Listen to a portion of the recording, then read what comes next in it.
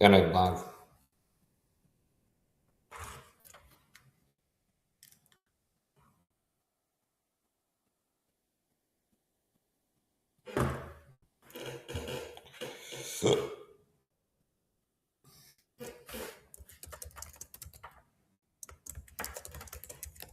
I'm googling Mike Saab crimes against children because one of these gang stalks came into my chat and said, "This guy has been to prison for crimes against children." You can Google it, okay?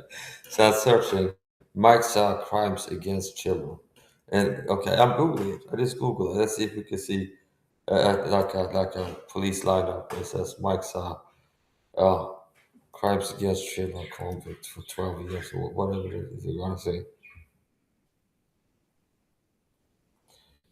No, there's nothing there. All I see is my own videos. If I Google Mike's crimes against children, Google, see, I'm on Google. Top search result is my name is Mike Sa and I'm a tall individual. That's my Instagram, okay.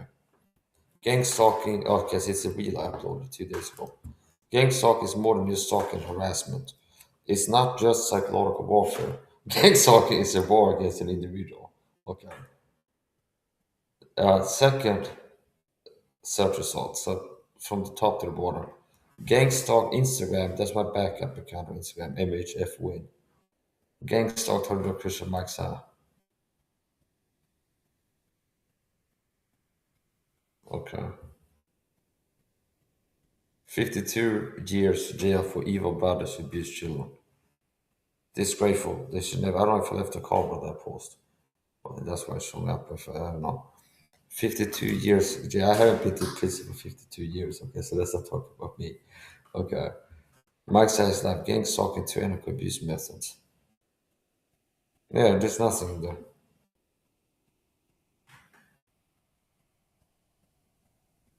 The bold-faced lie.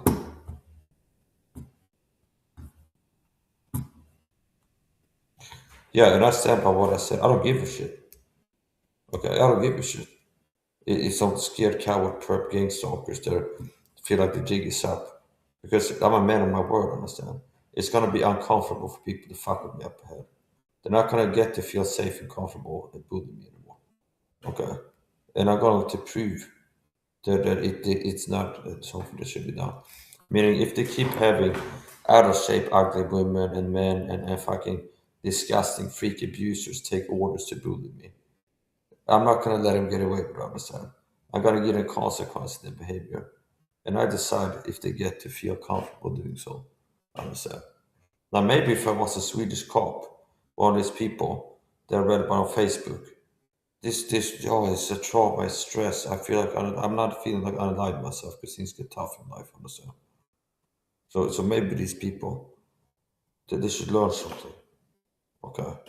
Now notice this interesting thing too. I'm a target of Swedish state tyranny, gang stalking. And the Swedish government that has gang stalking recruit people to come and accuse them of being on drugs in my chat to hurt my credibility. But I see it all the time that politicians get busted for being cokeheads in the Reichstag where they test the bathrooms and it's always coke residue in there. And politicians get caught. Somebody got fired from the Swedish police department recently for doing cocaine and driving while under the influence of this. Okay. So it's like a Christian man who's not using drugs and is whistleblowing about satanic state corruption and tyranny. Okay, persecution. They're the same state with people say the guys are cracking on fentanyl and stuff. And that's not true. But if you read the news, it's like politicians are always getting caught doing coke and police officers driving under the influence and things like this. Okay. And you know what? I'm calling your fucking bluff. Okay. I'm calling your fucking bluff. You know what the deep state gang stalking program doesn't want? Me confronting perps next time if they bully me. I've seen through the bluff, meaning they don't want me to confront gang stalkers. And it ends up being written about in the news. Okay. And they'll get the word out more about gang stalking though. They want me to just, as few people as possible hear about this. They don't want there to be some hullabaloo. They don't want to be like next time if they have people bullying me and I confront them about it. and it leads to some news report about something happening in the city. Then there might be people make a thread on flashback forum about it. There might be a court case about it. People for request it ends up being played on YouTube. It would be interesting, understand? Anything about me would be very different, understand? Like autistic man claims caregiving staff were abusing for secret government program. Okay. That's very out of the ordinary. Okay. As a court case. Okay. There are entire YouTube channels that deal with strange court cases in Sweden. And flashback phone threads about crime news and stuff. And anything that's like kind of different, people are interested about it. There's like there's people who would be interested, Swedish people, to watch these videos and hear what I'm talking about, but it's like they just haven't found my channel yet. So I'm calling your fucking bluff, understand? I'm calling your fucking bluff about we want you to. It's like they want you to get more aggressive with the perps. That's what they want. No, I think they are worried about me getting more aggressive with the perps. That's what I think. That they're bluffing. I think they're worried about me getting aggressive with people and being able to argue for why they get aggressive with them. Okay. You understand? It's like, what I mean? Well, the next time if I get bullied by agents of this program, I go, you're a fucking gang stalking agent. You're doing narcissistic dog abuse tactics to me for the gang stalking program. Okay. And then they're gonna get me in some court case for slander defamation or get me in the psych ward again. Okay. And at which point, next time they get me in the psych ward, and I was already thinking about that.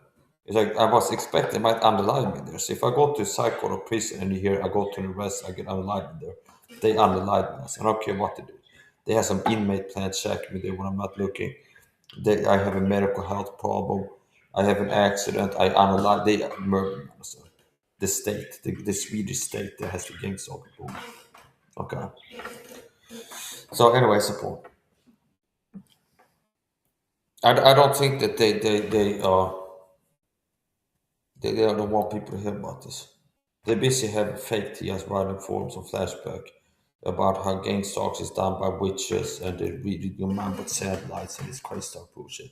They're busy having fake TS controlling the discourse about this and keep sending crazy talkers to threads talking about this. They don't want the Swedish people to hear the truth from the real tale of what gang stalking really is. Okay.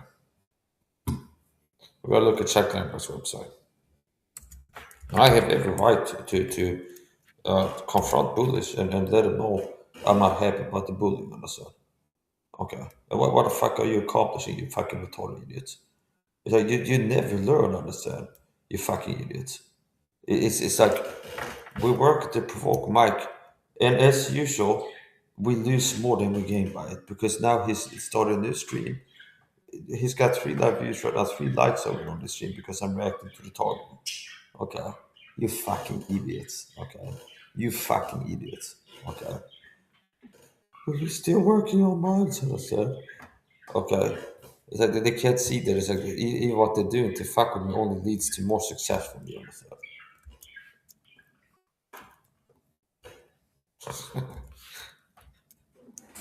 Fucking retarded goose.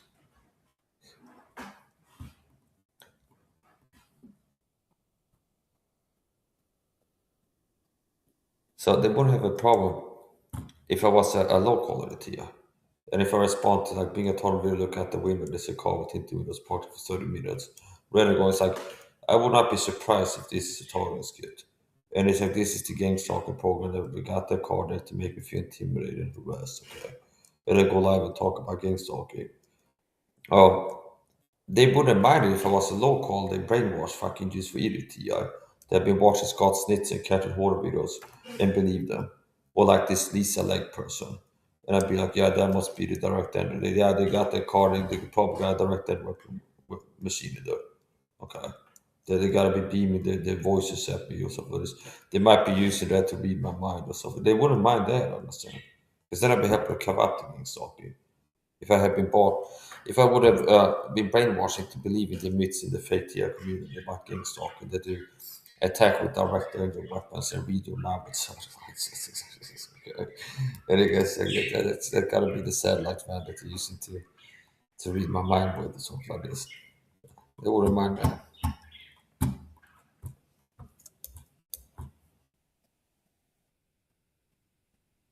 You fucking retarded goose. So anyways, the point. I'm not joking. I have committed to being more aggressive against gang stalkers. Okay. Okay.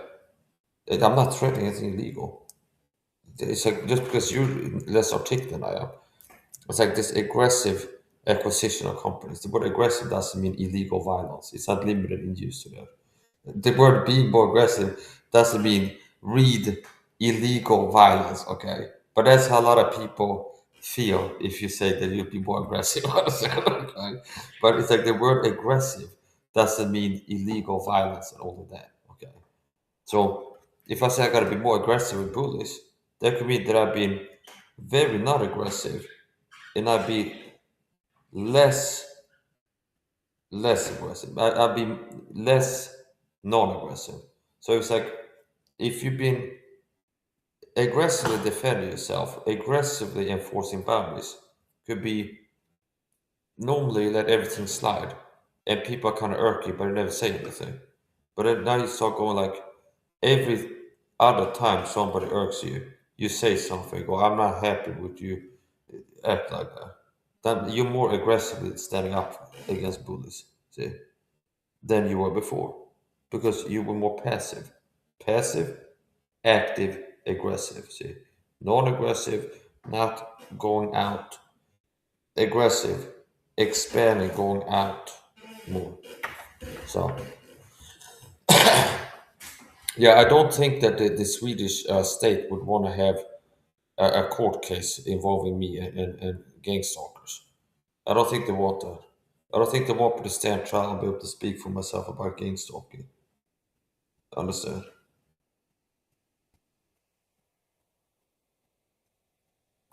Why do you think that the caregiving staff can take me to court for slanderous defamation, for speaking the truth about what they've been doing to me? And why they work to get me sectioned in the psych ward to get a label on me that I'm crazy?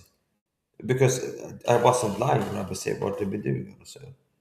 Then if to be me in a court case and them in a court case, well, the truth will be getting out there about what's been going on. So they don't want it. I don't think they want me to stand trial. They just want to get me in the psych ward and unalive me there and have it to just go quiet, understand? They don't want it to be a. And maybe the cops thought they're projecting their own nature to them. Maybe they thought that I'm not a suicidal cop person, I said. Maybe they were hoping I was gonna give them excuse to shoot me so for this. I'm not suicidal, I said.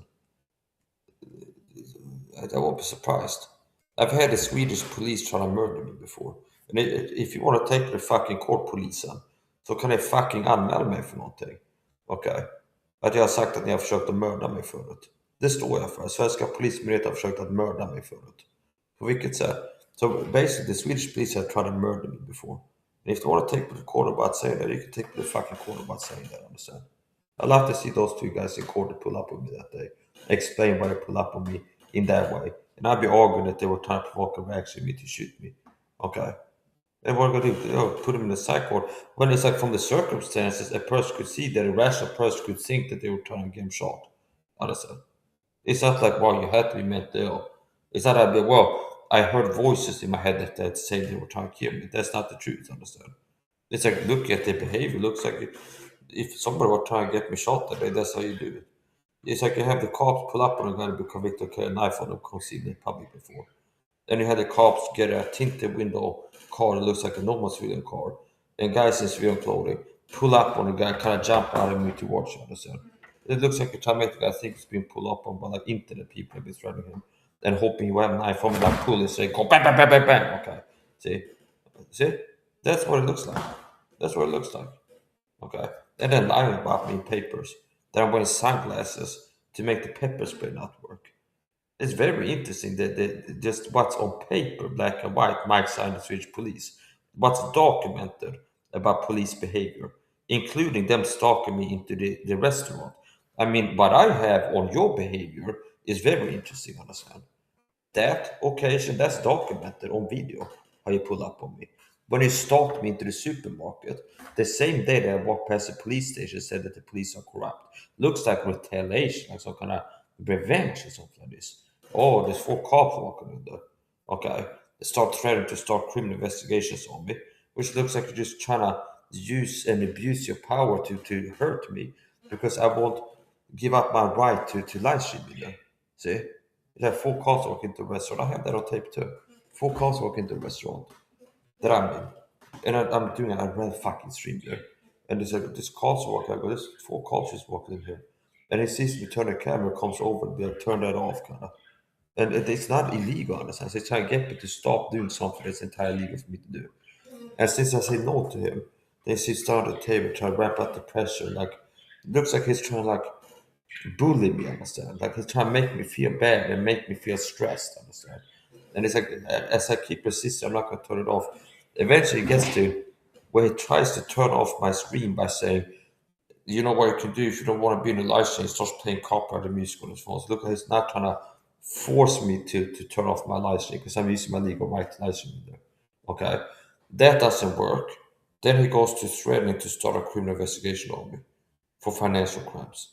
Based off av sannolika skäligen misstänkt, sannolika att jag sitter in och äter på en restaurang då. Okej, gruppchef Jonas. Gruppchef Jonas. Var det Jonas heter gruppchef kanske? Och konstigt sen att samma person dessutom har blivit hotad av en polisman innan alla de här händelserna. Det kommer inte vara så roligt för när det har med oss att göra framöver. Oss då antar jag att han menar svenska polismyndigheten som han går andra. Och mycket riktigt har varit många obehagliga händelser sedan det förtäckta hotet uttalades mot mig. Okay. Så jag kanske borde JO-anmäla svenska polismyndigheten mot hur de betett mot mig. Och få det och göra en flashback-torr om det sen. Då får ut ordet om hur det här gangstalking också. Sen kan det kasta mig i psyk då för att jag är psykiskt sjuk.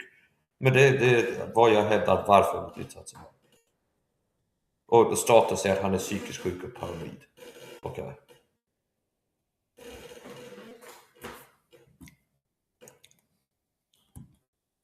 Det är för sent att ha polisen och kidnappa mig och köra mig till psyk mitt i natten och få mig stämplad som psykiskt sjuk. Det är för sent med sådana taktiker nu. Jag har redan fått ut, jag är aktiv på för många plattformar. Jag är på för många ställen. Instagram och TikTok och BitChute och Rumble och YouTube och Facebook. Och det finns ett motiv att få mig att framstå som psykiskt sjuk av svenska staten. Det finns ett motiv att få mig stämplad som psykiskt sjuk för att skada min trovärdighet som visselblåsare om regeringskorruption. Here's the point. If I go to psych organ, I'm intending to make a legal case out of it. Meaning whatever I can do to contact, like this is wrong for me to be in here. Okay. Whatever I gotta do, I don't know. It's like you gotta contact a lawyer or whoever. But I'm going to be fighting to get out illegally. Now there might be one that take me out, like unalive me there. Is what I'm expecting. To have me die in there. To make me die in there. But until if and when that happens, I'll be working to get out of there by whatever means I can. And if that's, I don't know if they have some. It's like you can. It's like a pipe dream to write like Amnesty International stuff asked them to help you out, or like the UN Declaration of Human Rights. And like that's just like, it's just symbolic. I would say, like, yeah, humans have these rights. Do you understand? But it's like it's not being enforced by anybody. So it's a point.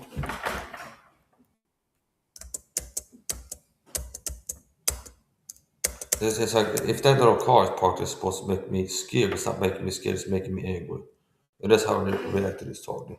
I don't get scared anymore. I get angry. Understand? I might get tense, nervous, but I get angry. Okay, I don't get scared.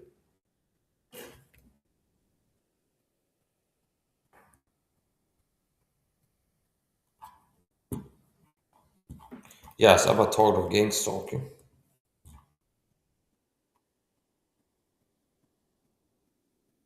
See how long it takes if I play these videos until I said someone here, Mike, you just targeted with like I'm an idiot.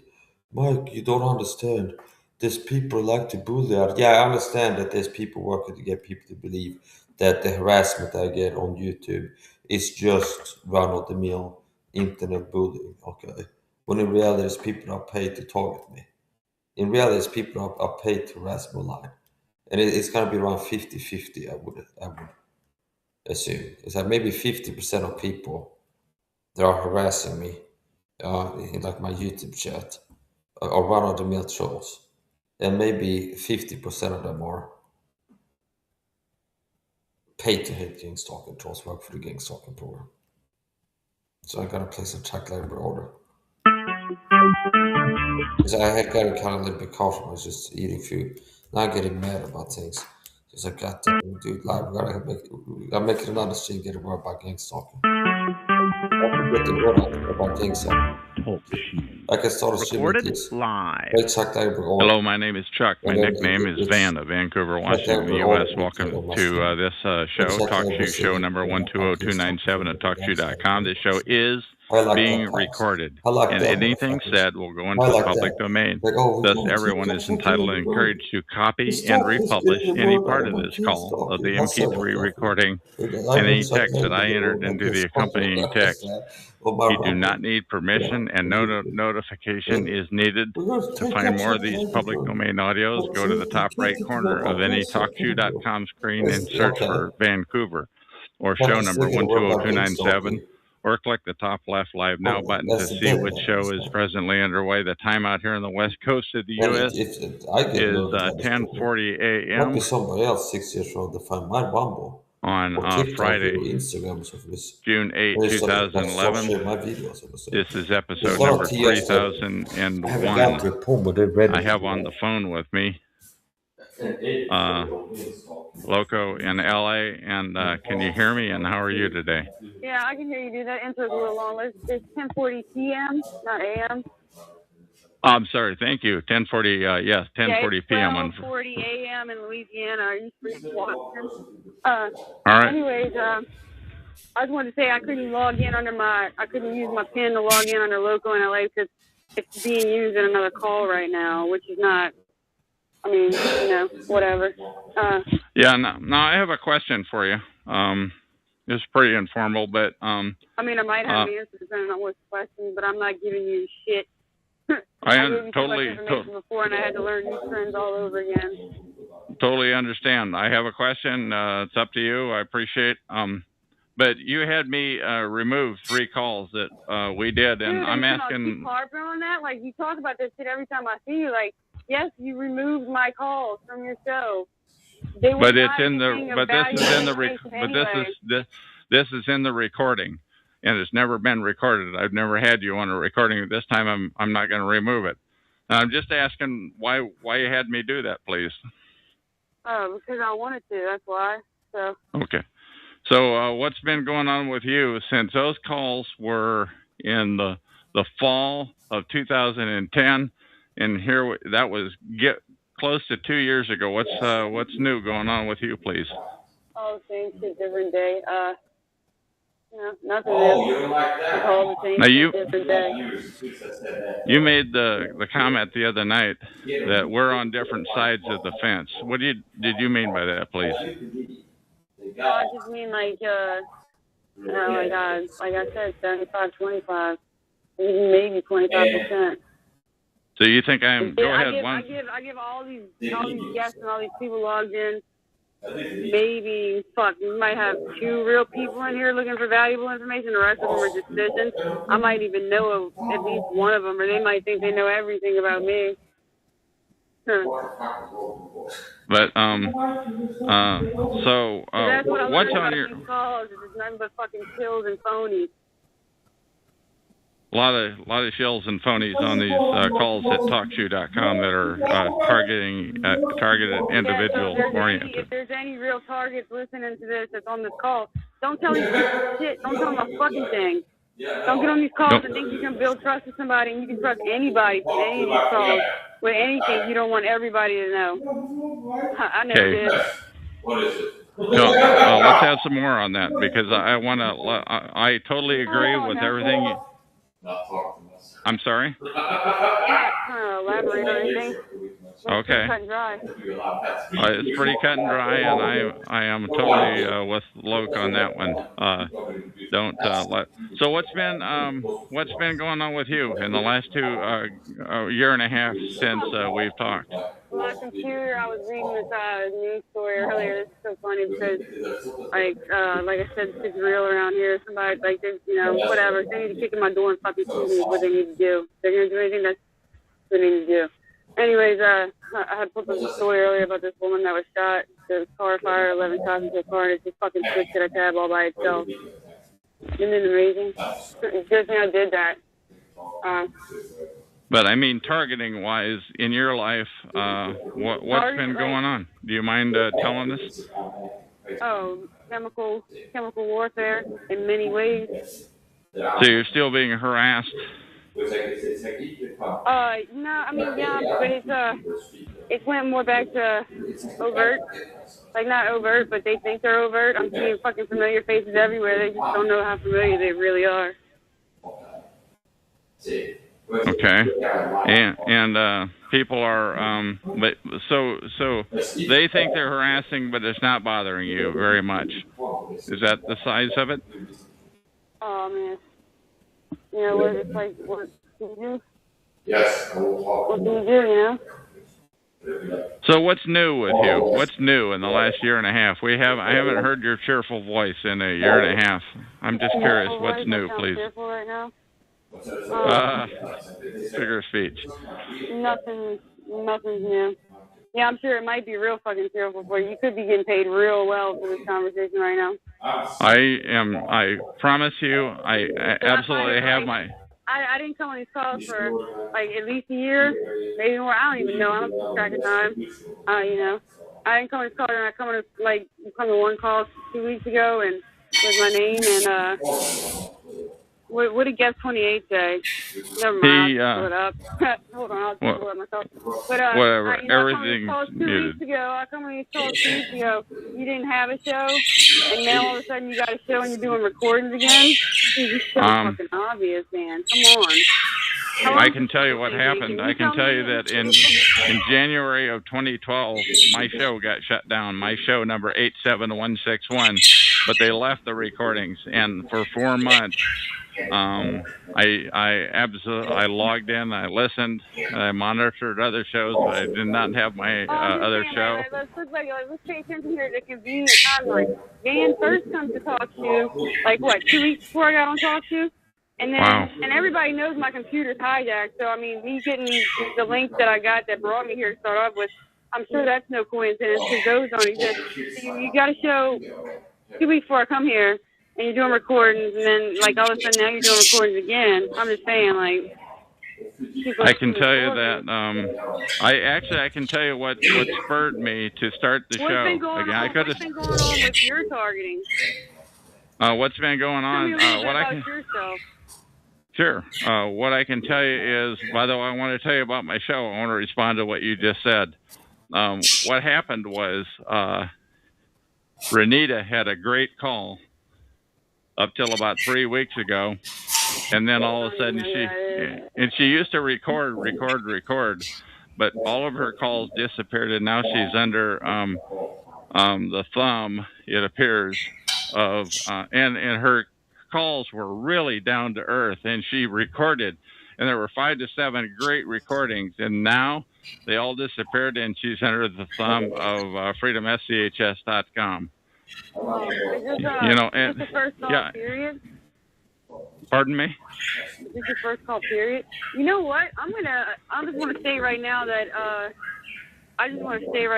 it is Saturday, June 9th at 12:47 a.m. in Louisiana. I'm looking at this catalog right now, and it says 10:53 a.m.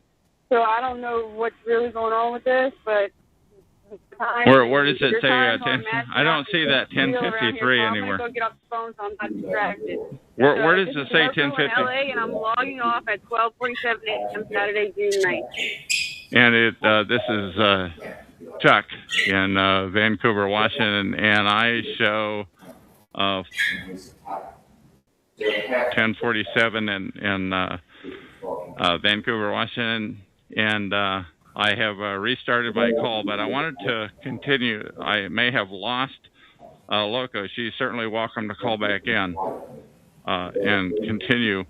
But what happened was Renita's calls went away, which I was really upset about because they were so credible. Because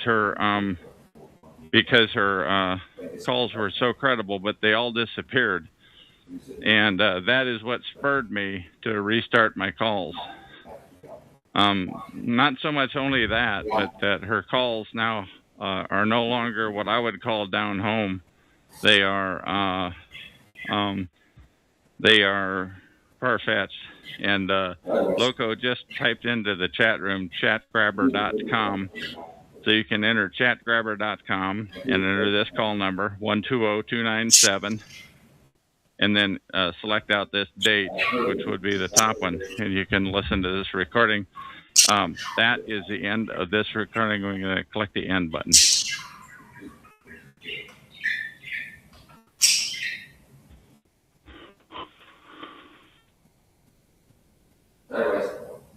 And I don't know. Talk show. Recorded live. Hello, my name is Chuck. My nickname is Van or Vancouver, Washington, U.S. Welcome to TalkShoe show number 120297 at TalkShoe.com. Anything said will go into the public domain. Thus, everyone is entitled and encouraged to copy and republish any or all of this MP3 recording file. You do not need permission, notification, or attribution. To find more of these public domain audios, go to the top right of any TalkShoe screen and search for Vancouver or 120297, or click on the top left to see if the show is live now. The time out here, and I should have had this ready to go. The time out here on the West Coast is 10 after 12 a.m. on Tuesday, June 12, 2012, and I have on the phone with me Louis Ewing, who also has a TalkShoe show number. Louis, can you give us a real short description of your TalkShoe show, and what do you have to say? My Pro Se Winners Talk Show is just a group of individual pro se litigants. Lloyd Smith, Kurt Riggin, Matt from Michigan, Michael James Anthony. These are guys that have a track record of winning cases without an attorney. That's what pro se is. Okay, and let's leave it at that. Now, the real question that we just talked about was your issue with your daughter, and can you give us a rundown of what happened? Conspiracy theories and all, please. My daughter allegedly died of sudden infant death syndrome, which I think is total bullshit. There's no such thing as coincidence. I do not believe in coincidences. I believe that my daughter died as a severe allergic reaction to erythromycin, which for some reason... And how do you spell that real quick? How do you spell that real quick so that people can Google it or what have you, please? Oh, that's right. Right there on the board. Continue on it. There it is right there on the board. Erythromycin. Okay, spelled ERYTHROMYCIN. Now, please continue. Erythromycin is a synthetic antibiotic. And what I discovered is you're not supposed to use erythromycin unless you have an established and proven allergic reaction to penicillin, which is a natural antibiotic. Now, you talked something about slow acting and fast acting, and where the one is they can give you a shot, and another is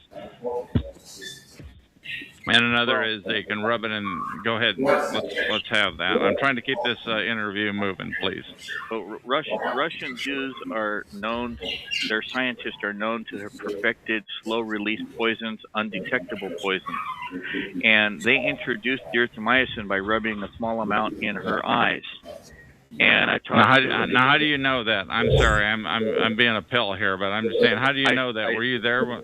Go ahead. Yeah, I had just barely walked in because I just got back to the hospital from visiting my boys who were being babysitted while my ex-girlfriend was at the hospital.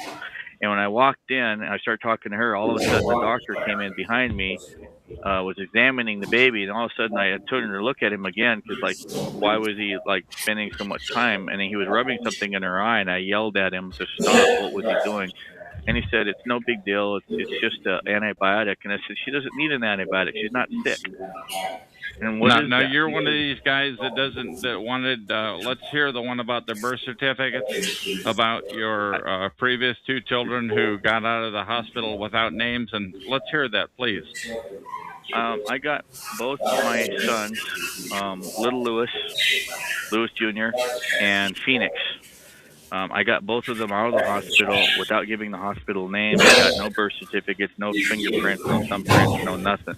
This is what, a couple of 3-4 years before the other. Yeah. Okay. Yeah. And why did you do that? That's because you're one of these guys that doesn't. Go ahead. I don't believe in having state issued IDs. I don't need the government's permission to exist. I don't need the government's registration of my name, and I have a right to my privacy. My sons haven't committed a crime, so there's no need for them to be booked into jail and be fingerprinted and footprinted and birth certificated and registered in any kind of index whatsoever. It's none of the state's business. And how many years ago was this, please? And let's not give any names. Let's not give any names of any hospitals or anything else. Yeah. She died. But how many years ago was this? This was on June 9th, just 2 years ago. Okay. And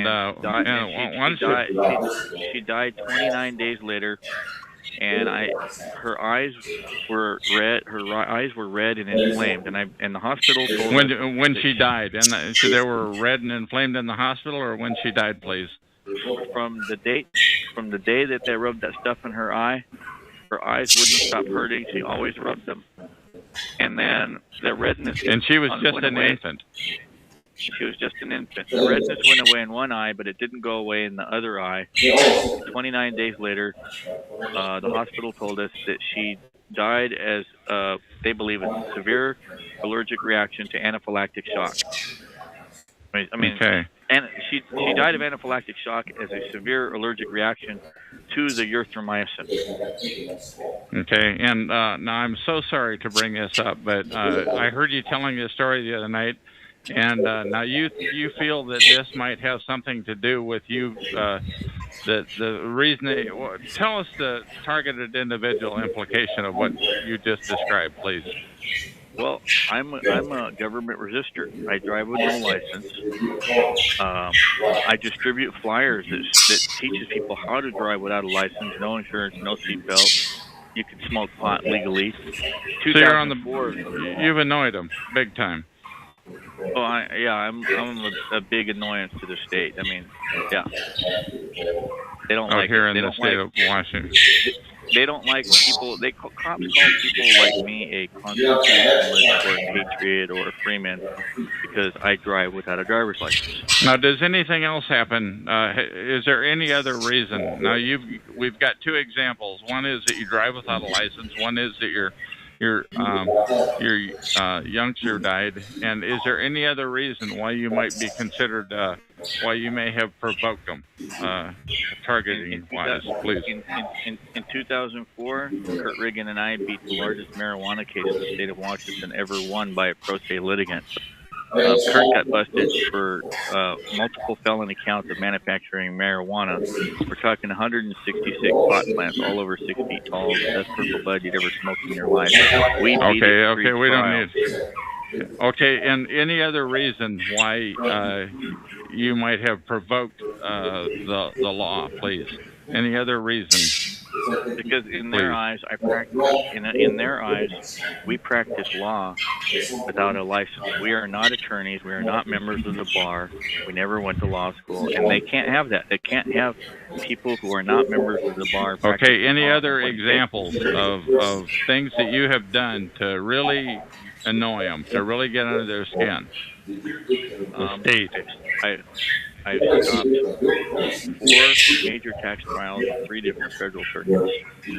Okay, now that's some pretty big accusation that we're making. That I believe it was an accusation. Correct me if I'm wrong, but that we're talking about potentially they intentionally killed your daughter, or they did that on purpose so that it would happen sometime later. Correct me if I'm wrong.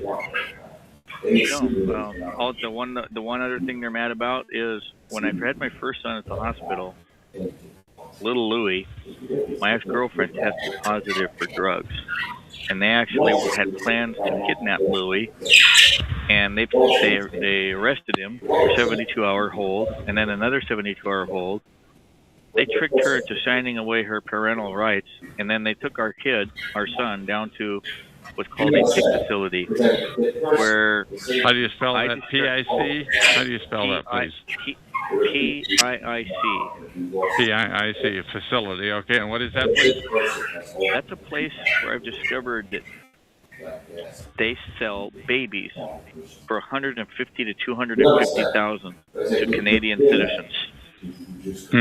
Okay. And this thing is owned by an LLC. Yeah, let's not give any names, because I'm trying to keep my show here without getting sued, and we haven't used any names of any doctors.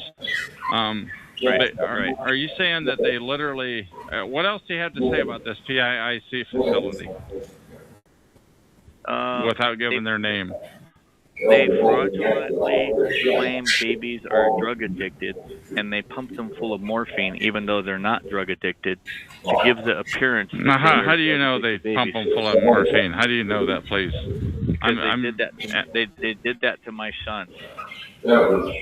And how do you know that, please? I'm asking a tough question, but I'm just asking you to go with me, please. Because the doctors and the nurses told us that's what they do to all the babies that go to a PIC facility. So they pump them full of drugs in these PIC facilities so that it demonizes their parents. To cover up the tracks that maybe that the kids didn't test positive for drugs. And so if you try to go test later, they're going to test positive for drugs, and they're going to say, oh, no, the babies were drug addicted when they came here. We had to put them on morphine to bring them down from drugs. But all the nurses at the hospital said, my baby was healthy. It showed no sign of drug addiction. My baby boy was 10.5 pounds when he was born. Okay, now I'm telling you, I've gone out on a limb here, and I hope I haven't risked the show, but we haven't given any doctors' names, any hospitals or anything like that. But do you have any other hand grenades that you want to throw before we terminate this interview, please? They assigned a German Jew police officer named Teresa Berg who failed to investigate that. Hang on. Let's keep the religion out of this, please. Thank you. But please continue. Yeah, well, they assigned that particular lady who refused to investigate the doctors. She didn't investigate the warning labels on Tyson packages. On what kind of packages, please? I found out that the warning label on how do you spell that? Warning, like a warning label. Uh-huh. She refused to investigate the warning labels on the erythromycin. She failed to ask the doctor if he read the warning labels. She was essentially okay. Any other hand grenades you want to throw before we end this off? You're not supposed to give erythromycin to newborn babies. Okay. Do you have anything else? By the way, why don't you give the Talk Show the number of your show before we end off here? What is the show number, please? I don't have it in front of me. Yeah, hold on. It'll take me a second to grab it out of my computer. Sure. I haven't actually memorized it yet. Okay. Once again, this is... Go ahead. My little girl with poison. Okay, we're killing this conversation here. That's right. Let's leave it off. Do you have anything else that you want to say before we terminate this interview? No, I'm just gonna post. Well, let's not post it. Let's see if you know what the number is. Let's say it on the recording because a lot more people are going to hear it on the recording. 120418. Okay, so the Talk Show number 120418 is Louis Ewing's show, and that's called what again, please? Pro Se Winners. Okay, and you're on, when is it presently on, please? Every Friday at 6 p.m. Pacific Standard Time.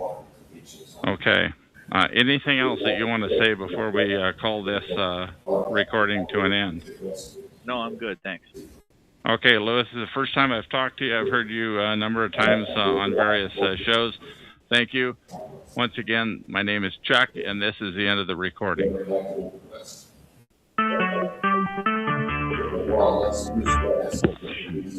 Recorded. Hello, my name is Chuck. My nickname is Vancouver, Washington, USA. Welcome to TalkShoe Now, TalkShoe.com, show number 120297. This show is being recorded, and anything said will go into the public domain. Thus, everyone is entitled and encouraged to copy and republish any or all of this MP3 recording file. You do not need permission.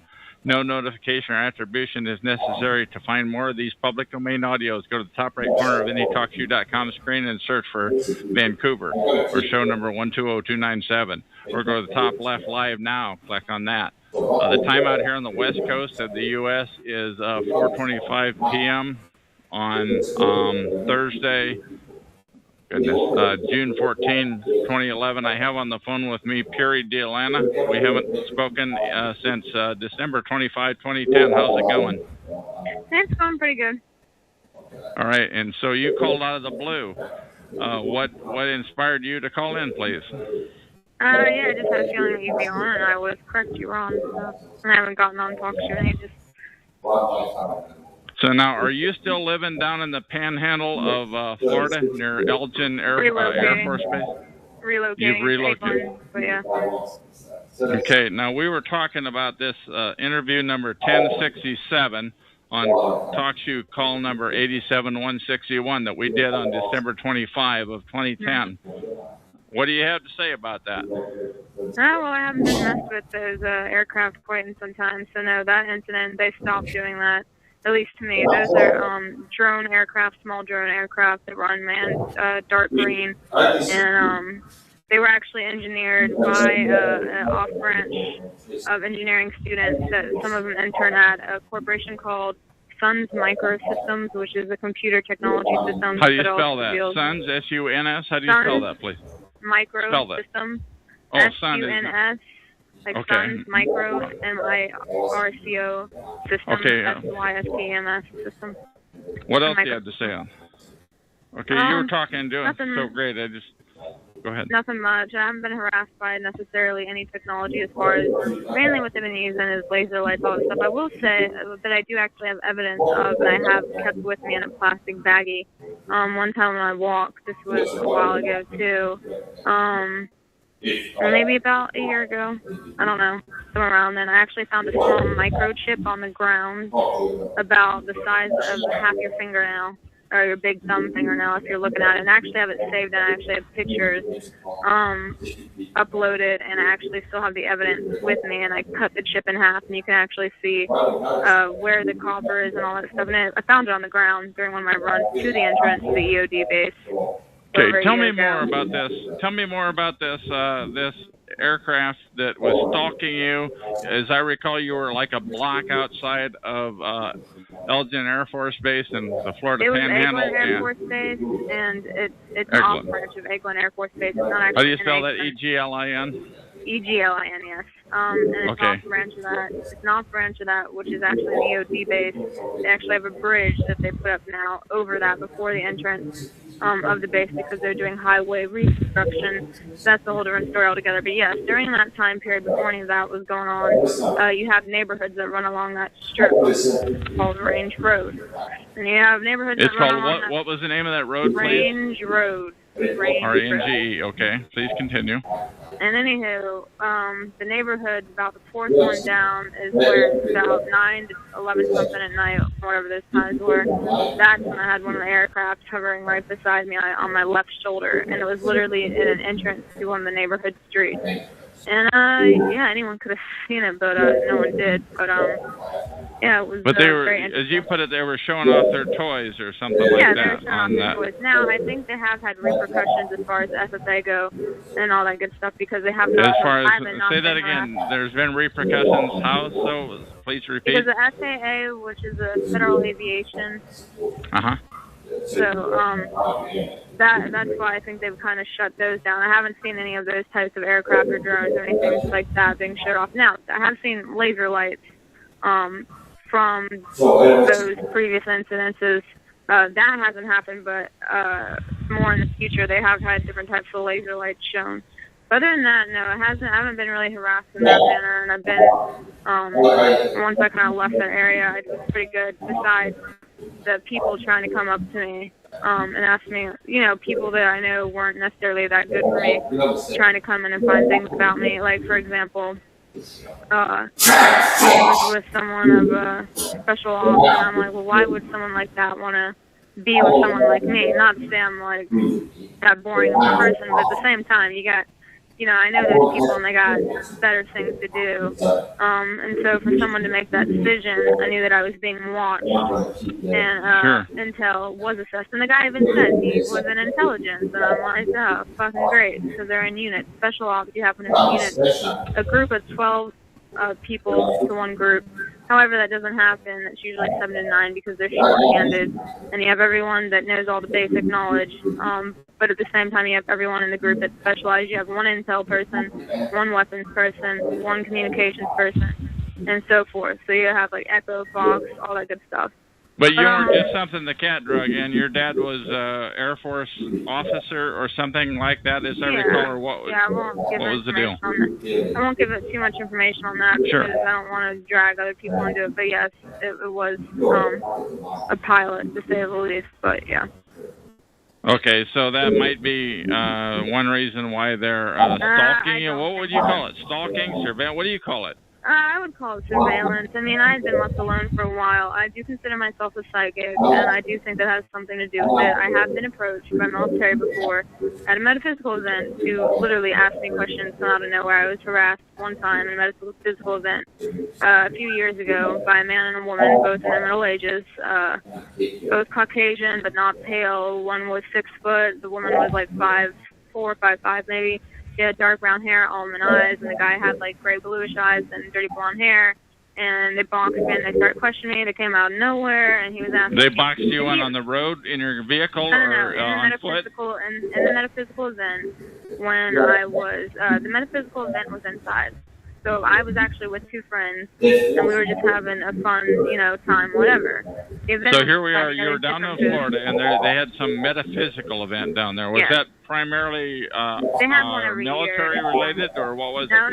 It's a metaphysical event. It's like not military related whatsoever. It's a metaphysical event, which means you have things like alternatives such as Reiki and stones and psychic readings, aura pictures, people that make jewelry. I mean, a bit of everything. Now, do you believe in all that stuff and those psychic readings? Do you believe in all that stuff?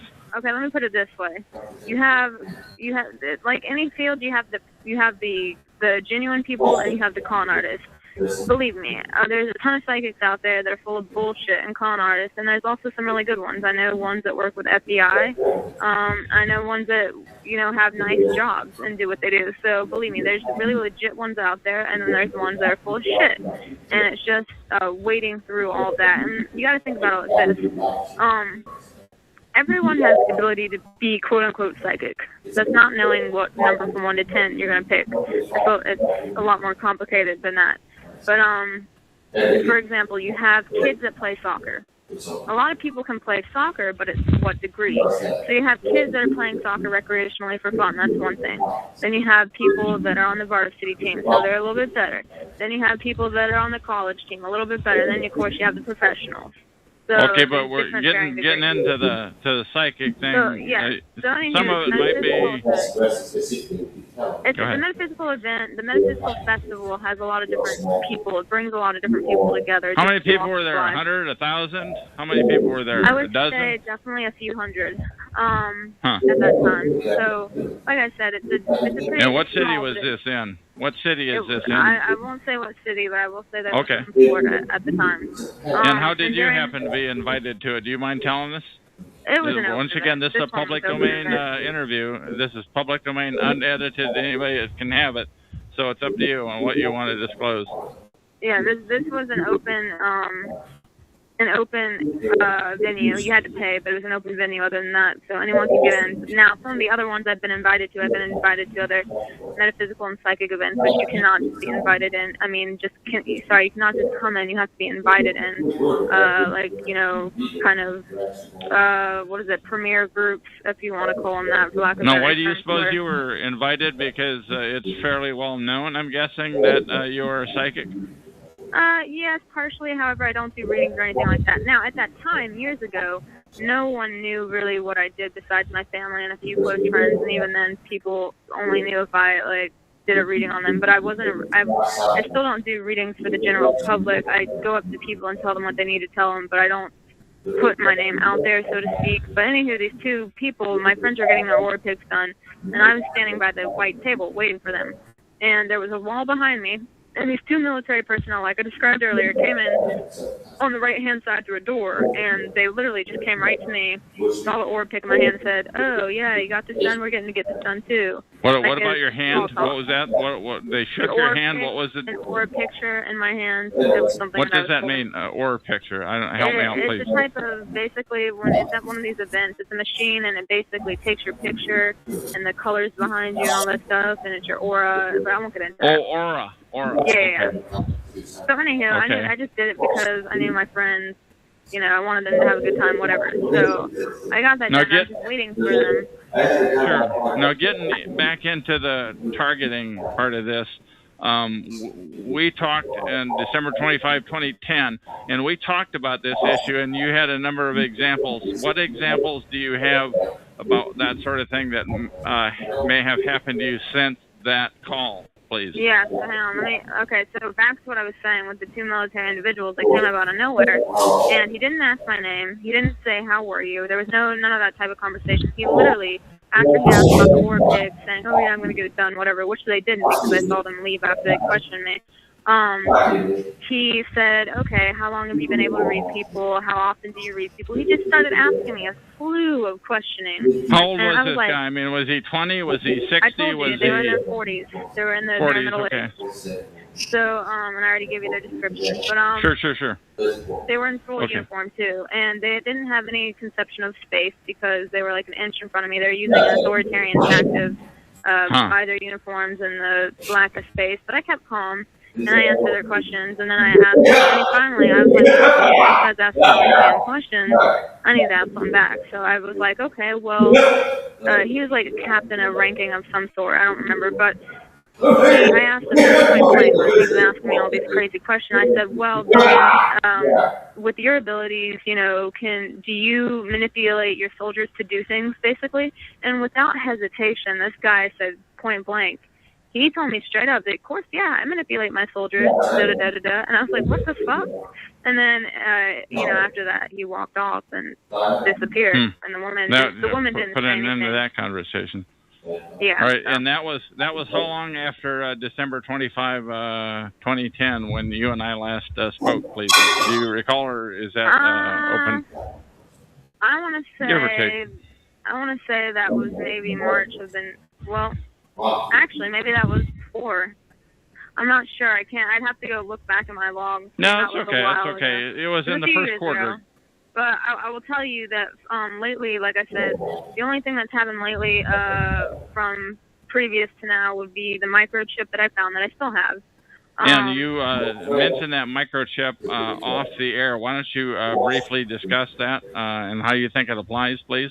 On the tape. Microchip I found when I was actually jogging, and it was before I got to the base, and it was actually like covered to where it looked like it would be just dirt, but then I saw, it's kind of shiny. So it actually has, like I said, very, very small, like half of your big fingernail if you were to take it. It's round, it's circular. It had a brown strip that went around the circumference, and then the top was like a copper color with 3 rings.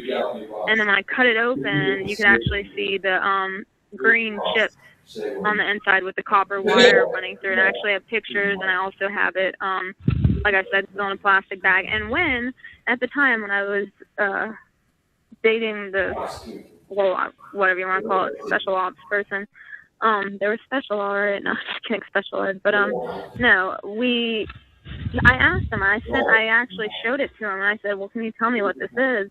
And he's like, "Yeah, it's like a chip of some sort." And well, I said, well, what is it? Who can I send? And he's like, "I really don't know. Maybe you should send it to is it CID or DIC or something? Basically, the Army equivalent of investigations for these sort of things, of course, because they were Army. But it was just retarded. I was like, really? No one knows this? So, I mean, everyone knew it was a chip of some sort because of the holes and all that, but no one knew. Didn't look like it came out of your average PC or anything like that, huh? No, I mean, even he didn't know what he was, and he was a weapons expert, but turns out these people don't do the same thing. They don't even pick out their damn bullets anymore. They have people in the, like, it used to be the snipers that pick out their own bullets and all that, but now they actually have people that specifically their job is to pick out the certain types of bullets for the soldiers and all that. So times have changed with what people have to be knowledgeable of and what they don't.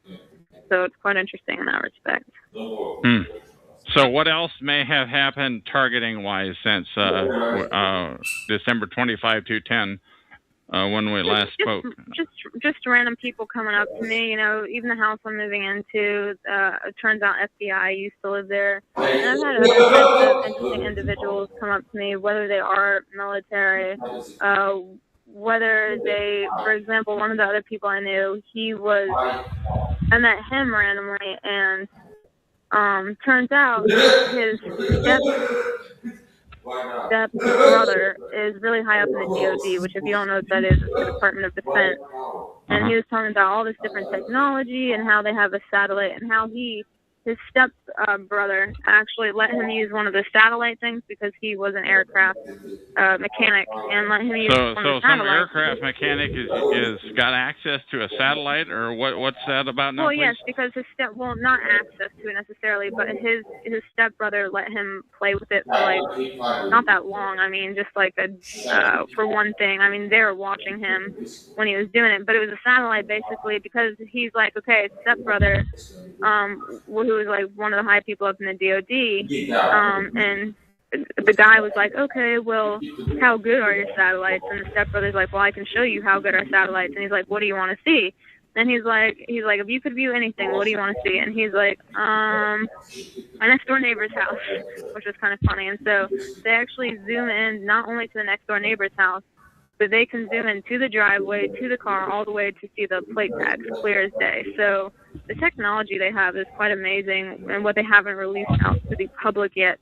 And just all these people, some of the high-profile people that I'm running into is like uncanny, to say the least. So it's kind of being wary of that, I guess you could say. Now, your parents were your father, I think you said, had a high-ranking position. Do you think they did anything with you to give you special powers, or do you think it just? No, I don't think that. I think it's just the way it is. My aunt was very gifted in that sense. I think it's not. There's no rhyme or reason for it, at least as far as I know. But no, I don't think they did anything as far as that goes. Okay, and now I've seen you around maybe once or twice, hardly to believe since you quit hanging around here in early 2011. What, based on what you know, and you do seem to know a lot more than most of us do, what do you have to say to targeted individuals? What do you have? What advice do you have to give, please? Well, keep strong. Know your sources. Document. If you want people to believe you, you better have good documentation. Keep all the evidence.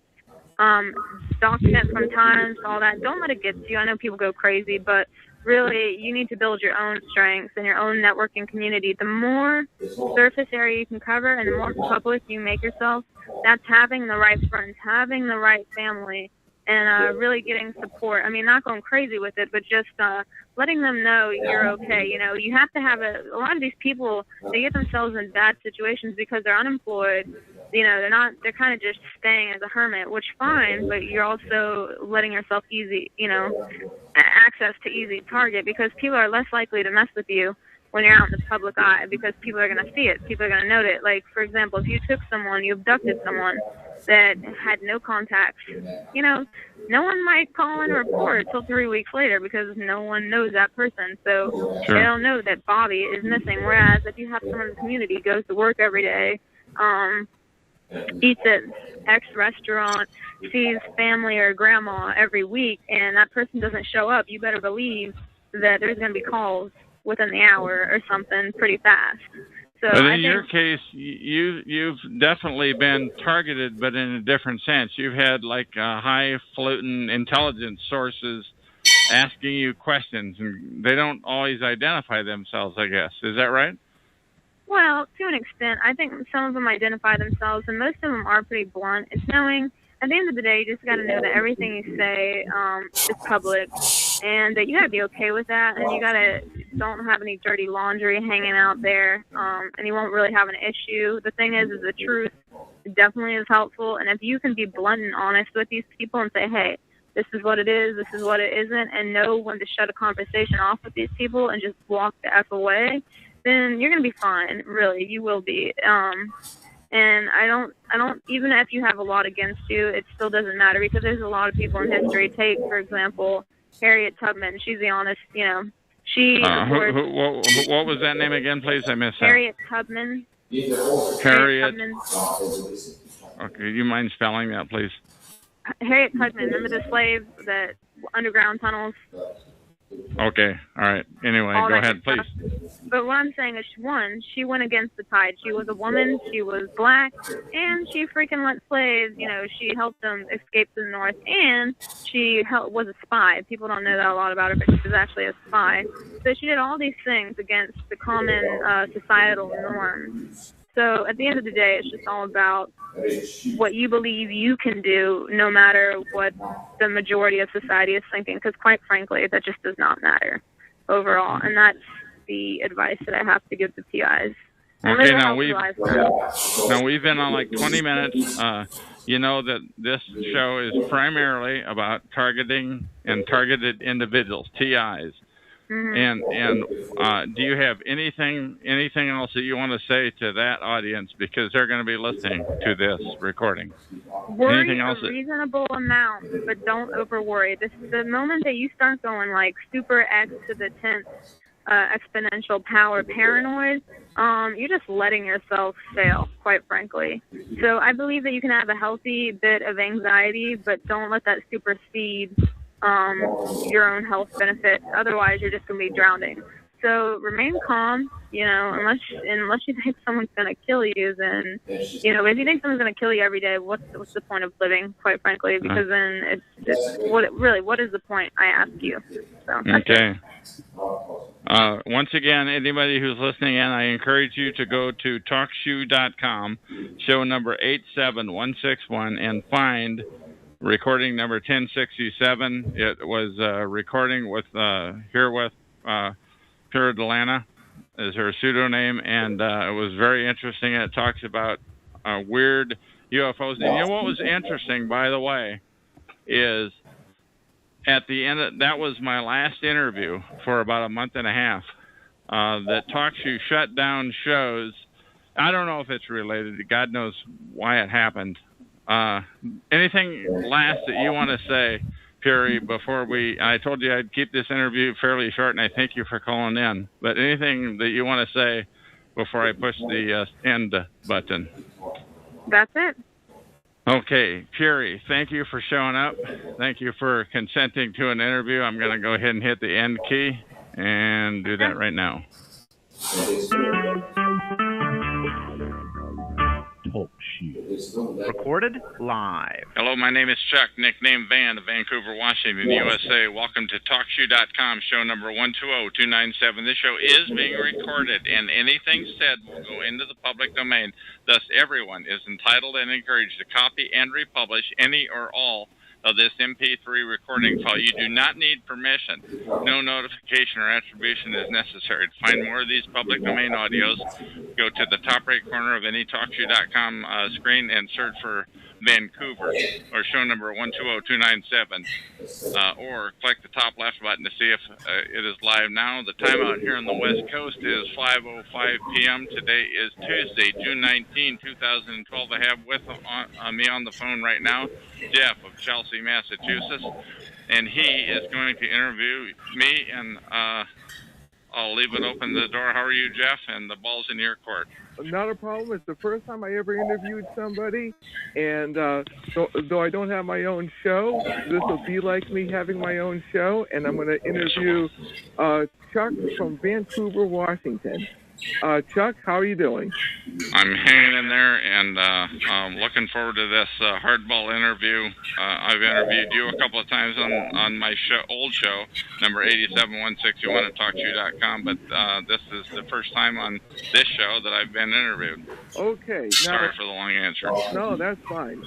Let me start off with the basics. And another inspiration I have is I might reread some or all of the questions I talked about in the chat room to get it on recording, though, so people can think about it. But first, we're going to start off with the basics, the roots. Everything in life has roots. Trees have roots. And when you're looking at a problem, you always have to get to the root of the problem. So, Van, do you think your gang stalking was a result of the workplace, and what kind of work do you do, or used to do? I used to do computer type stuff. I was workplace mobbed. I do believe that my mobbing or harassment precedes that by many, many years. I do believe it runs in the family. I do believe that cousins are, in other words, I believe it goes potentially, in my case, my gang stalking and harassment may go up to the grandfather level. Wow. I cannot prove that. They don't send you registered letters about that. You know, I'm just guessing. I've seen certain incidences in the family that I believe that's the case. Wow, I figure we at least established the foundation and the workplace mobbing, and so forth, because once people know the testimony, because there is always a common thread among people who are gang stalked, and I'm not going to ask you for dates and so forth, because that would be irrelevant. You can ask anything. The worst it's going to have, you can ask me anything, say anything, do anything. I know. That you feel like. All I can do is say no, thank you. No problem. So what kind of things happened to you when you were workplace mobbed? Happened later on, like within a year before I left. People. I would say 2 or 3 people were always in my area in a harassing, and I didn't put it together. A couple of people that I worked with were involved with it. Once again, I didn't put 2 and 2 together. Actually, the first time I've ever talked about that situation, and they would deny it. I'm just telling you. You know, one thing that you learn when you are harassed is that it went back before you started to think about it, and I didn't really start thinking about the harassment until they went quote unquote overt in 2000, in like April of 2006. But now I'm talking about 1997. That it may have gone that far back, and also there was time back there in the 90s where I had a cop living across the hall from me, where I lived, and just recently, a few months ago, I moved from a place that had a cop that lived right next door to me, and the guy before him died in the apartment, believe it or not. You know, so when things like that start to happen, when odd incidences let that raise the red flag. Maybe you're marked. Maybe something is going to come later. I'm giving you long answers, but please continue, Jeff. No, I'm listening. But okay, now, you say that this goes back to your grandfather. Was your Possibly. I say possibly. I have no. You're not going to get a registered letter. You're not going to ever know for sure. I know. I mean, I'm not 100% positive of how it happened to me, but I have ideas, and the video gang stalking on BMO. That guy is right on. But my question is, do you think your dad or your grandfather was part of a politically incorrect group, whistleblowers, angered the wrong person? You know, the usual stuff. You just don't know. And by the way, I do want to respond to the one that Jeff was referring to as http://18103-517. That's a 20-minute audio video. I have never talked to the guy, and I just gave that so people can listen to that. Anyway, I don't know why. I just heard so many times in answer to your question. I don't know how it comes about. It just when you become marked, you don't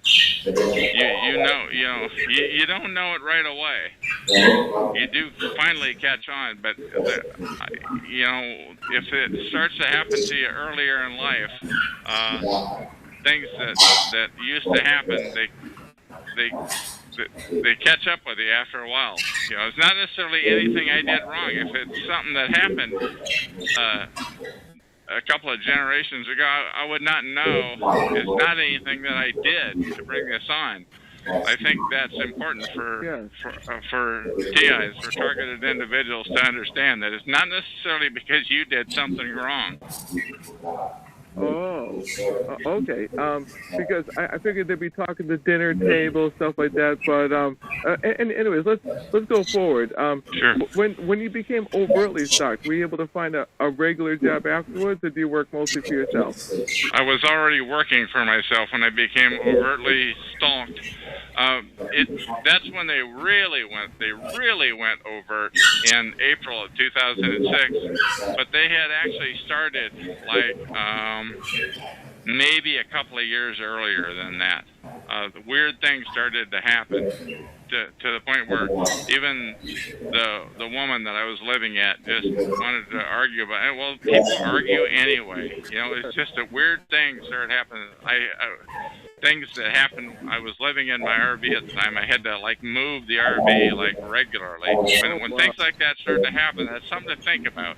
I had that RV parked in 4 or 5 spots, by the way, and just something to think about. When those types of things start to happen, it might be a clue, and just wake up to the fact that maybe there's more to the story than just bad luck. Well, the definition of science is that for something to be a science, it has the same procedure has to be repeated, and you have to get the same result using the same technique. That's science. So when a person's being really gang stalked, you know it because there's a whole bunch of people doing the same thing, using the same tactic, getting the same result, which is driving you batty. And the gang stalking, though, per se, what I would call it, they went great guns back in April of 2006. The dogs came out. I mean, it was happening at the store, 4 to 5 different times at the store. It was happening when I go to the video store. People, prior to that, people pulling out in front of me all the time. God, it was to the point where they call it sensitization, I think. Yes. Where, honest to God, people who would be riding with me in my vehicle would make the statement, "Man, you are so careful of a driver." Well, the reason I'm careful is because people are pulling out in front of me, and you just think that's the way it is. Oh yeah, you were getting the verbal sensitization. I get more of the visual sensitization, but it's still the same thing. It's to sensitize you to a certain stimuli, and then when they do it, it's basically we're keeping an eye on you. So I wasn't thinking though that people were keeping an eye on me as people were pulling out in front of me. It was a lot of times at one intersection or a couple of intersections, people pulling out in front of me all the friggin' time. You know, I go, wow. It's like every time I come here, and you don't get it. Well, just be it known. Let that lodge in your memory if anybody is listening in. That may be a clue of things to come. Yeah, well, that's a good point, and also too, I think it's gonna be more overt. But let's see here. So at least you're making money to pay your rent, so that's a good thing. That helps. You know what else too is the secrecy. Why do you think there's so much secrecy with this? Because you do have Russian defectors, you do have defectors that come from communist and Islamic bloc countries. What makes this so secretive that your average Joe on the street would want to do this? Yeah, I don't know. You know, I've only known. By the way, I started to be overtly stalked. I mean, like I said, the dogs came at me, and I'm getting to your question, but the dogs came at me in April of 2006. It was 4 years later, in May 2010, that I finally discovered the term organized stalking and gang stalking, and I finally started to YouTube those. So I've only known about this issue of organized gang stalking for 2 years. So yeah, absolutely, it's a secret.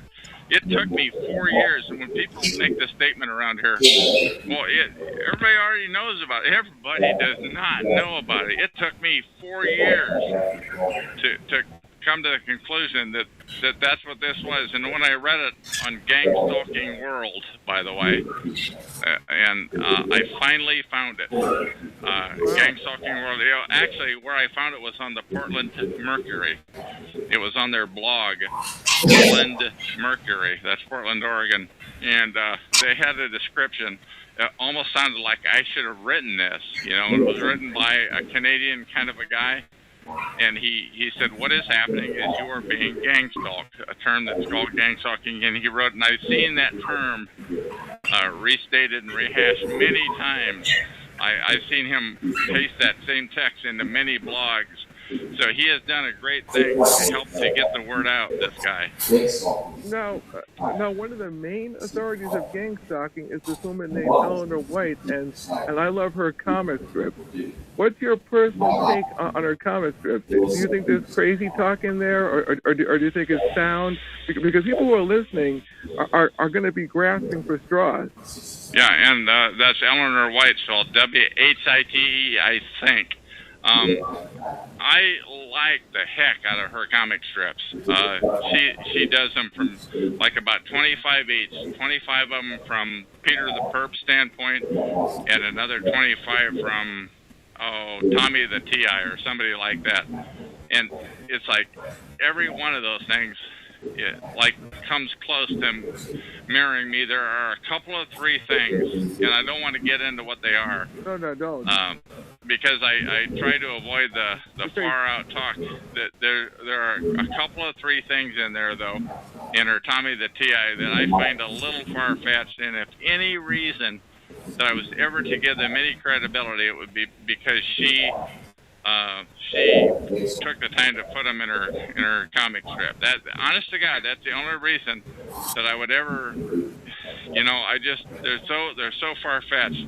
But that's only 2 or 3 of the 25 strips. The other 25, it's like a textbook on perfect. Peter the Perp from the Perp standpoint, and Tommy the T.I. from the T.I. standpoint. They're pretty good. And also too, do you know any other authorities that would be good for beginners who are recently being stalked, who can grab onto where there's no crazy talk? I don't know. I don't know. The only thing regarding the crazy talk, let me just address that for a minute. If it doesn't, to the people that are out there listening, and they're going to hopefully be listening to this in 100 years, that this is public domain and it is yours. You own it. please republish it in 100 years. But the people that are listening to it, if it's not happening to you, if it sounds wacky, it probably is. That's been my personal observation. Everything that happens to me is completely explainable. I have never found anything that I can't visualize from a realistic perspective as being real. I mean, from earthly, let's put it that way, something earthly. No, none of this wacky, woozy, far out stuff. Now we'll start nailing some of the questions I asked in the chat room, and now we will begin with, you've heard of Leon Trotsky. He worked with Vladimir Lenin in communist Russia. He was the second in command, and he has a quote: "You may not be interested in war, but war is interested in you." And what's this have to do with gang stalking? Well, do you think that there are people who are in neutral? And I'm going to rephrase the question a little bit. Do you think people who are in neutral, but can be threatened or drafted into it? In other words, we have this scumbag over here. We don't like him, and we know that the talents you have, like being a locksmith or surveillance and so forth, we want you to fix this guy. Do you think that most people are neutral, or do you think when the screws are really turned, do you think most people would cave in, or tell them to go blank themselves, or lash out? I think here's the deal.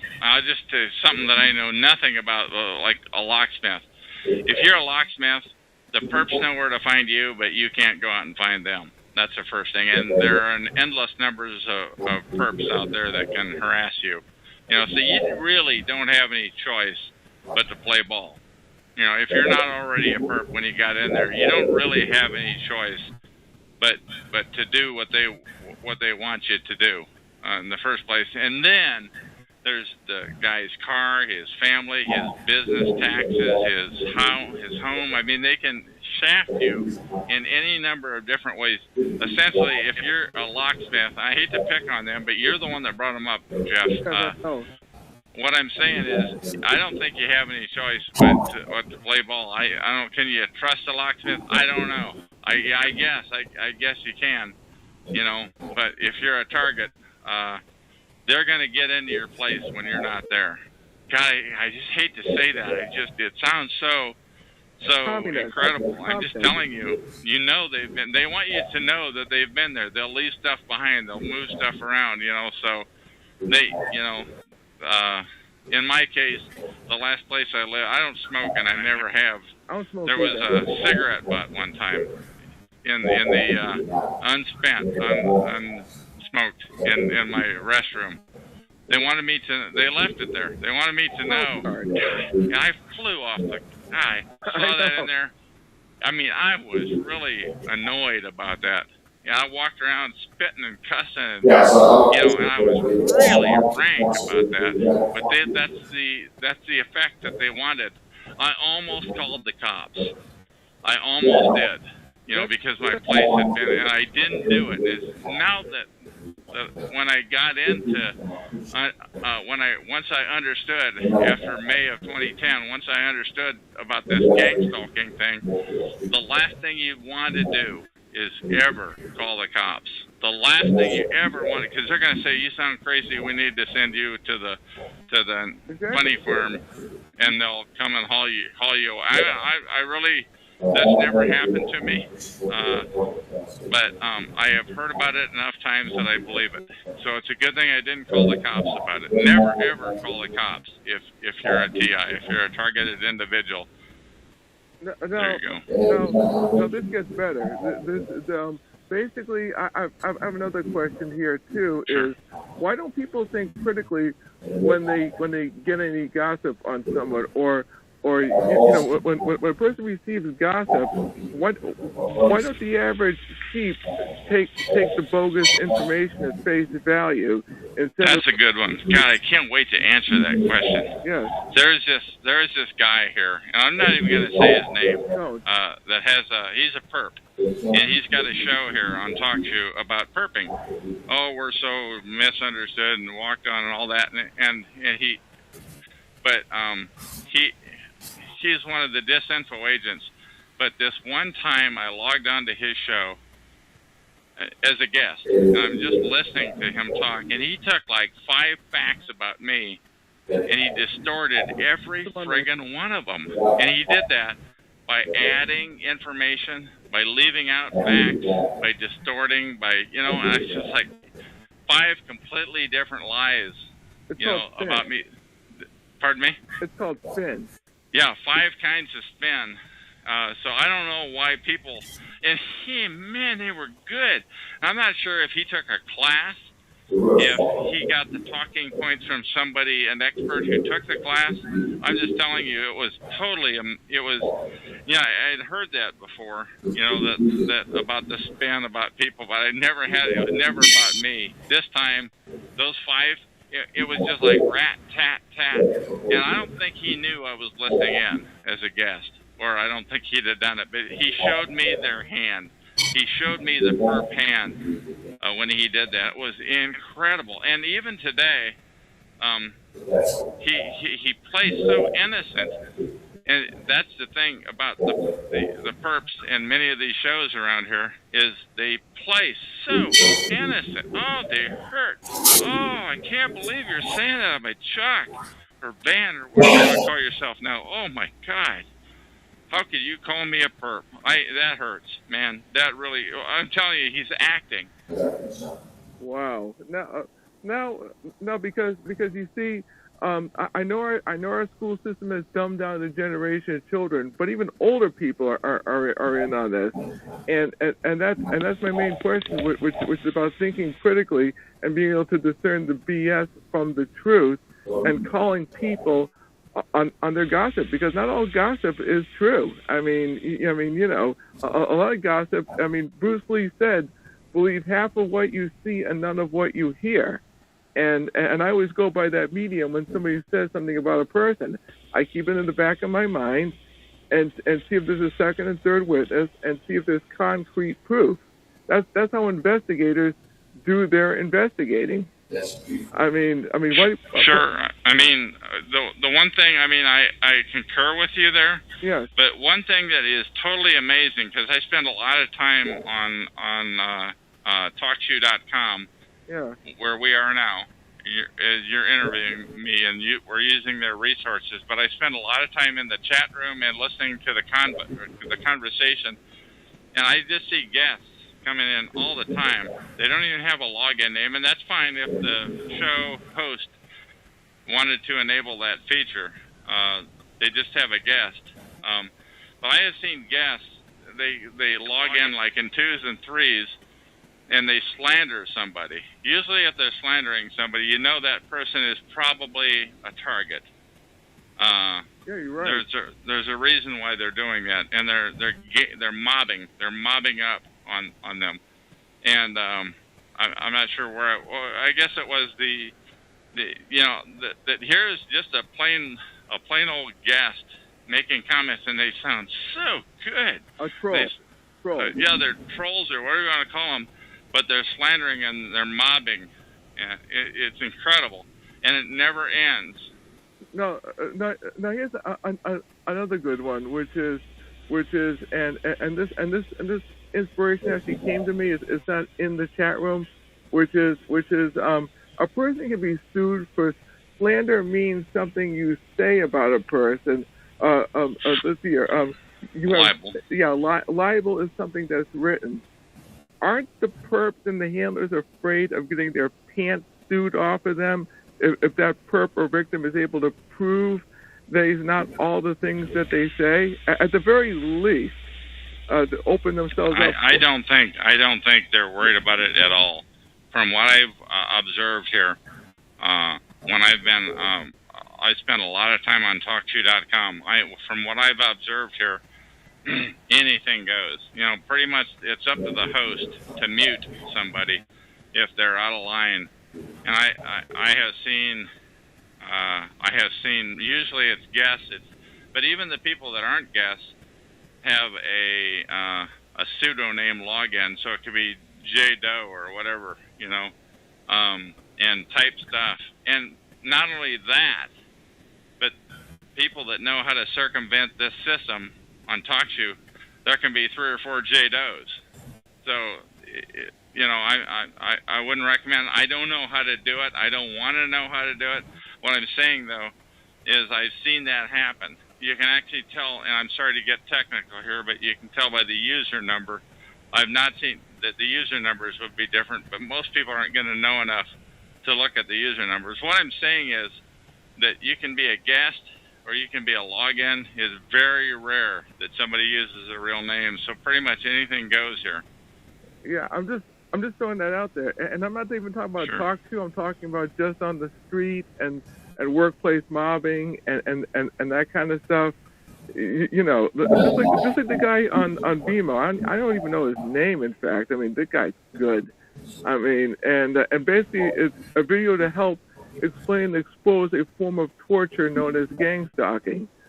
But anyways, I'm gonna get back to these questions because I really nailed some really top-notch questions out there that would benefit the people. Right here. Do you think a lot of perps are drawing a paycheck or some kind of perk for perping? I don't know. I think the higher level ones probably are. You can kind of tell who they are after a while, but you can't prove. You can never prove it. And they generally drive fairly nice vehicles. I mean, the higher, the ones at the higher echelons.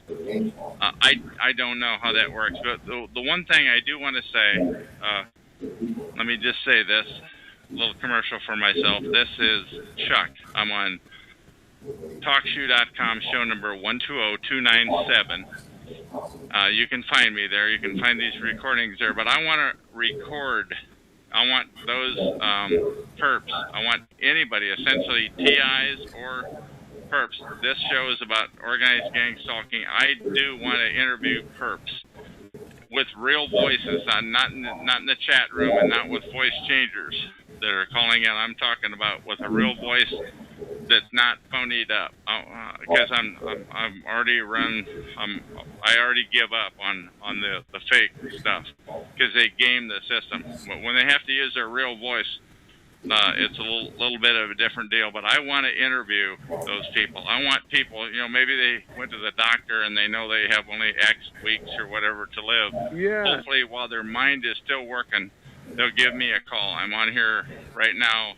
As of June 2012, I'm on here like every day for large chunks of the day and night. So give me a call, and if you push if you call in to this phone number that's on the screen, and let me interview you, it will be in the public domain, and it will go live. Unlike yourself, because you hang out and talk to, I listen to a lot of Patriot radio, conservative radio, even a lot of mainstream stuff when I get a chance. But I've kind of cut back on it. But there's a pastor named Pastor Lindsey Williams who in fact worked on the Alaskan Pipe Project, and he was a chaplain to all these elite oil men. And what's this have to do with somebody dying? When you talk about somebody who has a few more weeks to live, the thought came to my mind, which is Pastor Williams and this anonymous person who is giving him information on what's going on in the world. So I figured I'd just throw that out there, because when somebody doesn't have too long to live, or so forth, or so old they're tired of it, they do spill the beans. When you're ready, anybody that's out there that wants to spill the beans, you call me. If you want to talk about this issue of organized stalking or gang stalking, I'm the guy to talk to, as long as it's down-to-earth stuff, because I will not kill the recording. If it sounds legit, and if you're not gaming the system, there are no other shows out that I have seen on TalkShoe. The TI, the targeted individual shows, that most of them are not legit. They're under the umbrella of FSCHS. and they're illegit. They're against targets. What I'm saying is you won't get a legitimate opportunity to be interviewed, to spill the beans. And not only that, but what will happen is perps will call in and disrupt the call. They'll start doing it in the chat room. It's incredible. But what I do when I'm doing, well, you're interviewing me, but when I push the go button, the first thing I do is shut down the chat room, so that takes the minds off of the chat room and onto the interview, because this interview is going to live 100 years. And the other thing I'm not going to do is I'm not going to destroy the interview. If it's legit, I'm not going to zap it. And that's one thing I've seen about the stinkheads at freedomschs.com is they will kill any content that gets the word out, the legitimate word out about organized stalking. That's their purpose in life, is to not get the word out about organized stalking. So, this is why I'm banging out all these questions, because I know it's going to live forever, and I know it's going to be a textbook for future victims to at least think about this stuff. And one of the questions I put in the chat room that continues with the line of drawing a paycheck is like a promotion at work for burning a victim. So in other words, a perp burns a victim, whether it's verbally or otherwise, and then all of a sudden, lo and behold, he gets a promotion. Like there's a group of Freemasons at work. I mean, Freemasons do this in the court of law. Like if you're a lawyer, defense lawyer representing a real scumbag, that defense attorney does one of the Masonic hand signals, but the judge and that scumbag gets off the hook. Yeah. So and you can never prove it. No, you can never prove it unless you know the signals and I know some of the phraseology they use. I mean, Freemasonry, especially in a court of law, that stuff is real. Yeah. But anyways, let's see. What about hazard pay for the perp because the victim lashes out? I talked about some of the legal stuff that a victim can do, especially if the victim knows a private investigator in their family, or knows a couple of really top-notch attorneys, or an Indian tribe or something like that. In other words, would they have a close-knit relationship with somebody that can do some legal damage? But what would happen if the perp? What would happen if the victim had military training or something, and so forth, and decided to lock and load them? I'm not endorsing it. So I'm not endorsing this. I'm throwing this out there as a thought for perps listening, because the perp will hit a victim, and that victim might be unstable. So, one of the things when I first started my shows back in late August of 2010, there was an endless crew of people, and they not only wanted to talk crazy, but they wanted to get me talking about, it seemed to me pretty obvious that they wanted to get me talking about anything that had to do with guns, knives, anything weird like that. They wanted to get me on the record to see if I had tendencies like that. And essentially what I did back then is I shined them on for a while, then I started to mute them. Now they don't ask so much anymore, but the perps want to get targets to incriminate themselves. And you can bet this, if there's one perp that's harassing you, there is another one that's backing him up. He's probably filming you. So if you're a target, if you're a TI, a targeted individual, the chances of them having you on film breaking the law is really, really pretty high. I'm not a lawbreaker anyway, so I don't have to worry about that. But me neither. But and then I put in the chat room. That's why I would never be a perp, because if I was a perp, that would be going. I'm serious. That stuff would be going through my mind. Or what would happen if I was harassing a minister, for instance, who was an otherwise good person, and I know deep down inside that minister is a good person, and that I might not live long if I keep messing with the minister, because I might stroke of a heart attack or something. You just don't touch a minister in that kind of aspect. I mean, these if I was a real bad guy, thoughts like that would be going through my mind of the consequences, whether physical, mentally, or otherwise. Yeah, let me just tell you something about those perps. I think a lot of perps are. It's not just. I mean, it's cops, it's firefighters. They're essentially paid. It's municipal workers. They're expected to participate to some degree. It's on other professions like locksmiths. It's even people in churches. You don't know that they belong in those churches. But regarding, I lost my thought. Regarding I lost my thought, Jeff. Ministers, no, that's okay.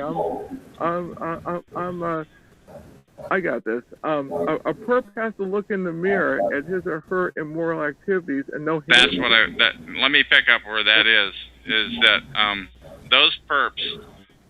You may take the bait once when you're just John Q. Doe and somebody's trying to get you perp your neighbor. They want you to participate in harassment of your neighbor down the hall. But if somebody commits off themselves, and if you participated in that conspiracy to where they committed suicide. You are in on it. Now you participated, pal. You gotta. Now, if you believe in your maker and what have you, then one day you're gonna have some explaining to do. And if you don't knock it off right now, if you continue to participate in that sort of thing, essentially you are a killer. And what I'm saying is that I am making no holds barred that people that perp. People that participate in the harassment of other people who, first of all, they may have believed the lies. They should be smart enough to know that. But even if they weren't, if you participated in the murder or the suicide of somebody else, then you got some explaining to do.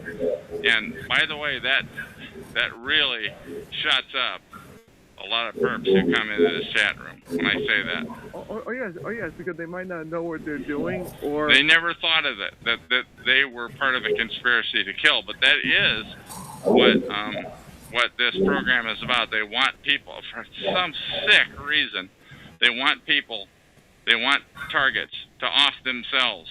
I guess they have parties. They think that's like real cool stuff.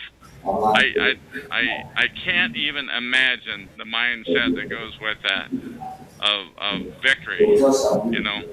I've heard. By the way, I'm sorry, Jeff. I'm jumping all over, but I just wanted to interject this one thought that Satanists. From the very offset, I had heard that Satanists were involved. Not all of them, just a chunk of the people that are involved. They have covens, and there's 13 people in each, and I guess that's the maximum size. And they get off in it. That's what they look just like you and I and everybody else. You don't know who they are, who you're dealing with. Go ahead. Well, that makes sense. I mean, a lot of corporations have witches and New Agers and stuff like that. What you're saying makes sense. I never would have thought so, but it started to maybe make sense to me recently. Now that I think it's some of the stuff that they do, it's pretty incredible that a human being would do that. And they just think it's great. It's not just cats and dogs that they kill. It's literally people. Oh, of course. I mean, William Schleblin is a good name to look at in that aspect. The former Satanist who came to Christ and so forth. How do you spell that last name? I can't spell it off the top of my head. I'm not going to run and grab it. That's right. But people find it if they want to Google it. I'm just throwing it out there, but the thing is, a lot of these workplaces have New Agers, government places have New Agers, and occultists. So what you're saying is a true statement. Now, let's see here. If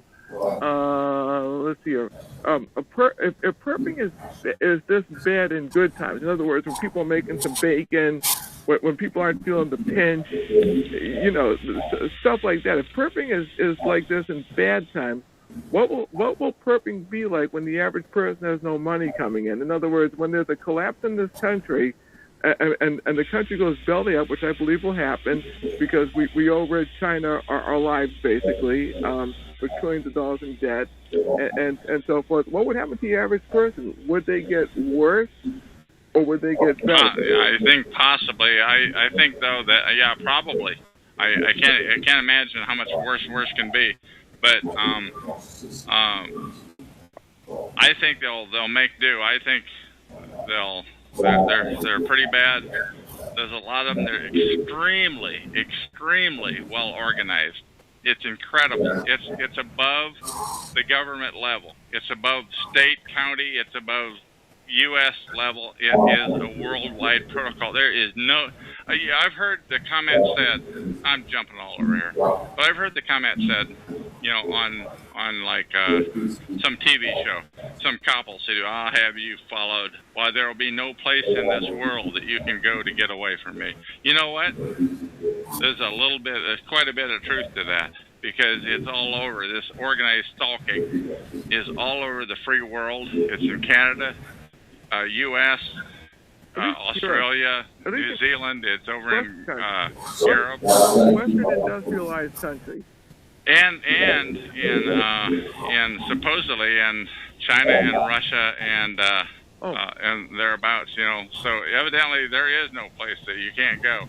And that is the amazing thing, that when people think they're going to get away from the stalking and harassment, as I did early on before I clued into what's going on. It's called gang stalking.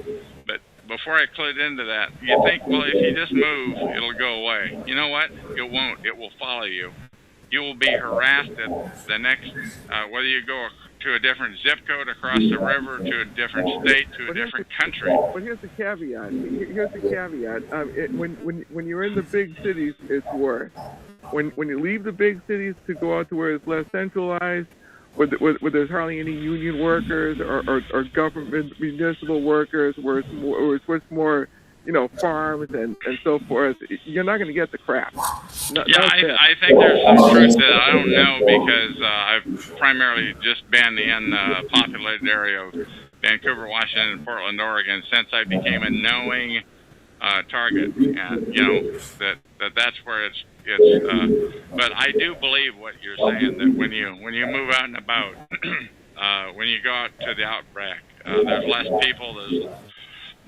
They're amazingly sophisticated people, though. They're amazing. Where are they coming up?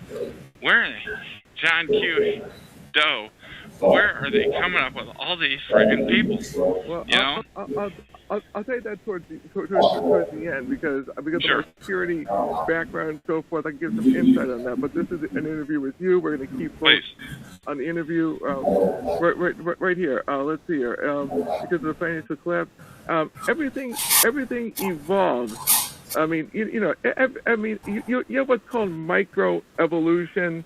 I mean, which is an animal or a bird will adapt on a very small level to adapt to their environment. I don't believe in evolution because I'm a Christian, but born again. But when it comes to microevolution, I believe in that. And since everything evolves, where do you see perping going to in the next 20 to 30 years? I don't know. You asked that in the chat room. I don't know. I know, but this is on the record. I'm throwing it out there since it's being recorded. Sure. Sure. I'm telling you, I don't see it getting any. I don't know. I was going to say I don't see it getting any better, but I wouldn't be on here trying to get the word out, because I am trying to get the word out to targeted individuals that don't even know they're targeted yet. They don't even know. And when they learn that they're targeted, the first thing that's going to happen is they're going to go out and find some schmuck organization like freedomschs.com. They're going to give them their name. That'd be the worst thing you could do, is give your name to somebody like that. But where is it going? There's got to be the chink in the armor. There's got to be some way to get the word out about this. Because those people out there that are stalking on the street, they're not only stalking real potential criminals, they're stalking people for revenge. you annoyed me. I'm a important person, a politician. I'm the fire department, or I work with the cops or what have you, or my brother is in this secret society or what have you. That it's not just about lawbreakers, and they're using the same resources for the lawbreakers as for harassment, for getting even. They're harassing people, and they want them to know they're being harassed, and they don't want the people around them to see it. They want it to be invisible to everybody else. They'll talk. It's called directed conversation. They'll talk about things that you know what they're talking about, but the person nobody else will know, but you'll know they're effing with you. Now, have you ever heard of the term called? Yeah, that's 100% true. I'm a torrent video, and that's one of the most common harassment tactics: directed conversation, where they recruit a person, a so-called gang stalker, and when they're going to be around me, if that's in the supermarket or wherever, they recruit a fly monkey gang stalker to work to target me for this program, and they do directed conversation, and they communicate things subtly. It can be veiled gaslighting, it can be a veiled threat, it can be working to push your buttons. Where it's like if you've been harassed by people come and say, Mike, you're small, you had to bulk up and get bigger by the program. People work for the program, work to harass you by saying you're small, which I'm not small, I look great, I'm happy with my physique. They can have a flying monkey be like, talk about something being very small to kind of push your buttons about that. Say, it's like, oh, they're doing that to make me feel like they fuck with me for the program, because they are. It's like the program has been getting people to say, Mike, you're small, you had to get bigger, or stuff like this for a while, so they can have a person around and be like, yeah, that thing is very small, stuff like this. If I would talk online about people I put up to push my buttons, they get a fly mark and be like, hey, it's great if it was that easy just to push a button or stuff like this. And then insinuating, they could be talking about a light switch, stuff like this. It's like, yeah, I got a light switch. Yeah, it's so easy to flick that switch. It's like, oh, you're so weak because it's so easy to mess with just by pushing buttons. When in reality, it's like, yeah, I'm a strong man. It's not weakness that I'm not tolerant to abuse, see? That I suffer not fools gladly. It's like, I'm not, nor how they work like that. Be like, if I talk about being harassed by people pushing my buttons and explain how you get targeted, it's like, yeah, that basically how you get targeted is people work to push your buttons. And then they probably be like, oh, Mike is so weak, all it takes is push your buttons for you to be mad or something like this. No, that's actually, it would be weak if I wasn't. It was like, oh, I'm fine with that. I'm a pussy doorman. I just let people push my buttons and I'm happy about it. No, I don't like bullies, understand? Bullies make me mad. People work to push my buttons on purpose for this program. That makes me mad, understand? And it should. I shouldn't be happy about it. So Chuck Langberg was 100% right. In my experience, definitely that's a big part of the psychological warfare the program does to you. They get flying monkeys, gang stalkers so-called, to push your buttons, to do directed conversation. It can be reference to things you've done recently. It can be tapping into like a theme-minute talk about the flying monkeys have been saying recently. Veiled threats, subtle gaslighting, subtle put-downs, things like this. Maybe I use too big words now. It's like the average Christian that's like an idiot. So if I use big words and talk too fast, it's like they come to Mike, what do you say? It's like, I'm not the problem. I'm speaking clearly well enough. I'm speaking well clear enough. Just people that are not listening or they're too dumb to understand what I'm saying. SWA. I'm not talking big on them, Mike, we can understand you. It's also gaslighting. ATING. I heard about that the other day. Help me out a little bit. What does that mean? Yeah, I'm typing it up on my computer. I gotta keep playing these Chuck Langberg audios. It means the wholesale. His audios are available. I count them as available to get the word about gang stalking, because mostly due to what's not in there. Okay, so some of the videos from certain times, his audios, they're not really dealing with the full extent of the target, like the chemical attacks and the food poisoning, and like the physical target attacks that Pong can use on you. Later on, towards the end of his life, Chuck Langberg was talking about being food poisoned and the program would be gassing him. He was saying that the program would be spraying gases, like pump gas into his apartment, and reported being food poisoned by the program. I remember one time he said he had a habit where he always used to go buy an ice cream in the same establishment. And one of the times he got it, and then he got real sick after eating it. So he reckoned that they had opened with seal and put poison in it. And he will be talking more about experiences like that he noticed the poison started poisoning in different ways. At one time he went live, kind of like a merged broadcast. I remember that. There might be one of these where it's like I'm going live, something just happened. Somehow they got a chemical into my apartment. I'm reacting to it. I'm feeling it. Somehow they got a chemical in here or something like this. So towards the end of his life, before he died, which happened in 2013, and this is recorded 2012. Like the last part of his life, he was talking about more physical targeting, being talking about physical targeting, uh, food poisoning, and chemicals into this. So some of Chuck Langberg's material that I used to display and get the word about this is from a part where he was mostly dealing with the harassment. Okay, it's like you're stalked and harassed. And then later on, he talks about the physical targeting that he started getting targeted with. So you have to bear that in mind, that if you see some parts of from a certain point in time, his activism, he's mostly dealing with the harassment, the stalking. And you don't go by those and be like, oh, that's all this. Because later on, he starts talking about other tactics, like targeting attacks are physical. So, directed conversation is a way that they can have a flying monkey target you in a way we could happen right now. Understand? If I would have plumbers in here, they could be doing directed conversation and you wouldn't be able to tell. Understand? But I'll be able to tell because I'm the target. It's sophisticated. There's something called narcissistic dog whistle abuse tactics. So the directed conversation is narcissistic dog whistle abuse tactics, is what it is. They have an article on Medium. If you do Google search narcissistic dog whistling abuse, they have an article on Medium explaining that tactic fairly well. So if you hear me say narcissistic dog whistling abuse tactics, you don't have an excuse to go, oh, Max Christian, narcissistic dog whistling abuse tactic. What's that? I've told you what it is, and you can Google it, and you can have an article explain it to you. Okay. So yeah, that's how you get targeted by flying monkeys. Not the only way, but that is a common way that they have flying monkeys target you on the slide without other people noticing it.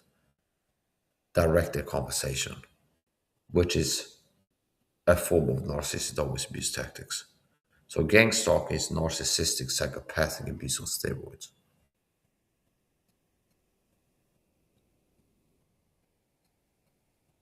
If a person doesn't like you, they'll call the police department and say, Vancouver just murdered somebody, and he's screaming Heil Hitler, and he's and he has blood so they're everywhere. Calling the what do you call it? The police, the SWAT unit. That's why they call it swatting. Yeah, I've been sworn. It happened live on Rumble. I still have the stream on Rumble. Okay. I've been sworn before. Now, it wasn't somebody calling saying I got hostages and he's screaming Heil Hitler. Okay. It was a caregiving firm that I was saying online were targeting for the program with directed conversation and subtle target attacks for the program. And then they go on a Davo campaign. And this is how the program works. They get people to stalk and harass you. Every time the target goes to the supermarket, you get stalked and harassed and targeted with subtle harassment tactics. And if the target, after years of that happening, goes to say, I'm tired of you government agents stalking me, leave me alone, understand? It's like somebody gets called, the cops come, like this a guy screaming, this agent stalking him, and they get you in the psych ward, understand? And then you might get your credibility, be like, oh, the guy is paranoid or something like this, okay? And that's actually how they operate. That's one of the things that they're baiting you to do. And it can come a point where TI doesn't care about optics anymore. And I don't recommend it entirely. But here's the point. Now, the swatter that I got, okay, so that's generally how the program operates. Targeting convert so that if you react to the targeting, talk about it, it's easy for them to claim that this guy's paranoid. if you speak the truth about this person is targeting me for a secret program, that person in this way, it's easy for them to claim that you're crazy and paranoid and paint you as the problem and play dark role games on you, deny attack versus victim offender. Understand? Do you understand? That's how it works. It's basically how I could describe this to you. It'll be like if I'm sitting in a restaurant and then there's another person sitting in front of me in the table and I kicked him in the shin bone on the table. Okay. And they go, you motherfucker. Okay. And I go, this person is crazy nuts. What an unhinged person. Call the psych ward. Call the cops.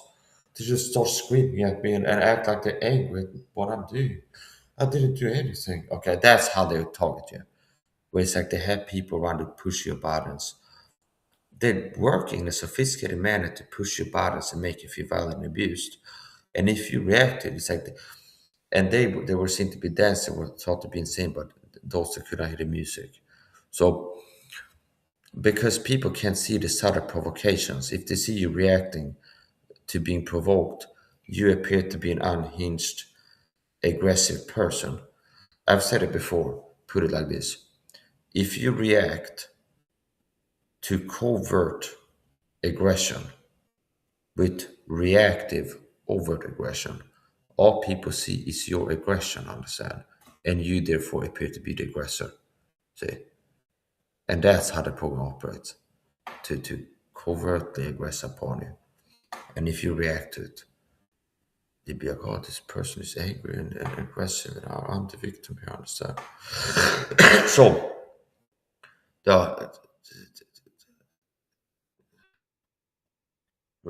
yeah. So anyway, I got swatted, not by people calling say I got hostages, but by a caregiving firm that I have been speaking out about. I got autism, understand? So part of the deal of like assisted housing is having a caregiving firm and they come clean and stuff now and then with me. Okay. And I started noticing that they were targeting me for the program. Okay. I could tell they were pushing my buttons within here. And I started talking about it. Okay. Like Chuck Neighbors talked about his experience being targeted in these audios. Yeah, so his get targeted, even this caregiving firm. Chuck Neighbors talked about his experiences talking with the landlord. He was like 64 or something like that, maybe. But he talked about when he's gonna have the landlord come in with a clipboard to like check the house. They had like 6 people coming to his home or something like this. Which reminds me of my past apartment where they're gonna have people check the vents. It's like the landlord has maybe annually they check like the vents. Okay. And it's like this 4 of them come in there. And I also thought it was weird. It's like, why would we need 4? I just think it'd have to be one guy with like a thing to test it, but they want to be 4 people to come in to check my venting, I understand. Okay. And Chuck Larry was a middle-aged man, I understand. He wasn't some kind of badass UFC fighter or something like this. But still, these cowards need to have like 6 people coming there because he's a tall individual, understand? So he needs to feel intimidated and bullied. It's like the gang stalkers, they got 6 people, and understand? They always want to be the American superior, understand? Like bullies, understand? It's like bullying. They always want to be more than if you're going to bully you. Bullies, if you're going to bully, they always want to be several people. They don't want to be one person bullying you. Okay? Because sooner or later, it's like they're going to start feeling really uncomfortable. Now, the problem is, if they have several people targeting individual, bullying them, and the target stands up to them, and there's a violent confrontation, there's more likely to be a more violent confrontation if the target is fighting 2 people, understand? They're more likely to use weapons to fight. Do you understand? If people are being bullied, do you understand? Do you understand? It's like if you're being bullied by the program and they just have one person bullying you, or just even not, understand? Okay, so it's in my experience with the caregiving staff, after they long-term abuse me, understand, in my own home, now it's like they want to be 2 people in here. normally there'd be one caregiving working with you. But because I'm a third video and want to be able to use caregiving staff to build my own home, they're working towards getting it to be, we want to be 2 people in there. Okay? Because it's harder for them to bully a guy like me if they just have one caregiver, see. So to be able to criminally abuse my own home, caregiving firm needs to work towards being 2 people so they can feel more comfortable in abusing my own home. Okay? See? And since I didn't do anything to justify that, they needed to work towards being able to demand being 2 people in here, okay? By showing up early repeatedly. So the past caregiving firm, they got me swatted, okay, and put in a psych ward because they were abusing me and I started talking about it online. And now they're going to dog campaign. Starts at just one of them here. And they're already, I can tell that some of them are pushing my buttons. And I'm starting to react a little bit, put down boundaries. Like if they show up early, I go, it's like, you're early, I'm not ready to let you in. You had to wait until it's the time you're supposed to come here cleaning with me. And it's like, you're early, I'm not, do you understand? So it's like, oh, he's shown that he's putting down boundaries. If this person can put up the mess with him, he's standing up for himself. So what is they feel uncomfortable taking more orders. So we need to work to get towards being able to say we want to be 2 people in there. So we can have 2 people in there with Mike. And it's easier to get them to do things to make him feel violated then. Okay. If they feel like they're 2 people, okay. Do you understand? If you're gonna be in here bullying me, I don't think you feel as comfortable as if you had another person with you in here to do it. Okay. Even though that you might not feel entirely comfortable still. But you might feel better having being 2 people to bully somebody. Now, what happened is that, for example, here, okay, I'm a martial arts guy. I have a knife right here. Okay, I was doing knife martial arts training earlier today. I just noticed that I have a knife on the desk. I have a spear like in the corner. Sometimes I have a spear here that I train with, spear martial arts. So part of my routines before I would let in the caregiving staff would be to clear my own house. And let's say it was 11 that they're gonna shop clean. My head would be like 10:45. I start going around removing weapons and stuff and store it away in another room before letting me in here. Okay. So there's not like weapons around and stuff. Okay. Now, since they wanted to be able to be 2 people and had to be able to bully me for the gang stalking program, they start showing up early. And I realized that this is why it was a ploy, so that they can go, oh, we've seen weapons in there.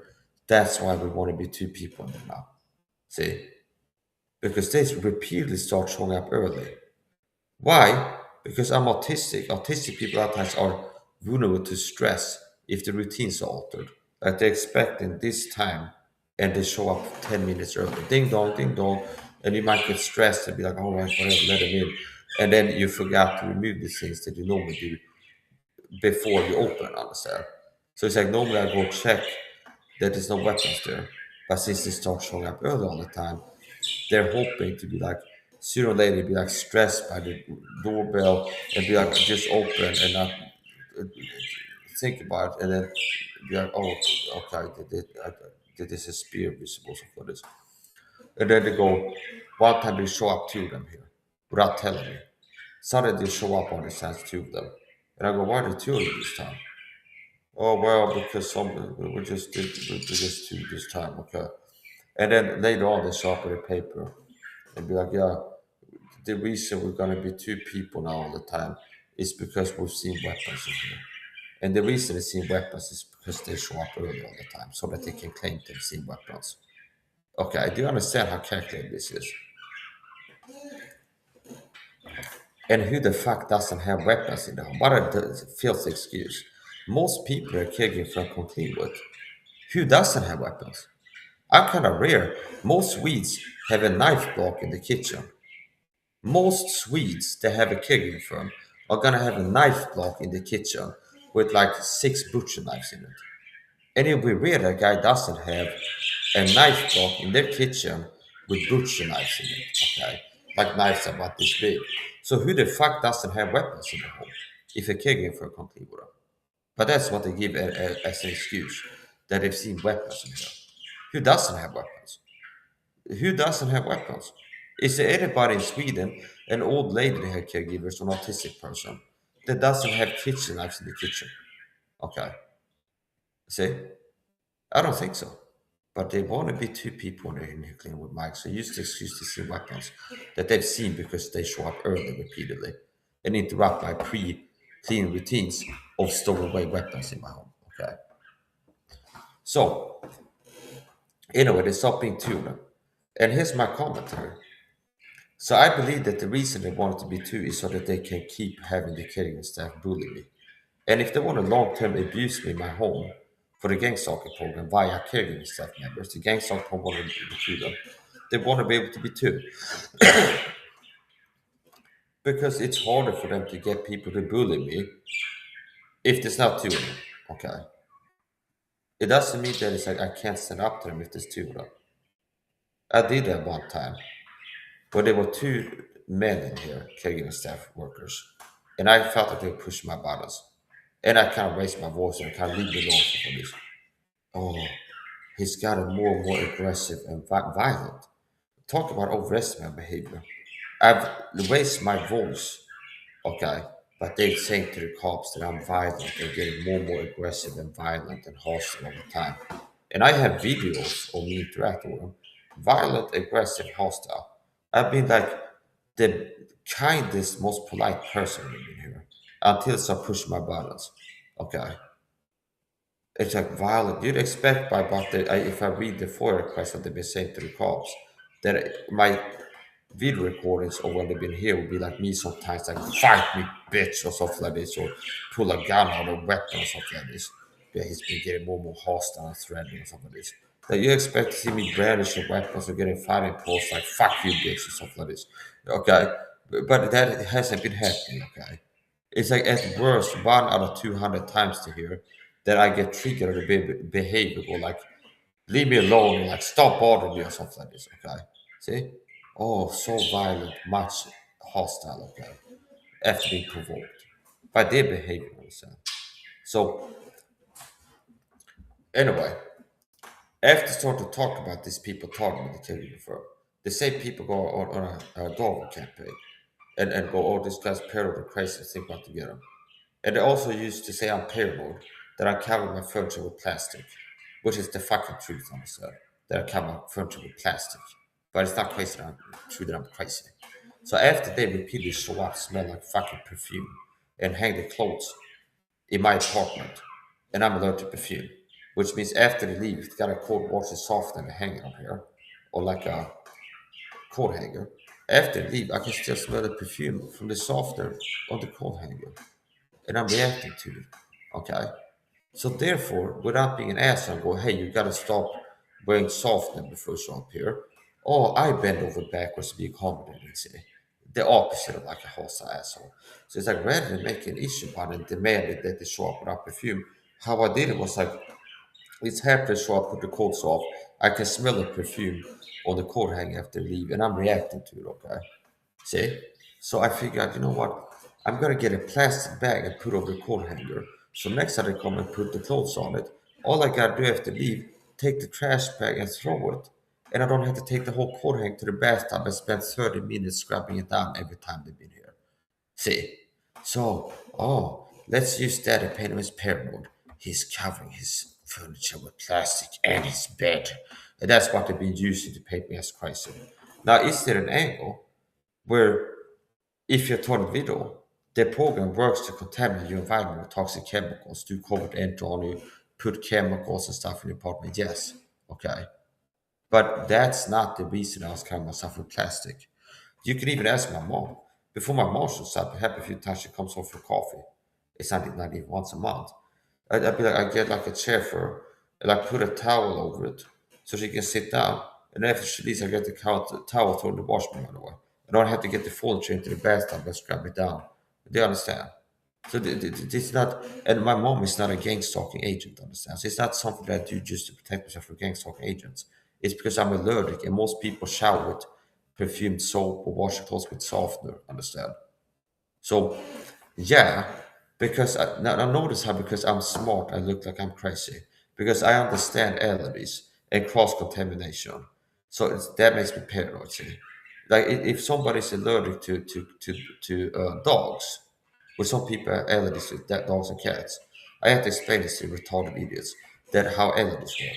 So if I have a dog and I'm got it in my lap, okay, and then 30 minutes later I go to the person who's got allergy to dogs and give them a hug, they start reacting to it because they're allergic to dogs because the allergens from the dog got on their clothes. And if you shake hands or hug somebody, or if I would take off my coat and put it on the couch, after I leave, they might be itching, sitting on the couch because my dog allergen contaminated fur got on there. See? So therefore, I've been covering myself with plastic because they show up here to smell like perfume. Okay? But let's turn that into his paranoid. He's covering his things in plastic. The staff has told us you cover your stuff in plastic. Says the psych doctor that's gonna send me off to the psych ward. I go, yeah, I'm allergic, okay. So crazy, okay. So anyway, here's the point. Um, yeah, so my point is this. On the topic of numerical superiority.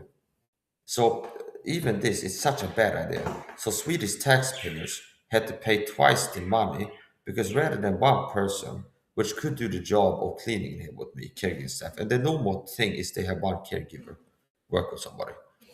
Rather than that, whatever, let's say they pay $12 of tax money per hour as a caregiver, and it's governmental.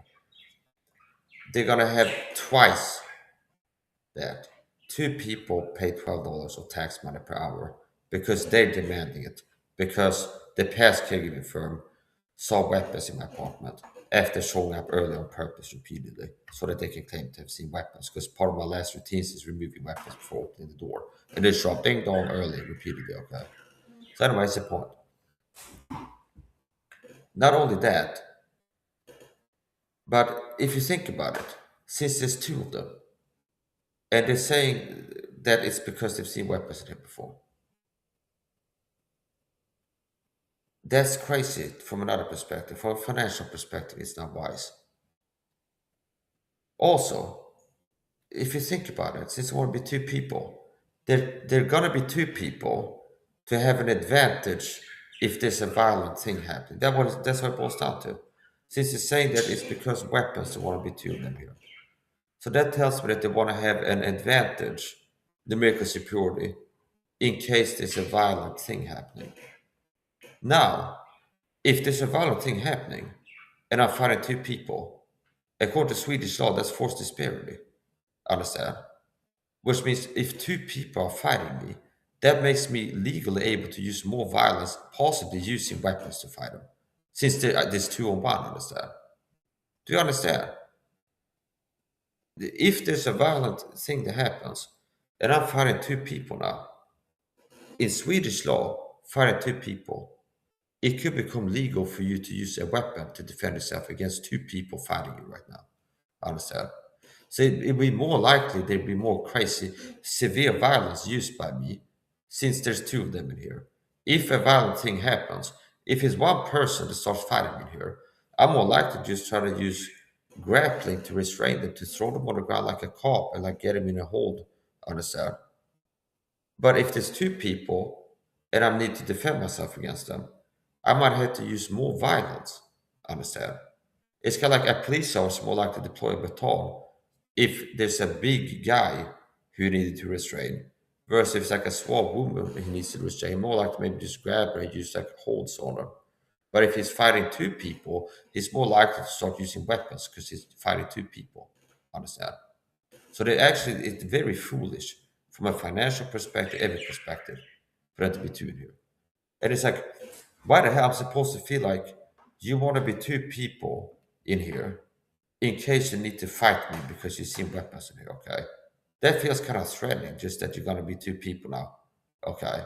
See? And as a matter of fact, if I'm fighting two people, I might have to use more force, understand, to defend myself if I get attacked by these people. Okay? And you know what? I don't care if there's two of them. If these motherfuckers are gonna attack me, fight me, I don't care if there's two of them. Understand? If I have weapons, It's like, if I have a knife and there's two of you, are you safe because there's two of you in here and I have a knife? No. Okay. It's like, we won't be two people because you see weapons in your home. Okay, but if I have weapons in your home and there's two of you, does that make you safe from a knife? I don't think so. I've seen stuff like, see that a guy goes on a mall stab, he stabs 7 people with a knife before the cops can get control of him. Okay? And it's like there's hundreds of people there. So they have a full mall, the guys have free range stabbing everybody until the cops show up. So it wasn't, oh, there were more than 2 people in that environment against a guy with a knife, so they were safe.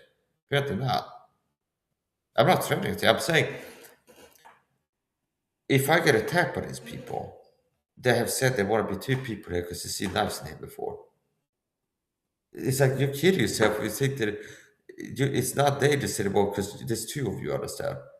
And you know what the beauty is? It will be illegal for them to bring weapons in here, which means they can't have weapons in here. I can legally have weapons in my home, but it's illegal in Sweden to leave your home with a weapon. I mean, they can't even walk out their home all the way to work with a knife or a baton or pepper spray on them, according to Swedish law. But I legally, I can have weapons. I mean, you can call the cops right now and say, there's a guy having a knife in the Rumble Street. They'd be like, yeah, that's not illegal. If you call them and walk around outside, they come to get me, understand?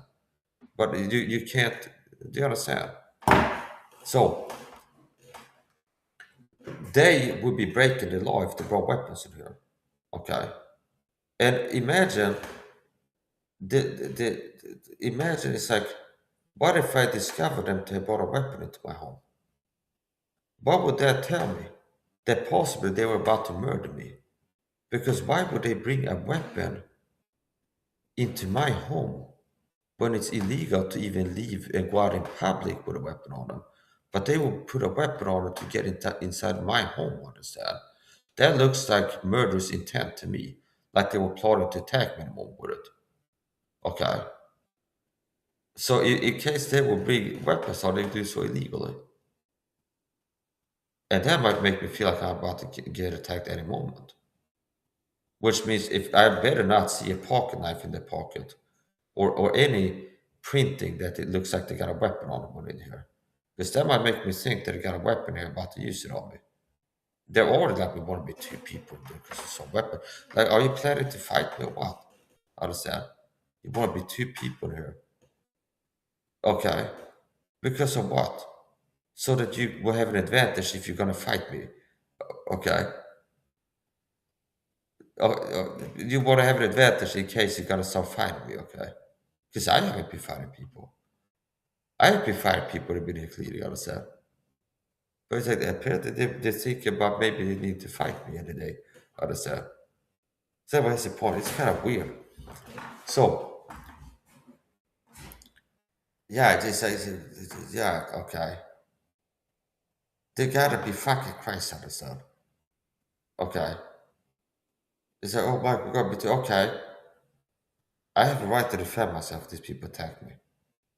And even if you're 2 of you in here, if you start attacking me in here, I don't think being 2 of you is going to ensure victory for you, understand? If there are 2 of them in here and they start fighting me, I don't think that being 2 of them is going to ensure victory. I don't think so. I don't think so. So I better not be attacking me here, understand?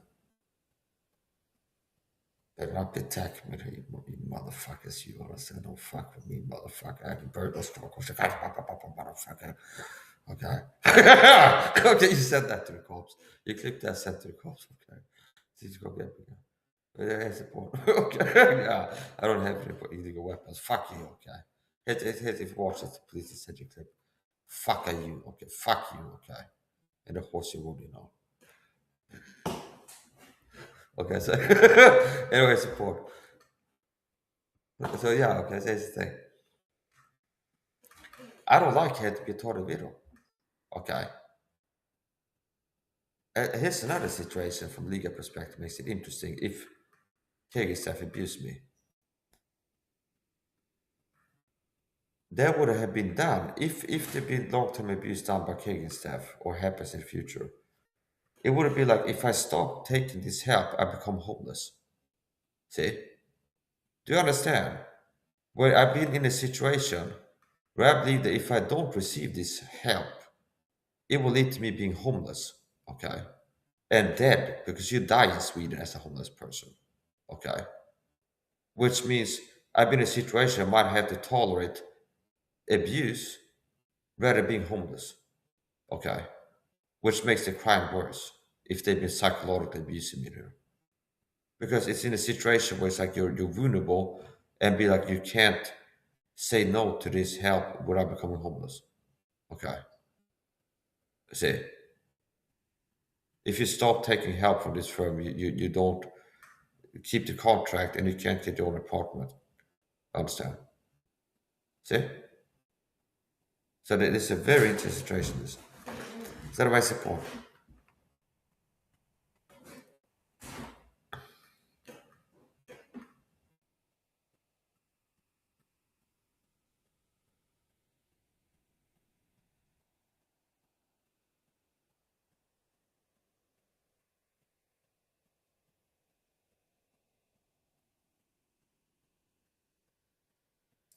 Yeah, so that I support.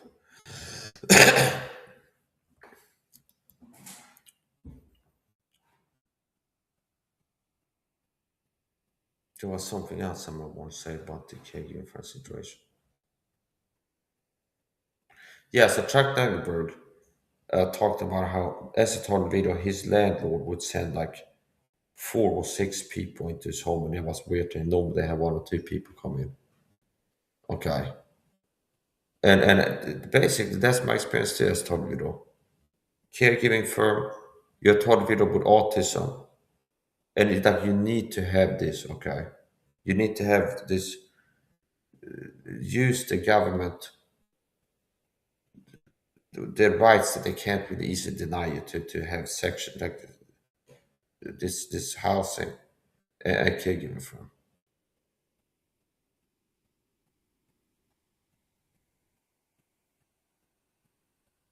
And what would you have it? The caregiving firm act like somebody's put them out to fuck with me here and talk me for the gang soccer program. But by them pushing everything else. Work that they will work to push my buttons.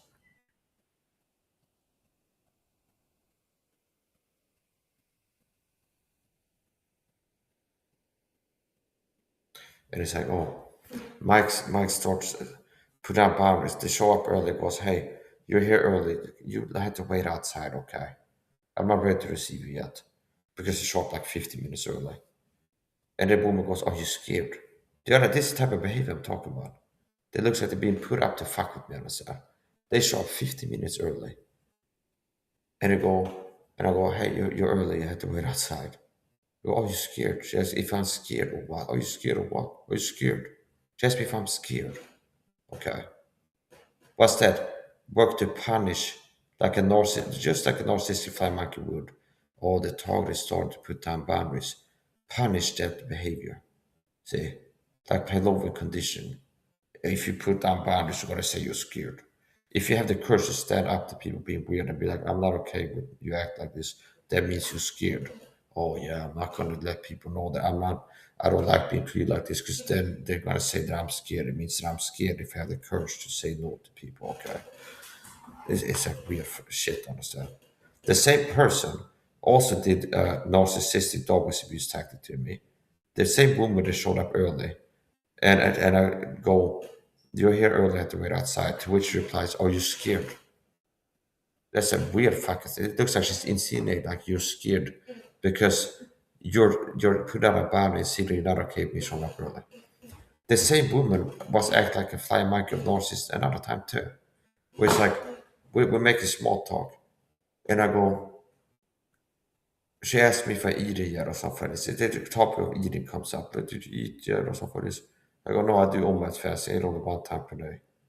And I did typically towards the end of the day. And she goes, yeah, that's pretty common. As if she's doing a put down, see? Because the truth is, it's very rare to have the discipline to eat 1 time per day. Do you know how rare it is? In Sweden, it's like you hear about Muslims fasting for Ramadan, and maybe it's like 1 week a year or something like this. Okay? I'm not an expert in that. or juice that fasts 1 day in the year or something like this. It's very rare. It's less than 1% of people that eat only one meal per day. But notice how that matches the bit of narcissistic abuse. Where I tell her I do omelet fasting. Not to be like, boss, I do omelet fasting. No, but it's like this small talk, we talk about this and that. Maybe she asks what I'm doing in my free time, like, did you eat yet today? It's like a normal way. And I do omelet fasting. I eat only one time, but I didn't eat yet, something like this. And she goes, oh yeah, that's pretty common. And I go, what the fuck? In my mind, I'm thinking that. Because it's like it's narcissism, it's weird behavior. It's like you tell somebody doing something that's like clearly a weird thing to do, and they go, yeah, that's pretty common. It's as if they're trying to be like, oh yeah, you ain't shit, understand? But because it's like as if they feel threatened by you being weird in some way. Do you understand? I don't know if you talk about something, they ask you, it's like, do you understand? It's like, oh, do you exercise? Yeah, I exercise 3 times per day. If that was the truth, they asked me for exercise, I'd go, yeah, 3 times per day for an hour each time. She go, yeah, that's pretty common. And I said, they'd be like, oh, something that is a positive and rare, they told me. I'd be like, yeah, that's not that rare. I said, that's pretty common. Little things like this. Okay. Weird. So after things like this happening and me talk about how I felt like these caregivers that people were fucking with me. Okay. And for that program, I believe, gang stalking program that puts people up to fuck with me all the time. They say people go, this guy's paranoid and crazy thinks that we're messing with him and we need to go to the psych ward. So this crazy parent thinks that we're messing with him and he's covering stuff in plastic and stuff. Yeah, because they show up weak like fucking perfume when I'm allergic to it. And I had to work to cover my shit with plastic to keep it from getting contaminated with fucking perfume. So I can't sleep all night after I come here because I'm up itching up a storm after I've had him here clearly on the set. Okay. Yeah. Yeah, that's real fucking weird. Maybe next time they say I'm crazy because I'm washing my hands. They see me washing my hands too. Guy's paranoid. He's washing his hands. Yeah, I did wash my hands. Okay. So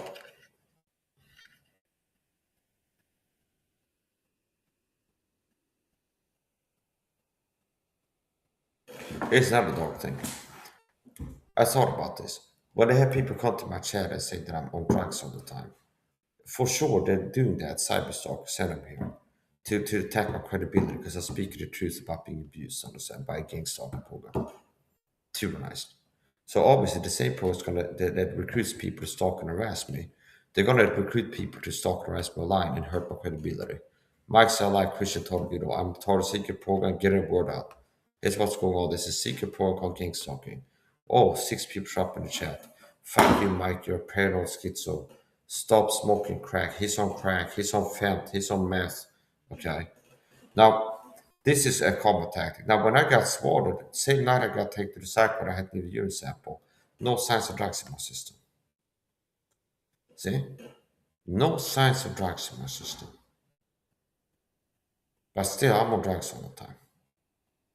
According to these people. Now, here's another thing that I thought about. The really dark angle could be, since targets get murdered by the program all the time, Chuck Langborg was, and poisoning and being attacked physically is part of the program. Could it be that, like, yeah, one way they might want to assassinate him is have caregiver staff have gloves with fentanyl in there, and then they put it on something when he's not looking, and then when he goes to touch the light button after leave, he collapses on fentanyl overdose. Oh, the guy was a fentanyl drug user, and he just happened to die of a fentanyl overdose. And see, he was paranoid. He was a target of the. So the gang stalking program can murder him with fentanyl. And they'd be like, he wasn't gang stalked, he was just paranoid fentanyl user that had an overdose. That'd be like a perfect way to murder me. Would be use fentanyl, I guess. They'd be like, oh yeah, he was a drug addict, see. I'm not joking, they can use fentanyl to murder people. So yeah, I don't do drugs, understand. And maybe I should start volunteer to leave drug samples off of this. That's the point. I had a gang stalker, one of these fine monkeys to work for the program, passive aggressively insinuate that I cheated my drug test, understand? Because I talked about how something good that came out of going to the psych ward is people have been accusing me of drugs. And when I went to the psych ward, that kind of proved that I'm not on drugs because there's no signs of drugs in my system. To which he wants to start talking about how people are cheating the drug test, and Mike Tyson cheated his drug test once, where he had a fake dick in urine, but he had the wrong color of the dick or something like this. And it's like, okay, I know what she's doing. She's insinuating that she did a drug test. She's gaslighting me, understand? That's called gaslighting, which is a form of psychological violence. And that makes me feel violently angry inside of myself, especially if the same person's done similar things 3, 4 times. Like increasing worse type of stuff, pushing by violence, understand? Okay. So, anyways, the point. Yeah, so I'm a total video, understand? I'm a part of a secret protocol called gang stalking. And they recruit people to talk with me. And I'm not going to stop. I'm not going to stop speaking out about this. Back to Chuck Langenberg. Take it away, Chuck. I wouldn't be surprised if I check the chat. There's going to be some crazy talkers in there, some gang stalkers attacking me. No. But you know what? I'm not going to give it a fucking chance. Before you even start. Before you even start.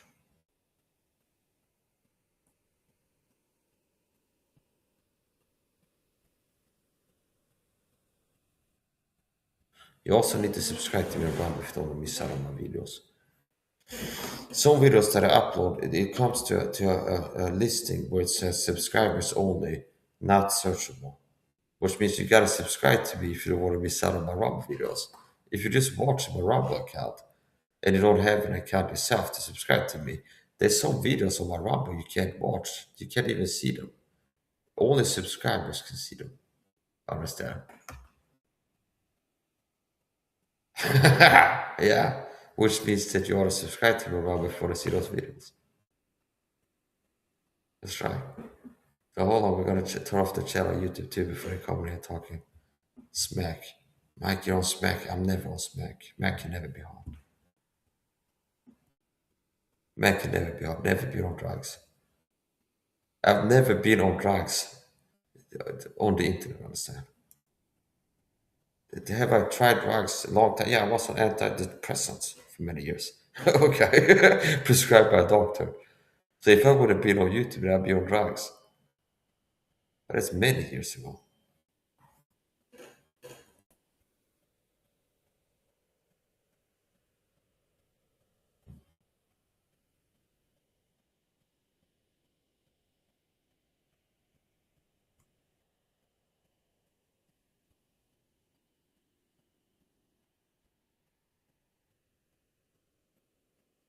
Yeah, and it's not my fault that you sick freak, cult member, gang stalking Christians that are members of the Bible Church. A gang stalking church. This Christian ministry is one of the gang stalking. The Bible Church is one of these churches that taught me for the gang stalking program. It's not my fault that you feel like the fucking losers that you are. Understand? It's not my fault that on top of being horrible Christians, they don't even know what the Bible is. And can barely tell right hand from the left. Got a fake Bible and you fell for a call man pastor who's just lied to you. You see a fake Bible, the Nick King James. It's not my fault that you're a loser, understand? There's winners and losers in life. I'm a winner. And because you're a loser, that's not my fault. And you're hating on me. And you'll be. I had never heard that term before you brought it up the other night. Swatting, where Yeah. they call the SWAT, the police. Yeah. SWAT. So anyway, I got swatted, and by the Kenyan firm. Yeah. So there was some bra commentary. And after I forwarded a question the files about that night, there's a lot of lies by the Swedish police departments about me. For example, I have autism. Everybody knows. Everybody and my mother knows that I got sunglasses because I have sensory sensitivities due to my autism, which is the same reason that I wear earplugs all the time if people pay attention. because they have sensory sensitivities, which is common with autistic people. But the cops right now, when they got me on the seats, that the reason I have sunglasses is to keep pepper spray from working on me. And I wear a coat, okay? That's because I want to keep the taser from working, okay? So now I'm not wearing a coat. You know why? Because I closed all the fucking windows. I got an electric radiator going, understand? I like to be warm. And it's really fucking cold in here.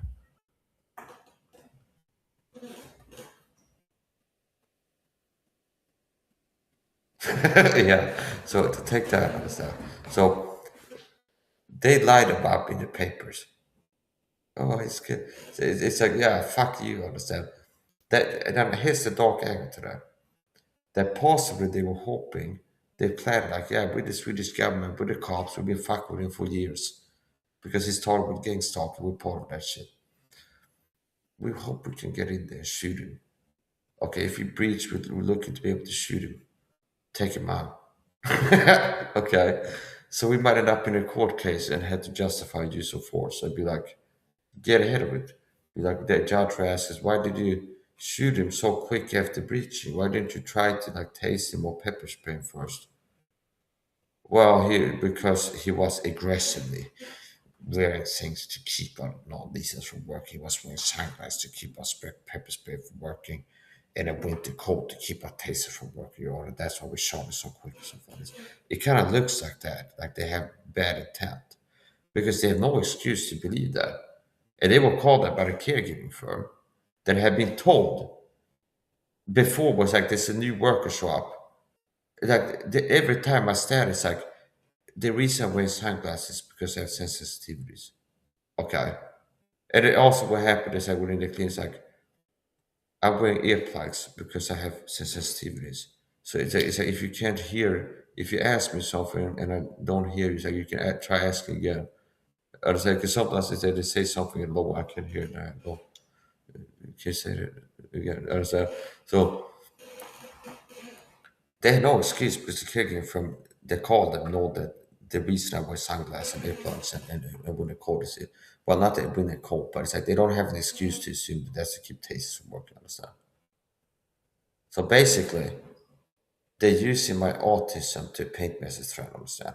Like if I was a blind guy and I had a disability aid or like a guide dog, and the SWAT team was outside the right, like he's got a attack dog that he keeps in there to sick on us, to murder us or something like this.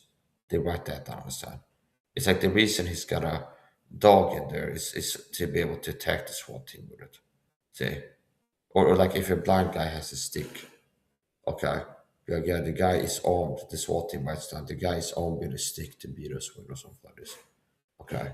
When in reality, they called the blind guy's house and he's got a stick because he's blind as a disability. Okay. That's pretty fucked up, understand? And then also they're just writing things the caregiver staff has said about me as if it's fact, understand? I haven't been aggressive towards the staff. They've been aggressive to me covertly and provoking me, okay? I have not been aggressive. I don't have a problem with anger. I have a problem with people working to provoke me and push my buttons and harassing me. I'm not a person that has anger problems. I'm a person that has problems with people provoking me and bullying me, and that makes me angry, understand? See? That's the problem.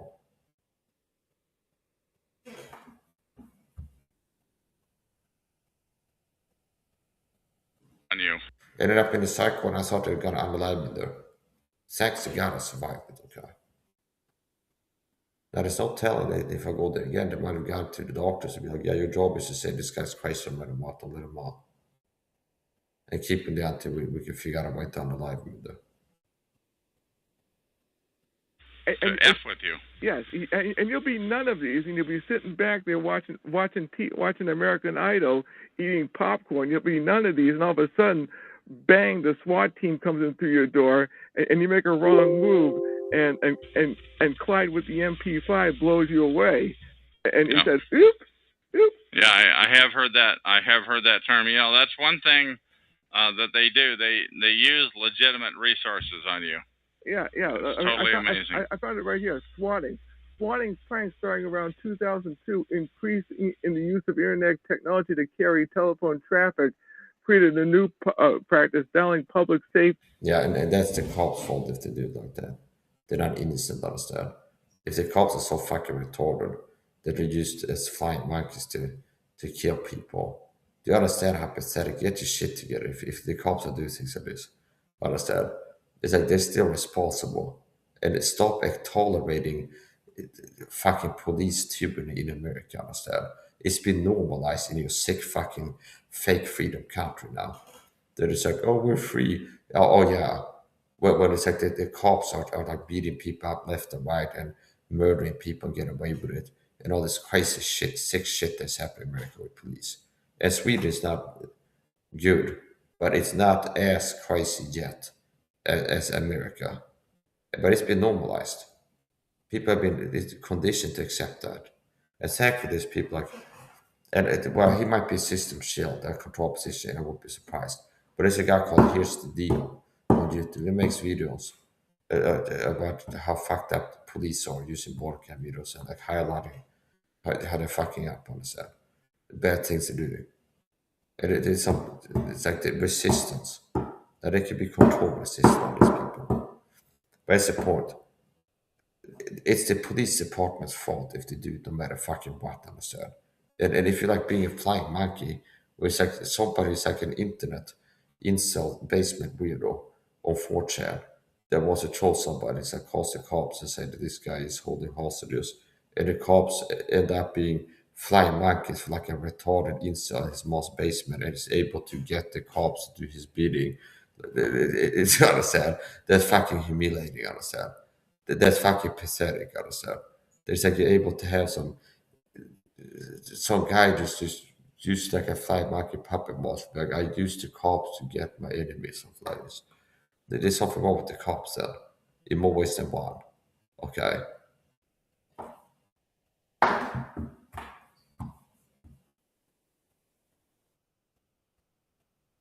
And there's a one on conservative bloggers, and this is being aimed at conservatives, like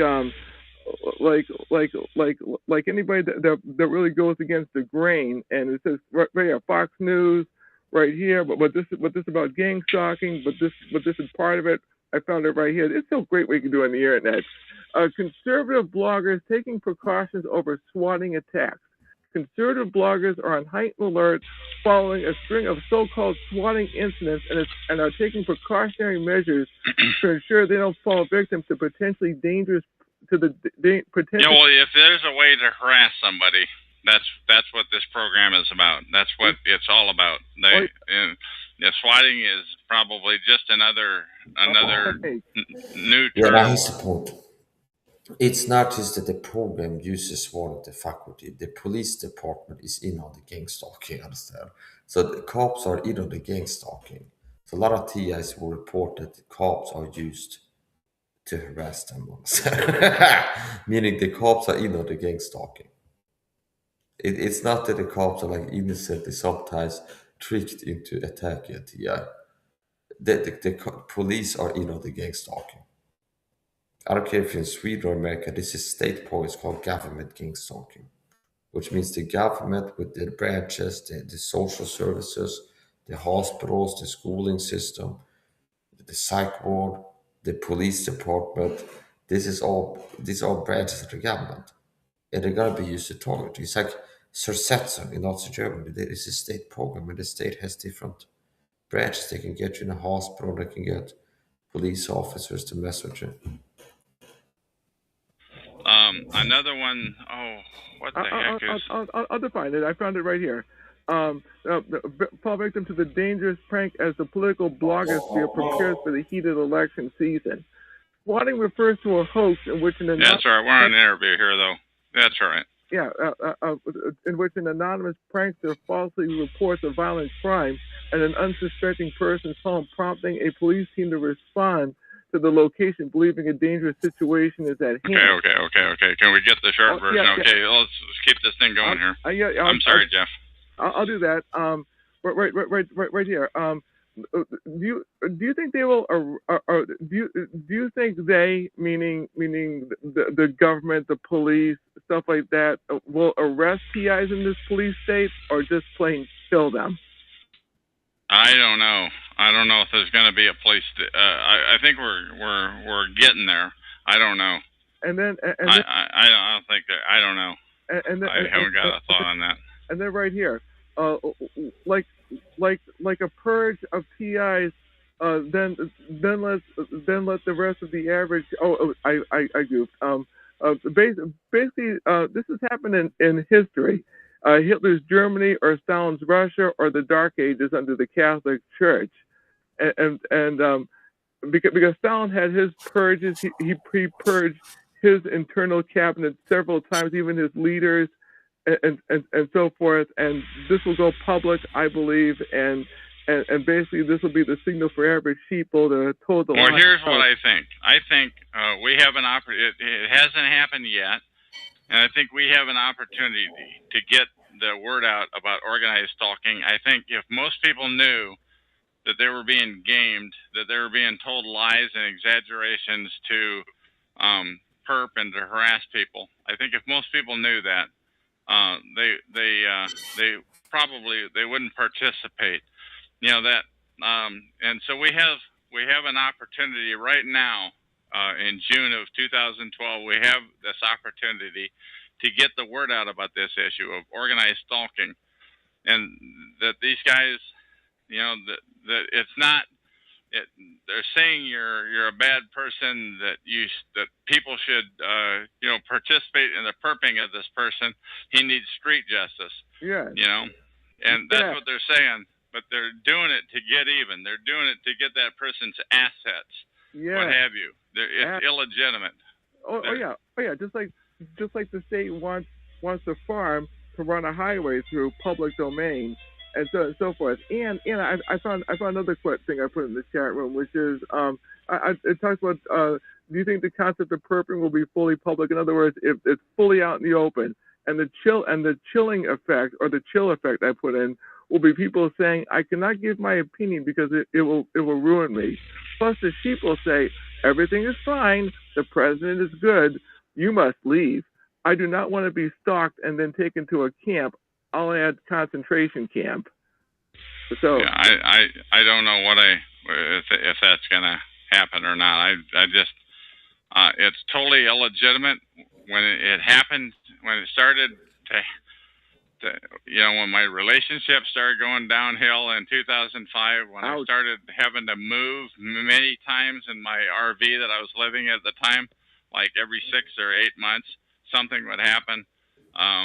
When I finally, I can't prove it, and I don't want to get into the laundry list of things that went wrong with the RV, but lots of things went wrong with the RV. And I literally had to get rid of it and move back into an apartment.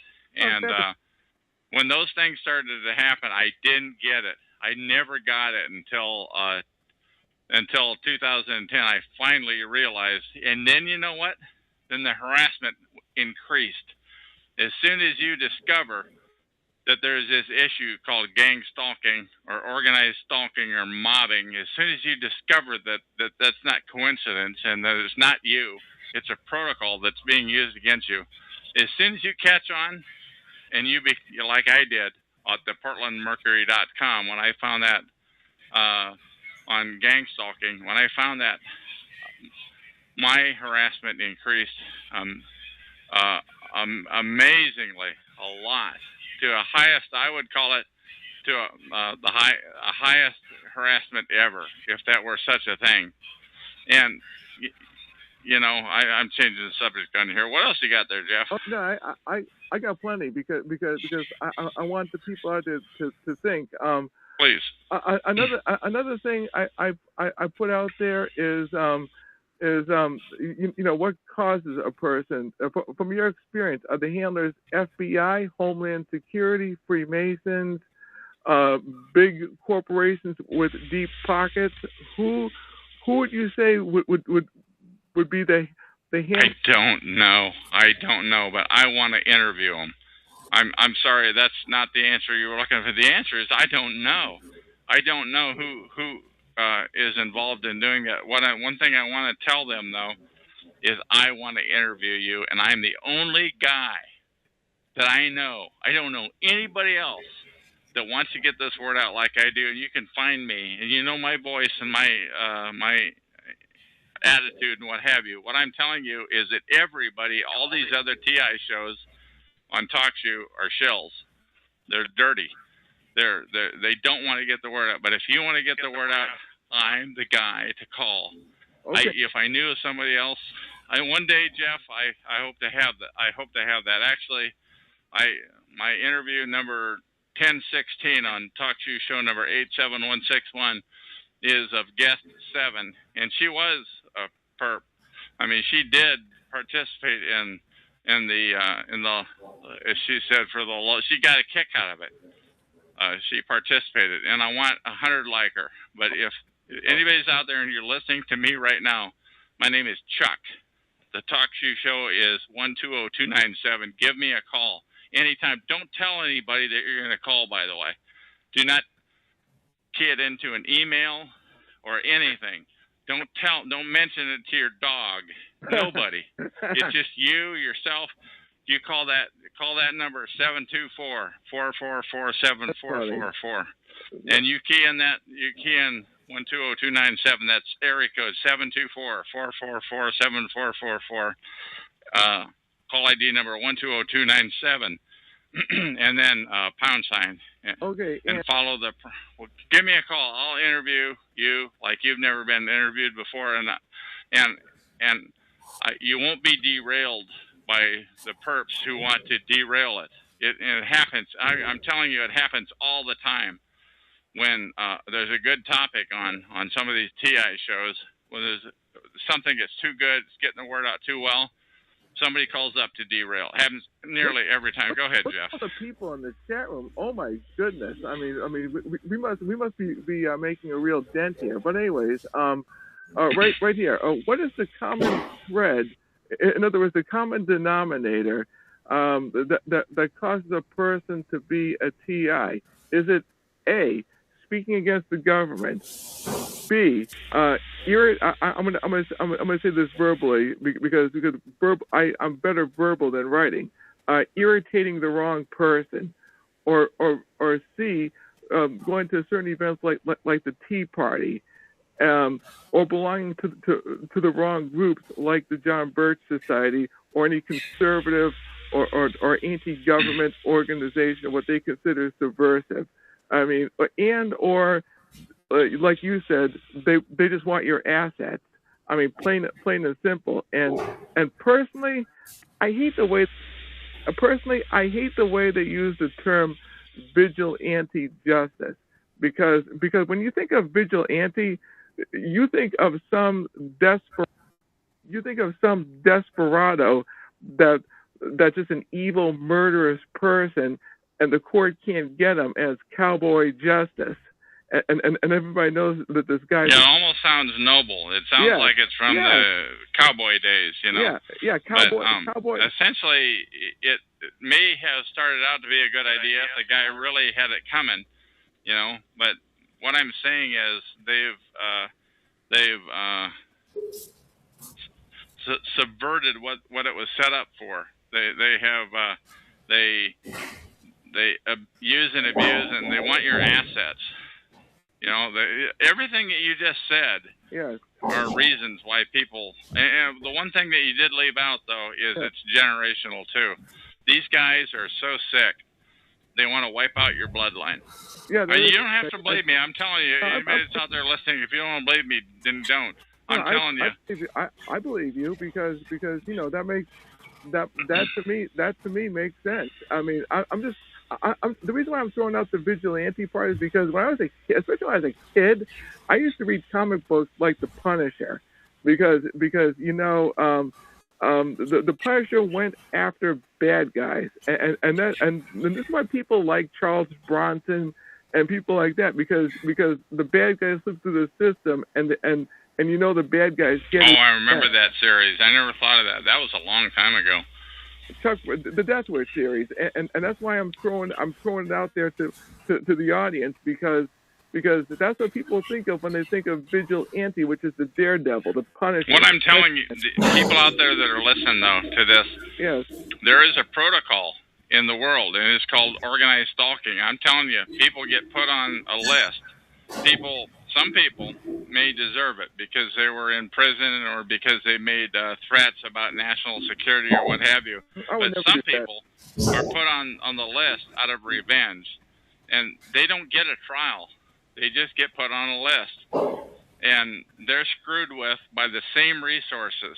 And if you participate, if you're one of the neighbors down the hallway that participates against, if you're the one whose phone rings and says, okay, walk out, same time entry and exit is what it's called, walk out, just to harass the person, to the point where the last place I lived, like literally every time, I don't care what time of day or night it was, every time I walked out and came in, there'd be somebody out there. It primarily came out of about 4 units, by the way. No. And when you participate in that, that's not to say that it's legitimate. Now, you may hear a story. They may show you a picture. Look at here, and he's a pedophile. They love to call everybody pedophiles. So I hear. I don't know what they're saying about me. They don't want you to know. And not only that, but if you are a neighbor down the hallway, or if you are in the block watch, the first thing they're going to tell you is, now don't talk to him. Don't compare notes, because if he hears that they called him a pedophile, he can say, that's not true, I'm not. Exactly. Well, wait, no, because I like when I do an interview, I love getting into history. Back in medieval England, there was a group of people, and it's called the Star Chamber, and basically it was extrajudicial justice. You know, that's roughly because I want to keep the flow of this show going, not to bore people. Sure. But basically, look it up on Wikipedia, the Star Chamber, not the movie with Michael Douglas, though that's pretty good, and you see a modern version of the Star Chamber, but the ancient version of the Star Chamber, they basically just killed you or did some kind of extrajudicial justice, and that was the end of you. And it started, and it was the Star Chamber was an English. But what we have today is mobbing and stalking and harassment. Yeah, it's totally amazing. That said, at the Royal Palace of Westminster until 1641, it was made up of privy councillors as well as common law judges, and supplemented the activities of the common law and equity courts in both civil and criminal matters. The court was set to ensure fair enforcement of the laws against prominent people so powerful that the ordinary courts could never convict. And that all sounds good, and that all sounds fine and dandy, but in this case, they don't even tell the person being harassed. They don't even tell them that they were that they had their trial. They weren't invited. No, you don't know that it was a fair trial. How are you going to have a fair trial when all they want is your assets, or because they want to get even with you because you did the American thing? You spoke out about an injustice, but that got you listed. That got you harassed for the rest of your life and possibly your family too. Oh yeah, That's pretty rotten, and they didn't give you a trial for that. Well, this is where the kicker is. When you read something, there's what's called the kicker, which wraps it all up. I'm seeing what I sense as the kicker. Court sessions were held in secret with no indictments, no right to appeal, no juries, no witnesses. Evidence was presented in writing. Over time, it evolved into a political weapon, a symbol of misuse and abuse of power by the English monarchy and the courts. And what term is that on? Is that on Wikipedia? What was that under, please? Yeah, Wikipedia. Just under what term did they search to find that, please? Oh, the Star Chamber. That's all. Star Chamber. Okay. Yeah. No, I have not heard. Thank you. Yeah, you're welcome. Now, as I was saying before, let's see. The purpose was made public. Basically, when it comes to extrajudicial justice and so forth about speaking, you know what? The person could be killing a patriot like myself who would do no harm, who's not a threat to security, and so forth. And this is what I'd be thinking of if I was a perp, which is am I harming a fellow patriot? Am I harming an otherwise good person? I mean, because you see all these prominent people dropping dead like flies, like Andrew Breitbart and other people. There's a patriot named Chapman. I forgot his first name. I think his name is Robert Chapman, and other people like that. I mean, patriots are just dropping dead like flies, and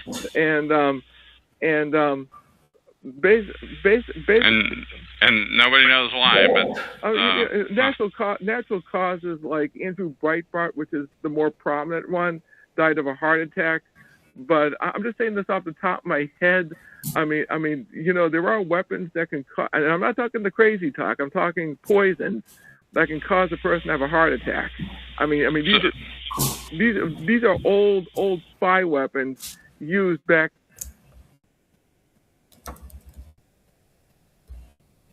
in the 1950s. Tapping. So what else you got question-wise? What else do you want to hammer me with? I'm sorry. Preferably out of the blue. No. Okay. Basically, I'm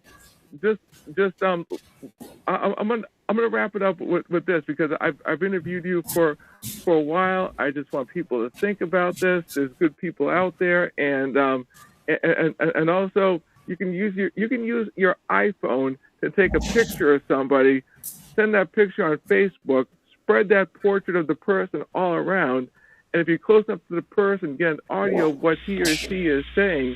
These iPhones and these smartphones are very amazing devices. You can text, and depending on how good it is, you can screw a person just by taking a picture of them and getting their audio. So the surveillance is out there.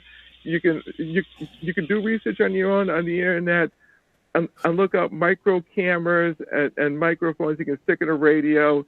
You can buy this anywhere. This is not James Bond stuff. So we do have the technology to create the new world order. And I am looking for the silver bullet, so to speak, from a metaphoric standpoint. I'm looking for the answer to that. I don't know, honest to God, Jeff, man, I don't have a clue what it might be, but it doesn't stop me. I do focus on a lot of things that are bad, but I am really looking for the answer to that. I don't know what it is, but if you know what it is, come to my show and tell me, please. I forgot something, and I have to see if I covered everything. It's crazy. No. Basically, when the system does collapse, do you think that perps will just say, screw it? We have nothing more to protect. I mean, because look, the Stasi. I'm gonna give you history. You can find this on YouTube. The German Stasi in East Germany, which was based upon the Cheka of the Soviet Union, the people just got sick of it, and they had a peaceful protest, and they just barged right in, and they looked at the files of everybody that the Stasi checked up on. And that was pre-internet. Now we have the internet, and it's a lot easier to. Now we have cell phones with everybody on the street. We have satellite surveillance. I'm gonna look this up right. I'm gonna look this up right now because I like being factual when I talk. East German Stasi, East, and you can find a lot of YouTube videos on the German Stasi. East German ERMAIN Stasi STASI. I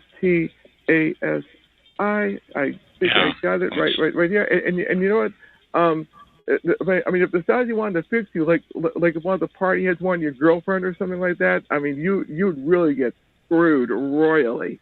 I mean, and it was the secret police. And right here, Ministry for State Security, and that's what it stood for. And one of the more prominent people who was the head of it was Erlich Miki, and basically they ruined a lot of people's lives. And when people went in there and they shredded files towards the end, they shredded files, and they're still putting the files together to find out what these people did. I mean, people actually got real jail time and beatings and stuff like that. and so forth. But so have you got any other good tough questions that you want to hammer at me there, my man? I'll wrap it up with this. Like East Germany unifying with West Germany and East Germany collapsing and so forth. Right here, between 1950 and 1989, Stasi employed 274,000 people to root out the class enemy. Look this up on Wikipedia on your own. Sure. Do you think Americans, being spoiled as we are, when the country collapses, do you think Americans would demand to see files written off? You know, the one thing about, what I'm hearing is that it's not just people that dress nice. I mean, I'm talking about it's ex-convicts. I mean, it's homeless people. There's a lot of people that are involved in harassment and perping. So it's not just your t-shirt wearing guy walking down the street. It's a lot of people, a lot of groups. It's nearly many groups. I found this right here. Stasi informants by 1995, 174,000 have been identified, which is approximated 2.5 of East Germany's population between the ages of 18 and 60. This is some pretty good stuff. And there were Stasi informers and so forth. It'll actually blow your mind. And another thing that's akin to that is, Martin Luther King, one of the greatest Americans that ever lived. People were perping him back in the 60s. This was, and supposedly they phased it out. It was called COINTELPRO, and supposedly, but they didn't phase it out. They just renamed it, and they're still doing it. Well, it's bigger. It's more sophisticated. You just put a memory in me. There's Operation Phoenix back in the Vietnam War, and their purpose was to root out the Viet Cong through an assassination program. And there was and you're right, COINTELPRO, and Martin Luther King got assassinated too, by the way. Yeah, that's right. Along with Malcolm X. And, by a lot of his people that would have claimed to be patriots, by a lot of people who were of his own race, mobbed him and harassed him. Essentially, did what's happening to targeted individuals today. He was a great man, and yet look what happened to him. And I'm saying this roughly. You also have patriots like Douglas MacArthur and people like that who died suspiciously. In other words, anybody that speaks out against the government of any shape, way, or form, even if you're super high level up, they make you look like a nut, like Joseph McCarthy. So it doesn't matter whether you're on the left or whether you're on the right. I have to be on the Christian conservative side, but they just want people to shut up, watch football, drink the beer, and just do as they're told and say everything is okay. And if you don't, they mob you. And the people that are in the mobs, the people that are participating, do not know why they're there. They don't. They may hear the story for some justification, but like I said, we'll say one more time: once you are involved in perping somebody, and that person offs themselves or dies suspiciously, you can fairly well assume that you were in on that and you participated in the conspiracy to kill, which makes you a killer. If you are a gang stalker, if you're a mobber, you're a killer. Think about it. Oh, yeah, yes. And also, too, what was I about to say? Also, too, I mean, I'm not going to die of suicide. I'm not the suicidal. Me neither. I'm not ever either. So just to say that on the record, Rick Wiles, who coined the term arkancide, which means it's murder that looks like a suicide, and he used the term, which I got a kick out of, called arkancide. Think about that one. This interview is being wrapped up. It's been roughly an hour, a little over an hour. So do with it as you wish. I hope I. This is interview number 3005, by the way, on TalkShoe.com. Show number. Oh goodness, I can't remember my show number. For crying out loud. 120297. TalkShoe.com, show number 120297, interview number 3005. Jeff, thanks for coming on.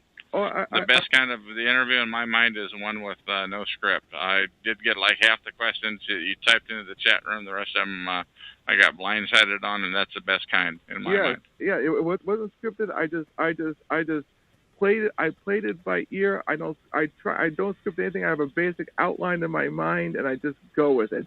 And anyways, I'll let you go. Have a good night. Okay, and that is the end of this interview. Thank you for coming.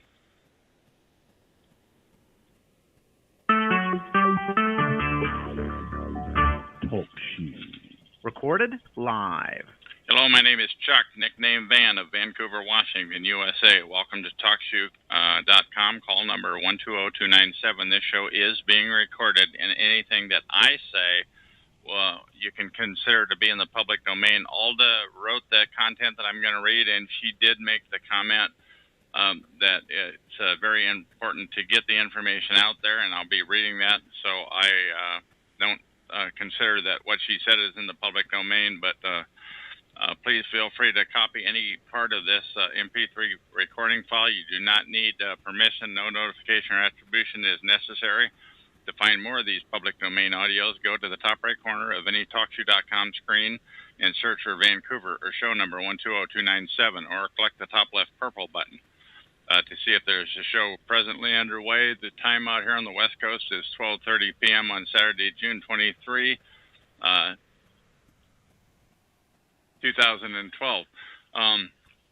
The page that I'm going to be reading is on http://sites.google.com/site/targeted-stalked-terrorized. Once again, I'll repeat that, http://sites.google.com/site/targeted-stalked-terrorized. It's entitled, "Are You the Victim or Potential Participant in Domestic Terrorism?"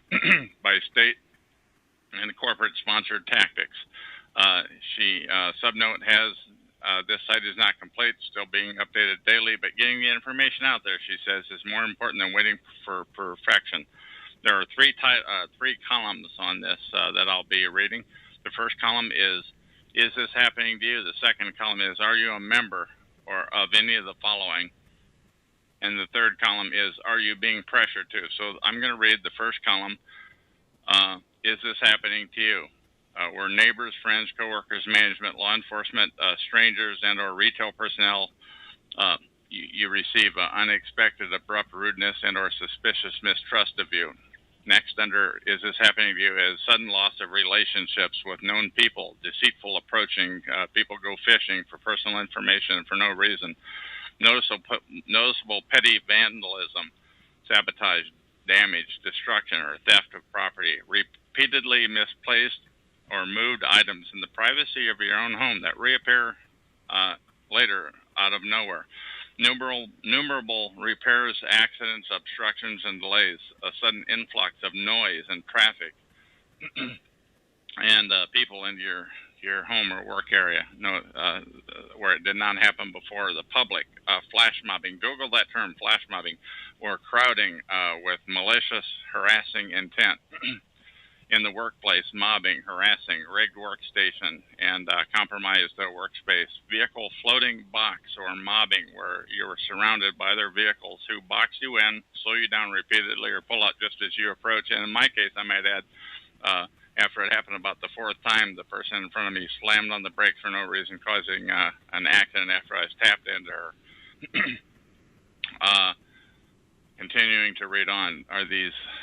you begin to realize once or twice it's a possible coincidence, but repeated acts of stalking, harassment, sabotage, vandalism to property becomes professional tactics deployed on purpose.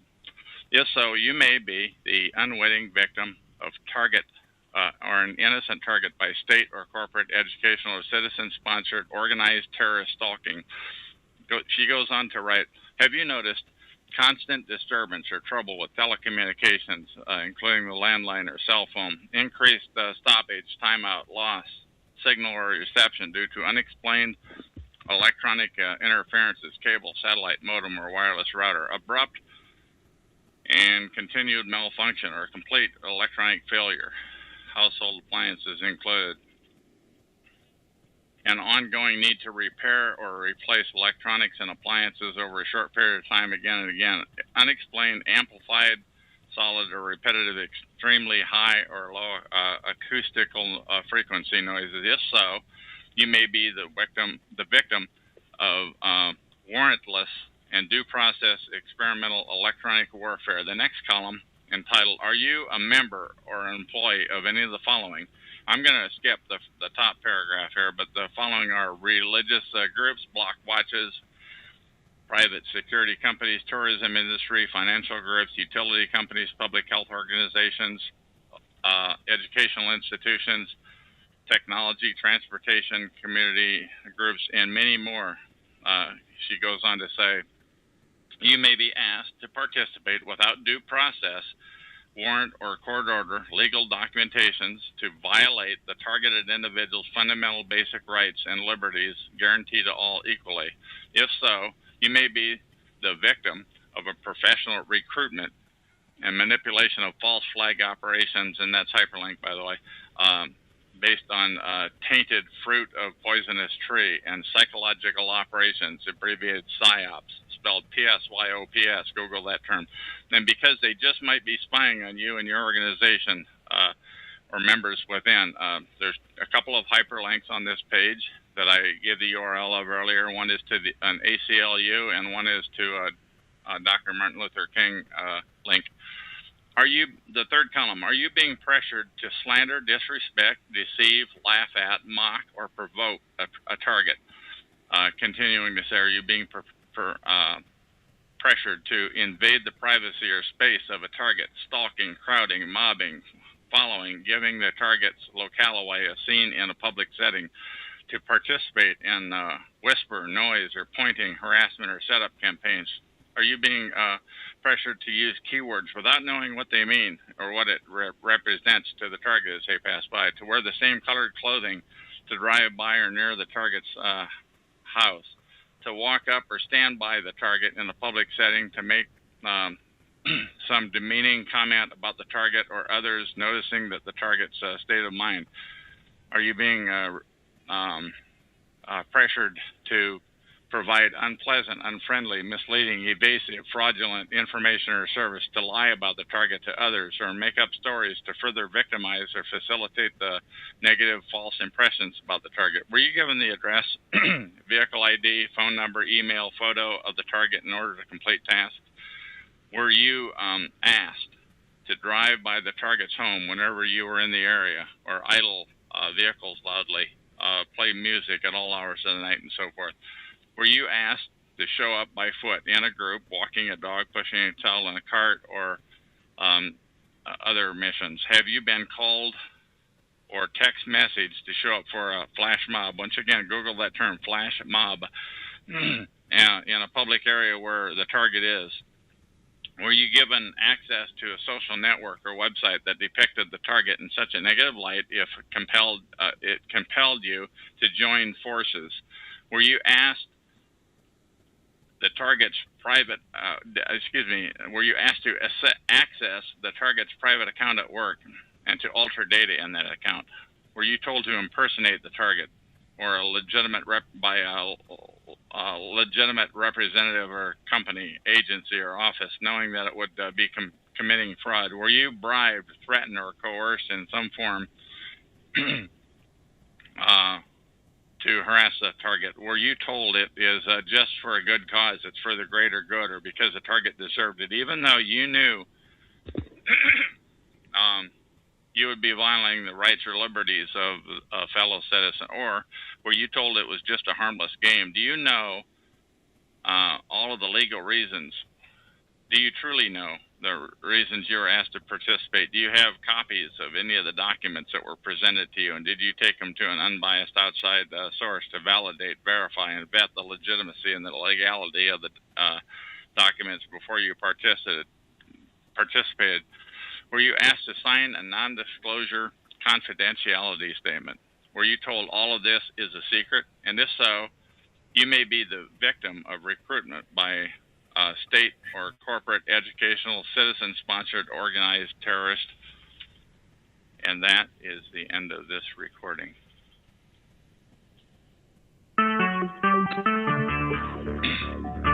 Talk Shoe.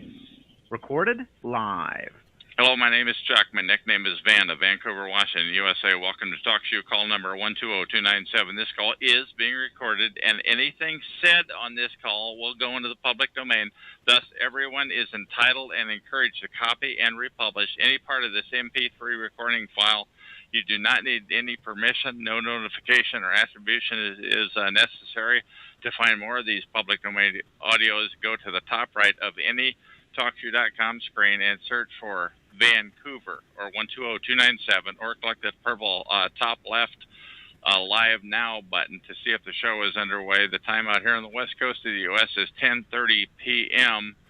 on Tuesday, January 26, 2012. And I might also add that in the chat room, there are some comments from this person who is going to go by the name of TapQ. And those are in the public domain, too. And TapQ, why don't you take the lead? What do you want to say?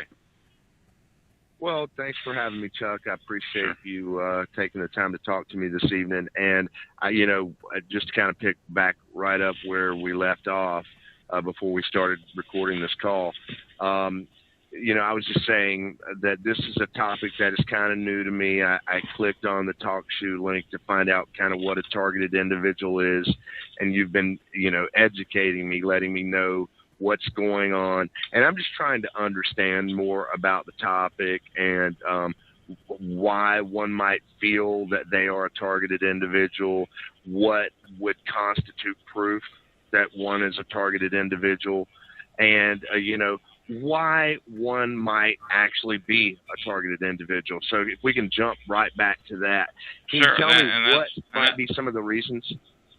I mean, the reasons why I think, as we talked earlier, and now we're getting it in the recording here, I came up with a list one time of like eight different incidents where I was outspoken, where I might have annoyed the wrong person, and I would have been put on. What could have brought this harassment on? And I did come up with a number of people, but I think it could possibly also be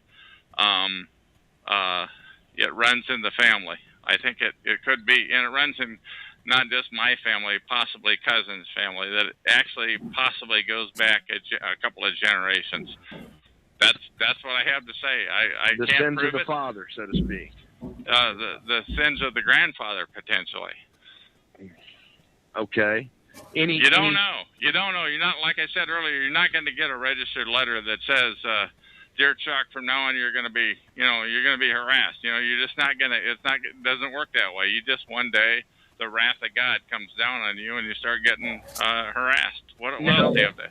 Okay, you say the wrath of God. So is there any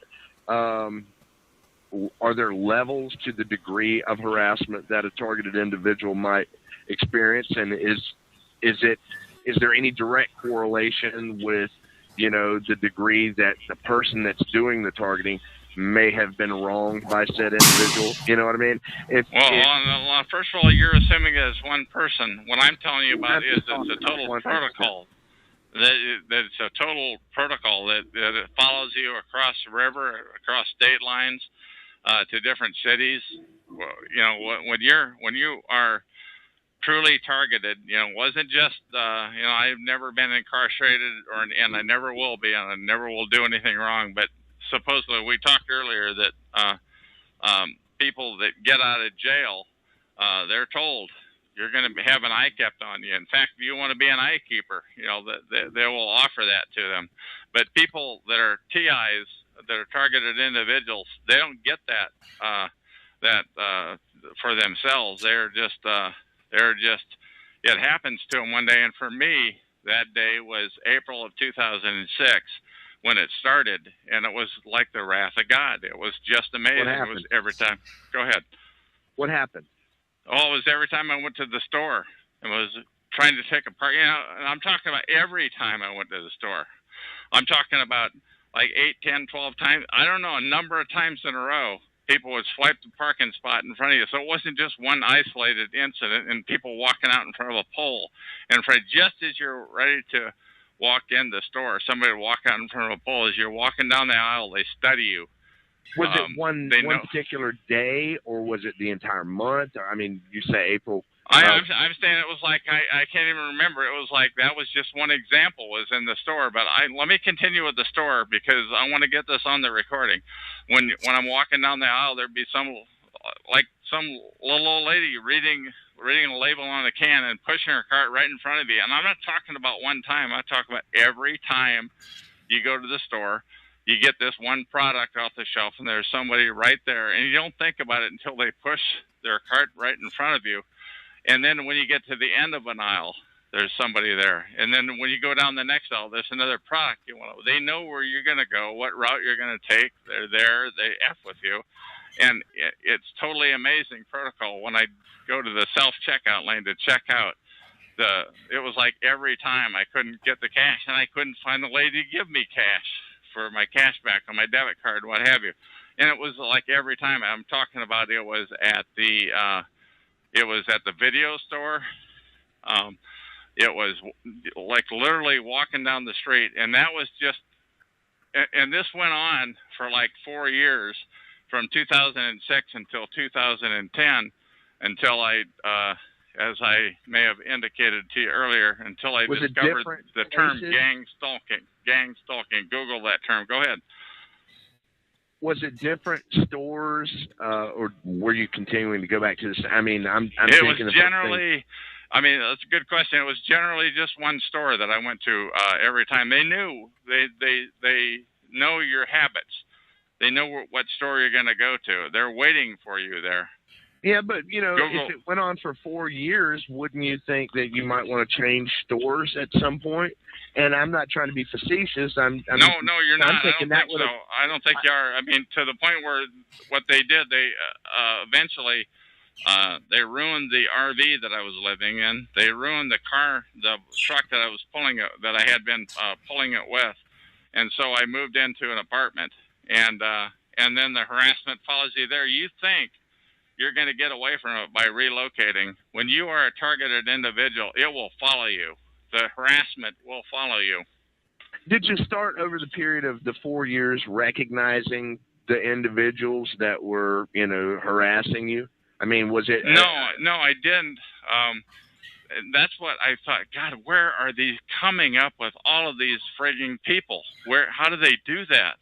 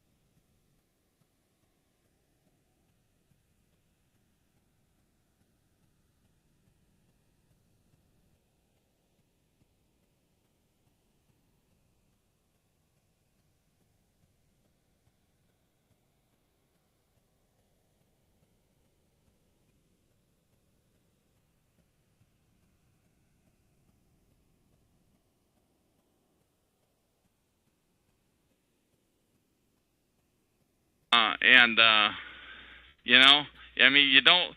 The one thing I want to say though, to anybody who's listening into this, they don't make eye contact with you. You know, I never really thought about that until just recently. They, you know, I'm a pretty polite guy. I'd say excuse me or whatever, even though it might have been their fault. The fact is, we bumped into each other, and they never say no problem or excuse me back. They just ignore you.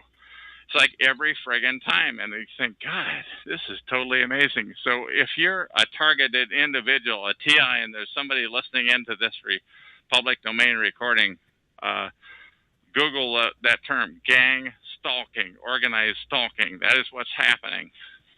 Is there any possibility that, you know, it's just that's just the way people are? I mean, I experience the same types of things that you talk about going to grocery stores or any busy store.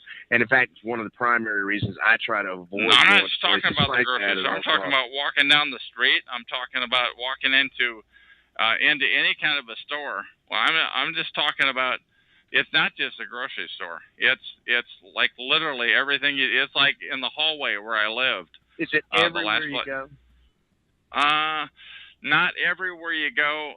Sometimes it'll be 3 or 4 times in a day. Sometimes there might be a couple of 3, not very often though. You might get a couple of 3 days off and you think, oh God, this is great. It's over with. But guess what? It comes back. Do you find that the days off tend to be days when you're not dealing with other people? No, I mean just walking around.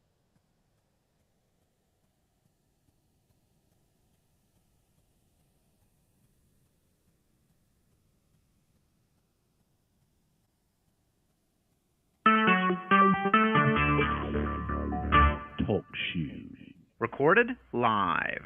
Hello, my name is Chuck. Now, this is part 2 of 2 from Tap Q's call that got terminated. I don't know why a few minutes ago. I'm responding on this call to his text questions before the last one. Anyway, my name is Chuck. Nickname is Van of Vancouver, Washington, USA. Welcome to Talk Shoe call number 120297. This call is being recorded, and anything said will go into the public domain. Thus, everyone is entitled and encouraged to copy and republish any or all of this MP3 recording file. You do not need permission. No notification or attribution is necessary. To find more of these public domain recordings, go to the top right corner of any TalkShoe.com screen and search for Vancouver or show number 120297, or click the top left purple button to see if the show is presently underway. The time out here on the west coast of the U.S. is 5 minutes to 11 p.m. on Tuesday, June 26, 2012. This is recording number 3008. Now, I had Tap Q came into the chat room and asked me some questions. I'm going to respond to those questions. I've still got them on my screen here. He said, I'm just browsing the above shows. I thought I'd call him to see what you're talking about. He says he's from South Carolina. He says he's not sure he's following me. And are you saying that prisoners are released or having tabs kept on them by authorities? And I said, that would be this is my recollection of what I said. I said that would be my understanding that yes, they are kept tabs on after they get out of the joint, and that would make sense. He said, "Did you annoy somebody? And is their goal, in my case, is it their goal in life to destroy you?" And I said, "Yes, I think so." I had come up with a list at one point of like 8 people. I thought, who could have brought this wrath on me? And I came up with a list of 8 people that I may have annoyed. I sorted them the most likely on the top, the least likely on the bottom. But when I look back on it now, I do think it does essentially precede even my father. Because it's present, I think, in cousins' family also. Are people simply being watched? I said, I think so. In some cases, say they are being watched, or are they worried about the prospect of them being killed? And I said, at one point, I do have to say I did worry about that, but early, kind of about the middle of my tenure of being harassed, did talk to somebody, and she said, "Have you ever thought of that? Have you ever worried about being killed?" And I said, I got to thinking about it. I said, "No, I guess not. I never thought about it. You always just assume that is because people are making angry faces because they're acting in a threatening manner, that's going to worry." But I never had experienced any outward risks of that. Although lately, since I've gone live on these talk show calls, I probably get about one threat a week. By the way, I don't think I said that to him. He said, "So are targeted individuals in fear of their lives?" I said, "I think it would depend on if they're outspoken, if they're trying to get the word out about it, or if they're just taking the abuse that they're given." Says he has seen people that have had their reputations destroyed. It ruins their business. They lose everything just because they annoyed the wrong person. "How were you harassed?" I said, "I was harassed in the store like many times in a row. Every time I went to this particular store on Exit 12, Fred Meyer store in Oregon on Exit 12 on Interstate 205. And it was like every time I went, like perhaps a dozen. I don't know how many times. I really don't. I didn't count. It was just when I went to take the parking spot, somebody would swipe it away at just the last second, and even swipe away the next parking spot at the last second because they knew what kind of a spot I wanted. When I went to walk in the door, somebody would always walk out in front of a pillar at just the last second, and I would say okay, and they would never acknowledge me. I would say, "Excuse me," because I'm a fairly polite guy, and they would always ignore you. They would never respond in kind. And I thought, God, that's weird. Maybe it's a full moon out tonight or something. When I was walking down the aisle, and I was ready to grab a product off of the shelf, just as I was ready to grab it, some little old lady would push her cart right in front of me to break my train of thought. I would say, "Excuse me," I would take the product, And once again, this wasn't just one time at the store. This is like every friggin' time I went to the store, and you think, how can this be? How can this? Pretty soon you begin to realize you're being harassed. Either that, or you could think it's going on in your head. But I never thought that it would happen. When I got to the end of the aisle, somebody would walk out in front of me. When I went down the next aisle to grab a product off the shelf, same thing. Somebody would always cut off my forward motion. It was just amazing. It was clearly orchestrated. It became very clear after a while. When I went to check out on the self-checkout lane, it was the same thing. If I wanted cash out of the machine, I could never get the cash out of the machine, and I could never find the cashier to get that from. He said, "Well, maybe some people are just being rude." He typed into the chat room, because once again, I am responding to his chat room comments on this call. And I said, I never had that happen before. I'm the same guy I always was. He says he sees a lot of things that I'm talking about, and he just chalks it up to a crazy world. And I said, well, I would too, but it's like every time. So there was clearly something going on that I had never heard of anything like this happening to anybody. It was a complete new experience for me. He said, other than inconveniences, how has it affected your life? And I said, potentially with customers, with gaining new customers, potentially driving the car. I had, and I've talked about it on another recording here, somebody, like, for no reason, like 3 or 4 times, maybe more, I don't know, going south on I-5 before I got the exit 12 in Oregon on I-205. Somebody just slammed on the brakes in front of me, and the guy behind me tapped me into her, and she got like she nailed that for. There was hardly any damage to her vehicle, but she got, like, I don't know, $1,500 out of it, and another $1,500 for whiplash for visiting a doctor. And I thought, God, that's weird. I said to the insurance adjuster, eventually I did have to get rid of that truck. I had to get rid of the RV that I was living in.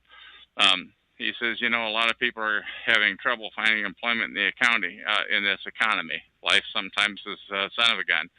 And I said, well, I never had any problem before, but I don't have any more to say about that other than I hadn't had it happen before. He learned in life not to focus on the negative things. Just keep your head above ground. And I said, you know, I could do that if I wanted to, but in my objective here is to get the word out about organized stalking, and that is what I want to do. You know, I've read, forget the name of the book, but you know, and basically what I wanted to do is to get the word out about organized stalking, about gang stalking. And if you Google those terms, organized stalking and gang stalking, that is more important to me than worrying about myself. You know, he said you should count your blessings. Well, I believe our ears responded to that. He said if it's real and it's not killing you, it'll make you stronger. Don't let it cripple you or be paranoid. I said, well, you know, once again, I want to get the word out. That's my objective in having this show. He said he's not a He said, if you are not a religious man, ask God for your guidance and maybe he'll listen. Once again, it's not about me. At this point, I want to get the word out. This is a protocol that I was not aware of. In April 2006, it began, and I didn't find out what was going on until May of 2010. And once I found out that there was this issue called organized stalking, and you can find that on the Portland Mercury blog if you search for that. And I found essentially a 2 or 3 paragraph write up by a person named Gang Stalking, a person from up in the French district in Canada, and he wrote this write up, and I've since seen it. I have since seen it. Those very words published on many blogs across the internet, and I realized that's what's happening. It fit me to a T. I was being organized stalked, and once again, I Googled the term gang stalking, and I found it. But one thing that I really found that was really pretty, that made me raise my eyebrows further, was when you read about organized stalking, gang stalking on the Google blog, or rather on the Google that Google linked you to. So much of it was crazy talk that never, you know, none of this stuff ever happened to me. Anything that ever happened to me was completely earthly, and that could be completely explained. And so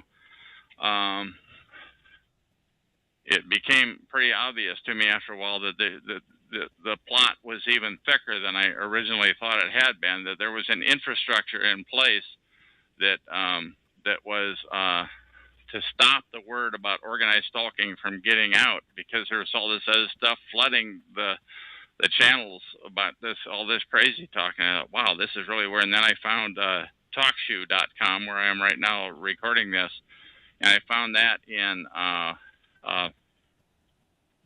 May of 2010, about 4 years, almost to the day of when this took off with me, and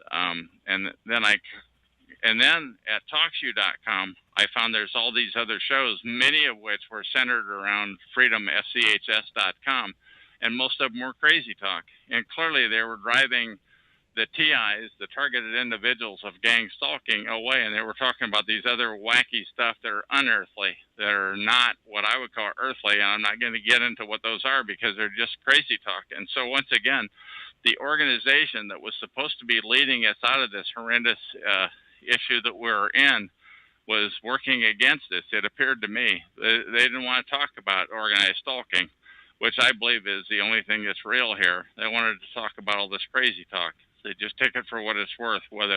Don't give them your name though. He said some people may think you're crazy. I said I couldn't really blame anybody who thinks this sounds crazy. But there is this issue when people get out of the joint, when people get out of jail, they're going to have an eye kept on them. I never really thought about that before. I never had any reason to think about it because I've never been in jail and I'm never going to go.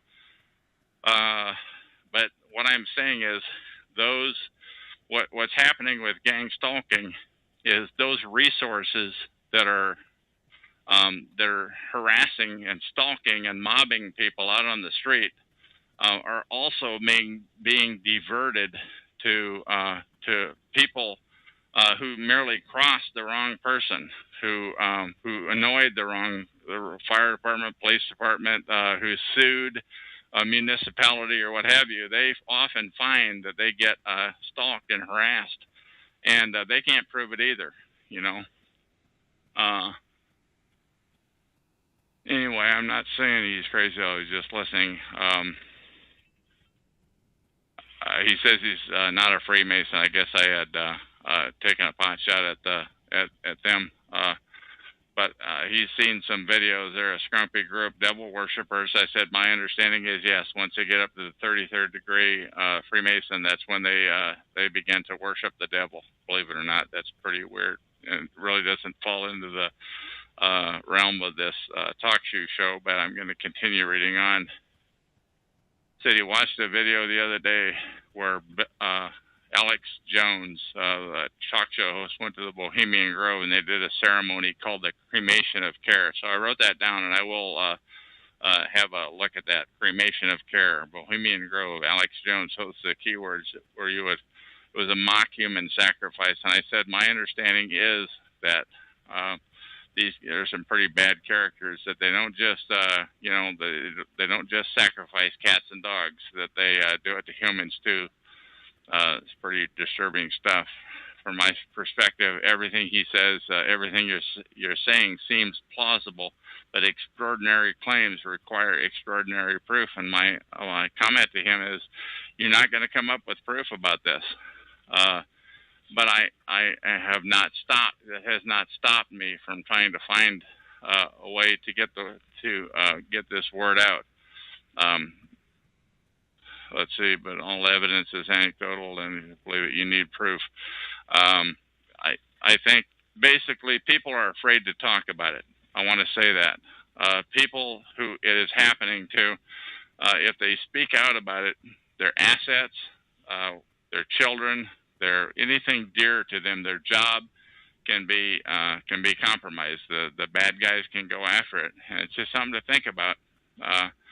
And I don't have a number of those issues, and so I am feeling that it's an obligation to try to get the word out about this issue. He said, "Here is what I would do." He would ignore it. He would focus on his daily life, and I said, I could ignore it and focus on my daily life, but my objective is not for me so much as to get the word out about organized stalking, because I was completely unaware of this issue until 2006, April, when the dogs were unleashed on me, and I walked around for 4 years being harassed, and I had no idea that this was a protocol that was real. And so now I'm mad. Now all I really want to do is get the word out about this issue. And so once again, it's not about me. He said, maybe keep a camera with you and keep it running at all times. I said, I did that for a short while. I had my camera, and I'm kind of half glad I did, because I have on film the incidences of the harassment, but it's still not proof. And besides that, when you go around taking pictures of everybody, you look like the one who is doing the harassing, rather than the other person. So while it might be true that it would make sense to have a camera with you at all time, it doesn't make you look particularly stable. At that point, I realized that we had a live wire on the line here. I talked to him and I said, can I have your permission to use your comments in a recording? If so, please state so. And he said, yes, I can. I said, this would be a public domain recording. There would be no compensation, and the recording will live forever. And he said, okay, no problem.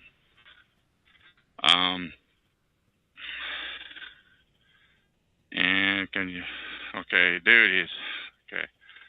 Just a guy in my comments. At that point, he called in, and that is on recording number 2007. Once again, this is recording number 2008, and I'm going to call this recording to an end. And thank you for listening.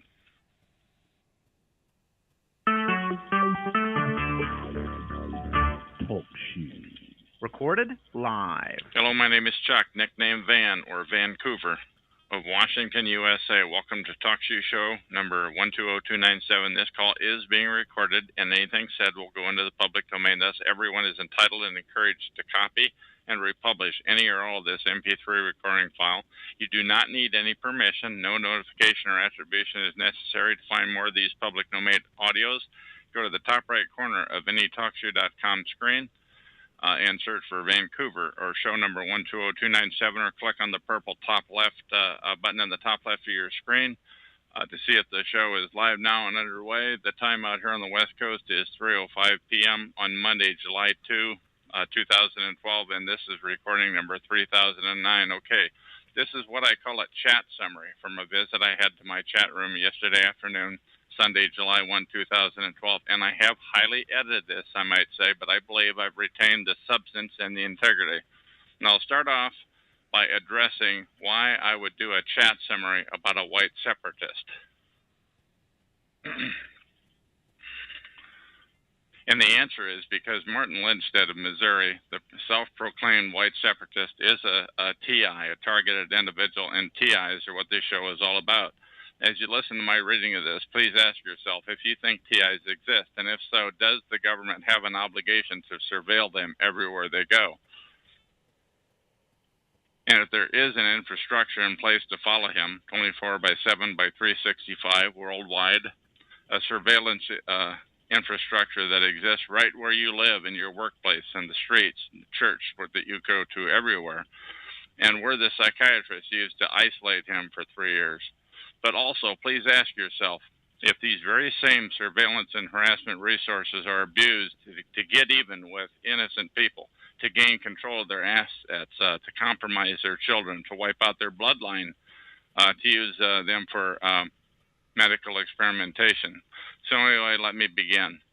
Siegfried, this character, entered my room, number 120297 on TalkShoe.com yesterday afternoon. I've seen him in my room before, and I asked him, are you an imbuster? And he said, no, I'm not an imbuster. I'm a DSCI Christian. That stands for Dual Seed Line Christian Identity. He had to explain that to me, by the way. He says that Pastor Lindstedt is his pope, and he is free speech. You can say whatever you want on his show. He doesn't mind, except that there's no flooding.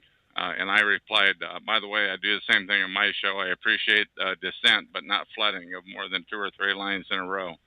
Siegfried says Martin's call is on in a few hours, Sunday, July 1, 2012 at 9:15 p.m. Eastern Standard Time. It's called The Dick Show.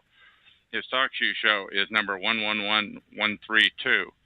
By the way, you have to remember that number because it's an unlisted show, so you won't find it any other way. One way to go to that show is to use an existing URL and replace the show number in the URL line with 111132. Siegfried said Martin's previous show was kicked out of TalkShoe because of his feuds with DSCI folks. Once again, DSC file equals dual seedline Christian identity. TalkShoe has no problem with racism itself, Siegfried claims. DSCI doesn't preach. Above all, Wiggers, by the way. That stands for 2 words combined, white plus the N-word. And the N-word does not come from my lips, I'll tell you that much. TalkShoe deleted his previous show after legal issues, but his show number 111132 is new. They deleted his old show while he was still doing an episode.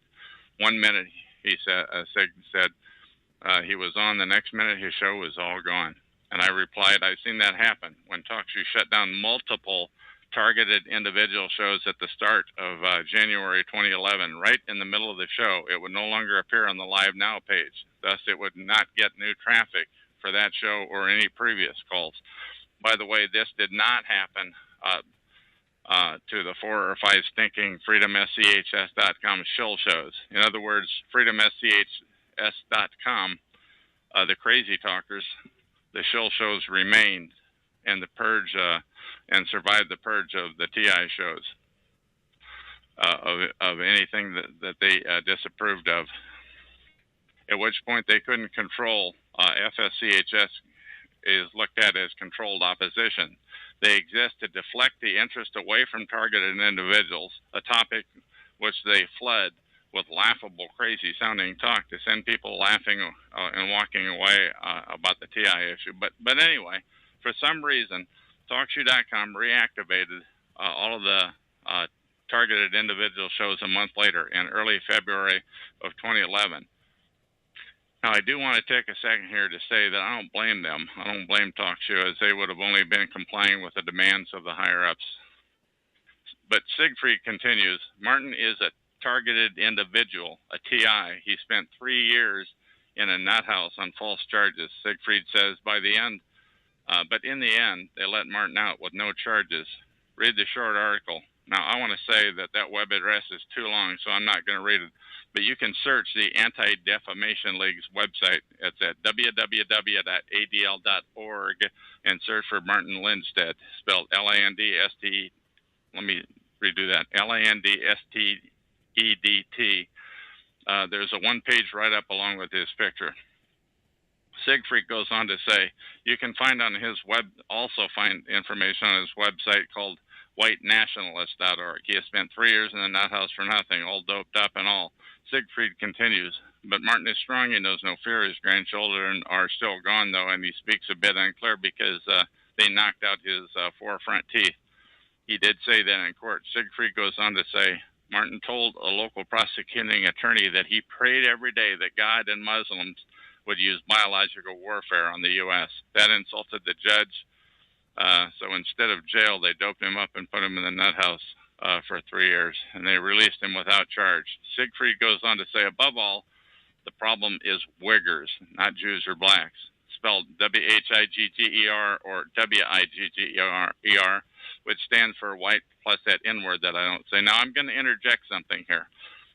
You might ask yourself, since I am not a racist, why am I giving airtime to this subject? And my answer to that is because Siegfried came into my chat room, number 120297 here at TalkShoe.com, and stated that Pastor Lindstedt is a targeted individual, a TI. And that issue, the issue of TIs, is what this show is all about. But in any event, if anybody has surveillance coming, it would be Pastor Lindstedt because of the threatening statement he made. However, many TIs are being harassed because they spoke out about a politician, the police, a city official, or the wrong important person. And the TI's family is being slowly eradicated, sometimes generations later, or harassed because the crooks in power want their assets on the cheap for pennies on the dollar. In these cases, the harassment resources are being misused and abused for illicit and reasons that I've stated above. Siegfried asked me, did I spend time in jail or in the nut house? And I answered, no, never. I do not plan to do anything to ever merit those issues in the future either. However, I have often heard, and I've come to learn firsthand, that the perps regularly provoke targeted individuals, during which time the TI is filmed to gain evidence to film any possible lashback, and the film evidence would be used to incarcerate that person in jail or a mental institution. So obviously I don't recommend that.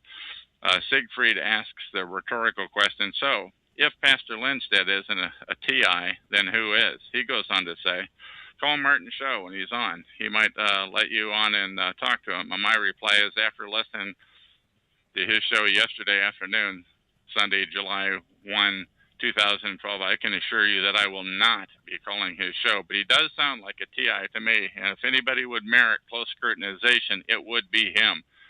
So you, the listener of this show, you can ask yourself, is targeting a reality on every street corner, workplace, church in the world, under every bridge, the dams, the important buildings? And I, Chuck, am here to tell you yes, and it is huge. In fact, since my overt Go Live date began in April of 2006, I've had numerous specifically different groups harass me, and this is just in the limited area that I travel. And these groups differed depending on the location I was at. So I can only imagine that harassers would differ for different targeted individuals, such as different races, religion, professions, economic situation, etc. But these were just in the limited geographical area that I traveled to. So this harassment and surveillance thing is huge, is absolutely massive. And you, the general public, can't see it because the surveillance is subtle. It's meant only for the target to see it, but invisible for anyone else that may be nearby. But once again, please ask yourself, are the harassment resources being dishonorably abused on innocent targets for ill ends? And that's the rub. The system is corrupt. It may have started out pure, but it's corrupt now based on conversations I've had for nearly 2 years in these chat rooms. So if somebody says this sounds wacko, I say, number one, they may be perping, they may be in on it. Number two, it does in fact sound off the wall. Or number three, they may have been turned from a TI into a perp. And sadly, that happens all the time. But Siegfried goes on to say, referring to Martin, he writes a lot, mostly on his forum at whitenationalist.org, or go to that URL and click on forum. I asked Siegfried about a guy named News Guy on TalkShoe show number 99598. Siegfried replied, News Guy is Jewish and a conservative, and Martin is a DSCI, so they are not friends. But Martin calls into News Guy's show almost every night, like News Guy's show yesterday, or 2 days ago, on Saturday, June 30, 2012 at 10 p.m. Eastern Time. Once again, News Guy's show is 99598. Siegfried asked me for the second time, if you are a TI, why haven't you been to jail? Do you work? I work on the web, I responded. And as I indicated earlier, I have not been to jail nor the funny farm, although the perps have continually tried to provoke me into doing something rash that would have sent me there had I lashed back to get even. If you are a TI and you are listening to this, do not do anything to get even. Remember, where there's one perp, there are more, and one of them is filming you. You can book that. Siegfried changes the subject. Blending in, like the movie They Live. You can watch it for free. I said, somebody told me about that one time in my chat room, and I watched a trailer that I got from YouTube.com. When the guy had sunglasses on, he saw one thing, but with the sunglasses off, he saw something different. To view the video, search YouTube.com for They Live. But I suppose what you're saying is the target can be actively harassed and anybody who's nearby will not notice it. Siegfried responds, yes, that's it. But it's a good movie. The 90-minute movie is a free URL, and I'm not going to read it because it's so long. But I'll paste it into the chat room here on TalkShoe.com, show number 120297, episode number. This is episode number 3009 of July 2, 2012. Or you can go to TalkShoe.com and search for They Live and find the 90-minute movie or that 2-3 minute trailer that I told you about. I am also going to paste a link to my old TalkShoe.com show, number 87161, recording number 1082 of Shannon, who took the government on in Texas and he became targeted. Siegfried changes the subject. Most white supremacists are TIs, but since they know no fear, they really don't care. Fear is a fundament of obedience. If you fear, you are chained. Your mind, fear freezes the mind. Fear stops you from evolving. It makes a prisoner out of your mind. I found that profound, although I did mumble the reading of it. So it was at this point that I decided I wanted to do a reading of this chat log, and I started. And I stated, Siegfried, please copy and paste the following statement. I, Siegfried, created these statements herein, and I relegate them to the public domain. He replied, all I can say is public domain. But that was good enough for me, so I consider this entire chat summary to be in the public domain for all eternity. Siegfried went on to say, Churchill called it an ugly truth. The fear is the fundament of obedience. If you have power, you are the law. So with no power, you're screwed. It's like the movie 1984, but 1,000 times over. Technology has made harassment easy for them, but the mind is endless. I said, I requested, can you please provide a bit more of a description, a one-line description of DSCI which means dual seed-line Christian identity. How would you prefer that be said to people that are recording? And Siegfried replied, I don't care what they might or might not think of DSCI. It doesn't matter what they think.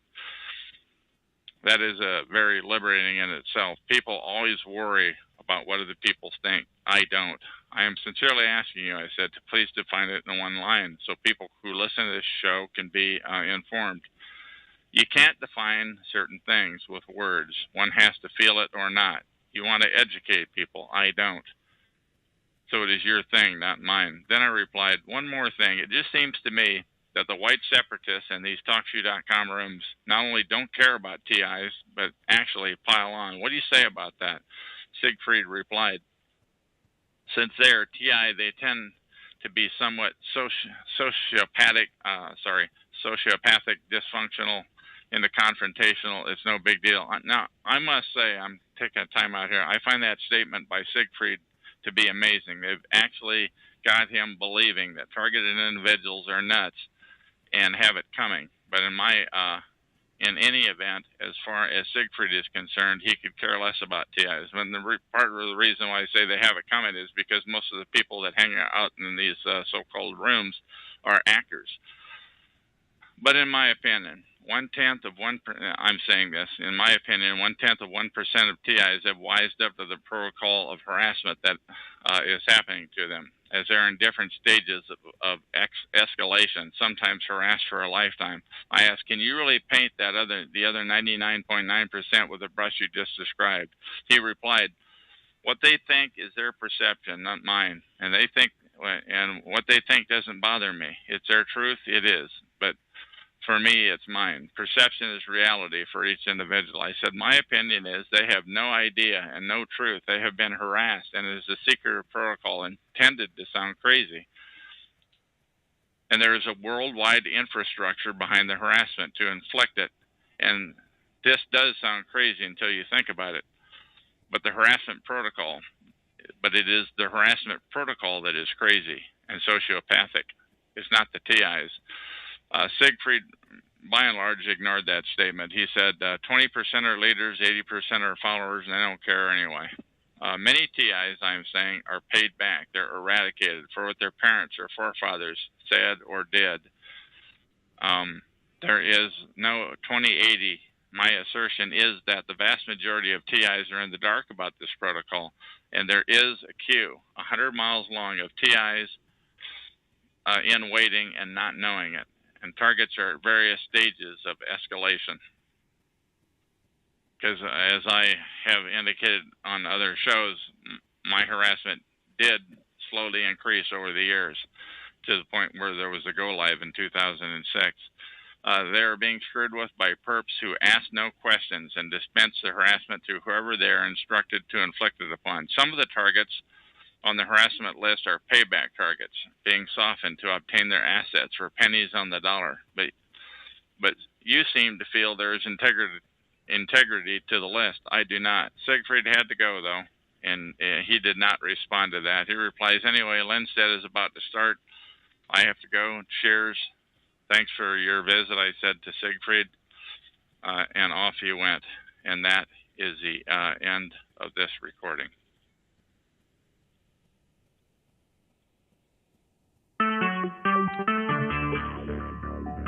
Talk Shoe. Recorded live. Hello, my name is Chuck, nickname Van, or Vancouver, Washington, USA. Welcome to Talk Shoe Show number 120297. This call is being recorded, and anything said will go permanently into the public domain. Thus, everyone is entitled and encouraged to copy and republish any part of this MP3 recording file. You do not need permission. No notification or attribution is necessary to find more of these public domain audios. Go to the top right corner of any TalkShoe.com screen and search for Vancouver or 120297, or click the top left purple button to see if it's live now. The time out here on the west coast of the U.S. is 9:15 p.m. on Tuesday, July 3, 2010. This is Tuesday, July 3, 2012. This is episode number 3010, and I have a person on the call right now that I'm going to we're going to just have a discussion. She goes by the name of Caller X, and how are you this evening? I'm okay. How are you? I'm hanging in there. Thank you. Now, I've never heard your voice before you called me. I am new to the call. Yes. Okay, and can I just ask you? You have indicated you don't like to be referred to as a targeted individual, and yet you encounter mobbing. Do you mind just for a second describing a couple of situations that you've encountered? I unfortunately have gone through a situation with an ex-person and my ex's friend, so to speak. Uh-huh. And unfortunately, I'm dealing with a situation where I'll get, I've been in grocery stores where I get shoved into shelves saying I should watch who I'm talking to. Or, I'm walking down the street, next thing I know, I've got like some girl with her camera in my face or something crazy like that. Okay, other examples. These are great examples. What other sorts of things happen to you, please? I'm just trying to think. It's so hard to. It's a lot of that kind of thing, basically. I've gotten lots and lots of harassing telephone calls. One time I took a trip across country, and every single state that I was in, I would get a harassing call with that area code in it. Like on your cell phone, you mean, or? Yes, it would just be Wow. like What else? Random call. That's stuff like that. So just kind of, a lot of hang-ups, a lot of, just calls, just out of the ordinary on holidays or birthday or, something crazy. I had my car vandalized. I've had the windows in my house broken out. I've had all kinds of things happen. And all of these are as a result of the stalking that I'm dealing with. And as a result of the stalking, I'm not only dealing with my ex, but I'm dealing with my entire ex's network. So in a sense, that makes me a TI, I guess, which is why I don't really like to go by that term TI, because TI meaning targeted individual. You prefer to avoid that. Well, I avoid that because of all of the other stuff that I read or that's surrounding that. I know who my stalkers are. I know it's, not, some network that's way out there, part of the government out to get me. I know that this is my ex and her friends, and they're using social media in a very negative way. And it's not just happening to me. It sounds like it's happening to a lot of people. But unfortunately, I believe that some people think that technology is not as advanced as it is. And so they're assuming that what's happening to them is, more clandestine than what it actually is. It's just an evil use of technology. So it happens online too then, huh? Yes, it would happen online to just about anybody. So, and what sort of go ahead? What sort of damage in the cars, if I may ask, please? The radio was stolen out of my car, but the car was vandalized in such a way that it was just obvious that it wasn't just a mild radio being, Like they just want the radio, they wanted to F with you, like they wanted to ruin, they ruined. Yeah, they destroyed the car. They pretty much, vandalized the car. I had to have the entire center console replaced. Okay. And what else, anything else that you want to say before we get on this topic that we were going to talk about? No, those are enough details. I mean, those details are already in the public domain, so to speak. So anything else I try to keep to myself for now. So now, how did you come to find this quote-unquote community here at that hangs around Freedom SCHS or around TalkShoe.com? How did you come to find us? I didn't really find you, per se. I've kind of known of the existence of TIs, and I've kind of been monitoring the whole situation because it parallels what I'm going through, and it's just kind of, in my opinion, something that's interesting. But what I don't find interesting, or my question to you was, why aren't you all networking together to deal with this situation the way that the people who are mobbing you are doing? And that's what I don't understand. And that, to me, is the difference between, identifying with the TI culture versus, not. Because why would someone want to actually, associate with the whole TI culture if there's if you guys aren't doing anything except for, talking about your experiences, and that's pretty much it. If you're not going to work together, then what is the point? You will always be targeted. You will always be targeted if you don't work together to actually. Okay, and my answer to you earlier, before we went on this recording, is the reason why we don't work together is because the dirtbags at freedomschs.com, essentially, who are orchestrating this quote-unquote community around here that hangs around at TalkShoe, they have the ability to, they have, like I would call them, a cult of people. And they're not real people. I mean, they're real people, but I mean, they're not real TIs. In my opinion, they're dirty. It's a dirty cult. In my opinion, they make stuff up. They make up crazy stuff. Now, how can you make peace with somebody like that when the only organization that supposedly the premier organization kills off other organizations, gets their calls killed, floods their calls with crazy talk, and does crazy talk on their own calls, and essentially they're the only game in town, and they make sure it stays that way, and that's my answer to you. But they're not the only game in town. I say that they're not the only game in town. You're our game in town, and here I am. And here you are. Here are the other people who are here listening to you, so they're not the only game in town, so it's not all their fault. And it's not, they're not the end-all and be-all to the quote-unquote TI community. And even if you don't want to deal with an organization per se, why aren't people banding together individually? And I understand that there's a fear because you don't know if you're dealing with a perp or this or that or whatever the case may be. But, I mean, there are like some really fundamental strategic things that, people who are in the TI circumstance can help one another with. Like, for instance, if you say you're being followed around in the streets by your neighbors or whoever the case may be, so why don't you band together with another TI and let them follow you around with a camera so that you can get the proof? That just sounds too logical. What I'm telling you is the number one thing on the top, I'm going to answer it too. The number one thing at the top of the list from my research now that I'm going to answer this. That I've been a knowing TI and a knowing targeted individual now for 2 years, is they want to isolate you. Is that anybody you try to hook up with, you are immediately isolated from, and they're extremely proficient at doing it. I'm just telling you. And the other thing is that people who you do team up with, they will plant people in your life that are perps. Have you encountered that type of thing? I don't know, to be honest with you, because it's very hard to get to know another person who, quote-unquote, calls themselves a TI, because they're so fearful of your intentions, or they're fearful that you're a perp, but there's like no litmus test or any, certificate that you can give somebody to let them know that, no, you're not a perp. And I think the closest thing that I've come to is, do they do things that help TIs? Do they do things that help to get the true TI word out without wacky talk, with that really help you?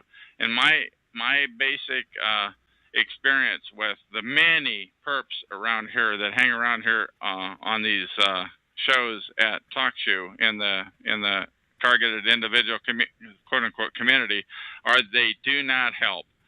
They talk crazy, and B, they do not help you. They will say nothing. They will do nothing. I don't know that they can help.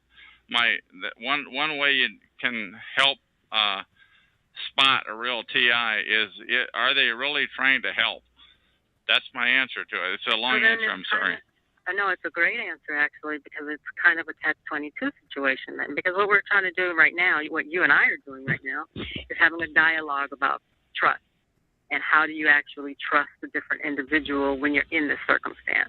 And I think it's a valuable dialogue. I hope people out there are listening who are in this, because at some point, if you're going to want to move past this experience, you're going to have to trust somebody. You're going to have to do it. And if you don't, if we don't figure out ways to figure out who's trustworthy and who's not trustworthy, then you will always find yourself in this circumstance. And not to mention the isolation part of it. A lot of the isolation, or a part of the isolation, all they have to do is get the ball rolling. You'll do the rest on your own in terms of isolating yourself from people, because you can't trust anyone. You don't know who to trust. So as a community, the question is, how do you move past that feeling? Because those little seeds grow, and it's unfortunate to see so many people. Totally, you got more questions, but if anybody has the answers to these questions, I wish you'd please come on my show anytime and talk to me. It's an open show. I don't have a schedule. I'm on here all the time during the daytime. Please come in and talk about how to do that. What I can tell you is that the majority, my experience has been as a TI or a targeted individual, is that the majority of the people who you run into, the plants are planted, and somehow they're infected. They're I don't know if infected is they're told the stories about you. I don't know how they do it. I want to know how they do it. By the way, I really do want to know how the super perps get to your potential friends. You know, I've seen it happen like at the drop of a hat. You know, you're having a good conversation. But it could be a self-fulfilling prophecy as well. I'm telling you, I'll give you an example. The other day, just a couple of days ago, I was somewhere and I was sitting at a table with two guys having a great conversation with two guys that I never have talked to before. One of them got up and left, and when he came back, he whispered into the ear of the other guy, who like bent over right in front of me and talked to a third gentleman on the other side of the table, and just carried on an endless conversation, whispering in his ear. It was a whispering campaign. So the guy who left came back. He whispered into the guy's ear. He bent over and essentially ignored me and carried on a long 30, 40 seconds conversation, which is totally rude to do that. What I'm telling you is this was at a church that I go to. Mm-hmm. These two guys were ushers, right? And I'm telling you, and I'm really letting the cat out of the bag here. That's as identifying as I'm going to get. But these guys appeared to be, they didn't know that I was a TI. They came and sat down next to me. This third gentleman came and sat on the other side of me. And that's an example. These guys, they changed at the drop of a hat. Now, that could be all my imagination, you know, that person number one came back, talked to person number two. He whispered in his ear, who turns and bends down right in front of me and talks to person number three, and carries on. And 34, I don't know how long the conversation was. I eventually just got up and left. It was so long. That's harassment. I don't know, but you can't prove it. Well, see, that's the thing, too, because I had a situation, just to name, or you could have been projecting, just to throw that in there, but I had a situation where I met a gentleman who was a quote-unquote TI person, right? Mm-hmm. Mm-hmm. Now, I know I'm not a perp. I can probably sit here all day long and tell you I'm not a perp, and you'll never believe me, but I'm not. And so when I met this guy, you know, he seemed like he was decent, but to be honest with you, as our conversation went on, we had lunch. As our conversation went on, he started getting a little weird, and not weird in a, you know, violent way. At any time did he get up and leave, or did he get a text message, or did he talk on the phone call? No, none of that happened. But I could just tell that I was not dealing with somebody who was well. Okay. And when I say well, I mean I'm not trying to make a judgment on him, because I know that this experience is very stressful, and it can be very it can just really mess with you. But this gentleman, it was the conversation that he was having. It was just a little bit off, so to speak. And any rational person, when you encounter that kind of thing, you're gonna back away. But what I did at that point, I'm backing away because now I'm protecting myself from this person who I'm now realizing is not. And what was it that he did? He then basically turned around and said, "Okay, you're a perp. And I went to the bathroom. So when I came back, he thought that somebody had infiltrated me, and nothing of the sort had happened. But he left our meeting convinced, because I told him, you know, I'm a very upfront person.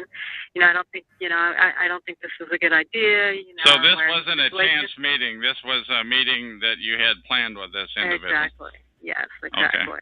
And that's something I want to say too to anybody who may be listening. Anytime you make plans, something is potentially going to interrupt those plans. The thing that was good about the conversation I had with these two gentlemen was it was completely unplanned. But as soon as they got interrupted, as soon as one of them had to leave and come back, it all changes. But what's even worse than that is if you make a phone call or have a conversation, if you have an appointment, it's and you're a targeted individual, the potential of something happening to mess it up is increased greatly. That's where you and I differ, because nothing messed up my conversation or my lunch with this gentleman other than But you gentleman. just said you went to the restroom, and when you came back, I went to the restroom. When I came back, he accused me of being a perpetrator. When I basically, that's my point, is that in his mind, exactly what you experienced from those three gentlemen is what he experienced towards me. And I know for a fact that I didn't go into the bathroom and talk to any FBI agents. No. While you were gone, I was suggesting that someone might have approached him while you were gone. But you've also said that you. No. Go ahead. The whole conversation before this was. We had the conversation. I said, hey, I don't think this is a good idea. They were too different. Yada yada yada. I went to the bathroom and coming back so I could say the goodbyes. At that point, that's when he was like, "Are you, perpetrator or whatever the case may be?" And this was another TI, supposedly. Exactly. Because remember, at this point, it's like unless you're willing to actually connect and start organizing, because I'm in the organizing phase of my experience. That's what I'm doing. I'm not sitting around waiting for anybody to come and rescue me. I'm going to rescue me. And to me, that's the difference between whether or not you're going to stay at TI or not. No one's going to hand me any deals about doing this to somebody else. I would never do that. But my point is, with this gentleman, in his mind, he will always go away thinking that I was some sort of perpetrator. I was out to get him. Somebody told him something about me, and none of those things happened. That was all in his mind. Okay, and I got that now. He didn't get control over his mind. And but you had some other topics, and I'm trying to go. I'm trying to keep this conversation going. But you had some other ones written down. What other subjects do you want to bring up, please? No, that was pretty much it. Just, the organizing, learning how to organize and help one another, and being sure that, you don't allow yourself to become paranoid and delusional or allow people to accuse you of that. I'm just telling you, I've been a knowing TI for 2 years, and my experience is that I never had any friends before 6 years. I never had any problem making friends 6 years ago before this all kicked off. But 2 years ago, and I went through it for 4 years completely in the dark, when I finally found out on the internet what TI meant, my targeting went up, that your ability to make connections and friendships has essentially totally ceased. My personal opinion is that the ones that are not friends are either going to be scared or driven away somehow. I don't know how they do that. I don't know how the perps get to people like at the drop of a hat. Like, how did they get to the gentleman that left the table and came back? How did that happen? That was but my point is, it might not have been anybody. It might not have been the situation that you thought it was. And so my advice to any TI or anybody who's going through this is check yourself first. Check and make sure you're not twitching at the table or doing anything crazy. Or I'm telling you, my experience is that just about everybody that you come into contact with is going to get gamed. You can do all the checking you want, so you can formulate your opinion that I must have been twitching at the table or something like that. What I'm telling you is, I already told you, personation. What do you have any other subjects? No, I mean, I'm not trying to argue with you or try and. I don't want to argue. I just want to know. You had 3 or 4 different subjects written on your paper. Do you want to bring up any? I didn't have a paper. I'm sorry. I was just wondering about the TIs and organizing and trying to move beyond the experience and that kind of thing. What I'm telling you is if you come to TalkShoe.com and you find these TI shows and you find what I consider to be a scumbag operation of Freedom SCHS. They're by and large perps. They are, and don't give your name out. Anybody who's listening to this recording, don't give your name out for a couple of weeks or a month. Give it some time before you give your name out, because you can't ungive your name out. They're probably going to know who you are anyway. Just give it some time to listen in on some calls. You know, when they start talking about things that they're wild and woolly and wacky, that might not be the kind of person that you want to team up with or get together with. Right. Okay, do you have anything else to say before I terminate this call, since those other topics that we talked about are not... Well, what were the other topics that you were... I don't know. Do you have... Because I'm getting ready to terminate this call. Do you have anything else that you want to say before I shut her down here? No. Just good luck to everybody. Be safe and, you know, take care of themselves. Okay, thank you. That is the end of this recording.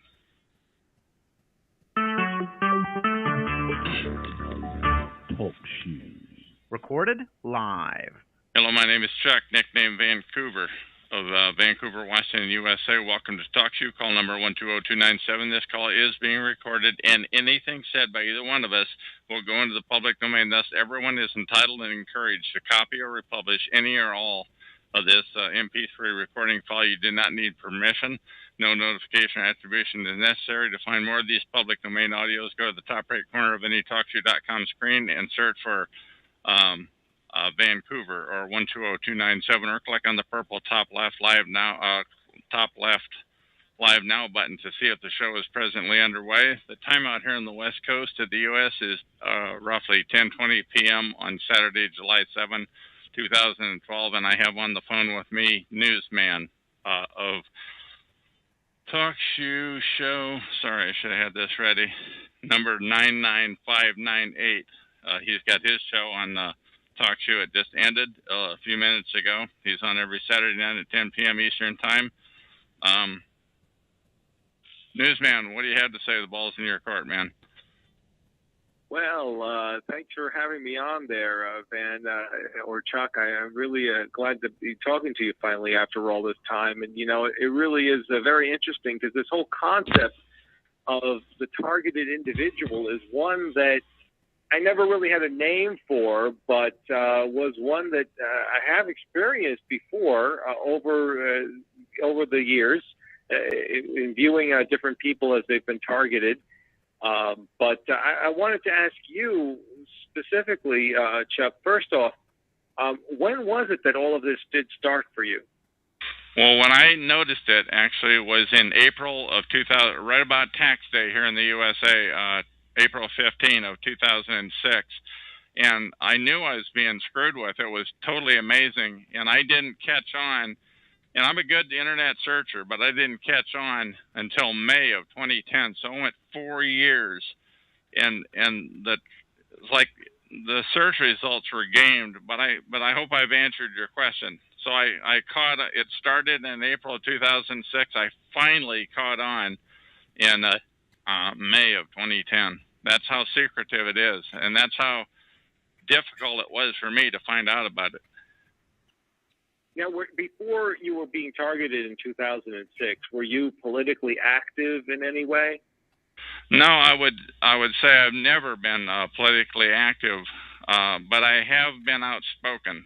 Generally, if I didn't like what a corporation was doing, I would say it. If I didn't like what, I thought it was like the American thing to do, to speak your mind, but it turns out that that can work against you. On the other hand, I do think it does go back to my much earlier years, like my 20s. In other words, 40 years ago, possibly.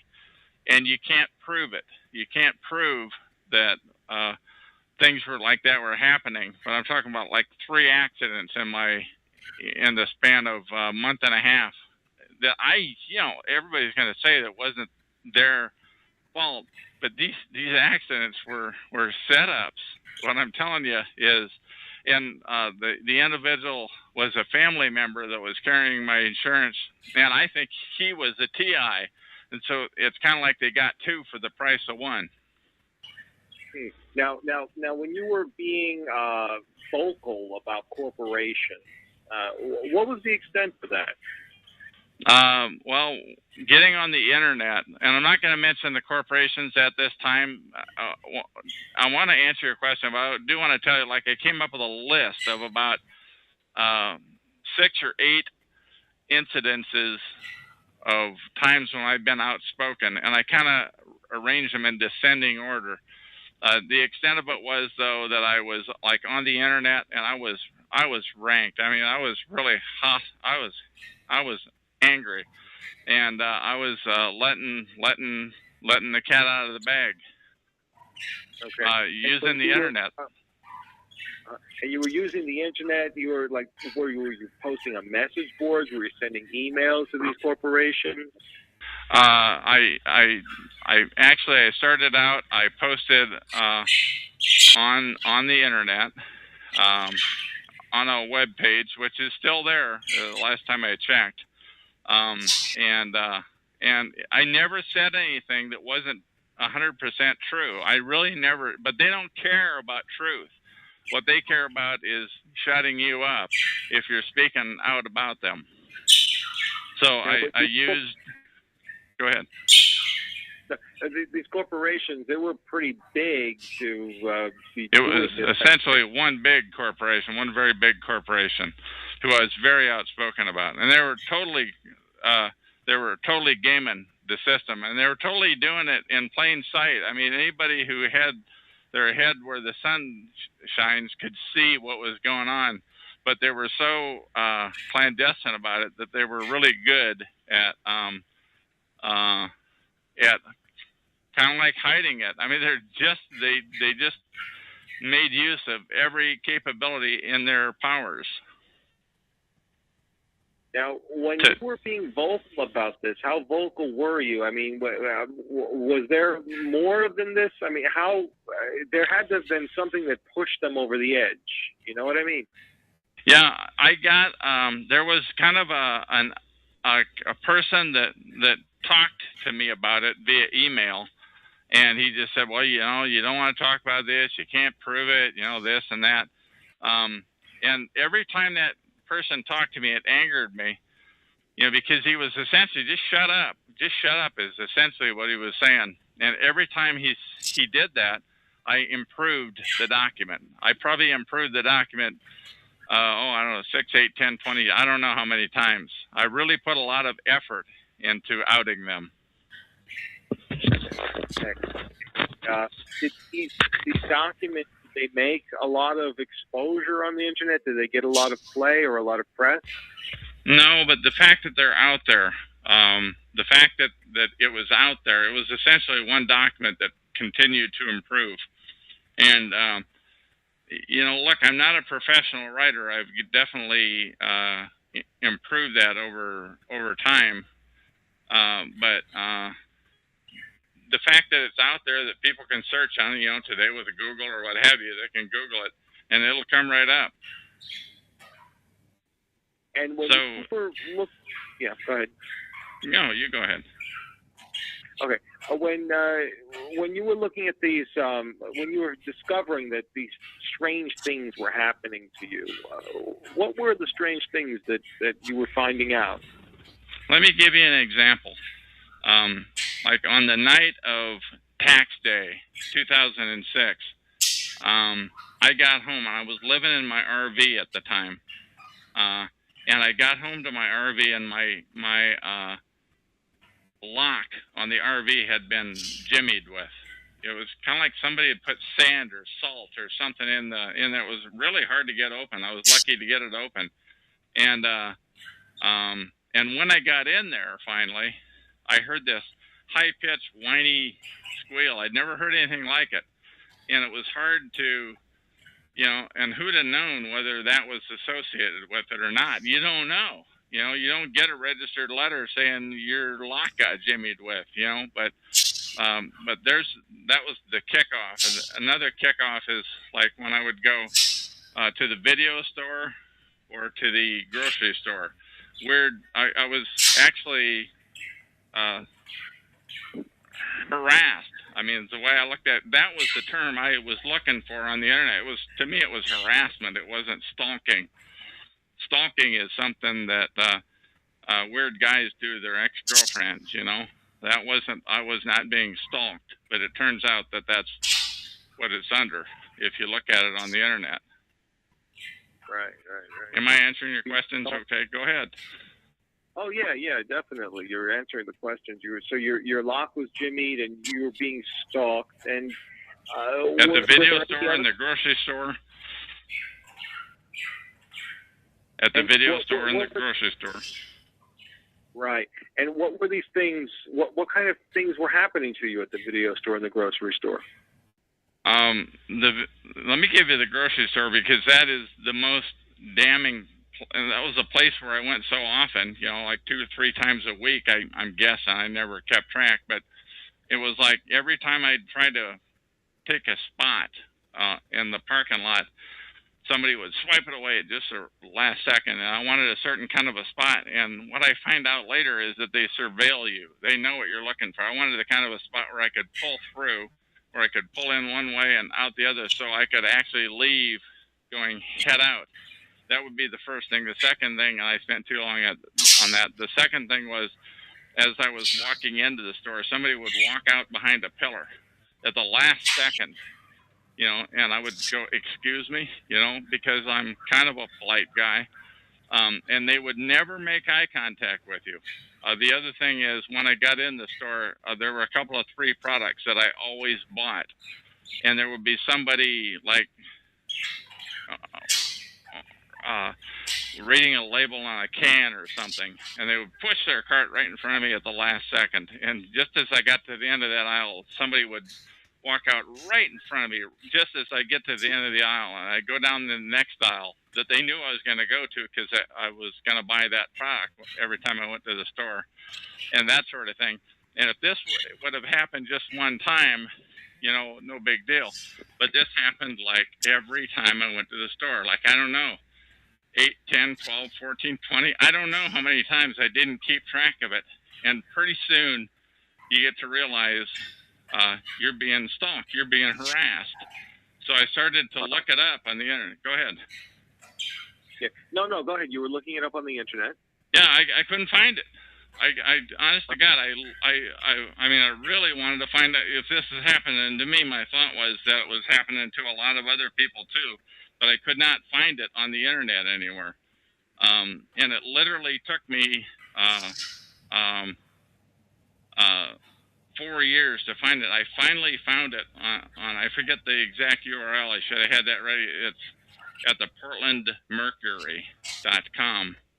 And if you Google the term on the portlandmercury.com, it's on their blog, though, where somebody had left a feedback, and I'll paste that into the chat room here at talkshoe.com on my show number 120297. I'll paste that URL where I finally found it on post number 6. And I said, that's it. And the guy who wrote it said what is happening to him, and he was referring to the previous 5 posts, is what he is encountering what many of us online are calling gang stalking. And it was really well written, like 5 or 6 paragraphs that described essentially what was happening to me, and I've never looked back. Wow. But that's how I found it. So going back to the corporations, now the corporations that you were being very vocal about, I know you don't want to name the names. That is correct. I don't know why, but I just don't. Well, what is the industry that they were in? Yeah, I just don't want to. I'm sorry, I don't want to get more identifying than that. I'm sorry, but I mean, they just didn't want to be talked down. They looked at it as they were being talked down, but they were clearly being illicit. I mean, that's what they were doing. Were they retail? Involved with the government? Okay. No, I don't think any more than any other retail establishment would be involved with the government. Okay. but it just seems a little strange that maybe a retail establishment, even if it was say Walmart or Target or something big like that, on that kind of. It is somebody really big. Yeah. Okay, but if it was something along those lines, it just seems a little strange that they would want to. I know. I could make it not strange, and I'm sorry, I'm just not ready to name them yet. I don't know why. I'm just not ready to name them yet, because I can't name them without outing myself, and I'm not ready to out myself just yet. I've gone live with my first name Chuck, but I have not. I used to go by the name Van or Vancouver, where I live, and I did that for a year and 10 months, and then finally I decided, when I go live with this new show that we're on now, that's got 10 recordings so far, that I'm going to go live with my real name, my real first name anyway. It's a step in the direction of full exposure. Now, how long have you been living? You've been in Vancouver for how long? Probably 6 years that I've been stalked. Probably about 7 years. I came down from the Seattle area where I lived before that time. Okay. So, have you ever engaged in any of the recreational drugs? No, nothing. No, nothing. Nothing. I have never done any drugs. Never will. Never broken any laws. I'm a street legal kind of a guy. I'm just outspoken. No, I've never. The answer to that is no, absolutely not. Yeah, that is interesting. That is very interesting. But you speak out. Let me tell you, if you speak out about a corporation, expect to be. You better do it on the sly, and you should, and you might get caught anyway, because these guys have immense resources, and it's just little old you to anybody who's listening in. Right. But I was honked. Is the targeting continuing? Actually, what is interesting, I was thinking about it. I restarted that's kind of a little bit of a longer answer. My last show here on Talk Show was 87-161, and I had that on for a year and a few months, and I was literally harassed, just damn near continually. It continued to happen to where they shut the call down. TalkShoe.com shut the call down, probably because who knows why. You don't need a reason why, but because of potentially profanity. But they shut down a lot of TI shows, a lot of targeted individual shows. The shows that they shut down, by the way, were not affiliated with the scumbags at Freedom SCHS. So if you're under their umbrella, which is an illicit umbrella, by the way, because they're targeters, they're out netting new targets. And if you show up, you get driven off. They tried to drive me off. One of the individuals at freedomschs.com tried to drive me off early on when I went live with my call at the end of August of 2010. I think I answered your question and then a whole lot more. Let me throw the ball back at you. Did I answer it, though? Yeah, it does seem to be very complicated, to say the least, with what's going on here. And, it just seems that, because I don't know if you really have answered the question if the targeting is continuing.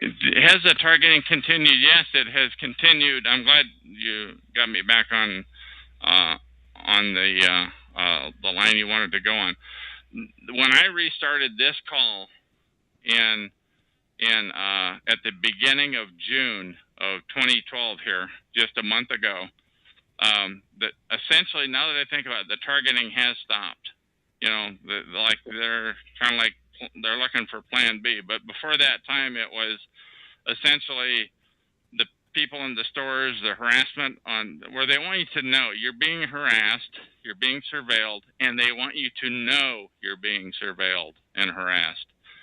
but not be able to prove it, and they don't make eye contact with you. And anybody who's being harassed and stalked should keep that in mind. So it has stopped. And when do you think that it did stop? In 2010? No. I mean, it went. In fact, if anything, when I discovered, well, keep this in mind, when you discover the term gang stalking, when you finally discovered the term gang stalking in May of 2010, it actually increased. And then when I found TalkShoe 3 months later, it increased again. And then when I started my show a couple of weeks later, it increased again. And then when I decided to really go great guns at the scumbags at Freedom SCHS, it increased to the point where you cannot prove anything that I just said, but it increased to the point where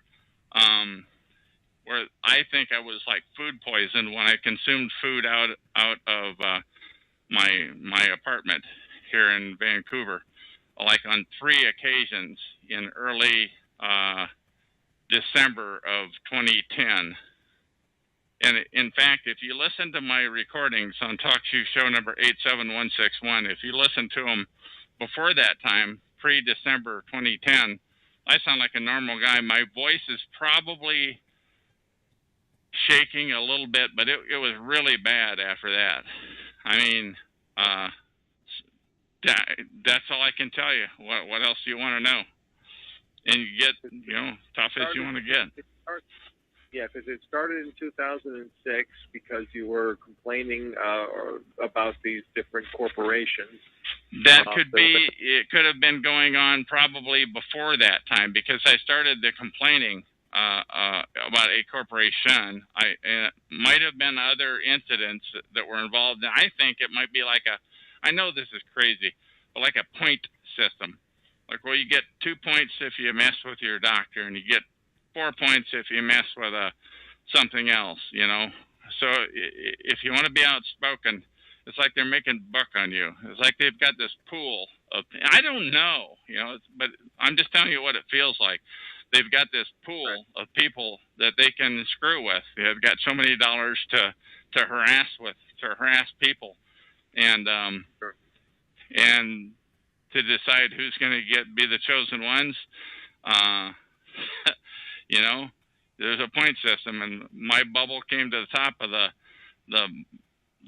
bottle on April 15, 2006. Okay, so it may have started before 2006, but looking back on it, you really kind of became aware of it in 2010, and you're looking back on it and you think that it started in 2006, maybe even before. Yeah, I want to say, before in 2006, I hadn't had a parking, or rather a citation, a driving citation, just like a decade. It was just unheard of. I was a careful driver, but for God's sakes, I went like a whole decade, and all of a sudden, like in early 2006, this is before my targeting went live, I started getting pulled over all the friggin' time.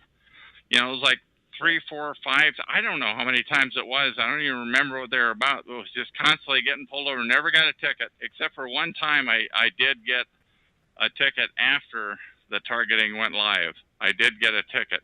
That's like the only one I had. But, and also another thing is that in like 2005, the weird things started to happen. Like I essentially split up with my girlfriend, and they will now. Things that I found out since are that they will work over any relationship that you have. That's one of the things that they do. Way before that, I had in the mid 90s, I think, I had a cop that lived right across the hall from me. And just keep that in mind, anybody who's targeted, if you've got a cop that's living across the hall from you, and if they're outside, it's called same time entry and exit. And he was just like always outside. I never thought about it. It's just he was a good old guy, he didn't make any qualms about what he did for a living and what I care. It felt kind of good having a real life cop living across the hall. And also at the last place I lived, 7-8 months ago by now, I had a cop living right next door to me, and that's, and I tried to tell him that and it was like, oh God, that I was being harassed, and I knew he was in on it because he was always out there. I was slowly coming to the realization that of what was going on, So now things that you brought up, I wanted to backtrack a little bit about them because you said this statement, the targeting went live. What did you mean by that? What do you mean by that? It went live. It went what somebody here calls go live in April of 2006, and that is when they want you to know, man, and granted, before that time, you were pulled over a lot and what have you, but now they want you to know. On tax day 2006, that's when they went live. And they went live, I mean, every time I go to the video store, there'd be somebody blocking the path that I wanted to go. It is every time I went to the video store because that's what they do. They surveil you. And if it happened once, twice, 3 times, I mean, it happened every friggin' time I went to the video store. And every time I went to the grocery store, when those kinds of things continue to happen, that ought to be your. But I believe I've answered. Your question. Right, because when you're looking back at it, that's when you realize that's when it went live. Yeah, that's go live. As Alda is her name. Alda calls it go live, and that's a good thing to call it because that's when they turned up the heat. Now, who is this Alda? She is a targeted individual that lives in California that I met, quote unquote, here on TalkShoe at TalkShoe.com, and essentially I recorded her 3 times, I think, on my last call, 87-161. And I mean, I believe she is a real TI, but a real targeted individual. What's funny is, and I'm going all over the place here. I don't mind if you just interrupt and get me back on where you want to go. But one thing, they have a way of taking what I would call a pure TI and compromising them, and I don't know why she's never started her own call. She's got her website is sites.google.com/site/targeted stalked terrorized, all one word. Let me repeat that. Sites.google.com/site/targeted stalked terrorized. And she has a lot of information. In fact, I thought enough of it that I did a reading of that site on one of my recordings here. Okay. Now, when the cops were pulling you over all the time, what were they pulling you over for? God, I don't know. I don't remember. It's like, and they didn't give me a ticket. Well, did you know you're not supposed to? Yeah, sorry, And I guess I talked my way out of it, but it just continued to happen. And it wasn't like I didn't start. Yeah, I don't know. It just. Right. I don't remember. I'm sorry. I can't be specific on that one. Okay. Now, when you were how old when all of this happened? When this started to happen, roughly, I'm in my 60s now, so it would have been like 55 or thereabouts. Probably about 54 when they started to pull me over. 53 when I was up in Seattle, and came down here, and it had started then. But way back, even before that, even back when I worked for a corporation, I was what you call workplace mobbed, and that is where a couple of different, and you can't put your finger on that. You literally can't prove it, but there were like a couple of the people that worked with me, and a couple of other different people that were always in there. Just ask them to leave, and they'd leave, but sure as heck they'd come back the next day. It was like they were effing with me. It was just amazing, and now that's a reach. What I'm saying is what have just described is a reach, but I think that possibly those are involved too. So you don't know. You can't. You don't get a registered letter that says, "Dear Chuck, here's the way it's going to be." Right, but it just seems to be. It seems to be very interesting that you wrote some things on the internet about a corporation or corporations, and then you've been stalked for maybe 6 years. Yeah, for 6 years go live. 6 years go live. And you've been harassed for 6 years. It seems to be.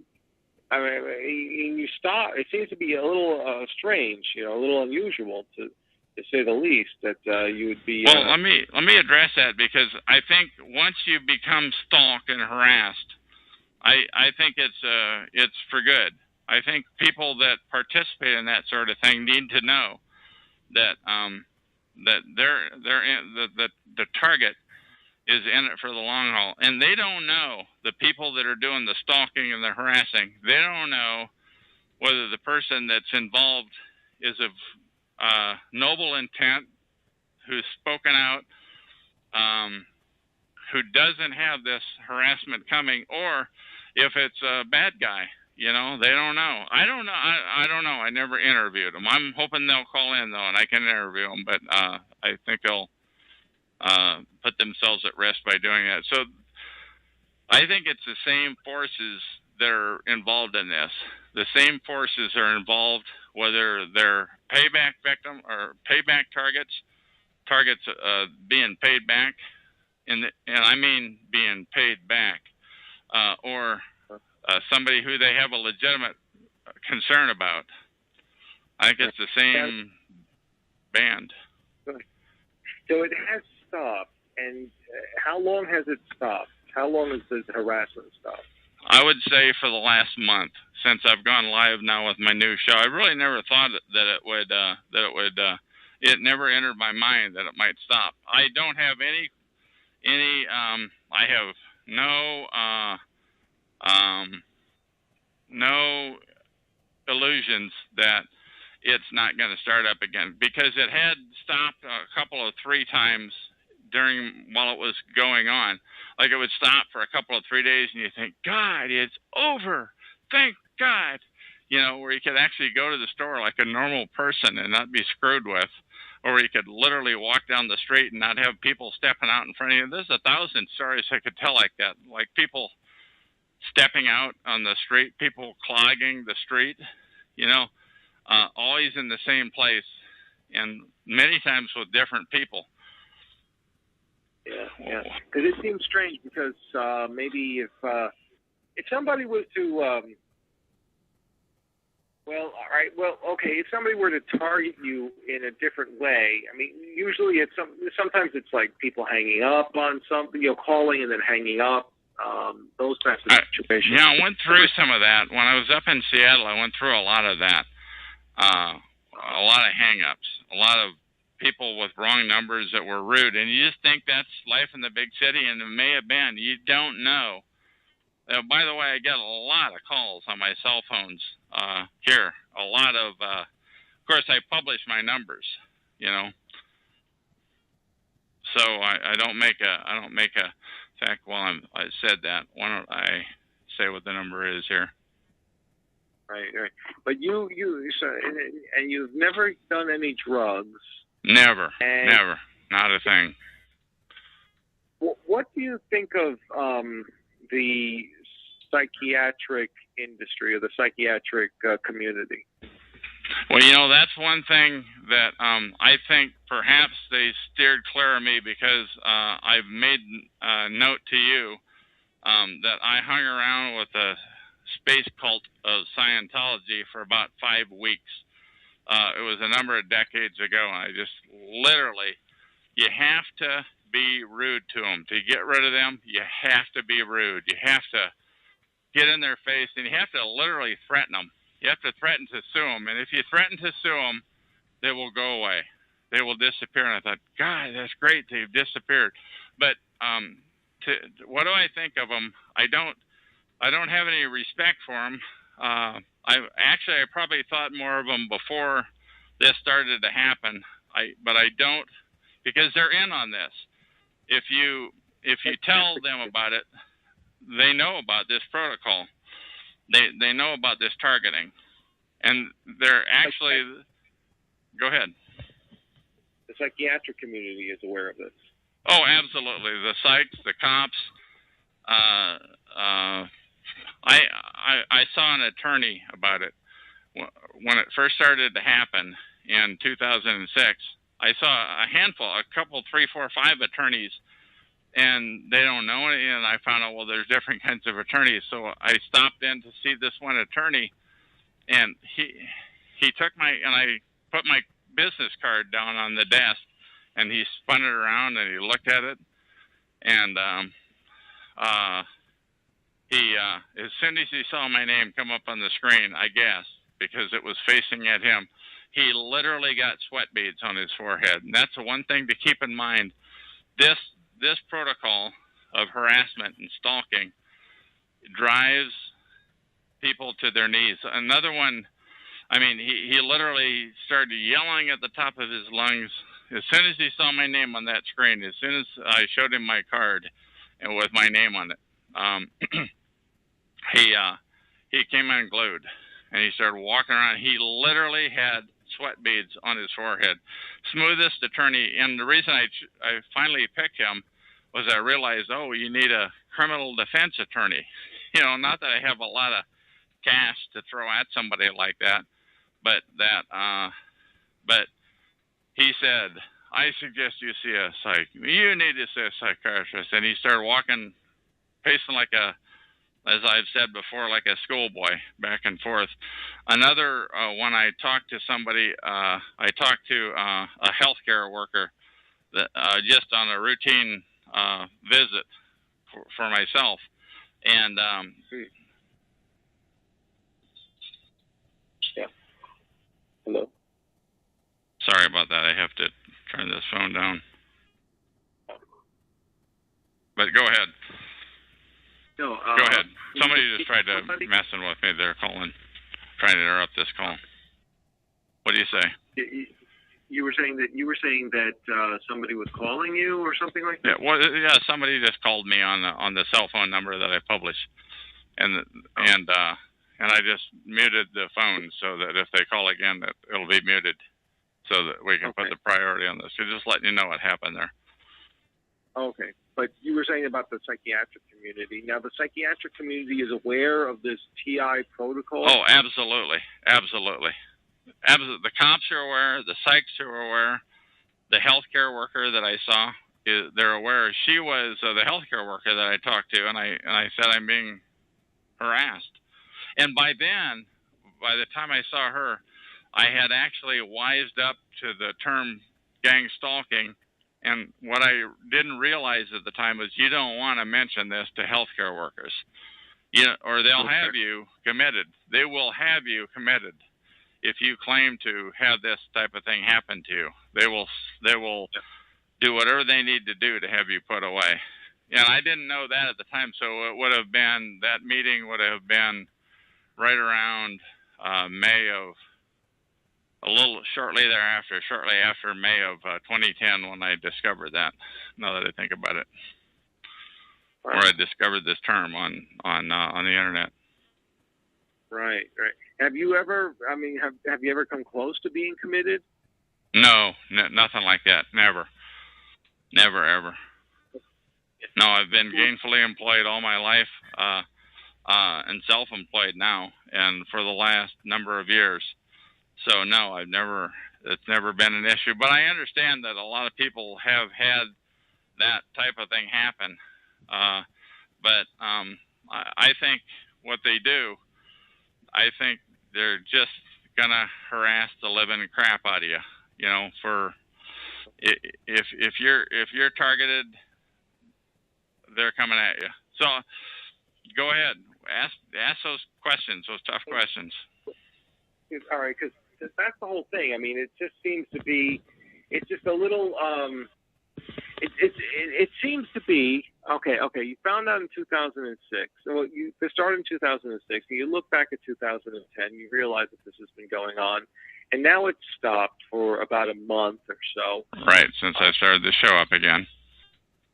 Right, but why do you think that is, that they're not targeting you anymore?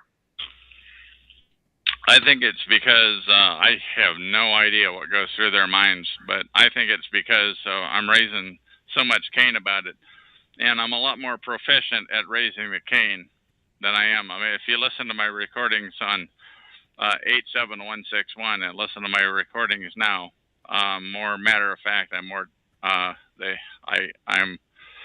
don't put up with a lot of nonsense, which happens to you, by the way. There is a literal army of people that don't want the word about organized stalking to get out. There's a literal army of people. And by the way, they on TalkShoe, they center around Freedom SCHS. They center, and what they do, they crazy talk. They talk about wild, crazy, unachievable, wild and woolly stuff. But I don't encounter any of that. I just have encountered people, boots on ground people that have been involved in the harassment. Yeah, and now that you have not had this targeting for harassment for a month, but there's no real way that you can see that it's going to end. But yeah, I would have to say I have had some same time entry and exit. I have had some from my abode here, where I'm living. I have had some as each time when I come, or not each time, but many times when I come or go. There's always thinking, whatever you wrote about this corporation, whatever corporation or corporations it was, I mean, this must have been some sort of a scandalous thing that you were publishing about them. Yeah, it was absolutely true. It is absolutely true, and it's in plain sight. And anybody that has their head where the sun don't shine, I mean, anybody that is looking for it can see it. And I'm so sorry that I'm not gonna say who it is right now. Right. But it's what kind? Yeah, but it was in retail. We understand that much. But I mean, what kind of things were you alleging about this retail corporation? They're shysters. They put up signs that are intentionally fraudulent. They put up signs that can be taken two ways. They're so well worded, and that you assume it to be this, but in fact, it's that. I don't know how to say it any more clear than I just said it. That there's ways to write a sign that sound pure. Go ahead. Like a bait and switch. They bring you in for something, they advertise one deal, and then they bring you in, and then they say, well, that deal is over, but here's something else. Or they put it up early and take it down late. I haven't read that write-up in a long time, but it was like 6 or 8 different things that they do that are all different. They're all scandalous. And each one, and that's one of them, was to put it up late or take it down early. Put it up before it starts and leave it up after it finishes, and that way, when it gets up to the checkout register, it rings up at such a price, and they're not looking. The customer, and they're going so fast. They're going so fast that the customer is not really paying attention. And you don't really notice it until you get out of the store. But when you get out of the store, it's too late. Oh, well, that's okay. It was only $1 or $2 per item that I bought, so never mind. And the next time, it's the same thing. Wow. Yeah. But it just seems. Yeah. Okay. It just seems that okay, that's just something that look, a lot of people have complained about over the years. It doesn't seem to be anything so scandalous that would require you to be targeted and harassed for like 6 years. I don't know whether a lot of people are going to write a web page up on it, though, and improve it every time they hear about it. I don't know of a lot of people who are going to put so much effort into outing what they're doing. Right. And did you name any names? I mean, besides the corporation itself, did you? No, I did not. Maybe because that's not pertinent. Is because the people that are there are doing their job. You know, they're just working their 9 to 5 or whatever it is that they're working, and it's not their fault. In fact, they kind of are half apologetic. You know, this isn't the first time they've heard it. You know, it's like, yeah. Right, I'm thinking about the people within the corporation who may have created this scandal and created this scheme. Well, I'm saying it's like up at the head office. Right. Well, I'm thinking that maybe you may have named names on that level. No, I never named names because I never wanted to get sued. It's just, you know, they're going to deal with this, and I do really do. You got harassed for 6 years. I mean, it probably would have been better if you got sued. But at least if you got sued, you would have been. Well, they wouldn't have anything to sue me on because I was telling the truth. You know, what I'm saying is this couldn't have been the first time they heard it. And the guy who, again, was I should have saved the emails, but who was talking about, really, you don't want to do this. You know, he was almost trying to talk me out of doing it. You know, F you, man. You know, you guys are dirt. You know, it's like, well, yeah, but, you know, it depends on how you look. I don't know. What I'm saying is, to me, it was non-negotiable. You know, there's one other thing I want to say about that corporation. Let me say this because this is really pertinent.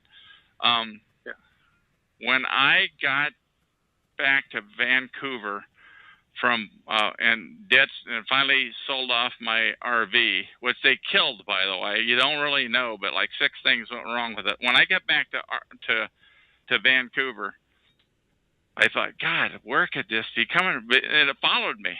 It followed me from one RV place to the next RV place. My RV died when I finally got back to Vancouver. I thought, God, where could this be coming? I wonder if it's these guys. So I took the document down, and you know what? The targeting went away. It went away for like 3 months, and I don't remember the exact months. That probably a couple of 3 months duration, and then I got to thinking, God, if that's true, if that is what they were doing, if they were effing with me, if they effed with, you know, now I'm mad. Now I'm really mad. So I put the document back, and I put twice as much work into polishing it and making it so that it could only be understood one way. And again, I'm not a professional writer, but I worked on it hard. Right. But by the way, when I put the document back, when I reengaged my harassment of them, the harassment of me continued in kind. So I'm pretty sure that it is that corporation. But you don't know, you know. And you know, the corporation probably doesn't know. They weren't into the day-to-day detail of it. They just said, okay, we have so many brownie points to use, and we'll use them on Chuck. You know, he's our guy. Yeah, so that guy was calling you and trying to persuade you to take it down? Is that what you said? Yeah, it was some guy via email. I don't know why and how I even allowed myself to get into a discussion with him. You know, to an email discussion, you know.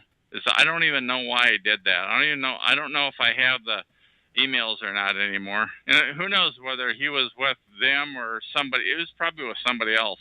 It was kind of like he was trying to just talk some sense into me, trying to talk me into stop this, you know, stop.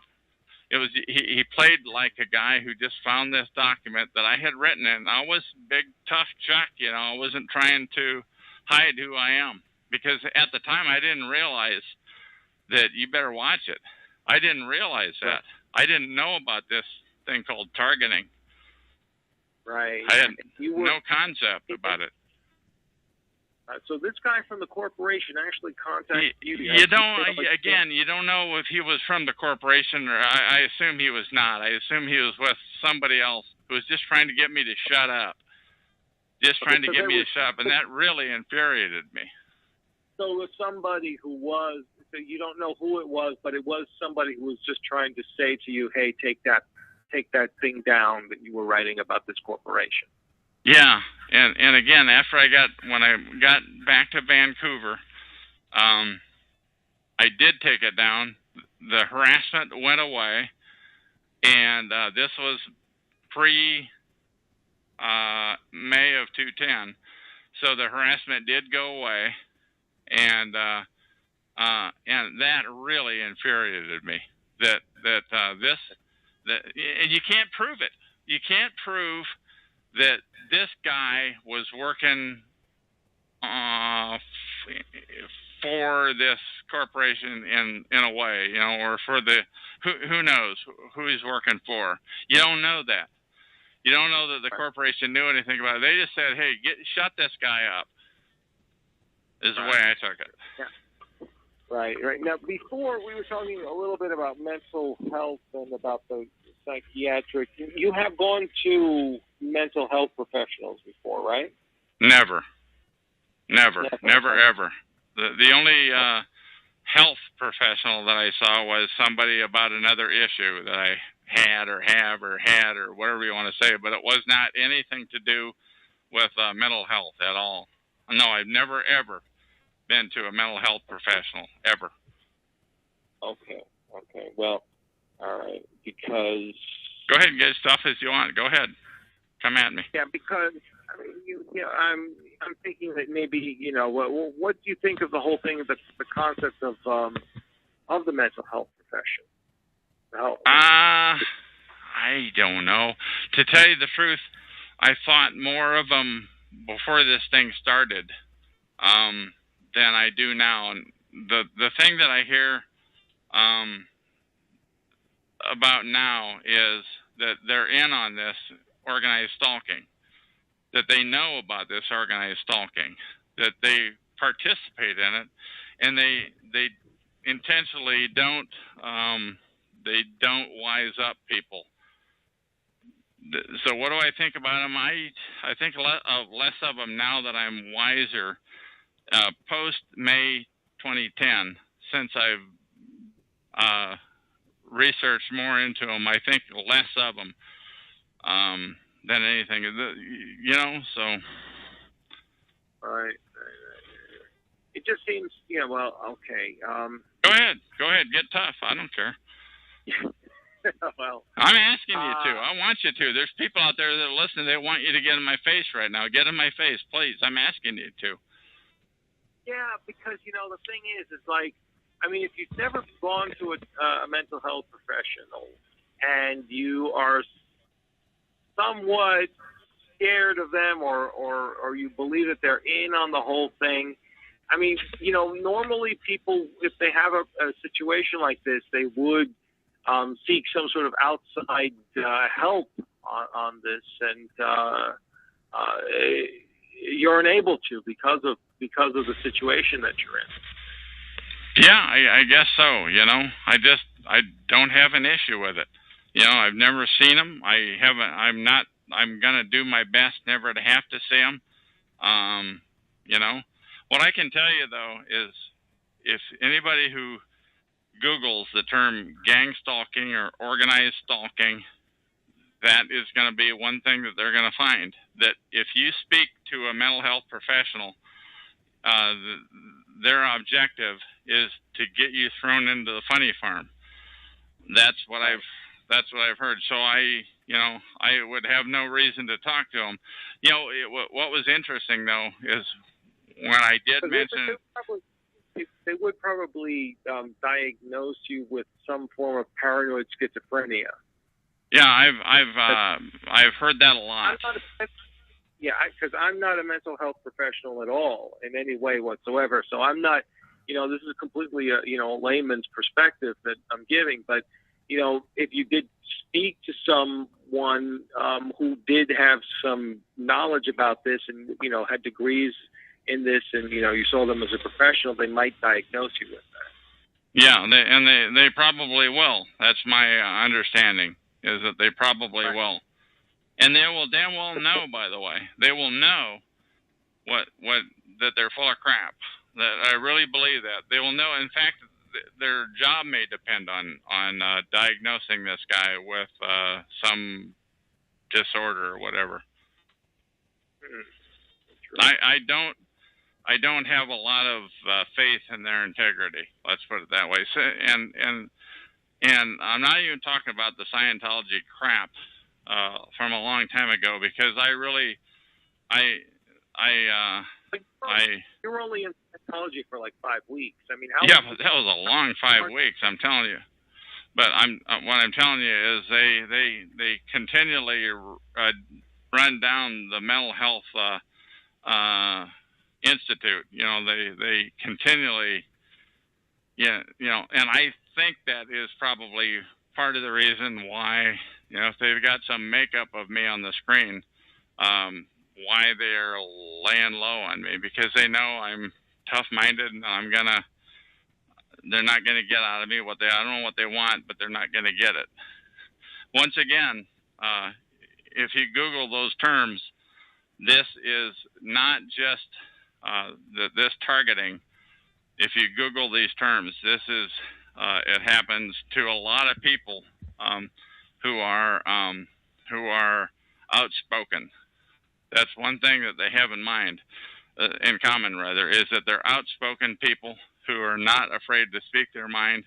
And I had no idea that you could be stalked and harassed and mobbed. I had no idea. And the people that are doing the stalking, harassing, and mobbing, they don't know why. They're sick on somebody and they just unleash, and they're good at it. Another thing I should point out is that early on, back when it first started, I went out and got a camera, and I took pictures of them. And they hate it, by the way. When you shove a camera in their face, they absolutely hate to have their picture taken. And so I've got a number of pictures. So I have no doubt that I was being harassed or mobbed. Although, if I were to try to use that film in a court of law, people would say, this looks like, and they would say, quote unquote, life in the big city to me, except it's every time you go to the store or get to the end of the aisle or walk down that certain street or walk out your door of your apartment, and there's the last place, and there's people in one of 4 or 5 units that were always coming and going, or like in this place, when I come and go, there's always the same couple of people. Yeah, but that could be coincidence. Because a lot of that stuff would be circumstantial evidence. Like if you were to that same court of law, they would. Yeah, you're not gonna. We're talking about professionals they're professional head screwers here. That's what they do. They're professional head screwers. And by the way, I want to interview them. They can call me Chuck on TalkShoe.com, show number 120297, and I'm on all the time. Yeah. Here in July of 2012. Go ahead. Now the whole thing is like, if you were to, I see the thing is like, okay, all right, if you were to go you can't go to a mental health professional because you don't trust them, and hell no, you can't trust them. If you talk to a mental health quote unquote pro about this issue, you talk to them about this issue, they're going to have you commit. You are going to be committed if you talk to them about it. There's no way you're going to get out of there without getting taken in.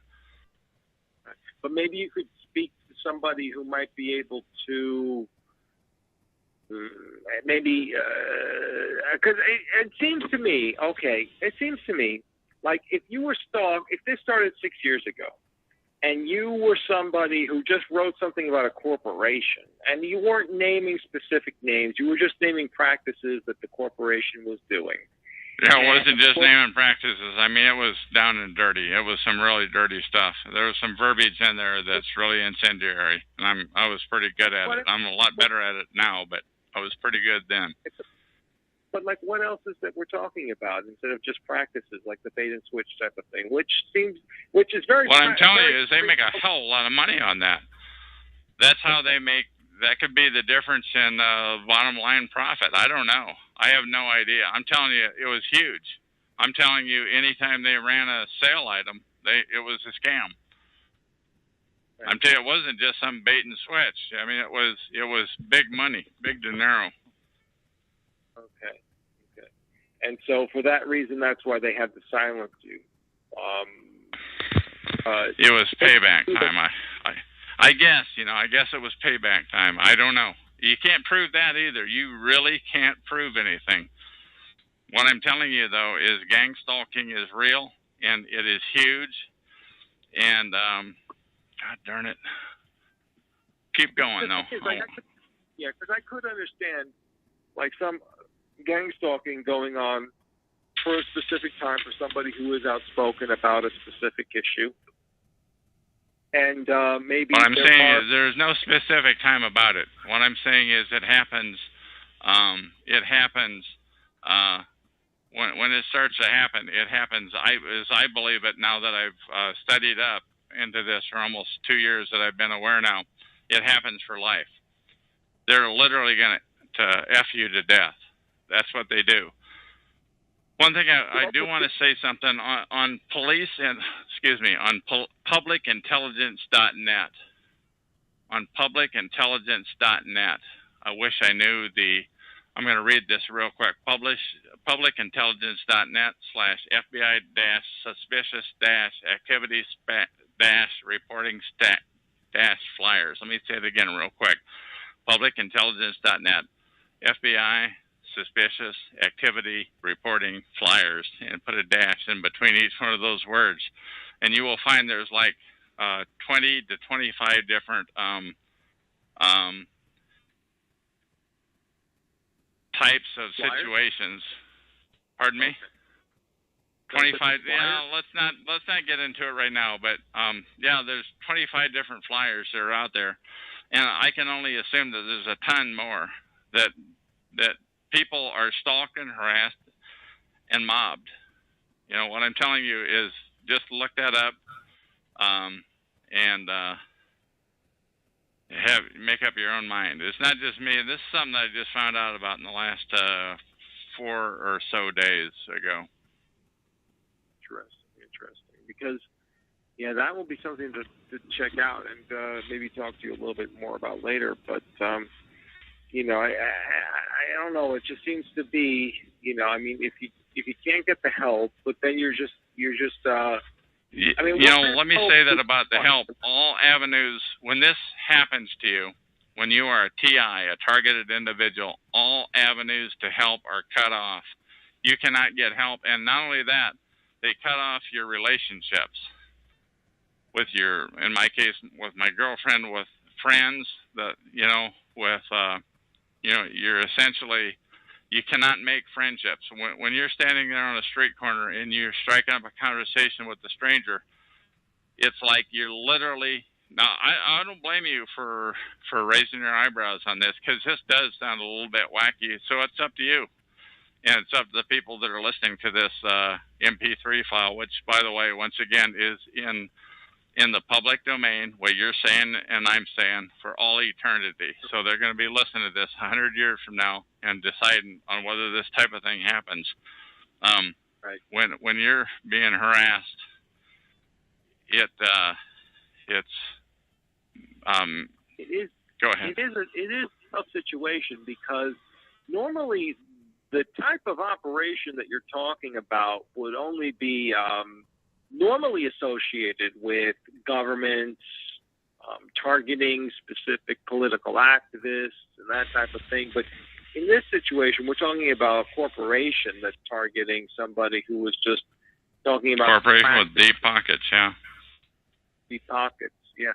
So this is something that and you're talking about their business practices. What I'm saying is there is an infrastructure in this country, in this world, actually, because you literally can't. I moved from one city to another in Oregon in my RV. When I moved across the state line, across the Columbia River, back up here to Vancouver, it followed me. When I went from one apartment building to the next and to the one I'm at now, it follows you. All you're going to do by moving is deplete your financial reserves. Maybe what you're talking about is a concept more than more than anything else, Well, what do you mean by that concept? Well, all right. In your specific case, it's a corporation that's going after you because you spoke out about their practices, but they're the ones I think they're the ones that put the hex on you. They're just using an existing infrastructure. This infrastructure, those people it doesn't have that corporation's name on their ID badges. It's just the people, when I go from one area of town to another, when I've gone, rather, from one area of town to another, the harassment has followed me. When I've gone down to Portland. Right, but this could be something that can be applied not only to your case, but to other people's cases as well. Political activists, police activists, what have you. People who are generally outspoken about issues. Yeah, I think when you're in a certain area of town, the chances of me being in a certain area of town and a political activist and a police activist or what have you, the chances of it being the people in this quote-unquote gang or whatever you want to call it being the same people are pretty significant. But the other thing that I want to say is that I have seen, I have sensed 6 different types of people that were involved depending on where you're at. That if you're on Main Street in Vancouver or if you're down in Portland on the Max, or if you're on, literally another time I talked about, I'm on I-205 going across the bridge and you're mobbed by cars. There's different types of people that are involved in it depending on where you are. So what are the 6 types of people? The 6 types of people, one would be the kind that was down on Main Street in Vancouver. A lot of unemployed people probably. Another type would be people in my last apartment building in the hallway that are fairly well-to-do because it was a nice joint. Another type would be people that looked like they were working stiffs. They had plaid shirts on at a bus stop where I was at. They didn't look, they looked employed. They didn't look homeless, I'll tell you that. Another one was when I moved my RV from where it first kicked off, the go live, if you will, when I moved it, and my landlord turned flipped on a dime, got really angry with me all of a sudden. God, what is this all about? I haven't said anything. And it was a landlord from hell. So I moved out. I moved to the next place. And RVs are fairly easy to move somebody in. So they moved 2 in next to me within a month, Same time entry and exit, same thing again.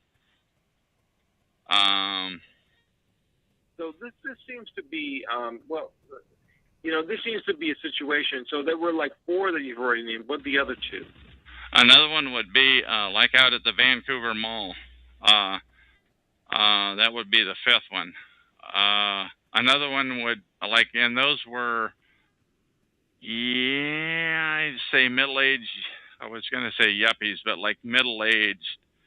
It's like they got a message on their phone that says, show up to this eyeglasses store, And as soon as I walked in there, the place floods with people. Is that weird or what? Another one was the kind of people that were blocking the exit at a video store. When I was walking out, they were 25-ish with short-sleeve shirts, looked like they stepped out of a church training or some insurance company or God knows what. You ever hear the whole concept? There was this thing that came out a couple of years ago with the what was it? They were using SMS to coordinate flash mobs. That's it. Thank you. Yes, flash mobs. I mean, so anybody that's listening, I want you to Google that term, flash mobs, because in my estimation, that's what happened. Another one was at a church that I went to. And I go there like at midday, and like one day though in particular, like a whole bunch of people flooded in. Like, God, what was that about? So that was like 3 situations. One was at the video store. One was at the eyeglasses store at Vancouver Mall, and the third one was sorry, I lost it. But I forget. Oh, at the church. You know, it was where people would just show up, poof, out of nowhere. And I mean, a gaggle of them. I mean, it's like, God, it was like the people that were standing in front of the door. I literally couldn't open the door at the video store on Highway 99 in Portland South, Highway 99 South in Portland. And I literally had to push the door slowly and then put my hand on the shoulder of a couple of guys to push them. There was like half guys, half girls, and whew, they all split in different directions, and they disappeared. I was like, God, that is weird. That is effing weird. And I got back to my vehicle, and I sat there and I rubbed my eyes, and I thought, God, did I just see that? And there's nobody there to be seen. They were just all gone. That was the weirdest one of all, and that was really early on in my stalking and harassment. So there's just people, and I'm not saying that that they knew what they were doing. Those people that were participating, they didn't. Well, they knew that they were head screwing, and they were like enjoying it, and they were keeping a straight face. And the other thing too that I wanted to say about leaving the video store that one time was when I went in, I rented my video or two, and as I'm walking out of the door, there's like 20 people blocking the door, standing outside, all talking to each other at the top of their voice, nose to nose. The craziest thing you ever saw, and they're carrying on conversations with God knows what they were talking about, and then poof, they all disappeared. Craziest thing you ever saw, and that's a flash mob. And actually, you know where I got that term? I explained that to one guy at a convenience store that I used to go to, and he said that's a flash mob, and I'd never heard that term before. And so I wrote it down on my hand right away so I didn't forget it. And I got back home and I Googled it, and sure as heck, that's what was happening. It was a flash mob. And then I realized that guy eventually, he got turned into that testing 1 2 news guy. News guy. Yeah, for some reason I got hung up on, and then I had to call back in. Okay, well, I was talking about a flash mob. Yeah, I heard everything that you said because I was just in the chat, but I was listening to what you were saying. So it is. Okay, I'm glad I looked back at the tube then because I unmuted you. Please continue. Thanks. But, you know, that's the whole thing. The flash mob, that did come from something. You know, it is very interesting to see that these concepts get applied to what you've experienced on some level. You know, it is very interesting to see this. But you know, it is very. I mean, it is very. At the same time, it is still head scratching to understand. I know. I don't blame you, man. I don't blame. That's why I want you to be as tough as you want to be, because people are expecting that. Yeah, because people are listening to this recording 100 years from now are expecting you, newsman, to really pour on the coal. So I'm not asking you to take it easy on me. Okay, because that's the whole thing. I mean, listen. I mean, if somebody is saying, all right, listen, I can understand this if this is a political activist, left-wing activist, right-wing activist, but this guy was just talking about different, practices of some company somewhere, some chain store somewhere. Why are they going to target him for 6 years to silence him? I mean, they're going to target you to death, man. Well, that's what I think.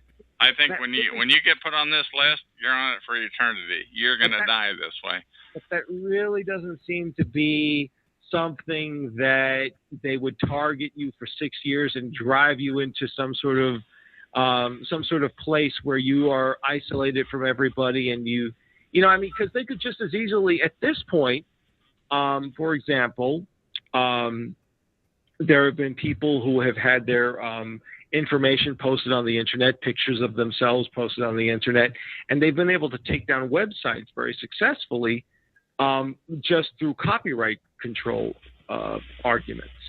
And so what they could do, so there are different mechanisms for these corporations to just silence you without having to drive you into some sort of place where you're isolated. I don't know what it would be. I was not going to shut up. They pissed me off so much. I'm still not going to shut up. Right. I have had, it took me 4 years of my life of being targeted and harassed and stalked and mobbed. It took me 4 years to finally catch on to the term gang stalking. Google that term, organized stalking. It took me so long, and I'm not just going to shut up about it. Most people would. And by the way, I think a lot of people do shut up about it. And a lot of people have showed up here on TalkShoe.com on these shows, and they show up on like the skank calls on Freedom SCHS, and they talk about it, and they get mobbed. They get driven away with crazy talk. These people over there, they start talking unachievable nonsense, crazy talk, and they're driven away.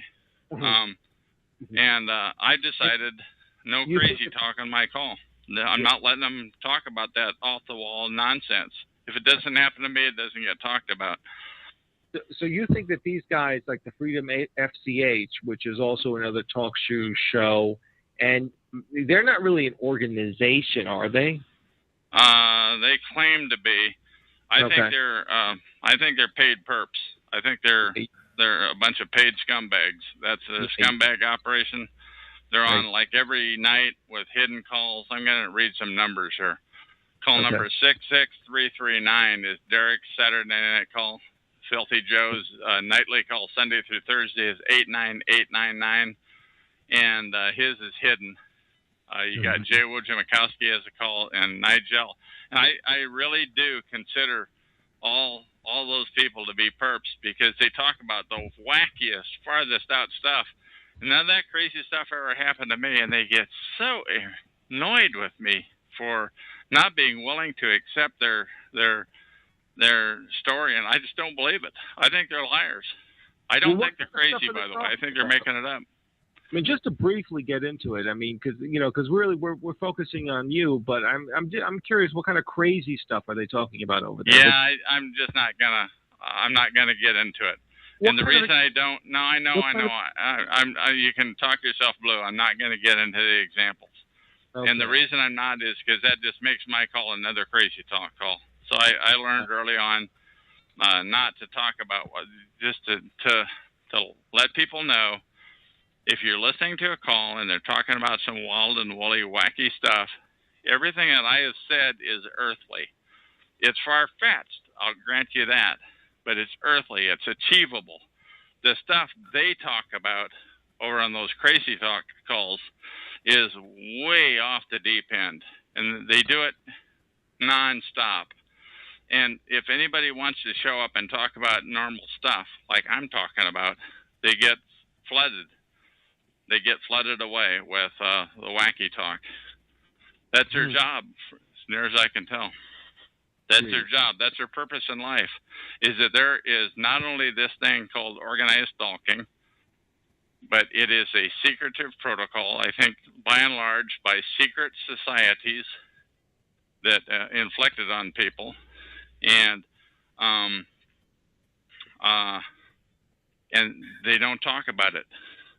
There's no talk about it. The same people that essentially killed Martin Luther King Jr., one of the greatest Americans who ever lived. The same people that killed him are the same branch of people that are doing this. They don't talk about it. You don't hear the details about it. But because that gets into some really weird conspiracy theories. You know, I mean, if you're talking about things like that, I mean, you kind of like you open up a whole new Pandora's box of things about secret societies and Illuminati and all that. I didn't say the I word, but what I'm telling you is, I thought, where in the hell are they getting these people? How can they do that? How can they come up with all of these effing people nonstop? Every time I go down this street, there's people that clog my pathway. It's like, and they're always different, and they never talk to you. Right. How do they do that? And I think a lot of it is churches. Believe it or not, I really do. I think they tell lies to the churches, to the people that are involved. You know, to get them to participate. Well, this guy is a pedophile and he has it coming, so you should join us and harass this guy because he's a bad character. And after all, you wouldn't want your kids. And let me tell you a story. I want to tell you a story about this one guy, and I don't know his name, but it was down at Esther Short Park. And I ran into him one day, and he lived in one of the buildings there, and I lived in another one. And he talked about he was talking one day. It was like he was whipping a line on me. He showed me the perp hand. Now, this guy had stalked me on a number of occasions. You know, so I knew he was a perp, but I was carrying on the conversation. And he was talking about the fire extinguisher at the end of one of the hallways was missing. And we do want to stop the fire extinguishers from disappearing, don't we? You know, and we do want to, you know, it was kind of like he was building up the ammunition. He was laying the line on me. It's like he forgot who I was.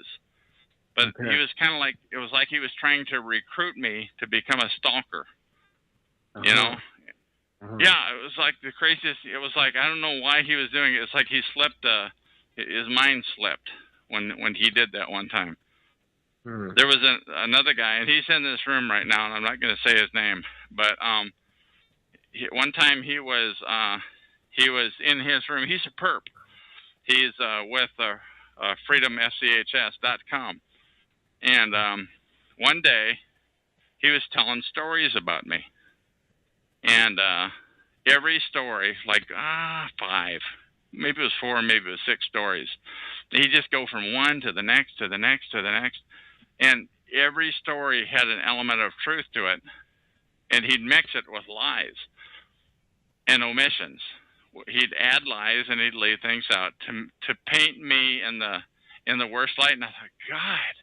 And I was logged into his room as a guest. And I'm listening to him tell these stories. And it was like he screwed up. He showed me the perp hand. He totally screwed up by, yeah. And he took things that I was actually proud of, my proud achievements, and he would make them sound bad just by exaggerating and by leaving things out. That's how perps get. That's how they recruit other people to join their cause. It was an amazing thing. So there's like 2 people that I seen, 2 perps, clearly perps, no doubt about it, that showed me their hand. Why they did it, I don't know. Yeah, it's up to you whether you. That is interesting. That is very interesting. I'm thinking that there's a lot of stuff that you've brought forward, and it is very, very fascinating to say the least. And we'll have to definitely think about this, what you're talking about. And, you know, so it really is. Even though this is applied to you, this can be applied to other people and to other situations. Oh, absolutely. Absolutely. What I want people to know that are listening to this is that it's not just about me. I can't be bought now. There's no way. I want to get this story out about organized stalking, that it does take place in this world, and that targets, unfortunately, and I hate to say this, but they are turned into stalkers. Targets become stalkers. And when they do, they're not coming back. That's been my experience, and I'm in a unique position here because I've been hanging around TalkShoe.com on these shows every night for a year and 10 months now, give or take. And most of the time running my own show, and a lot of times listening into the other targeted individual calls. So I come at it from a different perspective, and I've had the opportunity of hearing these two scumbags spew their stuff. The one who was, it was like he was trying to recruit me, and this other guy who was slandering me, not realizing I was sitting there listening to him. I don't know whether he wrote that script himself or whether somebody else wrote it. It's like somebody took a class. It's like somebody can listen to an achievement of somebody and say, well, how can we turn that negative? Let's turn that negative. Let's paint him in the worst possible way. That's a totally amazing thing. Right. That's very, very interesting. Well, Van, Chuck, I really appreciate this. I mean, I think that this has been very good, and it's been very enlightening, and it really gives a lot of insight into what you've been going on, what you've experiencing, and we'll just have to maybe do some more follow-ups on this as well. Okay, and once again, my name is Chuck. This is TalkShoe show number 120297. That's TalkShoe.com. It's, what is it, July 7 or something like that, 2012. And call me anytime to get to let this happen. Is there anything that you want to say about this news, man? Any other questions that you want to ask? Not any more questions right now, but I'm pretty sure they'll have some follow-ups on this. Okay. Thank you. I'm going to go ahead and hit the end button on this recording. That's the end. Bye-bye. Bye-bye.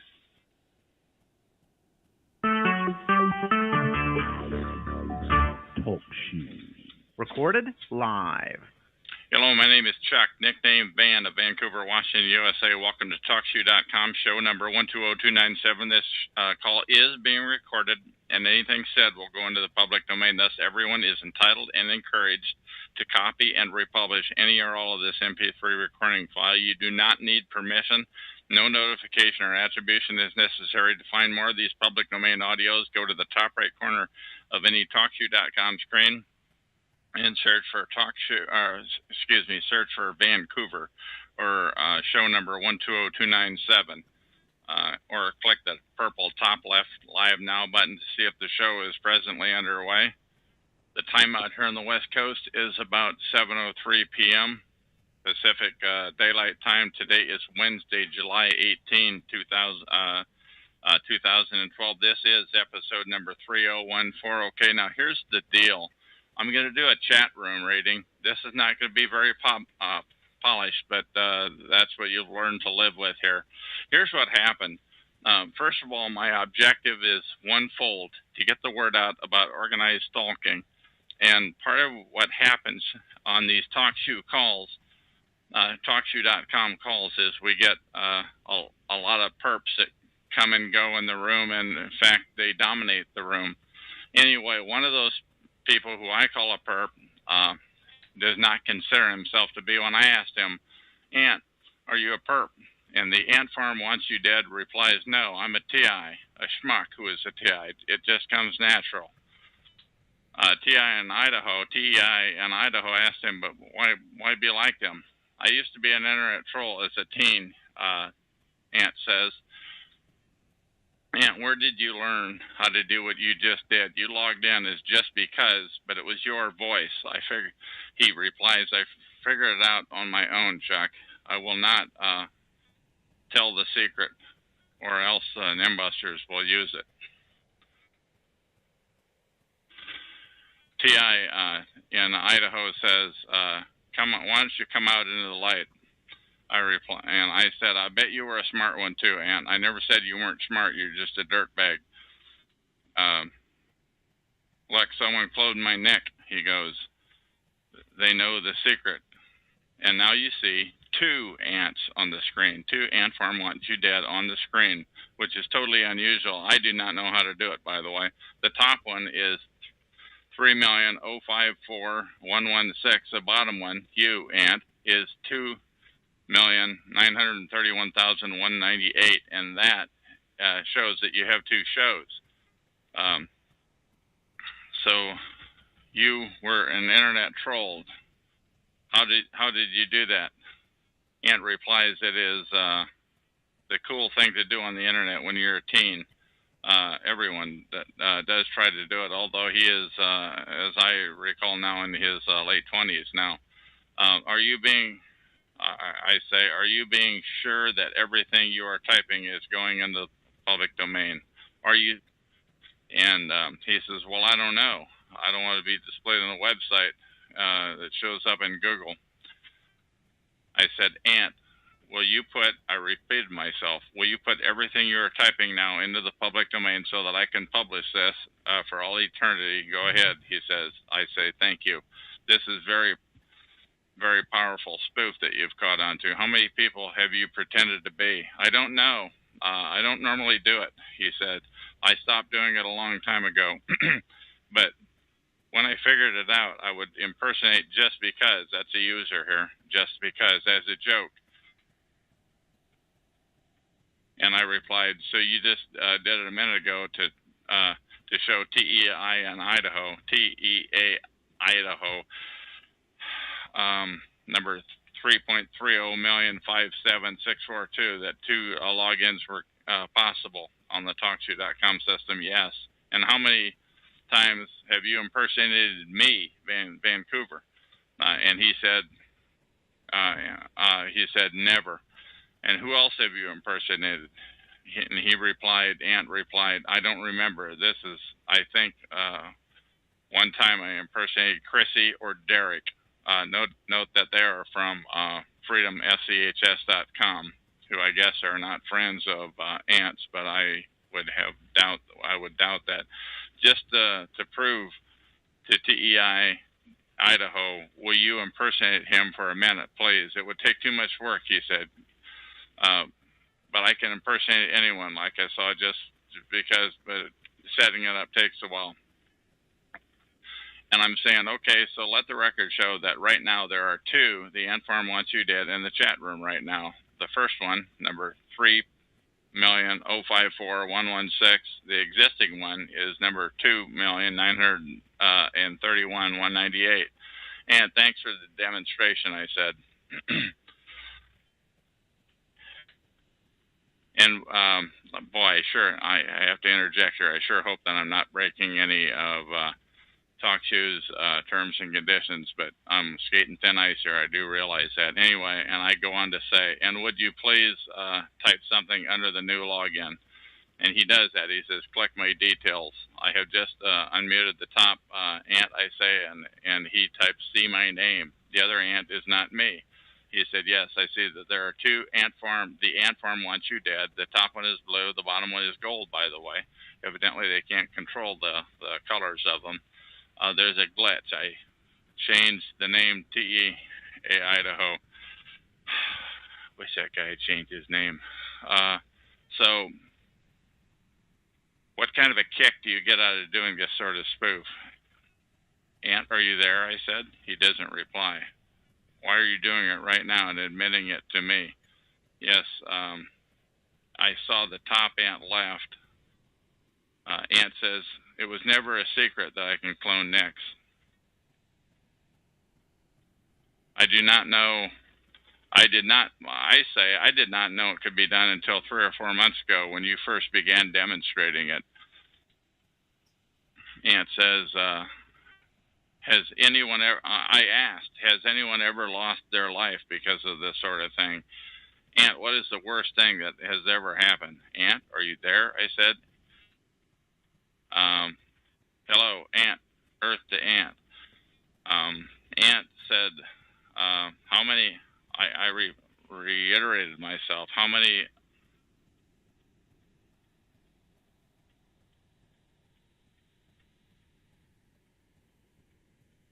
other talk shows do you have the ability to do this? In fact, no one is doing my trolling. Ant, once again, this I'm going to take a time out here and tell you that this chat log is tied to this recording, and I'm botching the recording magnificently, but this chat log is tied to this recording, and on TalkShoe.com, on ChatGrabber.com, show number 120297 on this day. Ant, where did you just go? Did the phone ring? Did you get an email? Did somebody knock on the door, etc.? He said, I was giving my dog medicine. Let the record show that I was speaking to Ant Farm once you did. What does this mean? That you were paid by your handlers, I asked. Ant, who is him? I am not following your conversation. Let the record show that my ability, he says, let the record show that my ability to clone next does not involve anything illegal or hacking and is merely a flaw in the design of TalkShoe. Ant makes that statement.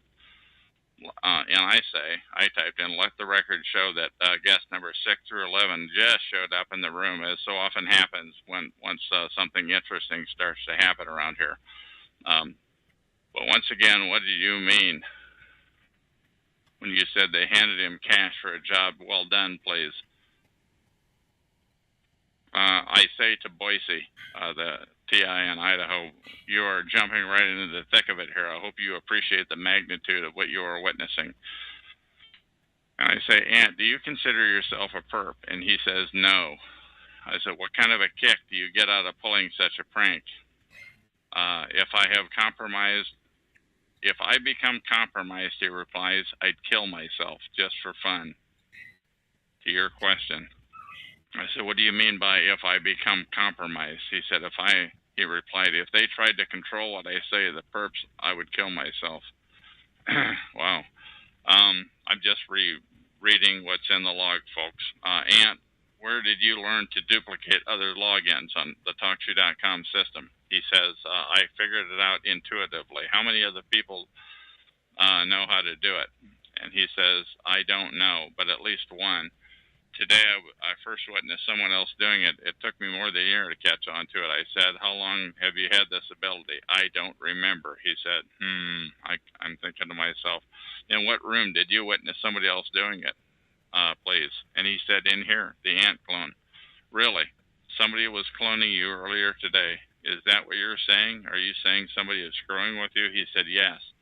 And do you have any idea who that person might be? And he said, no, it's probably a nimbuster. So once again, how many other people do you think have this ability on the TalkShoe.com system? He said, there's no telling. I said, referring to the fact that I type fast, I said to guests 6 to 13 to eat your heart out. I took typing 2 times way back when. That's why I do have the ability to type pretty fast. And have you ever done this spoofing on behalf of another person or another organization? And he replied, no. I said, Ant, do you consider yourself a perp? And he said, no. I'm going to open up a chat now, I said, for guests 6 through 13. Any funny stuff, and I'll quickly mute. I'll be right back, said Ant. I'm getting a code. For the record, I'm chat room interviewing, and I said this to the new people that showed up. Ant Farm wants you dead, number 2,931,198. Here comes the URL, and the URL is in there, and it'll be in the chat log. Could you recap what's going on here, Chuck? Said guest 10 who showed up. I said, I'll recap the chat log in the public domain. It's number, but people who are listening to this recording right now already know what's going on. Pray tell guests 6 through 13, where are you from? How did you hear about this interesting discussion that is going on? Where is the URL at? But nobody answered. He just came from talk to you randomly, said guest 10, but the rest of them didn't answer. For the record, the entire discussion is in the public domain. I said, Ant consented to it earlier in this chat log, and anything you type will go into the public domain. Please know that. My name is Chuck. Pseudonym of on TalkShoe of Chuck of Vancouver, WAUS. I'm a TI, a targeted individual. I have been aggressively harassed for 6 years. Surely somebody must have some hard-hitting question about these, to ask Ant about his abilities when I refer to perping. but he doesn't see it that way. Ant said he is getting some dinner. Loco in LA showed up, and I said to her, I'm in the chat room right now. Anything you type will go into the public domain. Once again, anything you type or anyone types will go into the public domain for all eternity. Let the record show that Loco just left the chat room, by the way. I don't believe you, guest 3 said. I have seen Ant do his spoofing before. I don't no, I'm just reading, folks. I'm going to stop allowing guests in the chat room. Let the record show that 19 and 20 just showed up. I was guest 3. I'm not Ant. Who are you then? I said. The ant farm wants you dead, to the one, the ant farm that's blue now, not gold. And that's one thing that they do that does happen on this TalkShoe systems. They often, when they're duplicates, they are showed up as 2 colors. It's not hard to do. Anyone with an IQ over 80 should be able to figure it out. Would any other chatters please comment something that is short and meaningful?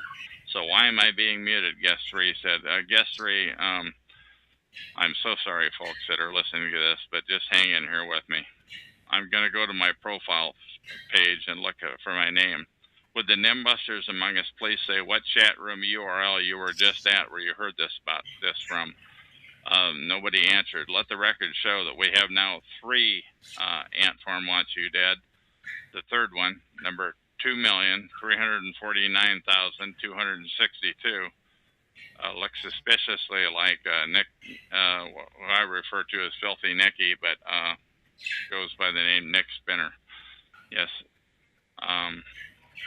You can have fun impersonating everyone. For the record, I'm going to mute the top 2 ants. Please say what you will first for the next 60 seconds. Now that I am no longer muted, said guest 8, I will ask a couple of questions. Chuck and Ant are the only big lie. You two have some reality TV or sci-fi show. My reply to number 8 is, let the record show. That is a fair question, I said. I pledge that I am a loner. I am not affiliated or compensated by anyone, was my reply. Let the record show. I also said that Ant, number 2.34,262, just showed up, and I quickly muted him or her.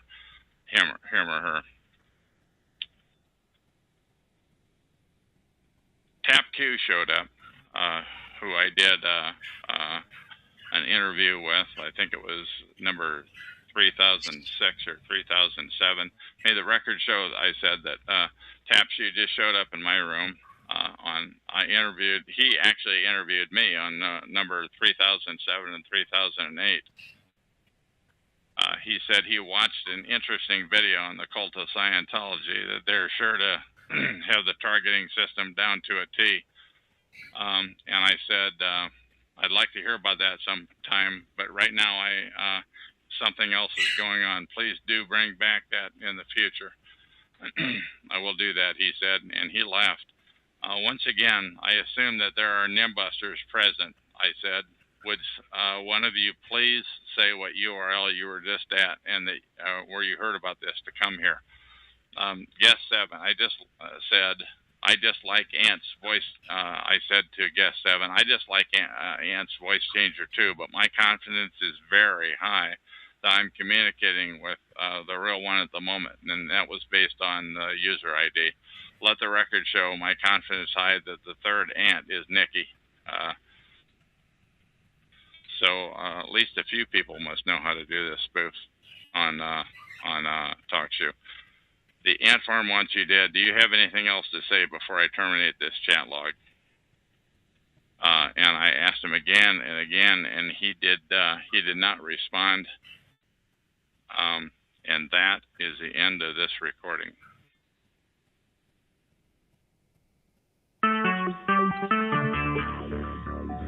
TalkShoe. Recorded live. Hello, my name is Chuck, nicknamed Van of Vancouver, Washington, USA. Welcome to TalkShoe, call number 120297. This call is being recorded, and anything said will go into the public domain. Thus, everyone is entitled and encouraged to copy or republish any or all of this MP3 recording file. You do not need permission.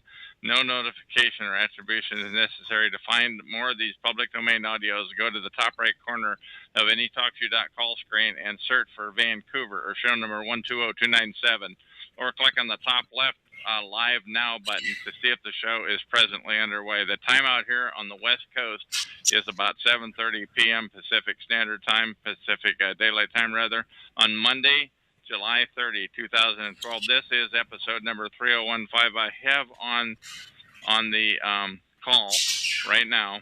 I'm sorry. Why don't you identify what pseudonym you want to go with, and how are you tonight, please? Oh, I'm fine, Chuck. You can call me Snuffers. Okay, this is Snuffers then. Now, how long have you been a target, and can you tell us how it all started out, please? Well, I think I've been a target my whole life, but I know that I've been a target since approximately 1998. That's when I really figured out stuff weird was going on, but I had no idea about gang stalking until last summer, probably August, September. I finally kind of got the word and then started looking things up on the internet and stuff and found out that this was something serious going on everywhere. It's been going on since 1998, and yeah, here it is, at least, and yeah, here it is, 2012, 14 years later, yeah. and you found it out a year ago. Yeah. How did you find it out, please? Well, I just finally started typing stuff into the computer about being followed by strangers and stuff like that. And then I caught onto the phrase targeted individual. And then that's what got me off into the whole gang stalking, targeted individual, learning about it. I had no idea this was going on with people all over the place. You know, I just thought, okay, I got families that are into some crap, and, you know, I'm probably on somebody's S list because of that. Now, when you say you have family into crap, can you tell us what that means in a nutshell? Nothing too incriminating or anything, but... Well, the biggie is my father was a master mason in the Scottish Rite, and we just never got along on that topic. I used to call him the Grand Poobah, and, you know, I had no idea what power they had, or I wouldn't have done so much to stick the hornet's nest, but I didn't like the fact that he was involved with it. I saw how it took him away from my mom and the family, and I was very critical of it, and that obviously made him upset. But you have siblings that are targeted too, so it couldn't, you know, don't you? How many are targeted out of how many siblings? I think please? all of us. I really do, but I think my sister and I got the brunt of it. I think my brother got off a lot later in the whole thing, but I don't know. I can't get them to really all talk to me about any of this.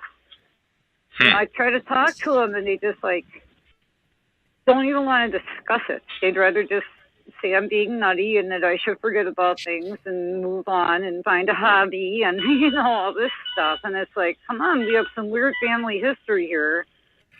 You know, like I mentioned in the chat earlier, all of a sudden, as soon as my sister's 10 years older than my brother and I.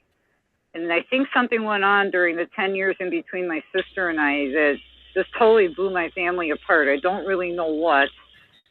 And then, like I said, my dad, when we were kids, got involved with this Freemason stuff and started going away from the family and such. And I think it got to the point where, you know, I think my dad just girls are kind of worthless. And so we were put on the block. Now, can you give your approximate age? I'm 50. I just turned 50. Okay, and your sister is roughly your age, too? She's 60. Okay. And then my brother's really close to my age. He's like 49, going to be 50 in a month. So. And then you said you had another one that was 10 years older or younger or something like that? I have a sister that's 10 years older and a brother that's like a year and a half younger. And are they targeted? What do you say about that? My sister for sure, definitely. My sister definitely from putting together things. She's been mobbed out of a couple of jobs. She got mobbed out of the state job just before she was up for her pension. She was working a little food store job, and they set her up to get her kicked out of that. And she was working a little what, please? A little job in a food store. I'm very sorry if I sound slurry. I had jaw surgery. No, it's not. No problem. You had what kind of I had cancer in my jaw. So if I sound a little funny, I wasn't even supposed to be able to talk by the time it was over, but I beat those odds too. So you're doing pretty well. I wouldn't have even noticed it. Thank you. Now, what sorts of things happen to you when you're targeted? When? In the beginning or now? Now it's just like, now I just get basically mobbing comments when I go out. I mean, it's definitely died down a lot since I've gotten back here. But I've died down a lot since I've gotten back here. It was way crazier in Las Vegas, and it was way crazier up north when I lived in an apartment up north. Yeah, so what sorts of things happened in Las Vegas? And did you live in the city thereof or out in the sticks? Or? No, I lived in the city. And what sorts of things happened in Las Vegas? And was that more than a year ago after you figured this all out, or what? That's what helped me figure this all out. I didn't know what was going on. In Vegas, I still had no idea that there was such a thing as gang stalking. I didn't know there was such a thing as gang stalking until after I got back down here. So even when I you was say up down north, here, you mean back in the Midwest? Right, and back down toward the city. I lived in a little town village up north for 3 years, and that was really a nutty place. Very, very strange, old school Catholic cult kind of concept mixed in with a lot of Freemasonry, and then Catholic, I was there. Cult? Did you call that CULTS? CULTS, yes. Yeah, how do you? Could you just elaborate on that a little bit? I have not heard that term before, please. You never heard the term cult? On Catholic cults, I had not heard. You should. All you got to do is Google Necedah Shrine, and you'll. What kind of a shrine was that again, please? Can you spell that? Necedah. Necedah is a small town in Wisconsin. They had a big apparition thing going on in the 50s.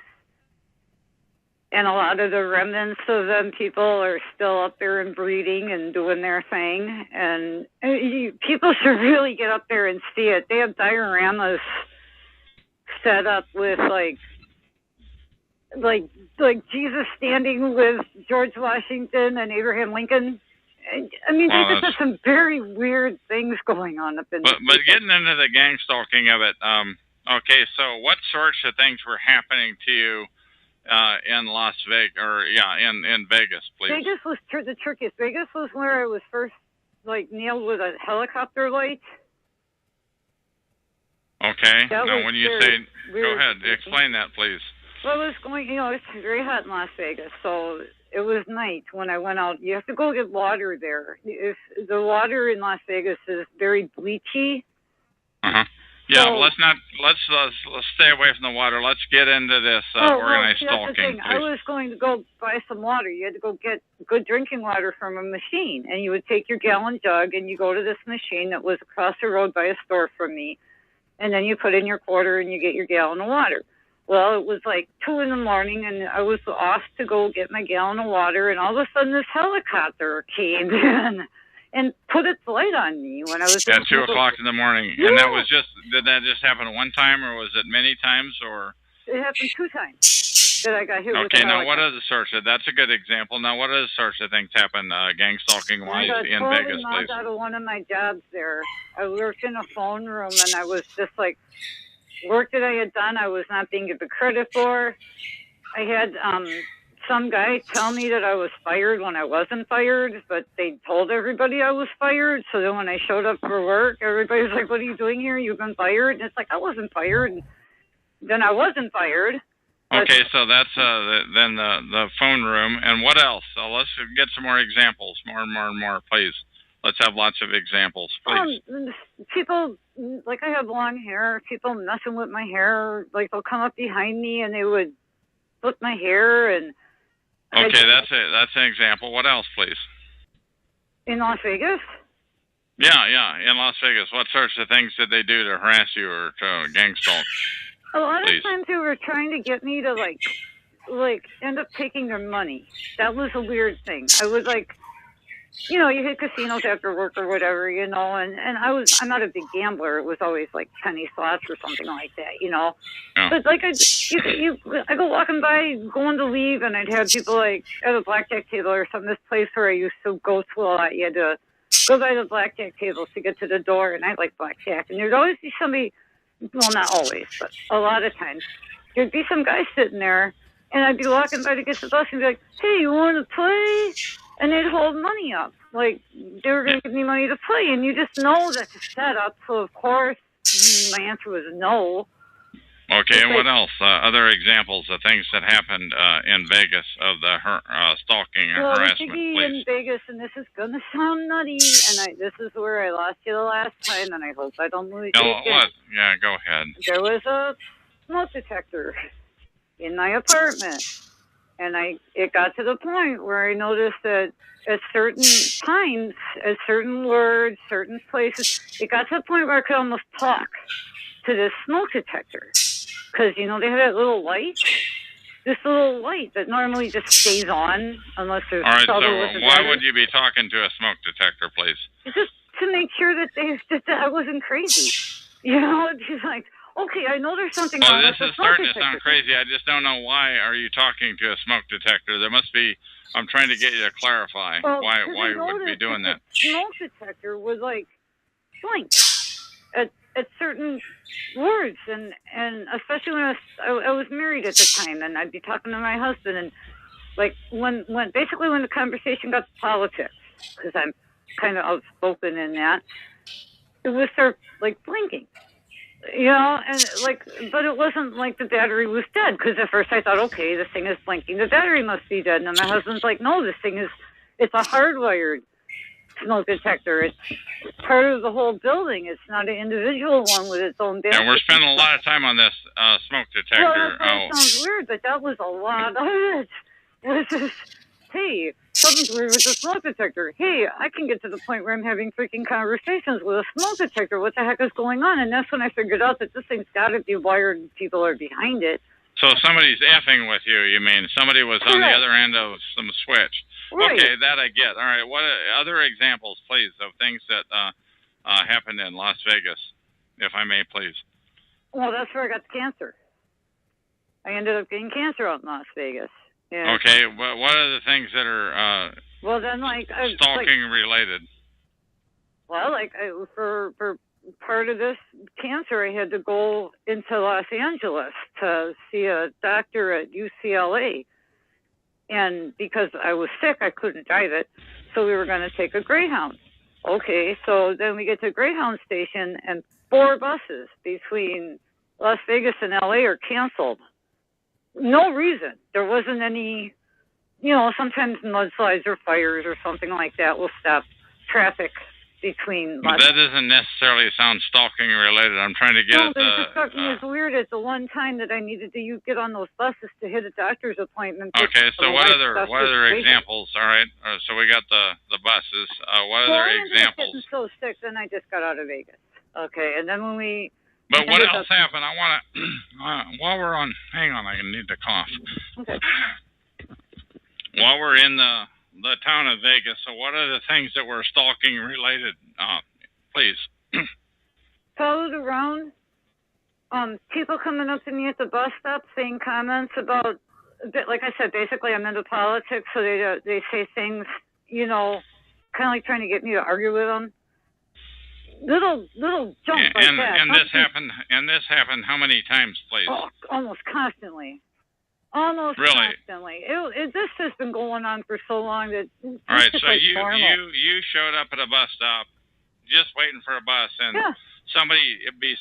Were they different every time, or the same person? Why? No, they were different. They're definitely different. There was only one person that was like a constant in this, and I didn't know it at the time until I ended up back up in Wisconsin, up north, and the same guy that was bugging me in Vegas ended up being up north in this little podunk town, You know, that I really, you know, I mean, what the hell is the same guy that was in Las Vegas bugging me doing in this town in this state of Wisconsin? I mean, what are the odds, you know? Wow. Okay, no, that's a weird one.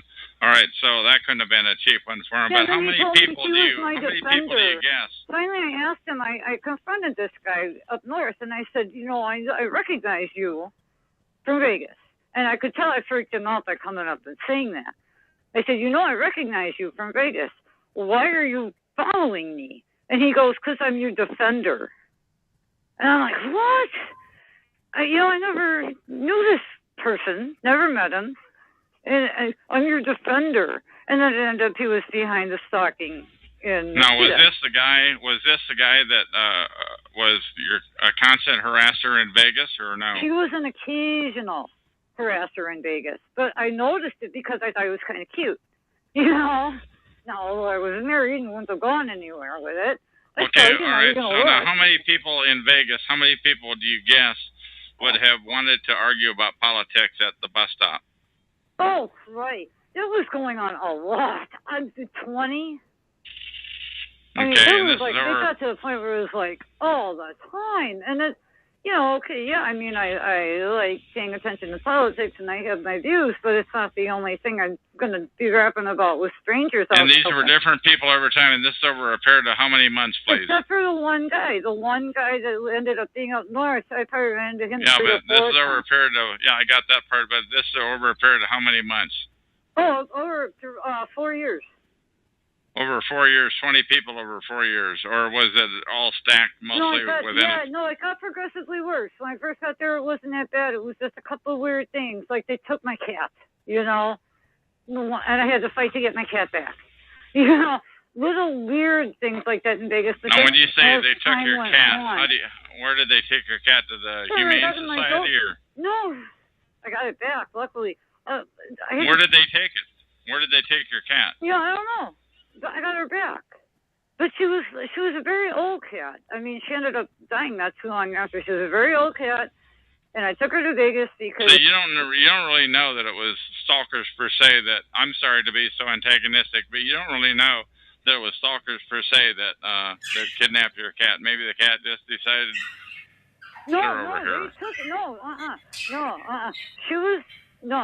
She was a very weird little cat, and she was very old, and it took me a long time to get her to even like to lay by the door in the sun. But I knew the sun would feel good on her hips, so I got her to the point where she trusted laying in the door. She wasn't a cat that was going to run away or anything. And the door was open, the cat was laying in the doorway. Next thing I know, the cat's gone. I know, but I still don't get how you associate that with the stalking. I don't get it. Because I saw the guy that worked for the apartment place by those stairs. And then the next thing I know, my cat's gone. So I'm like, put two and two together, the house guy took the cat. And how long of a period of time was the It took me 4 hours to get the cat back. Okay. And all right. Well, what other examples, cat aside? Let's move on from the cat. Then, what other examples of stalking? Little things like that ended up being. Let's have some examples of those little things, please. Well, we got the cat, we got the bus stuff, we got the smoke detector, we got the guys at the gambling tables where they kept trying to get me to take their money. We got the cancer, we got the bus thing. That's another thing about cancer, too. I kept going to doctors, and, you know, you're on this insurance plan, so there's only certain doctors that I was allowed to go to. And I go to this doctor, and I'm like, listen, dude, this isn't lupus. Something is wrong. Could you take a biopsy? I want to make sure it's not cancer. No, he wouldn't do it. No, he wouldn't do it. No, he wouldn't do it. You know, I go to the plan. I'm like, listen, this doctor's bogus. I got to see another doctor. All right. What are the sorts of things in Vegas, though, if I may, please? Well, that's pretty much it, because then I got sick, and it was just getting the heck back. First fighting to live, and then getting out of there. All right, so now you're back in the Midwest, and what sorts of things are happening there? Other than that's pretty weird, that one guy who showed up from Vegas, and he said he was your protector? My defender. Your defender. My defender. And I'm like, what do I need a defender for? You know. And what did he say to that? What was his answer? He just laughed. He just said one of these like, huh. kind of deals. Like, I'm like, what do I need a defender for? Especially since by then I was up in the CETA. I'm like, what do I All right, so defender what for? are the sorts of things? What are the sorts of things are going on back in the Midwest, please? Well, okay, in the Midwest, an amazing apartment opened up magically just in time for me to move into. Okay. And at the time I was still married. And so we moved into this apartment. It was for senior and disabled, and he was a senior and I'm a disabled, so it worked out. And it was just a cluster. That's when I really, I mean, all the weird stuff in Vegas. Okay, hey, Vegas is weird. I put it all out of my head. Whatever, that was in Vegas, you know. Now I'm in small town Wisconsin. I got a couple of friends that lived up around there. That's why we were in the area to begin with, was because I had a couple of friends that lived up around there. So we ended up living up around there. And we Okay, yeah, but I'm trying to keep the focus on the stalking and the harassment. What sorts of things are? That started like from the get-go in the CETA. Yeah, let's have some examples, if I may, please. Let's have some examples of the sorts of stalking and harassment that are occurring back in the Midwest. Okay, well, a lot of the stuff like you were talking about your apartment building, we were going through the same thing. You couldn't go out. Let's have the examples, please, from you. Okay, the banging on the walls from the neighbors. Mine wasn't tapping, mine was banging. It was like bang, bang, you know, banging on the wall from the neighbor. Okay, and what else, please? Weird comments from people who never knew me. I've never seen them before in my life, but they would know my middle name. They would know where I went to school. They knew that I lettered in volleyball when I was in high school. You know, and I get these comments, you know, oh, lettered in volleyball. Like, I would call that directed conversation, use a $20 term, but those are some good. Now, how did they go about letting you know that you lettered in volleyball or so forth and so on like that? Like, I went, there was only, in this little place, there was only, like, you had to drive to other cities to go to do any nature shopping. There was only, like, a little gas station convenience store set up in the town. So that's where you had to go, like, to get your day-to-day little stuff. And then you had to go to a big city to do your big shopping. So I went into this gas station one time to get a couple packs of smokes. You know, and I'm new to this little burg. I didn't really know anybody except my couple of friends and my husband there. And that's what I got. I went to get this pack of cigarettes. Oh, lettered in volleyball, eh? So just out of the blue, some guy says that. Yeah, this wasn't even a hello, how are you?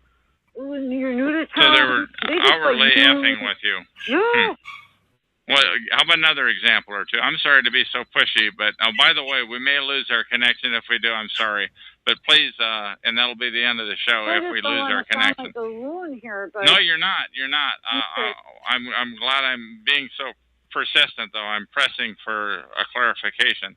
Well, finally got to the point where they wanted to jail me. You know, they ultimately want you to send them. And the CETA, I wrote about this in your chat room here. And the CETA was also the place that from the minute we got there every night at the same time. Now, they only had one cop at the time in this town. They ended up now having, they might have a cop now, but by the time I left, they didn't have any police.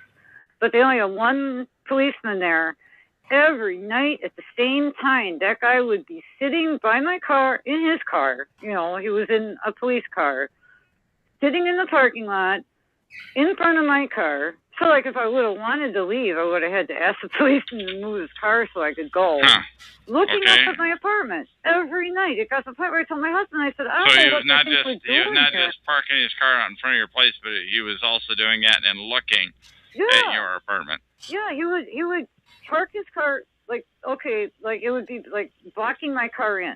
Like, there was a parking space, and then he would pull up to where he would be behind my car that was in the parking space.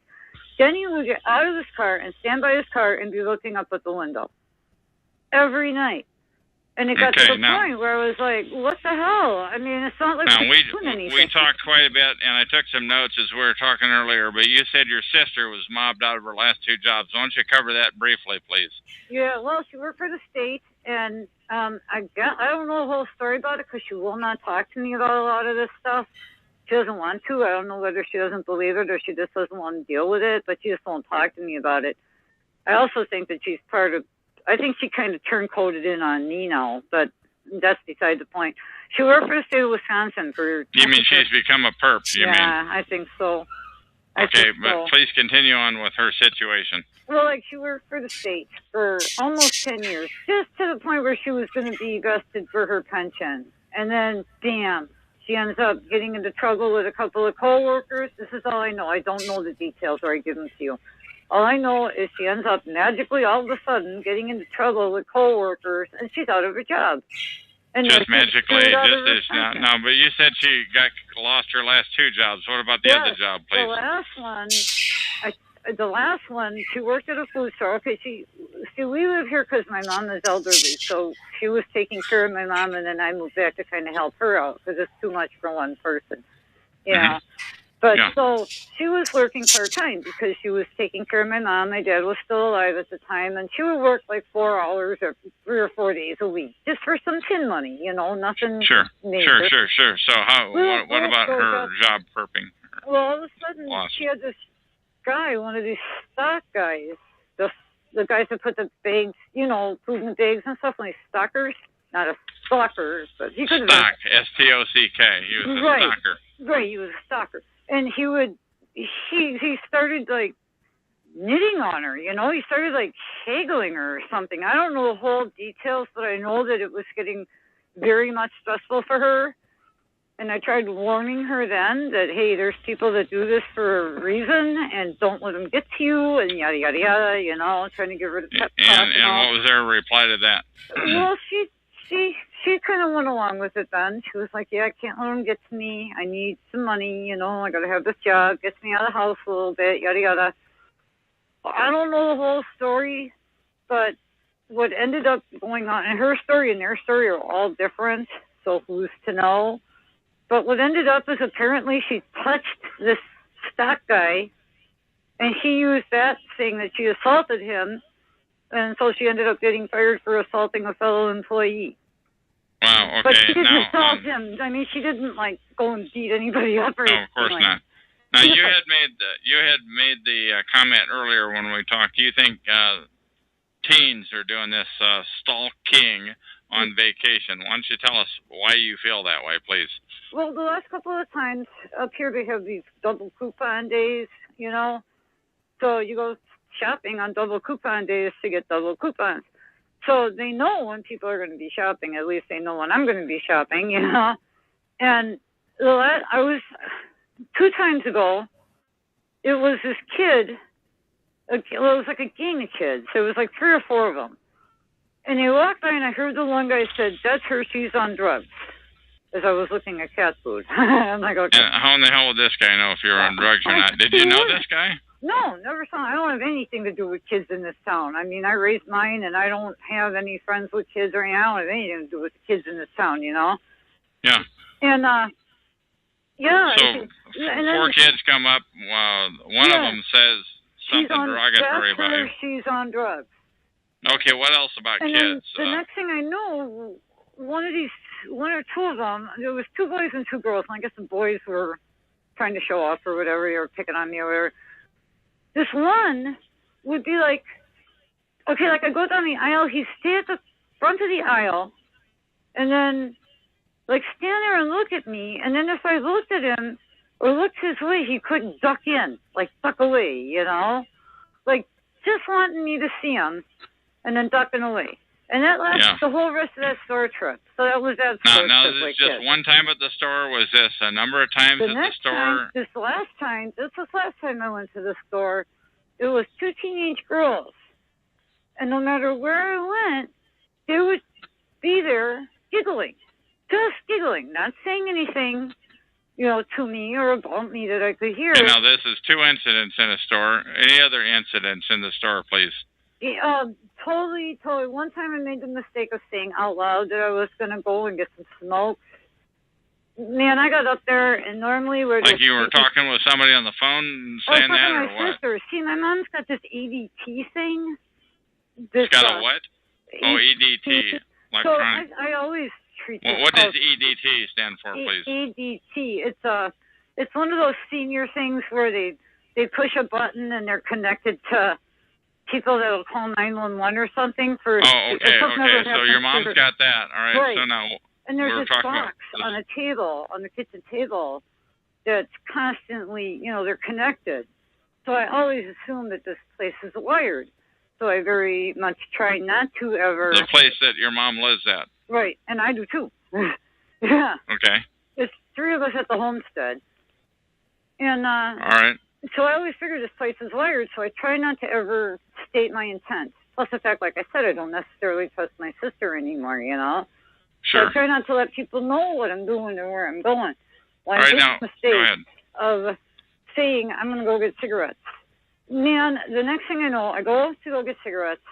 Not only are there 4 cop cars in the parking lot just kind of watching me, but I go in the store and there's already like 3 or 4 customers max. There was like 20 people in there. All of them buying like 1 can. Nobody getting gas. So I would call that like a flash mob, perhaps. Yeah. Give me, how about some other examples like that? What else? Boy, the mailbox, when I first moved down here, the mailbox was plowed out. Somebody took out the mailbox. Was what? Plowed out? Yeah, they plowed it down. They like knocked down the mailbox. Oh, okay. We had to get a metal rod and stick it in cement so it wouldn't happen again, And how many times did you have to do that to the mailbox? Did it happen again after that or no? No, we did it right. All right, what else happened then? Stalking related or harassment, please. The very last thing is just like last week or so, out on the front porch where they got to come up the driveway to get to. It's not like we're right on the street. I have some herbs growing in plants, in pots, Uh-huh. All of them, they weren't killed, but they were all like uprooted. They were like, it's like they grabbed the plant and just pulled them up out of the dirt and then left them be there. So, and these were your plants that you had put your time and effort into planting, and somebody ruined them. Yeah, well, they tried. I mean, I got them in the dirt. I keep my eye open on stuff around here because Sure. of all So that. what other sorts of harassment have you been involved with or has been used against you? Well, I had, I could go into the fact that my son has apparently mated with one of them. So Mated? You mean, in other words, he became he's boyfriend, intimate and girlfriend? has my grandchild, and I don't. And this girl went off on me physically. And the charges were, it was a very weird, long story. I went there to help them out because, they now have 2 kids. And after the first one came, when the second one was coming, they didn't have anywhere to go. So I'm like, yeah, okay, I was down here, but I'm not. So, but you said your son had mated or became her boyfriend. How do you know that she was a perp? And why don't you tell us about that, please? Well, because she started off, she's been very much lying from the get-go. Little things. Like when I went to go live with them, they wanted to know if I was going to bring my cat. And I said, no, there shouldn't be really cats around with her being very pregnant. It's not good for pregnant women, cat waste. Yeah. And with a crawling baby, you don't want them by litter boxes.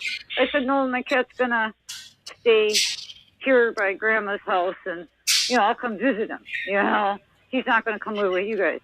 Well, then she gave me this big long story about how she's got a cat that she really, really loves and really, really wants to have Blueberry. But the perping, I'm trying to get you to talk about the perping. Well, that's a key thing. It's like, because then when I ended up, perping? Well, okay, here's what happened with that. I was living with them, helping them out. The new baby was 10 days old. It was a Friday night. They were having a couple of people over. I knew one of my son's friends. They had some beers. I asked for a beer. He gave it to me, and apparently that set her off. Because the minute those people left, she started physically assaulting me. And I couldn't do anything because she was holding your my granddaughter. Your daughter-in-law starts assaulting you. Right. With the baby in her arms. So I couldn't fight back or I would have hit the child. Right, of course. My son had to leave work. He came to help me out. The cops were totally in on it with her. And how do you know the cops were in on it with her? Because I'm the one that ended up getting charged for disorderly conduct. Although they dropped all charges when I wouldn't take any kind of deal because I wasn't guilty. But they wouldn't listen to my son and I saying, She's the one that started this. I had pictures. The police even took pictures of my arm. The one cop said this all defense wounds, but apparently this one. But this led you to believe that she was perping you. Charge. She assaulted both my son and I, and put my grandchildren in danger. She never. I mean, maybe she was just a little bit eccentric and a little bit on the loony side, you know. No, this goes on. It's still going on. I'm just hoping he gets to his senses. But now I don't have much to do with any of them. I mean, she's made it. She won't apologize. She's made it very hard for him to bring the children around because it's such a scene, you know. I mean. She's got her. All right, I'm trying to get some other. How about some other examples of the perping that you've encountered, please? Well, I one time I was at this little up north. That one and this one I'm going to tell you about it too. That they were really trying to get me into a cell. They use these. Now I know you don't like wacky talk, and I don't think that this was anything more than tricks. Okay, just simple electronics and stuff. But they were messing with my stereo, and they were flashing stuff on the wall of my apartment. Weird. I don't know if I should say this out loud, man. Weird scenes of homosexual oral sex being performed in still life. And they're flashing like they have some kind of a gizmo that they're flashing that on your wall. Yeah, like a movie. And I was like, they're trying to drive me nuts. Well, I don't think that's wacky talk. It's certainly doable. I mean, it's wacky in that the perps do that sort of thing, but that's doable. What other sorts of examples have they done to you, please? Well, the last thingy when they tried to put me in a cell was I would go to this club once in a while with my hubby there, and sometimes without, you know, it was a little place. You could come and go. It wasn't any big deal, you know. But to go shoot a game of pool. Well, last time up there, the whole place was packed, which instantly I thought was very weird. And I could go into the whole cast of characters of people in that bar, too. There was some weirdos there, too. But the whole place was packed, which was very strange. And this girl came up, and apparently she was claiming that I had insulted her months prior. I'm like, oh, okay. You're very mad at me. She came up like screaming at me, you know? So some girl that you never met, or did you know her? Had you seen her in this place before? Or? Yeah, no, I had seen her. I knew her. I mean, we weren't friends or anything, but, you know, and we didn't talk. We weren't friendly, but we weren't unfriendly, you know? Well, apparently we had shot pool some time back, and I said she sucked. And that's what she was saying to me. I'm like, well, if I said it, I'm sorry.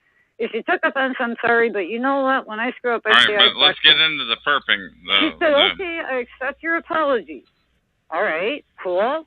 Okay, I go to the bathroom, to the bar. I come back out. She's standing there. She clocks me straight upside my face. With everybody there, like they were all on red alert. Like I knew if I hit her back, I was going to get jumped or arrested. You know, it was like the whole place was packed on purpose. This was all a setup. She cracks me upside my head. I was like, what? You know, I did go make a stance like I was going to pop her back, but then the lady behind the bar, like, stopped that one quick, you know? All right, so what other examples of perping that I would call it? Boy, that's all I can come up with. I mean, if you want to count in a few strange phone calls, I've gotten a few weird calls where they play music, like a song. And it's not the same song, so it's not like there's any meaning to it, you know? Are you getting any directed conversation at this new location you're at in the Midwest? Only at the store when that kid was like, that's her, she's on drugs. You know, like that. But other than that, not really. But like I said, they've got me to the point where I pretty much don't do much. You know, got you to a point where what again, please? Where I don't do much. I don't go out much. I don't do much. You know? Now, why do you not go out much and do much, please? Well, I don't like this crap. I don't like the fact of thinking that everywhere I'm going, every time I'm out someplace, somebody's keeping their eye on me. You know? So what makes you think that? If I may please ask that. It's a little bit antagonistic, and I apologize, but. Well, what makes me think that is because it's what happens. Yeah, why don't you give me a couple more examples? So please, I'm really liking these examples. I would appreciate if you give a few more. I don't really have that much more. I really don't. I mean, I don't know what to tell you. All right, so other than Las Vegas and Wisconsin, other than Las Vegas and the Midwest, where else have you been that this type of thing has happened? That's all I've lived at. I've only lived in Wisconsin and Nevada. Okay. Yeah, I grew up in Milwaukee. I mean, I grew up in New Berlin, then I lived in Milwaukee, then I went to Las Vegas, and I came back to Now, when Berlin, you were in Milwaukee, did anything strange happen there? Well, no. You know, I don't know. I'm just finally getting to the point where I'm starting to think about things that were going on as I was raising children. You know, I mean, I was so busy. I was basically a single mom. I always worked 2 or 3 jobs. You know, I mean, I can say things like, okay, when I took the father of my kids to court and they ordered him to pay child support and they said there would be a warrant out for him until he paid it.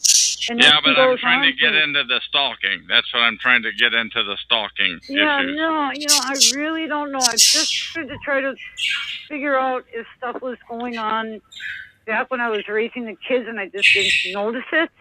And you can't, are you saying that you can think of such events or no? I can think of weird situations, but not outright stalking. Not where I had people.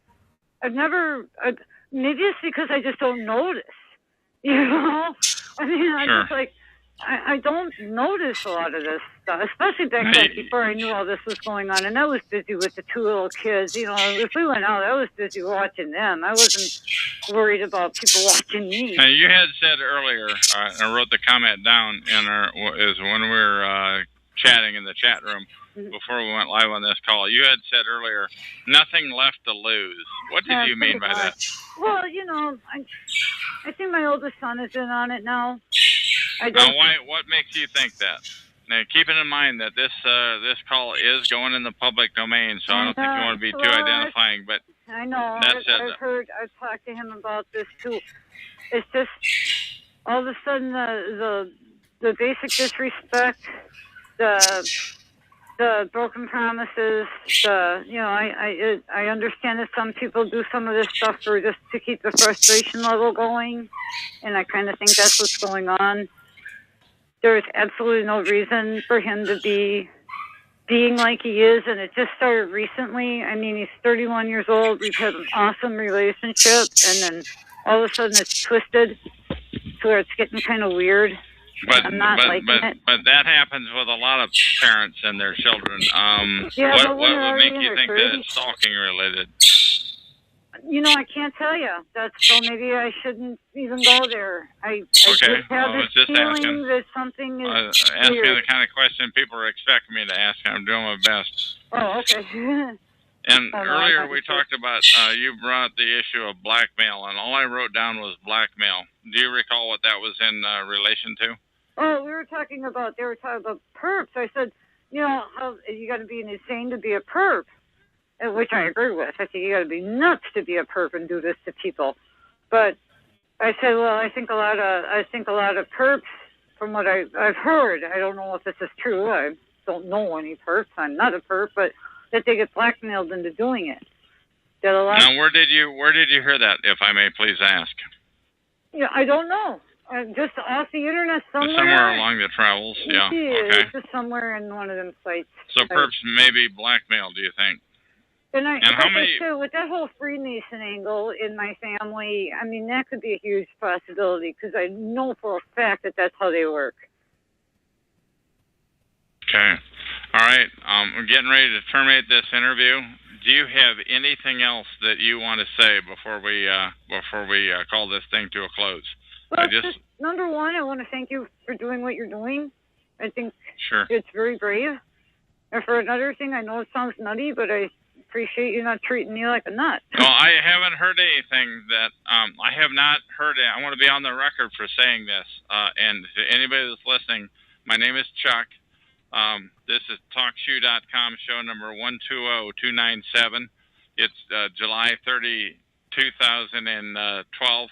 And I have not heard anything that you have said on this interview that sounds far-fetched because this is a far-fetched issue, but I have not heard anything that sounds nutty, per se.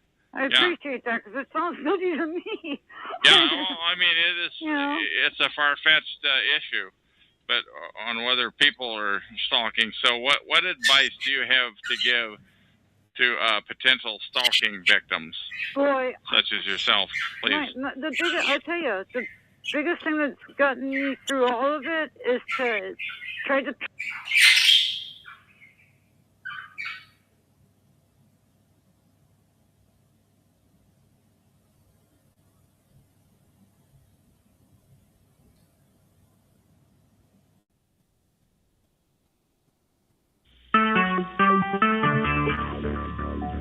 Talk shoes. Recorded live. Hello, my name is Chuck, nickname Van or Vancouver of Vancouver, Washington, USA. Welcome to TalkShoe.com, show number 120297. This call is being recorded, and anything said will go into the public domain. In other words, you own it. Everyone is entitled and encouraged to copy and republish any or all of this MP3 recording file. You do not need permission. No notification or attribution is necessary.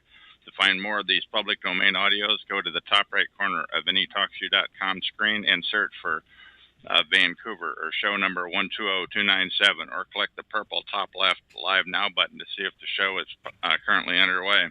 The time out here on the West Coast is 10 after 11 a.m. on Wednesday, August 1st, 2012. This is recording number 3016. What I'm going to do is I'm going to read a feedback that I entered into Farah's show, number 93584, over a year and a half ago. I wrote every word of text that I'm about to read, and I last updated it on February 13, 2011. And within the text, it clearly states that the text is put into the public domain, and here goes the reading.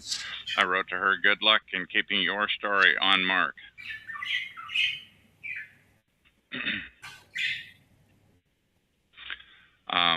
I would listen to your first two messages, and I would classify what is happening to you as gang stalking. Good luck keeping the gangs in this community at TalkShoe who flood every call with crazy-sounding talk. When I say at TalkShoe, I'm talking about the TalkShoe TI calls, by the way. A small army will gang up on anybody who challenges any piece of their nonstop crazy talk, although they may fabricate other reasons for the attack.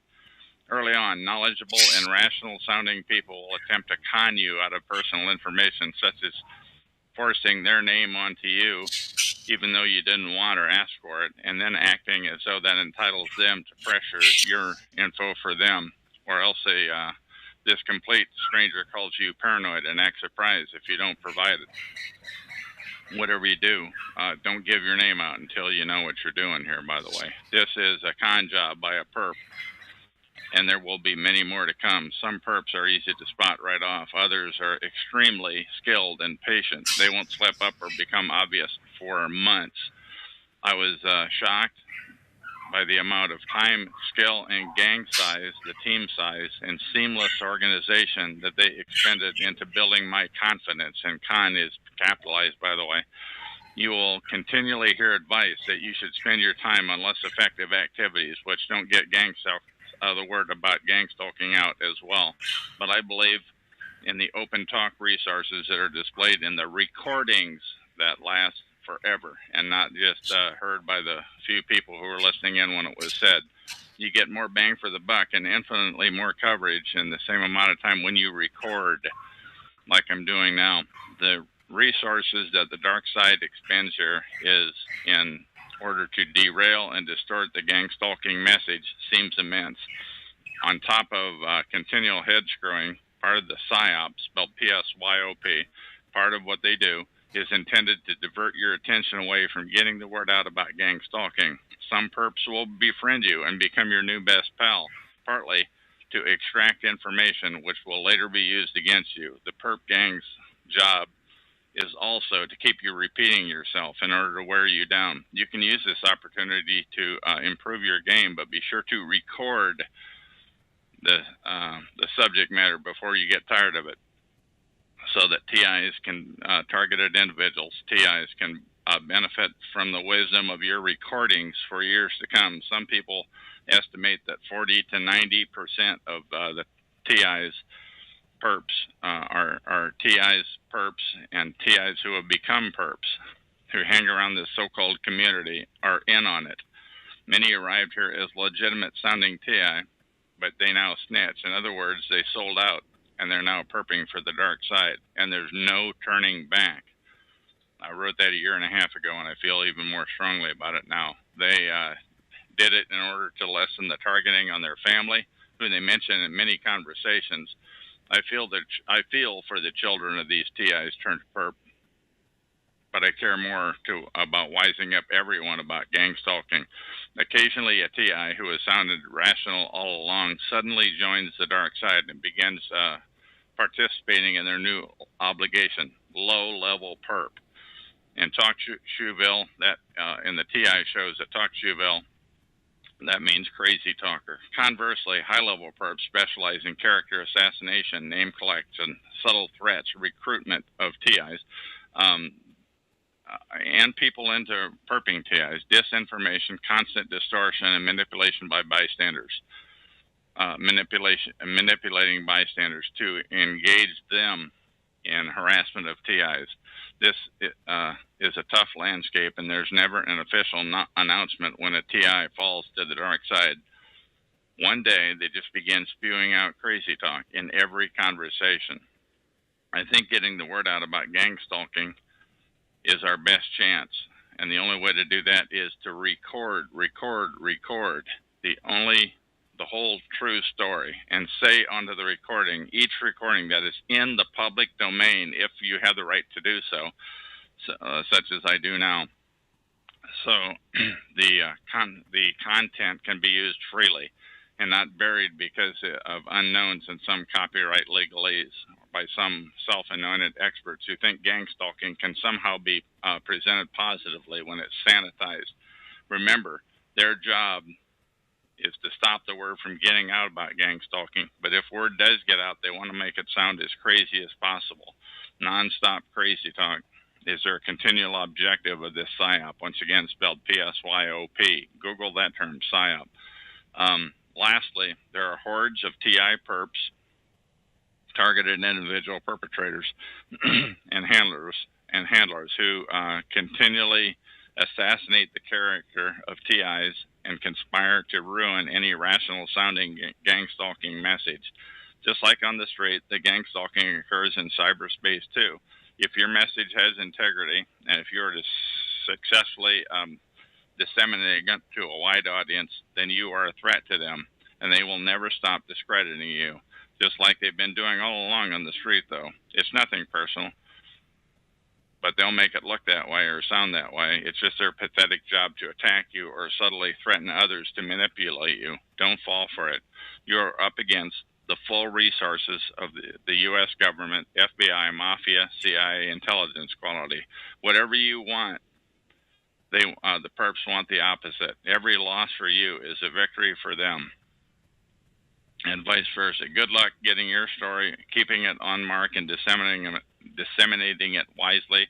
I am placing this text in the public domain, Vancouver. Okay, now read.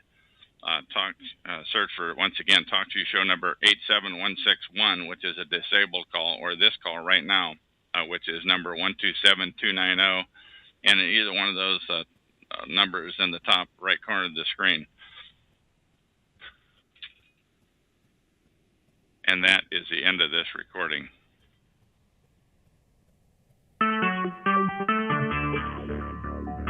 Talk Shoe.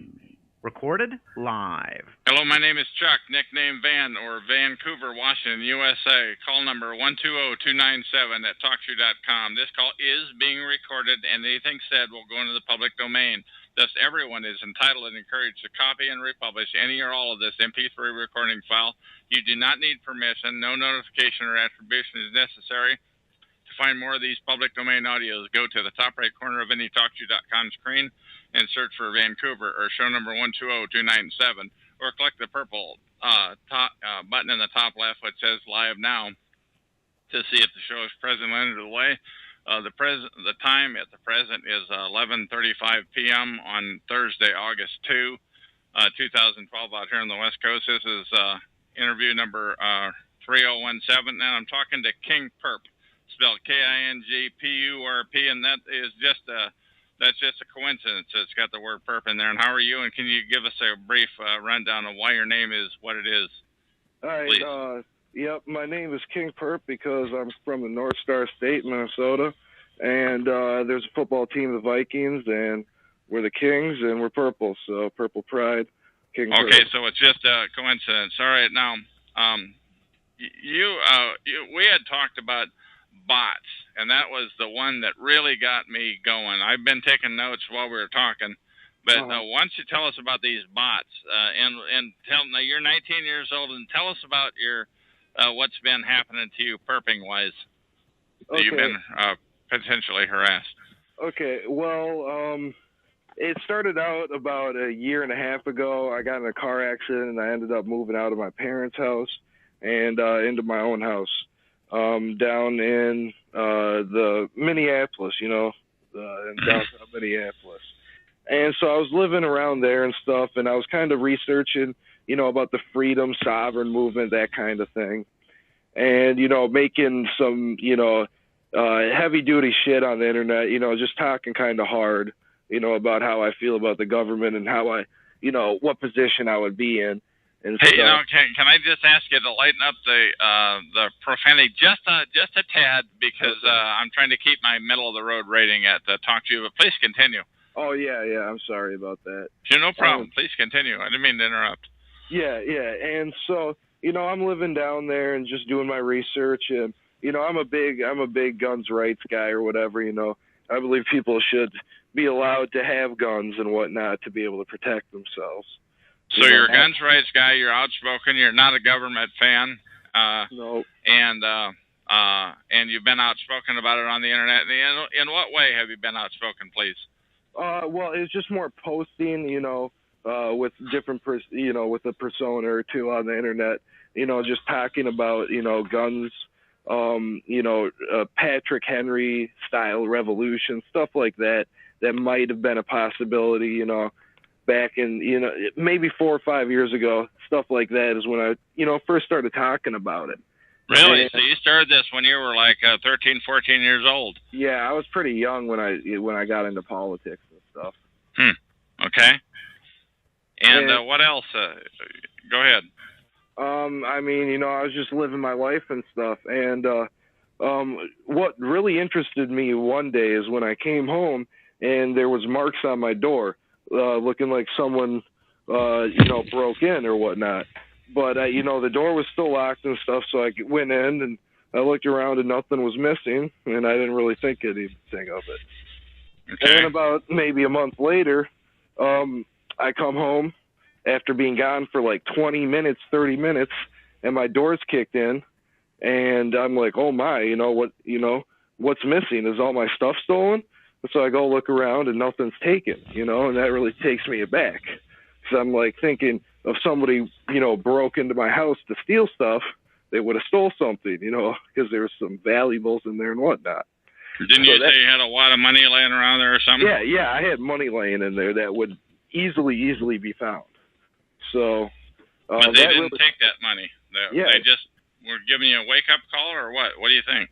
Yeah, that's what I really think it was saying, hey, we know, who you are. We can do this when we want to. And just kind of more letting me know and trying to tell me to shut the fuck up.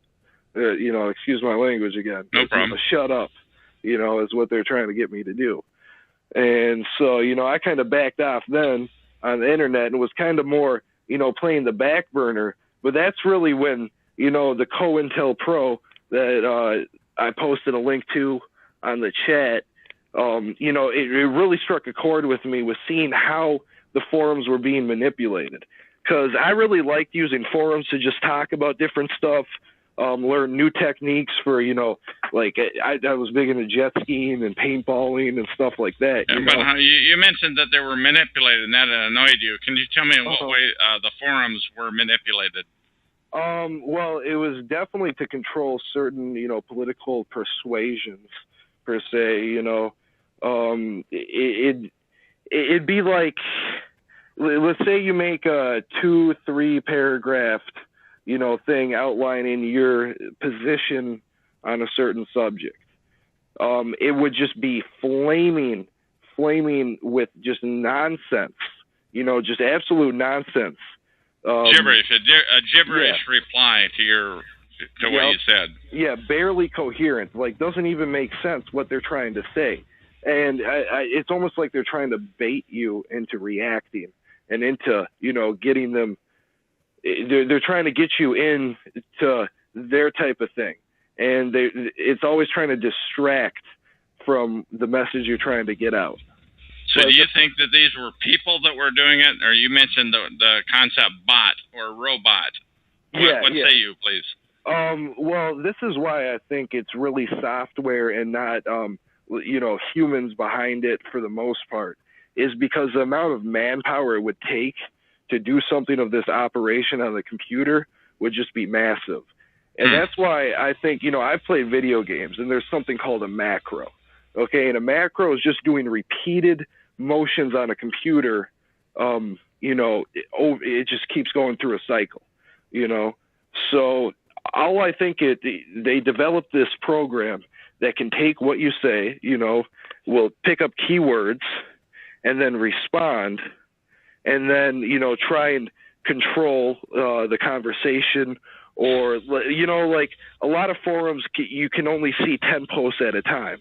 So they would try and, if you make a post and let's say a thread is 190 pages and you make this big long post showing how their position is bullshit, they'll just spam a bunch quick, boom, onto the next thing. So your whole entire thing is not even seen. So you're pushed to the second page. You're not on the main page that most people would see. So they exactly. Yeah, they'll even try and get you on the 4th or the 5th page. Is really the goal, is to get you just completely out of sight. And that's why they'll just spam pointless topics, pointless threads. And another thing that they really do try and focus on is the moderator positions and the administrator positions. What do you mean by that? What do you mean by that? Oh! You mean they're trying to spam or bot the moderator? Is that what you're saying? Well, no. What I'm saying is you have the moderators or admins that are in charge of a specific website or forum. What they'll try and do is they'll try and get large post counts. So they'll get certain accounts that will get large post numbers, so then they can get moderator or administrator status, and then they can actually boot people off and ban them from the website. So you get people that are well-spoken or that are outspoken or that have a particular viewpoint, and you get them booted. Yeah, they just go out and ban them. And now, have you seen that? Has that happened to you or have you seen that happen to others who? Yeah, that's happened. Those have happened to friends of mine who are outspoken, on the internet, who are really focused on, blowing through a lot of the bullshit. They just wanted to get through it, and, show what's going on. And those people would get banned, and it'd just be for really, really pointless stuff. Like they'd say it'd be for, attacking a user or something with, or like threatening them or something like that. And it's not. And it's just like they're banned off and that's that.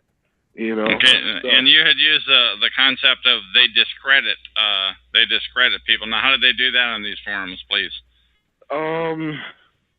I mean, it'll be more just like saying, "Oh, you have, where's your proof?" It's more like just picking. They pick certain words. Like, let's say you write 5 paragraphs, right? They'll take 2 sentences out of that. And then just go off on that, say, oh, this is, you're just complete bullshit, and have maybe 5, 6, 7, 8 accounts all agree, boom, boom, boom, boom, boom. So it looks like the majority is against this person. And so they're trying to go with the almost group mentality. That's how they discredit. They discredit you because they get 5, 6, 7 people who are essentially all bots, right? Yep. Just fake accounts, not a real person. What else did they do like that? And also, while you're on that mission, talk about COINTELPRO aspect of all this. Whatever you take, whatever spin you put on that.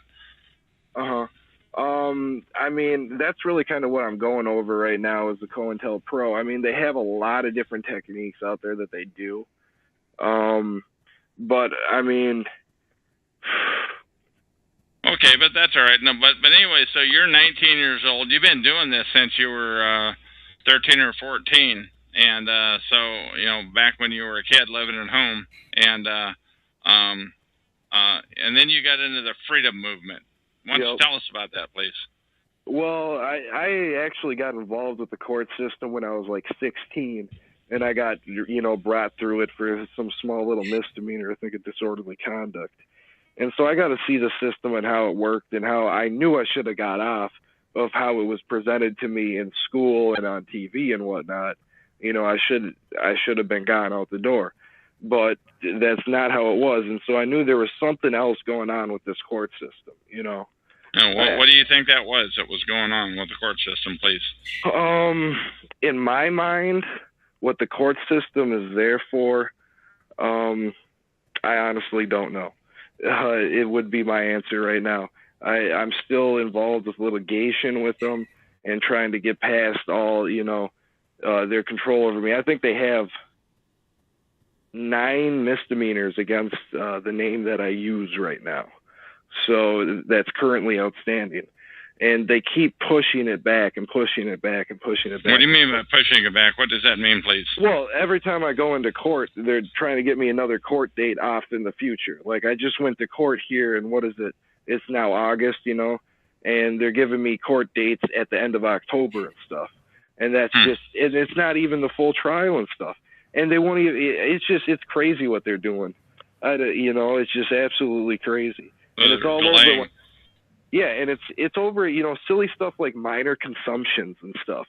And I look at these people, and some of them, are old enough where the drinking laws used to be where when they were my age, they could go to the bar and have a beer. Yet they're telling me I can't have one because it says. Let me zoom in on something else you said earlier. Okay. You talked about stuff being moved around in your place. How many times does that happen, and what sorts of things did they do, please? I mean, I would have keys go missing. What else? I mean, especially when I was in school, it'd be it'd be a USB drive, where I'm supposed to be bringing this in, and they know, that this is what it's supposed to be. I'm trying to think. I mean, a lot of it wasn't really face-to-face encounters. I haven't had a face-to-face encounter, I don't believe. It's all been over the internet or them hitting me when I'm not home is really what it is. And it's just, it's little minor stuff. Keys being moved around, papers being moved, food being moved. I don't even know what else to... And this this is one situation. So you think they have the keys to your place, or what do you say, please? Yeah, it maybe they had the keys to my place, or they have some type of universal like janitor's key or something. I don't know. Yeah, master key or something. Yeah, I have. So how many times do you think they've been in your place? Would you guess?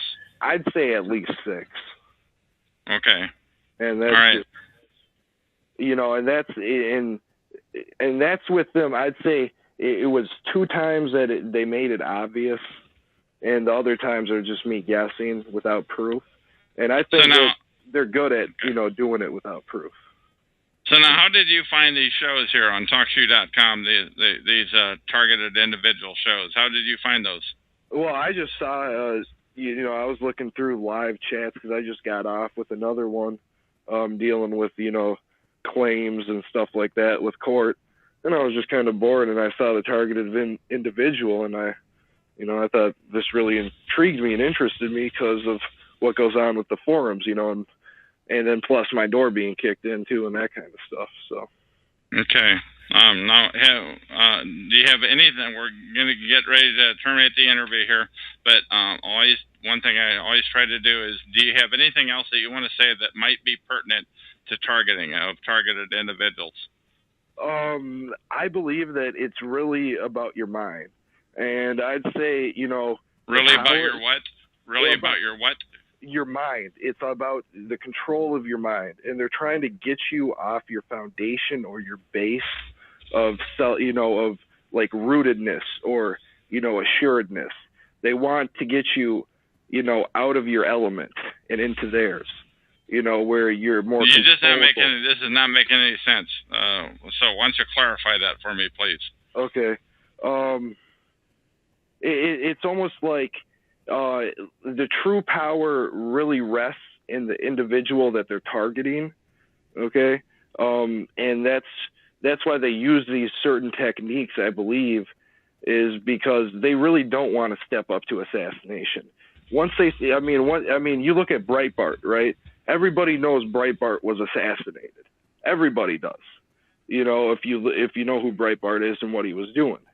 They don't want to be assassinating how many. Why don't you just tell us real brief, so that we don't get off on that tangent. Why don't you just tell us real brief what it was he is and what he was doing?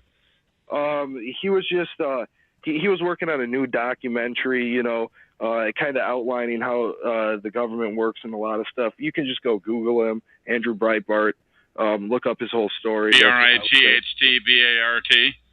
I think it's BREIT, Bart, BART. So, okay, all right. So that's enough on him. What else do you want to say then?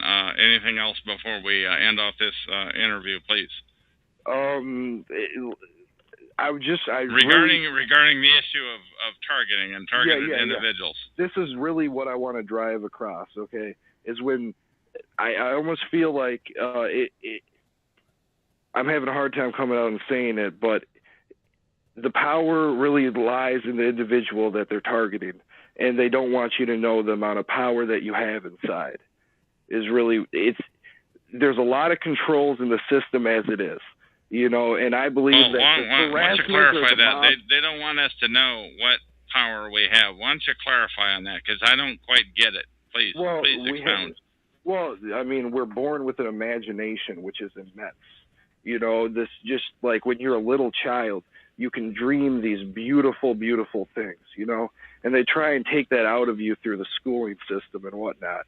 And it's about, I think, connecting with that inner imagination. Yeah, I don't know, man. I'm about ready to terminate the interview. I have no clue where we're going with this. Oh, okay. What the hell does that have to do? I'm just asking you for whatever you think. It almost sounds like you've turned into a perp. Honest to God, right now. Yeah, it almost sounds like that because I have no clue what you're talking about. Oh, I'm talking, it's like when you go into court, you don't get a lawyer and just give all your power away. Do you see what I'm saying? Yeah. Like, it's not about letting them have the power and let them control your lives through what they're doing to you. You control your life. They're going to do what they're going to do. Like you were explaining to me before, what are you going to do? Just punch everybody? I don't know. Yeah, you can't punch everybody. I made the statement that you can't punch everybody who is in on the organized stalking, but you have indicated that you've had that happen on the street, maybe. Yeah, I think in the grocery stores, maybe, but I don't really go out much more. I really don't go out much, and if I'm going to go out, it's to a friend's house. It's not, really public places. So I don't know. I'm more the internet guy, That's more my domain, you could say. So. Okay, so like King Perp, what else do you have to say before we hit the terminate button on this interview? I just say, good luck to everybody, and hopefully we can solve this issue and bring out these people who are committing these acts out into the open. And that's what I would like the whole thing to be, a big light shine on it and actually blow up. Blow up in their faces. So okay. If it's really what's happening. All right, and that's the end of this interview. Talk shoes. Recorded live. Hello, my name is Chuck, nickname Van of Vancouver, Washington, USA. Welcome to Talk Shoe call number 120297. This call is being recorded, and anything said will go into the public domain. Thus, everyone is entitled and encouraged to make a copy and republish any or all of this MP3 recording file. You do not need permission. No notification or attribution is necessary. To find more of these public domain audios, go to the top right corner of any TalkShoe.com screen and search for Vancouver or show number 120297, or click the purple top left Live Now button to see if the show is presently underway. The time out here on the West Coast is about 5 minutes after 1 a.m. On Sunday, August 5, 2012. This is episode number 3018, and guest 19 asked me, here's the deal, and the gist of this recording. Guest 19 asked me a simple question. Chuck, what have you learned about cyber stalking since you've come to TalkShoe? And I said, with some help of some other guests in the room, by the way, you can't believe everything you see online. The perps have the keys to the castle, and that is a big advantage. I've learned that 75 to 90% of the supposed TIs here are TIs turned into TI perps, and they will never own up to it, and they will act head effingly hurt if you say it. I've learned that all normal avenues of help are plugged with scumbags such as Freedom SCHS, who are great actors and getting better quarterly. It's almost as though they have quarterly performance evaluations to make sure that they do improve. They improve their subterfuge. This is a great question. What have you learned? And that should be asked of other pure TIs, because perps are forbidden to be honest about anything that will help real TIs. Perps will never admit that some TIs are turned into perps, like many of them did. Real TIs who have not sold out want to disseminate progress regularly. Any real TI who wants to get the word out would not have secrets, as it would only deprive other real TIs who are non-perps of the same. To put it another way, now we're not talking about where the keys to the house are and things like that. We're talking about the big picture stuff like they're in this paragraph that I'm reading right here. To put it another way, by keeping big picture secrets from perps, you also keep those secrets from other non-perp TIs. So you should, I say, just sing out loudly and often.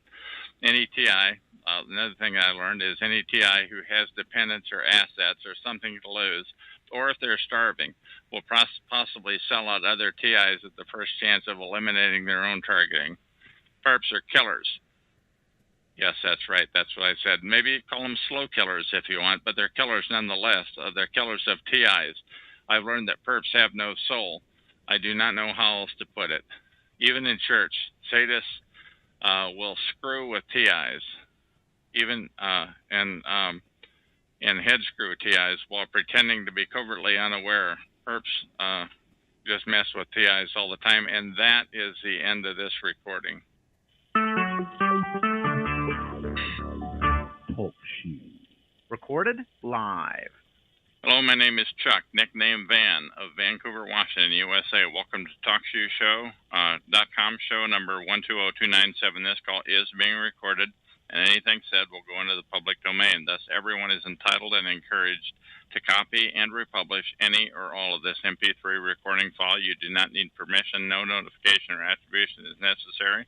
To find more of these public domain audios, go to the top right corner of any TalkShoe.com screen and search for Vancouver or show number 120297, or click on the purple top left Live Now button to see if this show is presently underway. The time out here on the west coast of the U.S.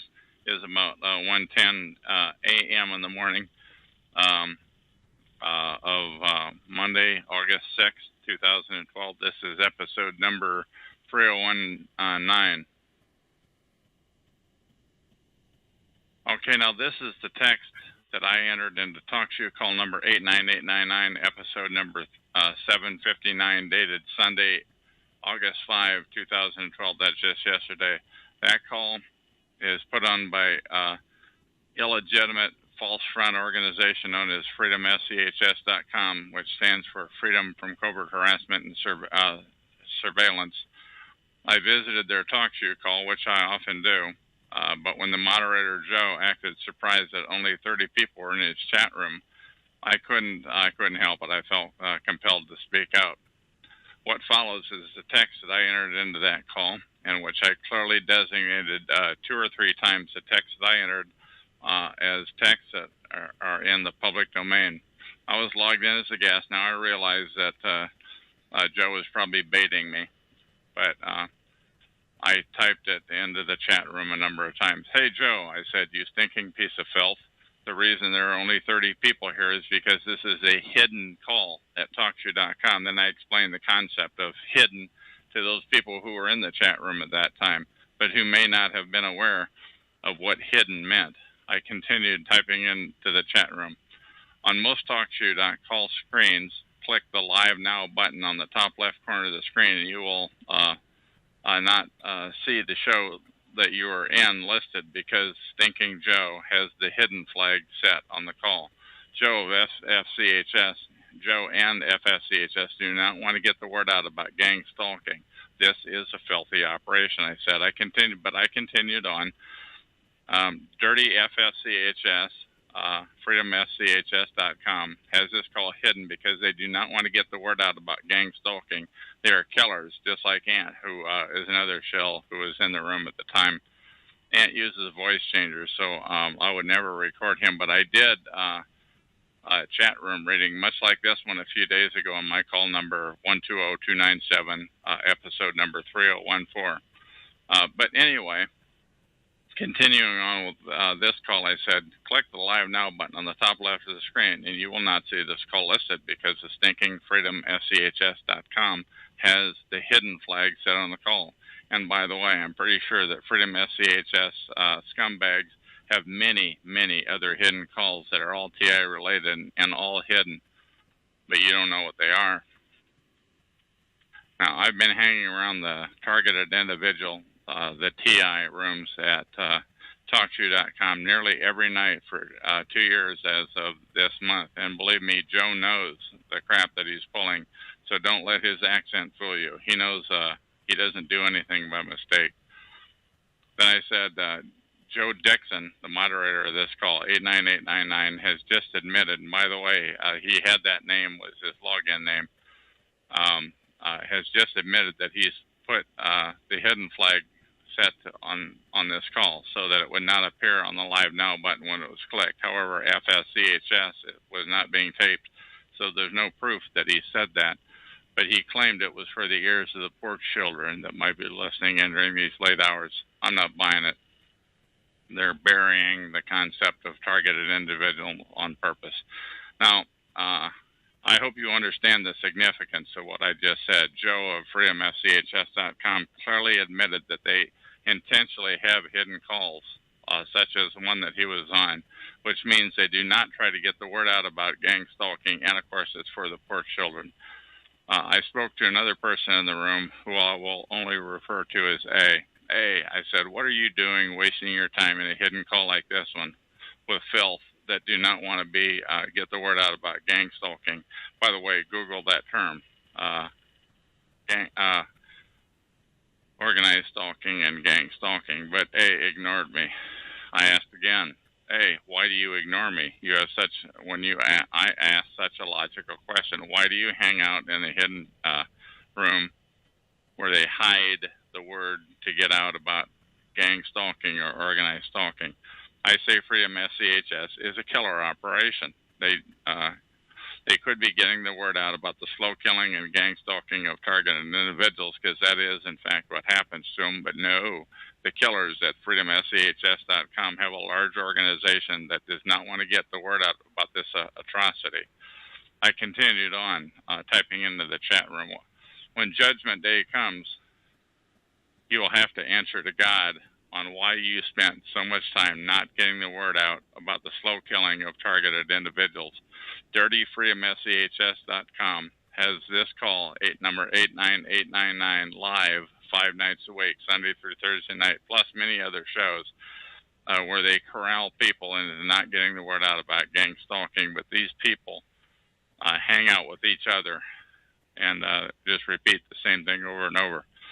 Now, why might that be? But if they aren't an illicit perp operation, it was at this point that I decided it didn't look like Joe was going to mute me, as he has done so many times before. So I typed in the following statement. I typed this into the chat room. Everything I have typed into the chat room, I am placing into the public domain for the eternity of mankind. It is free for all to republish.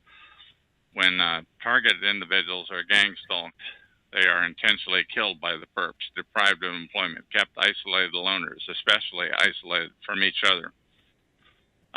Guest 7 said, "Stop flooding the chat, man. You never stop, do you? You do not practice what you preach." Now, I have to admit that there is some truth to what Guest 7 said, that on my talk show, number 120297, the one that I'm doing this recording on right now, I do ask flooders in the chat room not to flood, or I mute them. On the other hand, if somebody comes into the chat room and they show some pure intent and they're not spamming a bunch of crud, I would probably mute everybody else, assuming they're a fast typer. And the reason I would mute everybody else, because when the typing starts getting good, the flooders just flood. It's just amazing. It's like an amazing protocol. Anyway, in this case, this was a rare opportunity to speak to Joe's audience where Joe was not going to mute me, and I was going to make the most of it. So I continued. This is on TalkShoe call number 89899, which is a chat room operated by freedomschs.com, a false front operation. They are slow killers of TIs, targeted individuals. Earlier in the audio portion of the call, the user Joe Dixon played a tape about gang stalking of targeted individuals, but he did not record it.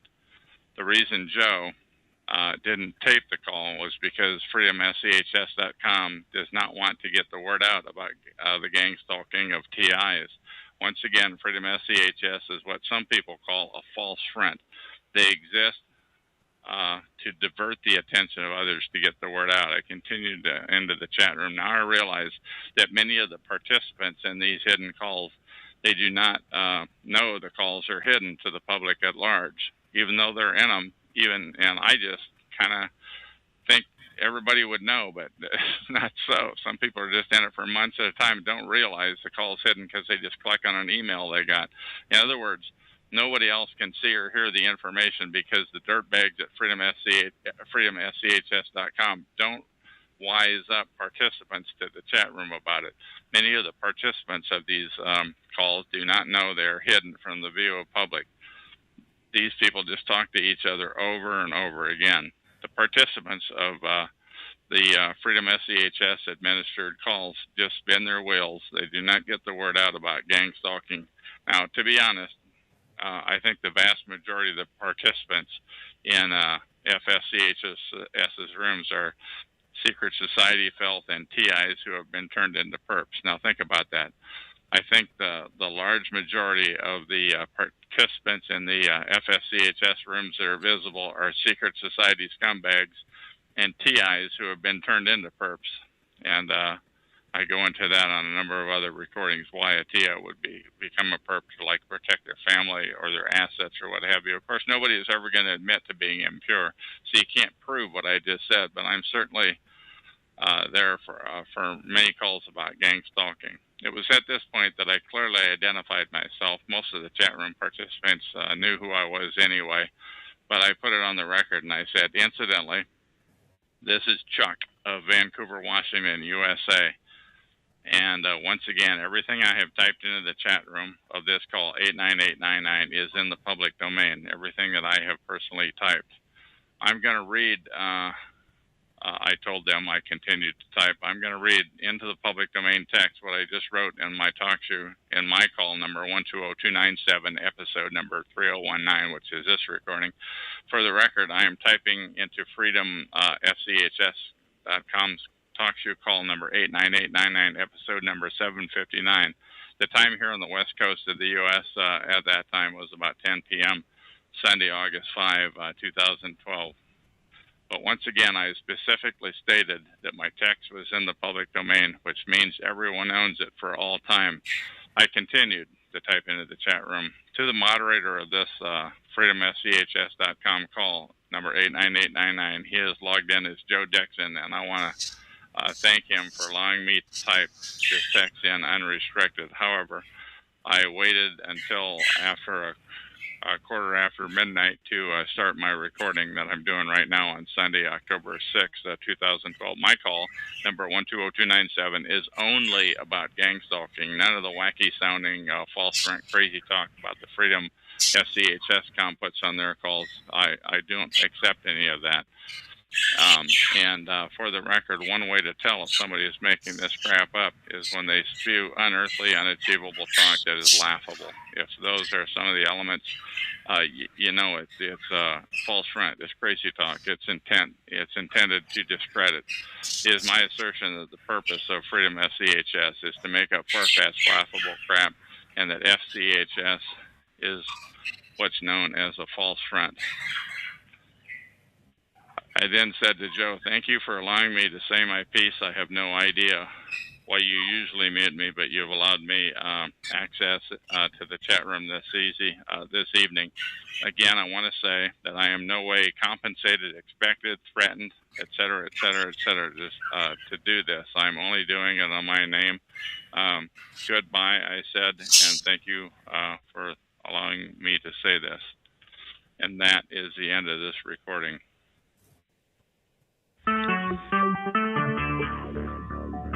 Talk shoes. Recorded live.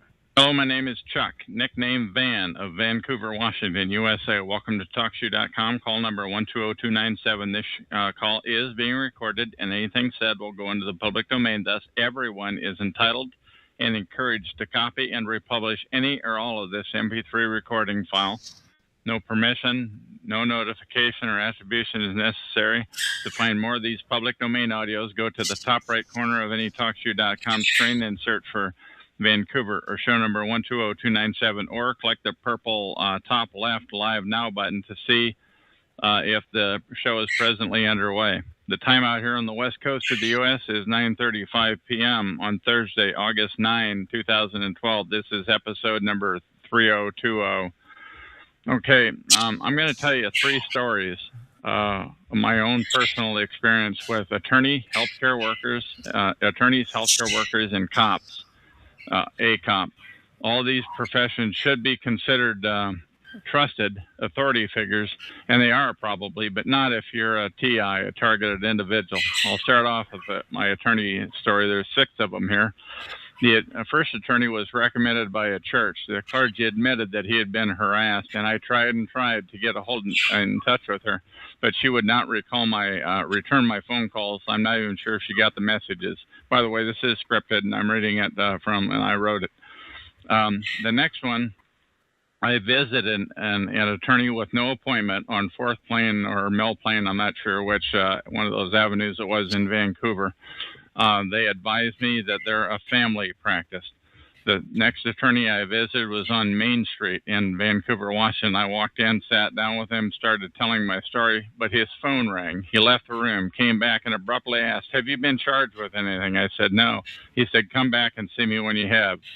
Now, am I dreaming, or did Perp follow me into that place and lay the negative narrative on him? Incidentally, this would be a perfect setup to film that type of an incident, although I would want to tread softly if you're dealing with attorneys, where the filmer happened to be sitting in the lobby a few minutes before my arrival.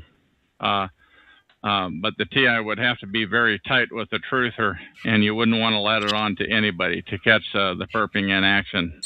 Another incident, by the way, I went down to Portland, walked into a skyscraper, looked on the reader board. I saw an attorney on the elevator. I forget if it was like the 10th or the 14th floor or something like that. Somebody followed me on to the elevator immediately and pressed the next floor higher than I was going to. Once again, this would have been a perfect setup to catch a perp if they were as they were doing their job. Another person I talked to was an ex-attorney. I didn't know that she was an attorney, but she said she worked in San Francisco and was well aware of government harassment, but she had never heard of the term gang stalking, as I referred to it as. Another story about a visiting attorney in a Portland skyscraper, and this was the straw that broke the camel's back. I personally knew a guy. He was very, very outspoken, and this attorney got him off for speaking out.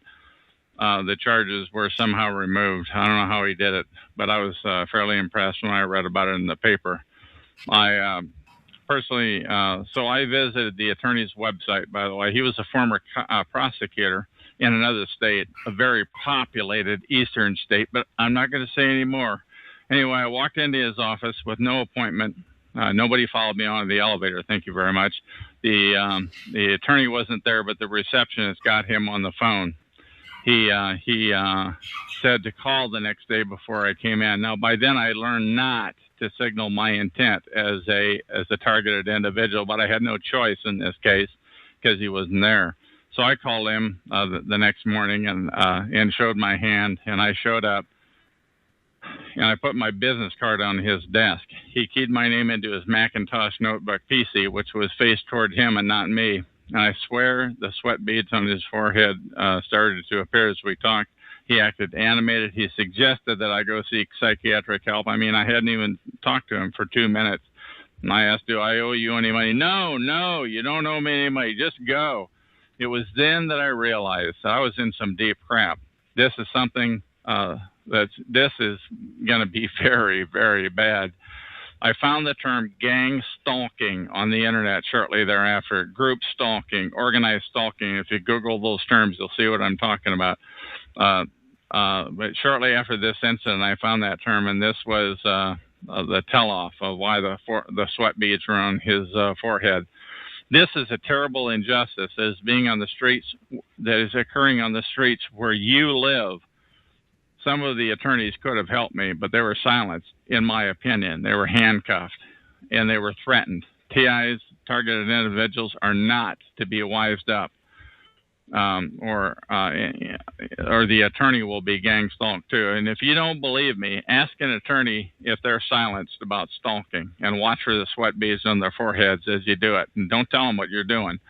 Also, I want to tell you my healthcare worker story. Shortly after I found out that I was gang stalked, organized stalked, group stalked on the internet, Google it, I had a doctor's appointment with a routine visit, but the appointment was way before I discovered that TIs targeted individuals had better be careful about who you talk to about this. So I was cocky, and I asked, so are you going to have me committed? Ha, ha, ha.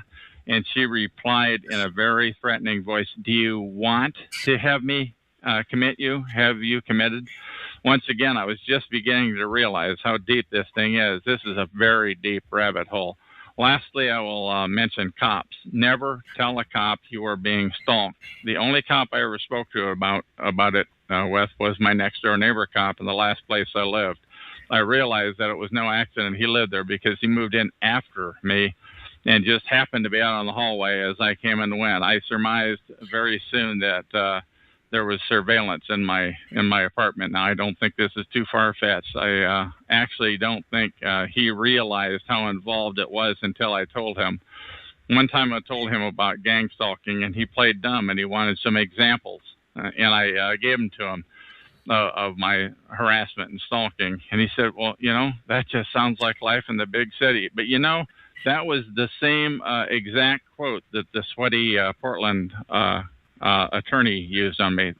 That sounds just like life in the big city. Anyway, the cop said offhandedly that he knew somebody he'd like to set gang stalking on. I realized he was just talking. I hope he was just talking.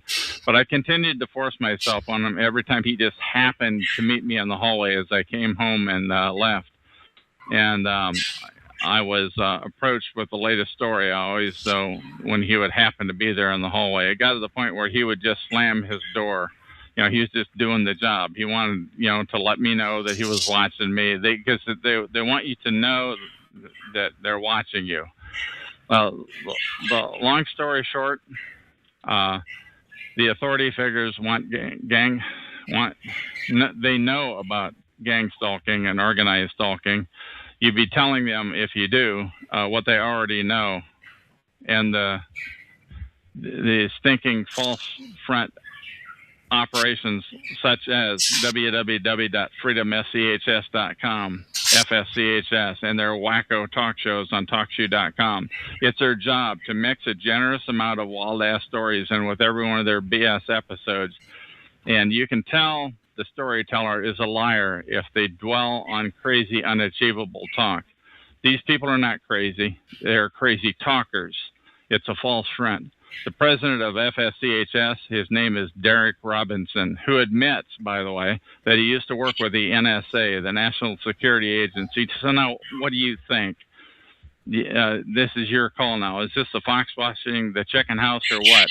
The people that are supposed to be leading us poor TIs out of this terrible dilemma are the stinking NSA.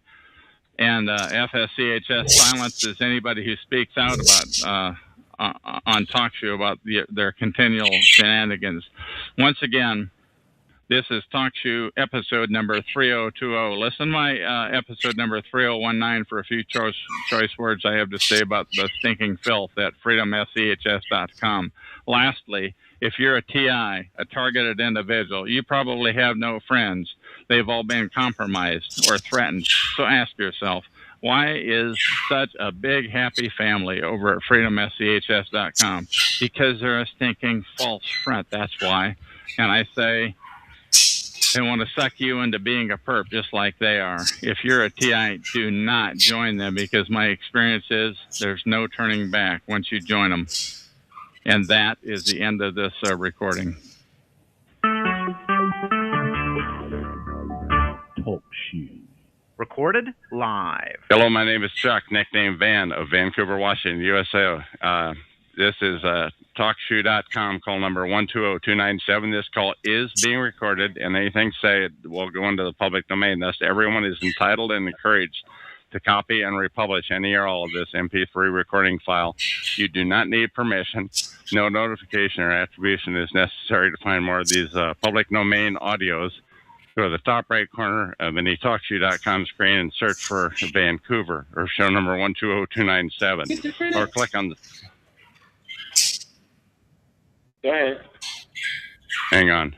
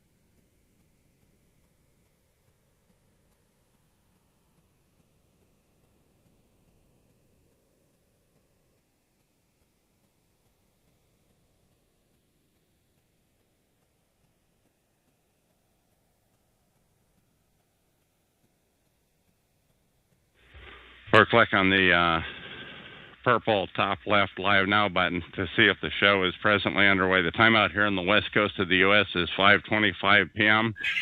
on Tuesday, August 21, 2012. This is episode number 3012. Now, once again, this call is being recorded, and right now I've got 8 or 9 callers on my show. So why don't you tell us again how you happened to come in here, please? Okay, well, as indicated to you before, but we're being recorded now. So as you said before, I just wanted to get that in. What you said before, I'm asking you to repeat it because now it's on the recording and it's public domain. It'll live forever. Go ahead. Okay, all right. I was invited here via text message from a coworker of mine, and it was implied that you were bashing truck drivers, and I came in here to hear it, and that's the reason why I am here. Okay, so somebody called you up, told you that I am a truck driver basher, and you called up, and then you started saying that I was. Why don't you go ahead and say some of the verbiage that you used when you called up, please, about paranoia and what have you? Well, no, the implication was that I have been told by several others also that you are paranoid and think the government is after you. No, wait a minute. Several others. Are you saying several other people have told you that I'm paranoid? Now, that sounds like a bit of a stretch.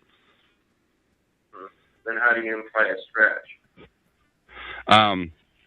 You're saying that several, could you come up with a number on what several means?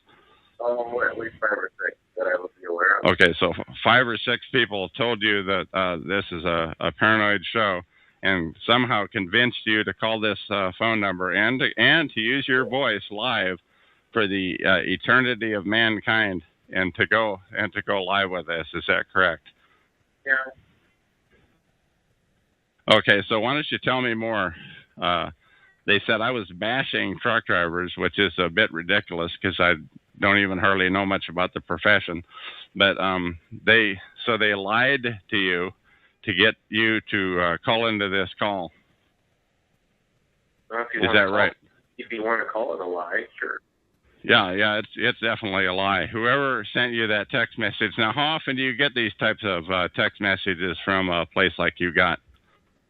I play with that. Well, I get text messages every day from the leaders that I deal with on a daily basis to go into a conference room, like I told you before, and we talk about different things within the trucking industry.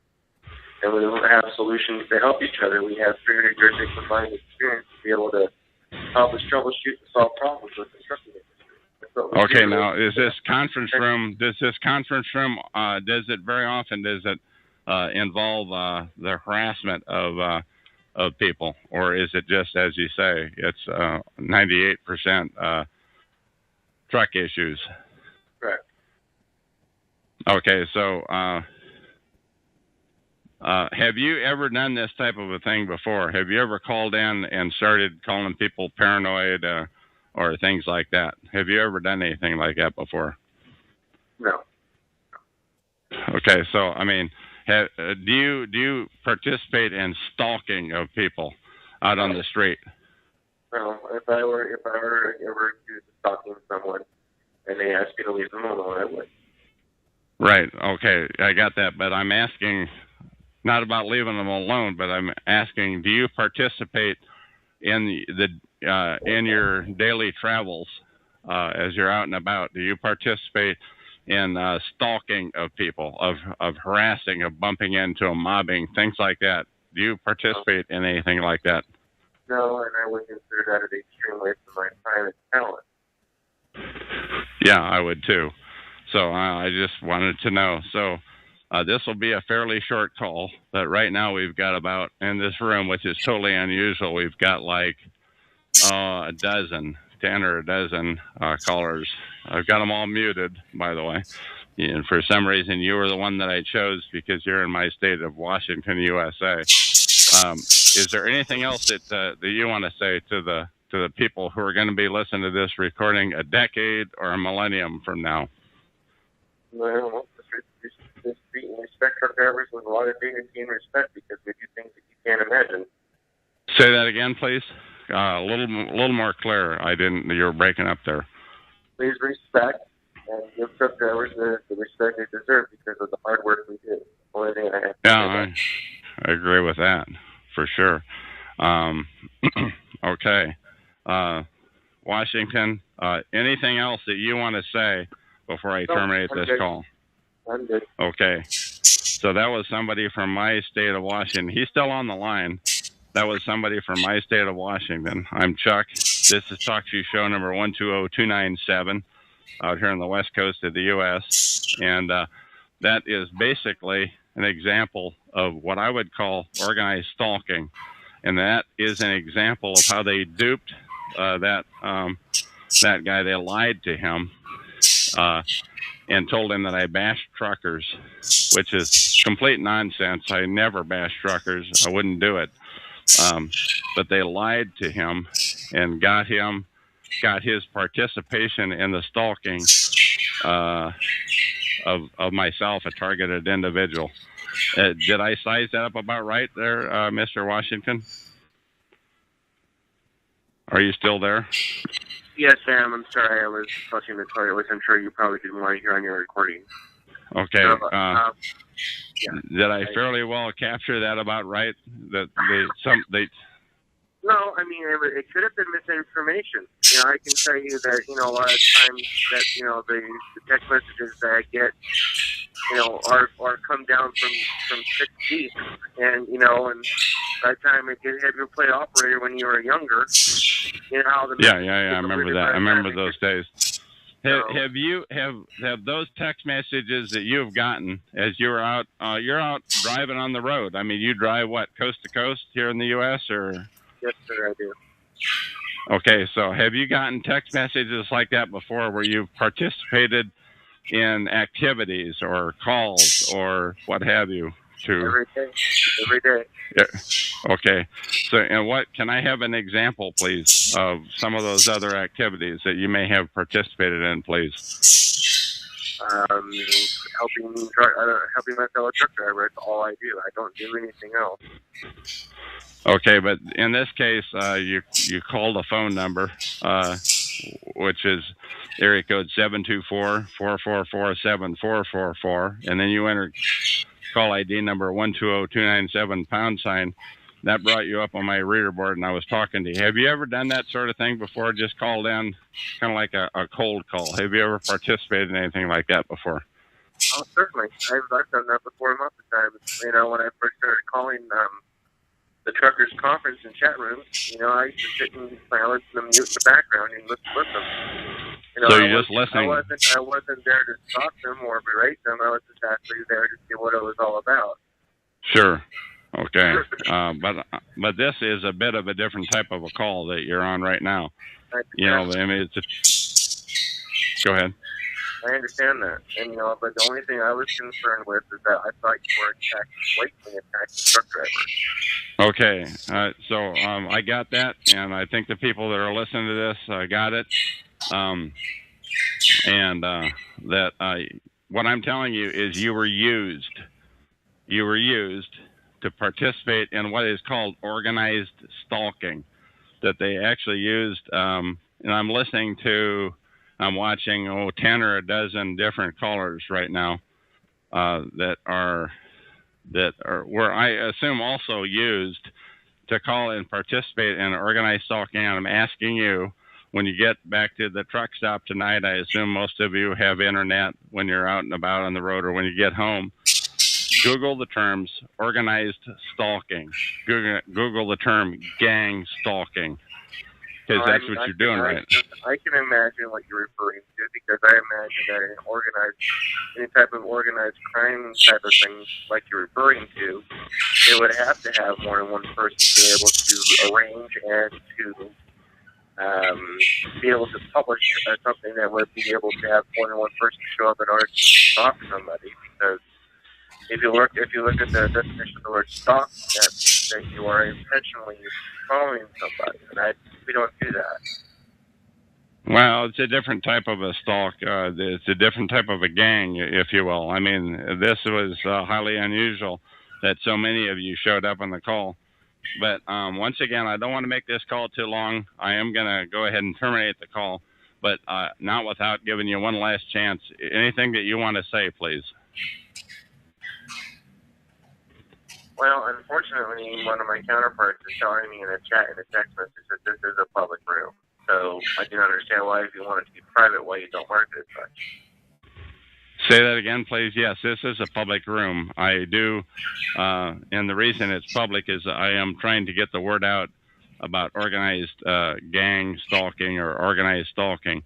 This is okay. So while what you're telling me is that while you're talking to me on the phone, that you're receiving text messages on your a different cell phone or the same cell phone, or what's your setup there, please? Oh, I have a smartphone. It is capable of doing everything that you're referring to, including when speaking on the phone. I can receive text messages and files and everything. So I mean, it's not uncommon that when I'm doing a project for my fellow truck drivers, I could do all at once. I don't have to get off the phone and get off the computer and do all that crap. I can do it live from the comfort of my driver's chair. Okay, now just one last thing I want to ask. You do realize that you were used? Do you realize that you were used and duped and lied to? You know what? I take this every day for freight traffic. You know what? I'm not talking. That's legitimate. I mean, if they're paying you X dollars to move X cargo from A to B, then that's not the kind of used. I'm talking about you were lied to. You were duped. How does that make you feel? I mean, to call this. I don't agree, but that's okay. If you want to feel that way, you go right ahead. All right. And once again, I do want to thank my fellow Washingtonian for calling in and for going live on this conference call. My name is Chuck, and that is the end of this recording.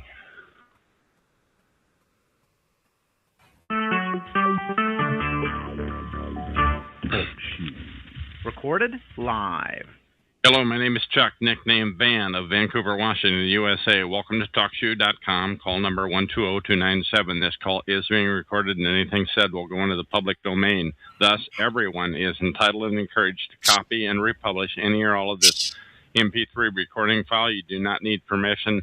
No notification or attribution is necessary. To find more of these public domain audios, go to the top right corner of any TalkShoe.com screen and search for Vancouver or show number 120297, or click on the top left purple Live Now button to see if the show is presently underway. The time out here on the west coast of the U.S.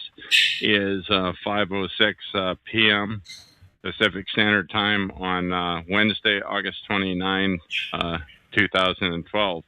This is episode number 3022. As I said, it's by me, Chuck. The title of it is Masonic Silent Dagger, Organized Stalking, Scientology Fair Game. This monologue is about the lie. Now, the Freemasons, or the Masons as they call themselves, have a protocol known as Silent Dagger. Sometimes it's called the Secret Dagger or Slow Dagger, where they get targeted individuals to commit suicide by using their illicit Masonic lie protocol, where they tell lies to the community about the target over a period of years if necessary. You see, the Masons think it's really cool when they can get a targeted individual to suicide themselves. And if it doesn't work, ask yourself, will they kill them anyway? It's your call. Just listen to the rest of this first, though. But don't take my word for it. Do a Google search on these terms: Masonic, Mason Silent Dagger, Mason Secret Dagger, or Mason Slow Dagger. And remember, truth is secondary to these guys, and the protocol is all based on lies. Google it. And don't be surprised if the flooders have gamed the real results and buried it in the search results. So keep looking and you'll find it. I have some examples, though. On this TalkShoe.com, show number 120297, about a week ago, on August 21, 2012, and my call number 3021, a mob of about 8 to 12 people suddenly showed up on the call. These people were not in the chat room. They were on the call only. Previous to that day, I'd had many chatters in the chat room, but only 1 to 2 callers at a time rather than the 8 to 12 who showed up on that day. These callers were listening to their telephones, not on their personal computers, I believe. And based on the location stamps, which is all I can see, they were all across the USA. I'm pretty sure that these 8 to 12 people were mostly truck drivers who had been lied to and coached. So I unmuted one guy at random, and his first words out of his mouth were, "I heard there was some paranoid person on here talking about truckers." So I muted him, and the second guy I talked to, paranoid, I suspect, was the first thing out of his lips. It may be a... by the way, don't forget the word paranoid. When you hear somebody say that word, it may be a stinking Mason covering up the silent dagger. And if somebody else is trying to get you to call someone else paranoid, consider that they may be using you. Anyway, I unmuted the third guy. And all I knew about him was he was from my home state of Washington, USA. Sure enough, the first words to come out of his mouth were paranoid. Now, I don't think it's a stretch to say that these callers were put up to the call mob, that these people were being used. And if I talked with them, they were coached to say the word paranoid in the first sentence. And as I said, I did unmute 3 of them one at a time. But anyway, I engaged in a conversation with the third caller. You can hear that call on this talk show, call number 120297, on my call number 3021. That's 120297, number 3021 on at talkshoe.com. The call is just previous to this one, which is number 3022. On that call, I clearly stated 2 or 3 times that it was in the public domain. And this call and my associated chat text too are in the public domain for the eternity of all mankind. But anyway, back to the third truck driver from Washington State, USA. He said he arrived here because he had heard on another call somebody say that this call was slandering truck drivers. Now, I assure you that was not true. And we spoke back and forth during the 13-minute call, number 3021. And was talking about perps tell people customized lies to infuriate people, which justifies their mobbing. Or if they're a retailer, it justifies poor service, rude behavior on the street, sometimes entry and exit of neighbors as you are leaving or coming or going from your home, and countless other mobbing issues. And by the way, if a perp makes a statement to a TI or rude behavior, and by the way, if perp makes statements to a TI or rude behavior right next to you, you may not even notice it. You, the average John or Mary Doe, may not even recognize it. It's that subtle. Even ministers may not recognize the behavior in their own church. I kid you not. I've had it happen in church, and I don't think anybody else knew it. Besides the harassment of the TIs, it's intended to be subtle. Therefore, just because perping may occur in a church, that does not mean that the local church hierarchy is in on it, because churches sometimes have high turnover at the top, but not at the usher or the perp level. This stinking protocol of organized stalking, gang stalking, has been perfected for many decades, perhaps centuries, but now in the year 2012, we've had the internet around since 1995 or so, and street perps have text messaging capability on their cell phone. It's gang stalking or organized stalking on steroids. That is just one example of organized stalking, of gang stalking being duped of targeted individuals, people being duped into participating in harassing and stalking targets. Incidentally, I, Chuck, do hereby attest that my previous story and the one I'm about to tell you now is true and accurate. Now, I'm not exaggerating. I wrote every word I'm reading, and I hereby place it into the public domain. Use it as you see fit for all eternity. No attribution is necessary. But now I have a second story to tell you. This story is about a guy on TalkShoe. He calls himself Ant Farm. He has used many pseudonyms on TalkShoe, such as Anomic and others, His latest pseudonym, though, is Ant Farm, though. He is a stinking perp, meaning he's a perpetrator, a slow killer of targeted individuals, of TIs.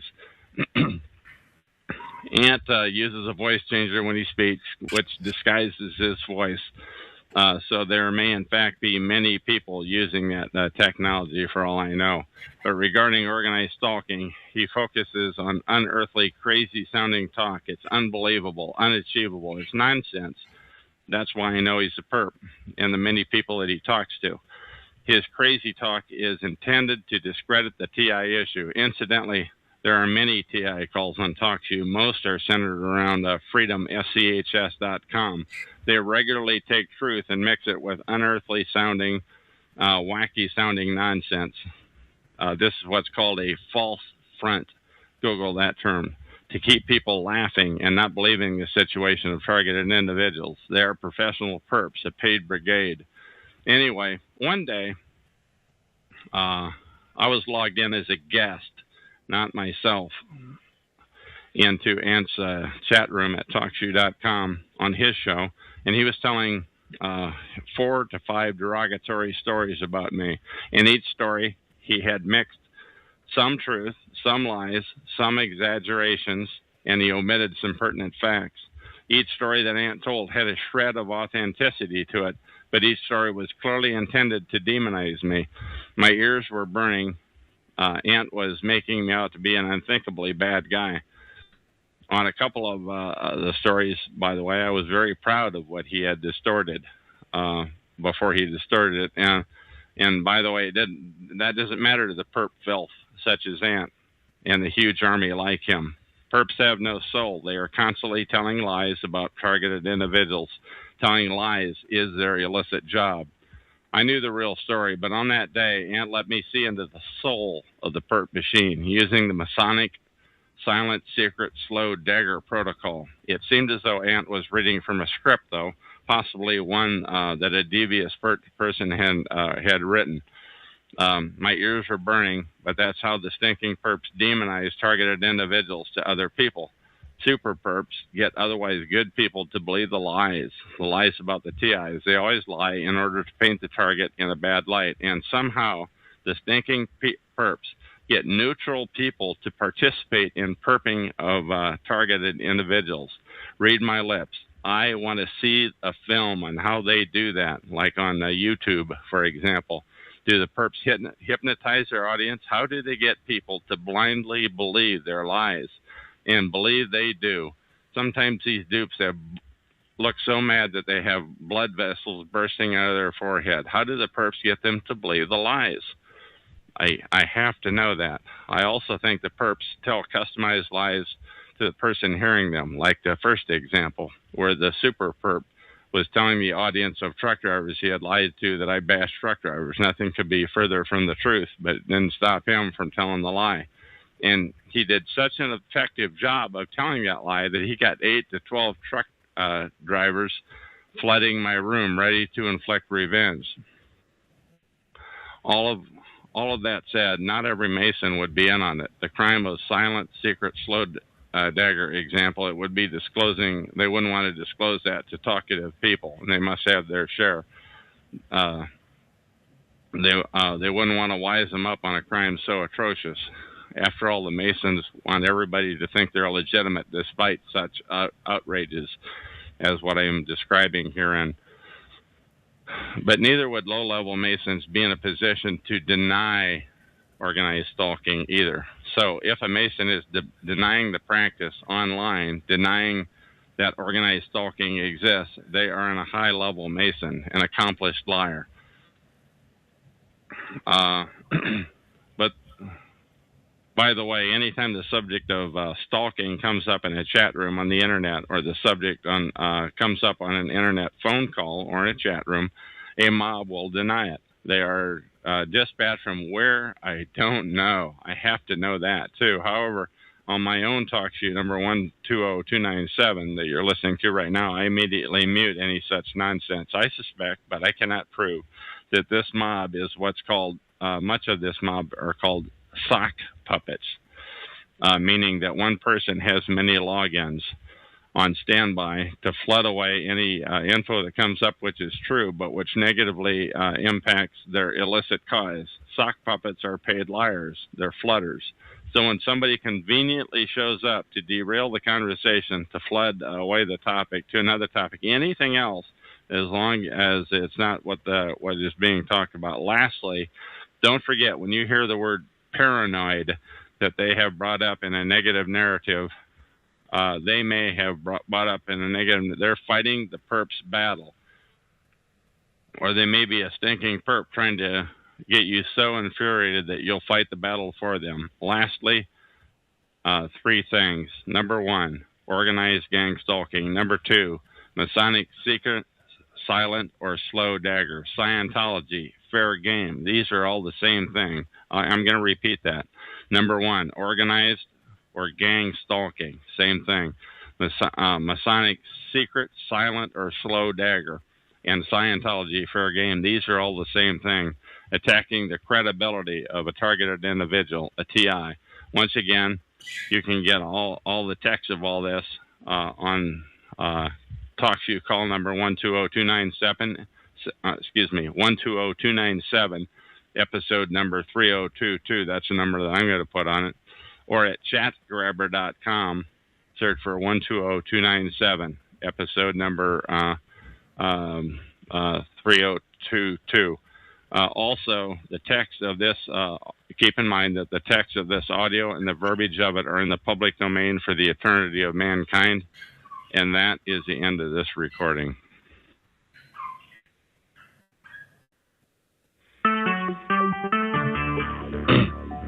TalkShoe.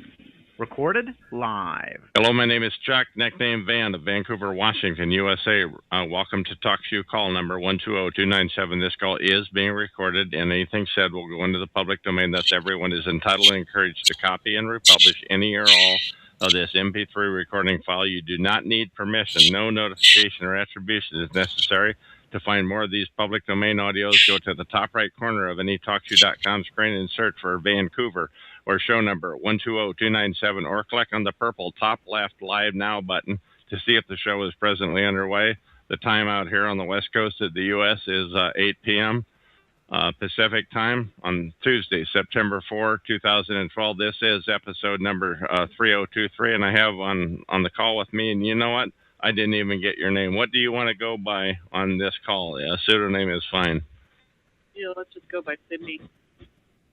Sydney, okay, S-Y-D-N-E-Y. Right. Is that right? Yeah, that's right. Okay, now you said you have been stalked for 20 years. Can you tell me how you, when you came to the realization that you were stalked, and why, and what sorts of things happened back then? Well, when it first started, I just would see somebody watching me, and when I would look at them, they'd look away real quickly. You know, like okay. They would pretend not to be watching me. Give me another example, please. People would say things that directly to me that were about me that they should have no information about. Things that happened while I was at home. Such as, like what sorts of things that happened at home, please? Well, we're talking about 20 years ago, so, you know, I'm sure. Not so sure I can remember, but it was just so clear that I had not mentioned anything outside of my home. Okay, other than people seeing you turning away quickly, things that happen in your home, I would call that directed conversation. What else type of thing happened, please? Oh, 20 years ago. My house. People broke into my house. There were clear signs of people breaking into my house. Okay. Other examples? Go ahead. What was run over, you say? The more recent things that really made me understand there was a big problem.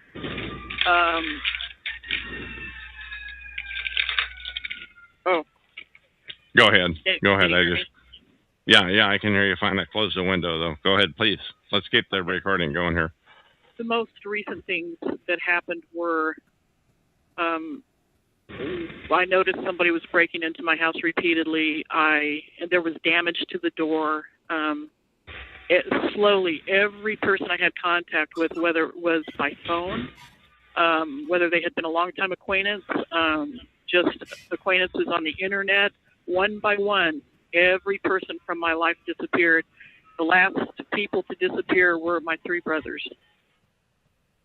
They just all of a sudden quit speaking to me. Everybody in my life did that to me, except now my you say kids. this was fairly recently. What does that mean? In the last year? In the last month?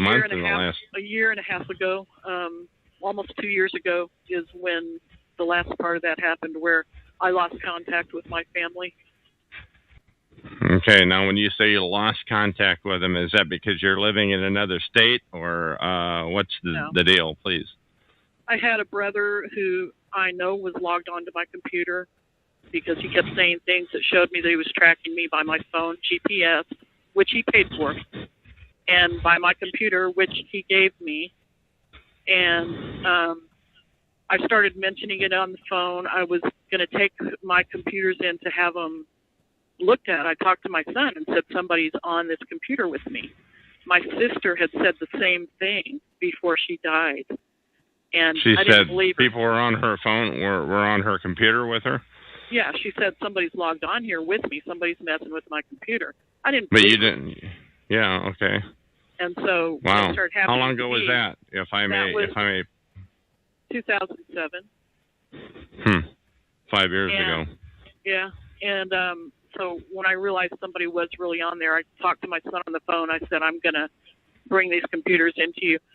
I put them in my car, and I went everywhere with them in my car, and then when I got home, I would take them inside the house because I couldn't get to the computer guy yet, and I didn't want anybody to have access to him and remove whatever tracking stuff was on there.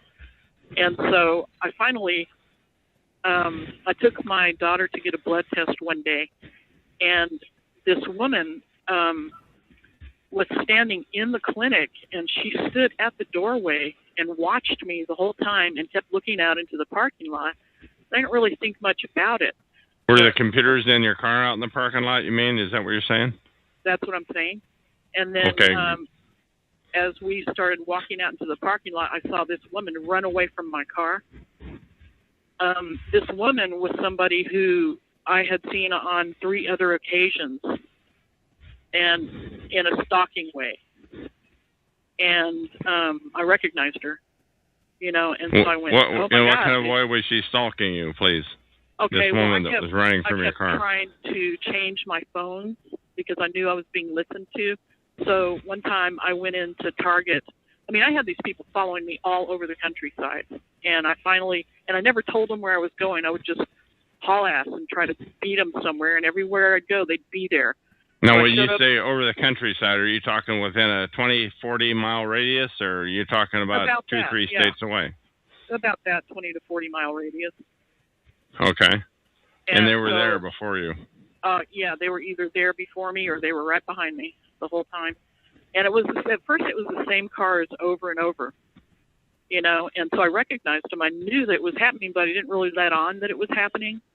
And then when I started letting on, they started changing more cars, and it got to be 15 or 20 cars at a time were with me. I called them my posse.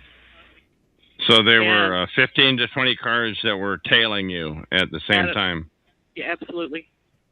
Wow. Some were in front, some were behind me. I had a couple of incidents where they tried to scare me by coming up on my bumper and, and they would glare at me, and it was just crazy stuff. So back to the lady that I recognized. When I saw her, I realized that this was the same person who had been stalking me. And so I took my computers. I tried to hide them in a box as I was moving stuff back and forth in and out of the house. And I thought maybe they wouldn't see what I was doing. I took them out. I unscrewed a bench in an RV. I put the computers in there. I screwed the top back on the bench. When I came back the next time I looked at them, the wood had been broken. Somebody had access to everything. When you came back, was that like 5 minutes later? Was it an hour and a half later? No, what? No, it was days later. Oh, days later. Okay, all right. I thought I had done a good job hiding them, but they, obviously they were watching me. So. Okay. Now, what other? You indicated earlier before we started this call they were steps ahead of you. Can you give me an example of what you mean by that? Yeah, every time I went anywhere, they would be there, and there would be somebody, like in the grocery store, this guy would be whispering, and I would look over at him, and he'd just grin at me, and everybody would be looking right at me. So he was messing with you. Oh, yeah. I would go to get gas, and my card would never work. If I was in this little town, my card would never work. Oh, your card, your gas card. Your car. I forget, was it your car or your card? Are you there? Shoot, we lost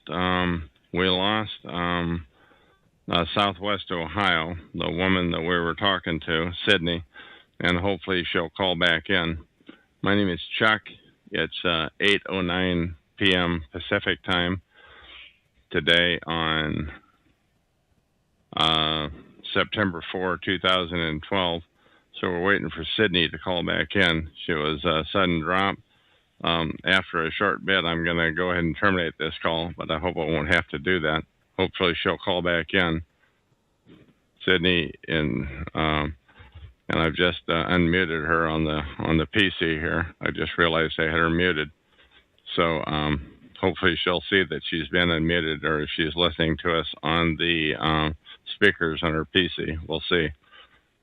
This is going to get to be kind of uninteresting, hearing me do my best to ad lib in a situation like this, difficult as it may be. My name is Chuck. This is TalkShoe call number 120297.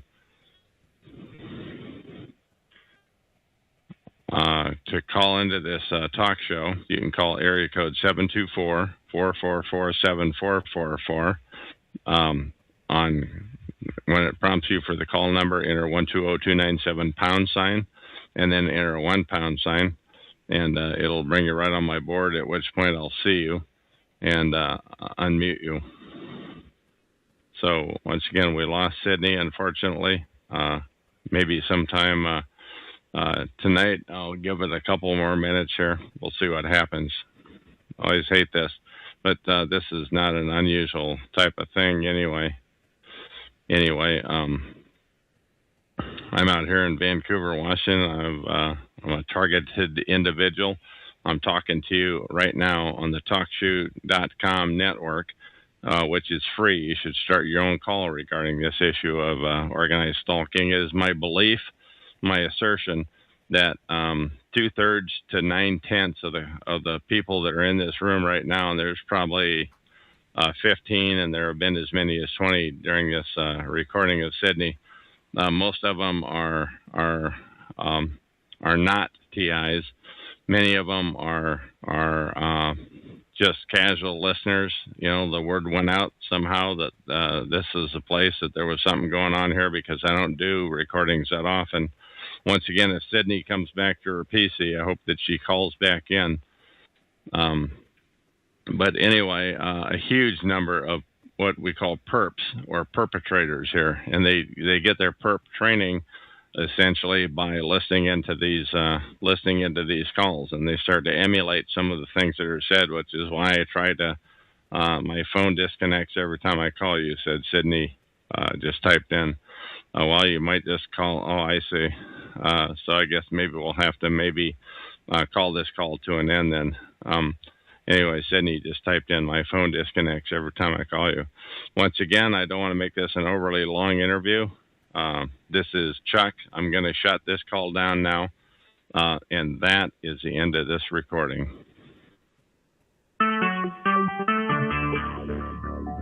Talk Shoe. Recorded live. Hello, my name is Chuck, nickname Van, of Vancouver, Washington, USA. Welcome to TalkShoe call number 120297. This call is being recorded, and anything said will go into the public domain. Thus, everyone is entitled and encouraged to copy and republish any or all of this MP3 file, and you do not need to permission, no notification, or attribution is necessary. To find more of these public domain audios, go to the top right corner of any TalkShoe.com call screen. and search for Vancouver or 120-297, the show number, or click on the purple top left Live Now button to see if the show is presently underway. The time out here in the west coast of the U.S. is about 8 minutes until 10 p.m. And today is Tuesday, September 4, 2012. I have on the phone with me from the last call where she ran out of minutes on her prepaid cell call phone, Sydney, and how are you? I'm great. How are you doing? Hanging in there, thank you.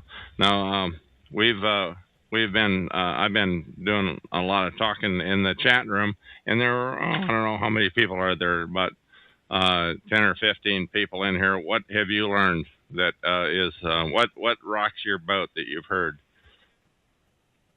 I'm concerned that nobody's really networking enough. And I don't know how you accomplish that when you're afraid. I don't know how you get to that. But it seems like if things are really going to change, that's one of the things that needs to happen is people need to be able to stick together. And I don't know how you do that other than what is happening with this. Now, I hate to be defeatist, but I do want to respond to that you've heard me say that 2/3 to 9/10 of the people that are in this chat room right now, I believe, are perps. What do you think about that? What percent would you give it? What do you have to say about that? Well, I think you're probably right because I feel that everywhere I go, the odds are the same. That happens that I'm around are maybe 50% of them are perps. Okay, but so there are a lot of perps, and so you're not delusional. You're not making this up. You just think their perps are effing with you where you go, and that's now I haven't had it in a while, but there were times when it was the case with me. Anyway, tell me about the isolation that you've encountered. That's one thing we talked about earlier, and I'm asking you to repeat that, but this time on the recording.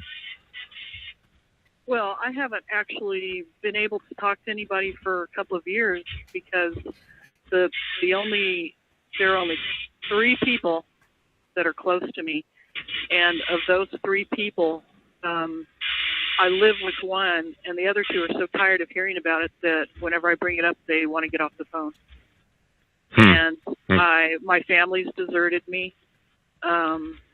All my friends deserted me. Everybody completely deserted me. So I've been in isolation. We stayed home for 8 months in our house in order to keep people from going in there and messing with our things. We kept one of us in the house at all times. And well, at least you have somebody else. At least you have somebody else to be in the house with that you can share that responsibility. I envy you for that. Yeah, and that's the thing that has saved. Really is being able to be close to one person. Okay. And over the 20 years that this has been happening, I slowly withdrew. I mean, I was kind of a shy person anyway, but I was just starting to find my way.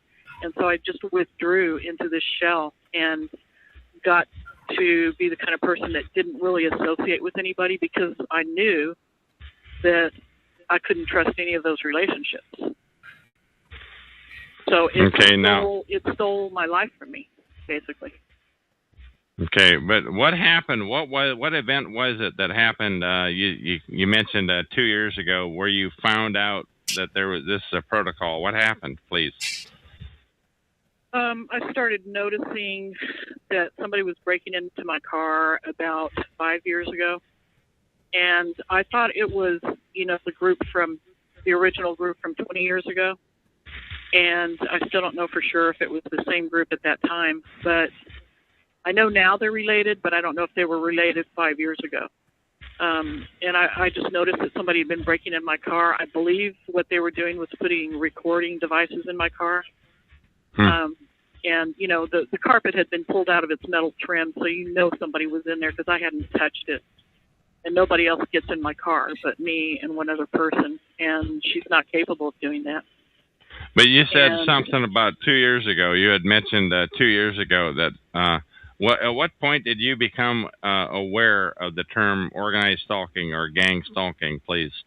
I didn't even find out about that until I had left the situation. I became aware because people started treating me differently in all of the stores in this small town, and things were happening on my computer that I didn't do. I Like knew what types that of things happen on your computer that you didn't do, please? things would disappear, and then people would talk to me about things I had been looking up on the computer that I didn't mention to anybody. Oh, like you were Googling, you mean, or what? Yeah, I was Googling things, and then people would mention them. And people would make comments like they had been part of my conversation on my phone, which was absurd because, I know who I talk to. I don't talk to that many people, and I never have. So I knew what I said to which people. I know that one of my brothers was tracking me. He's the one who paid for the phone. He's the one who bought the computer. I noticed my house had been broken into because the door jamb was split. Somebody had split it trying to get in. I talked to a cop about it, and he would not file a report for me. He said not to file a report, to collect evidence first. But at one point, you made the comment. At what point, I'm trying to drive in on it, did you realize recognize the term gang stalking, organized stalk? At what point did you come up to a term, and how did you come across that? Last May, when I got set up again with the computer, I started Googling stalking, and I was Googling bullying and ostracizing, and I found the terms organized stalking, gang stalking. So it was May 2011. That's when you when you really wised up. Am I putting words in your mouth by saying that you wised up about it? No, that's exactly what happened. I thought they just hated me and wanted me to leave town.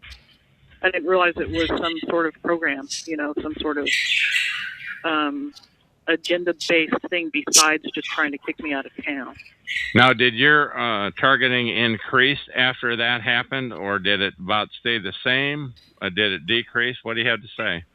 Which time are you talking about? At what time? May of 2011, when you finally wised up to it. No, what's happened since then is doctors have blacklisted us. I've seen people here and there. Things have gotten to be less, like they're not as careful about it, but there are fewer of them. But they're still there. There's no question that they're still there, and they still want you to know that they're there. So they're there, and they want you to know they're there. These people that are screwing with you. Is that what you're saying, please? Absolutely. Okay, now how do you know?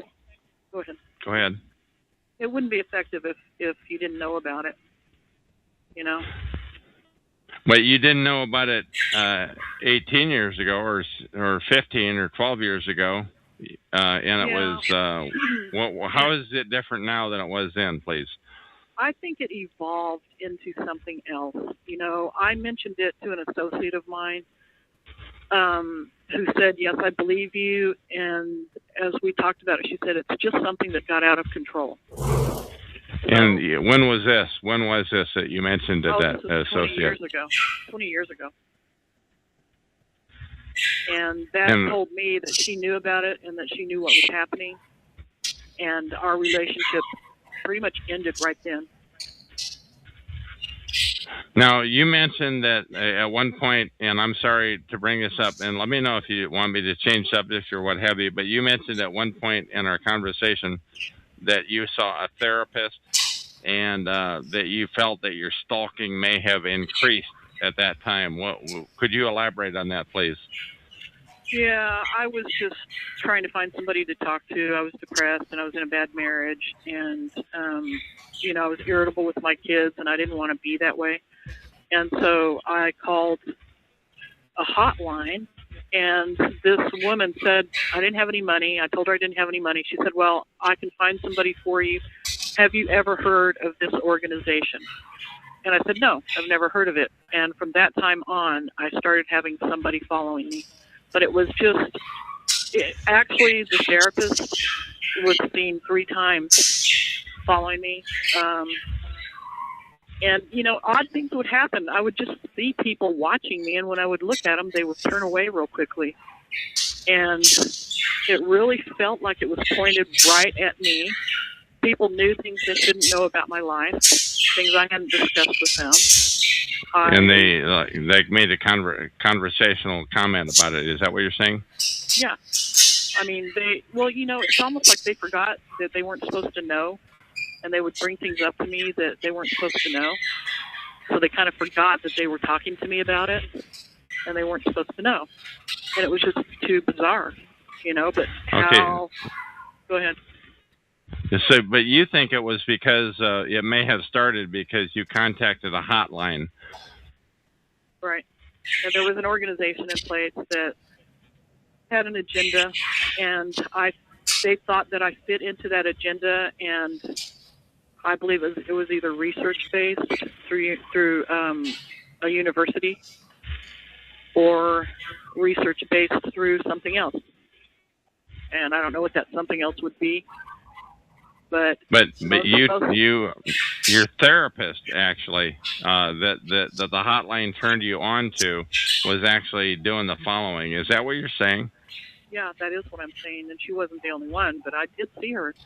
She came out to my house, not actually to my house, but a couple of miles from my house, 20 miles away from where she lived. She came into my place of work with a wig on. And at the end of all of this, she was in the car that she had bought about 15 years ago and was right in line with the stalkers following me around. Tell me about, now I'm just bringing some ideas off of my list because I made some notes before. Tell me about, you found some porn on your PC and they framed you for it. What do you have to say about that, please? Oh, that wasn't me, but that was somebody else that said that. Oh, okay. Said they found it. All right. So a couple of years ago is when you finally put your finger on it about organized stalking. Is that right? And how have things changed? How's your life changed since then, please? Oh, my life is completely changed. I don't have the freedom to be who I want to be. I haven't had that freedom for 20 years, but it's gotten a lot worse. You know, I used to have hope about being able to pursue my dreams and not be blacklisted everywhere I go. Now I don't believe that's ever going to happen. I don't work out of the house anymore. I don't go out and enjoy myself much. I pretty much stay in the house most of the time. And I may or may not change that in my life. It depends on how things go. I was totally afraid a year and a half ago. I was really afraid. I'm not like that now. And I don't expect to ever feel like that again unless I'm physically threatened. Okay, but now I want the word out. You want the word about why don't you fill in the blank? I want the word out about gang stalking. I want people to get together and try to do something about it.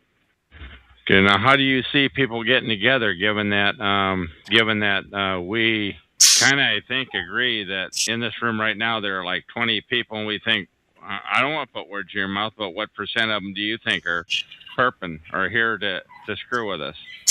Well, you know, I'm not looking at the phone numbers, but just based on the people that you had muted earlier, I'm thinking it's probably 50% might be perp. Okay. I don't know these people, though. I'm new to this, so, you know, you've probably dealt with some of these people before. So you've only been around, I don't recognize most of the names either, and I can't see the phone numbers. All I can see is guest number 3, 4, 16, 17, 8, and so forth. But you think your doctor had you blacklisted. Yep. Can you tell us more about that, please? Yeah, every time I've been to a doctor, whether it was for me or somebody else in my family in the last 2 years, and even a little bit before that, it's there's always something wrong. You know, you know that they are treating you in a way that is different by comparing how they treat other people. You know, Sure. they treat you with disrespect. They give you looks that don't make sense. I went into a federal office for somebody to help somebody get something, and they glared at me. They started yelling at me. They accused me of something. So you're saying in a federal office they actually were outright nasty, perping? To the point where I went to get a lawyer. Really? To take care of the business. Yeah. Yeah. Tell me about that lawyer, if you would, please. And how many lawyers have you talked to regarding this issue? Well, I only have talked to that one. I tried to talk to another one, and he immediately started treating me like I was a beast of some kind, and would not listen to my story. Basically sat there and told me he didn't believe anything I was saying. And that lasted about 20 minutes, and then he asked me to leave. And I was very calm, very passionate. I gave him the facts. I said, this is what's happened, and he was prepared for me. I could tell that. When you say he was prepared for you, how, in what way, please? I believe that he had been contacted and told something. I don't know what he was told. Nobody's ever told me what it is. One of my brothers did say over the phone before he quit me, he said, it sounds like something you guys did it sounds like it's because of something you guys did a long time ago. My neighbor. Okay. Now that. Go ahead. Oh, please, you go ahead. You're going to talk about your neighbor. Before I moved, there was one neighbor who, when I was walking my dog out next to the fence, she bent over and pretended to be picking weeds. And she said to me, if you guys need any help for anything, let me know. But she pretended to be picking weeds, and that's not what she was doing. She was just trying to look like she wasn't talking to me. So she was trying to help you. She was helpful. She was, but I couldn't get her involved because I didn't want what was happening to me to happen to her. And so I didn't get her involved. There was no way we could win against the whole town. And there was no point in getting her involved. Okay. Now the lawyer that you talked about was sounds like the first lawyer. What about the second lawyer regarding this service that you got, harassment in a federal office? Tell me about that lawyer, could you please? That lawyer was through legal aid and was available for people who are disabled. And when I went in to help somebody get services, the clerk started telling my business to the whole room. I mean, he was yelling at me. He was yelling out all my business. He asked me a question, I tried to explain why I had done something. He started shaking his head and glaring at me, and obviously didn't believe me. And I just said, I think I'm just going to handle this by getting an attorney. I didn't get mad or anything. I just said, I'm going to handle this with an attorney. And I left. And the other time I had been in there, the person who was helping me said, this isn't yours. Like I was trying to get benefits for myself. And it absolutely was not for myself. It was for somebody I loved. And I don't even know why he said that, except that I believe I'm blacklisted everywhere I go. Okay, can you give me an example? Yeah, can you give me an example? I realize there's never any proof when you're a TI, a targeted individual, but can you give me an example of another place where you've been to where you felt blacklisted, please? Well, I used to go try to get gas in this little town, and every time I would go to get gas, it started slowly. First, it just happened once in a while, but then it got to where every time in this town I stopped to get gas, my card wouldn't work. The clerk was not letting it go through. And they would make me go into the store and pay. And so I started getting gas outside of town, like a few miles away. And that worked. Every time I did it outside of town, it worked. When I would go into the grocery store, I would have people push their baskets right up against mine and sort of push me forward. I had 2 people. One of them was a local female cop. I had 2 people just glare at me and stare me down with hatred and rage in their eyes. And it just seemed to me that it just came out of nowhere. I had Did you no ever get idea. the impression that they were told a story about you, or that they believed, or what do you think? Oh, I know they were told a story about me because when part of the time when I went into the grocery store, this happened twice. This guy who I sort of recognize, I'm not quite sure who he is, but I know I've seen him somewhere in my life. He would stand there and talk to a group of people, you know, where they have the self-checkout registers. He would stand there and he'd be talking to everybody, and they'd all turn and look at me. I'm down the road, you know, down the aisle, checking out myself, and everybody all of a sudden turns to stare at me. And as I walk by him, he laughs at me. And everybody's just looking at me like I'm a monster. And I have no idea what it was about. Okay, other examples of that, other than the store, or other, how many times in the store does that kind of thing happen, please? Every time I went into the store for the last year I was living there. Every single time, every store. So was it the same guy? Was it a different guy? What do you think? Oh, no, it was different guys.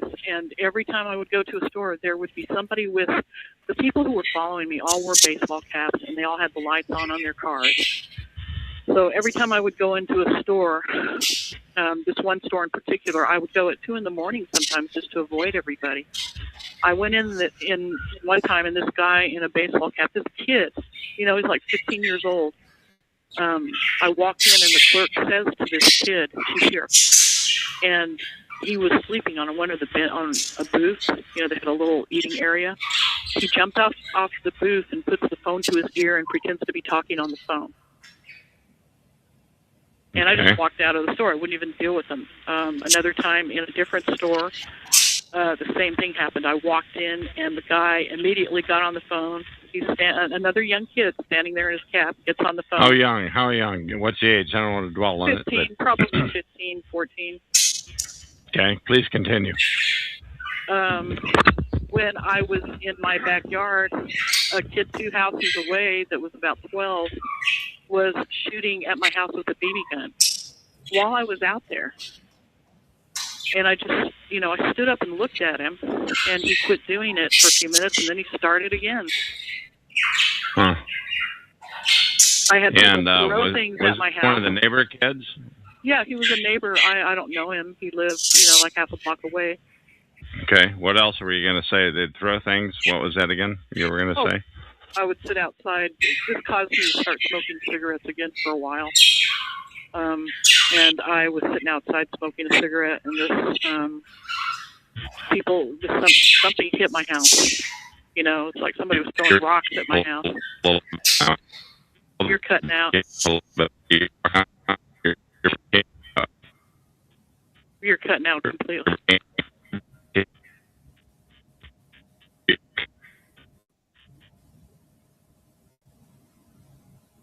I guess I've lost you. I can hear you talking, but it's not clear. Okay, she's walking around. Well, I'm sitting still. Okay, testing 1, 2. What? So now,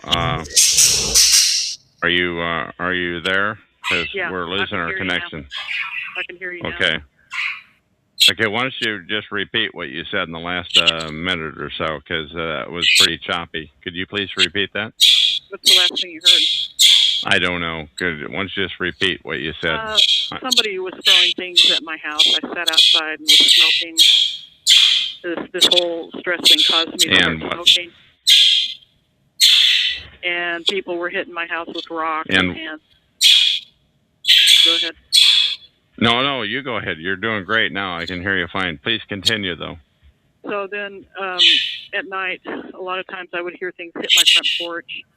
I went outside, even in the dead of winter when it's freezing, and there was snow and ice on the ground.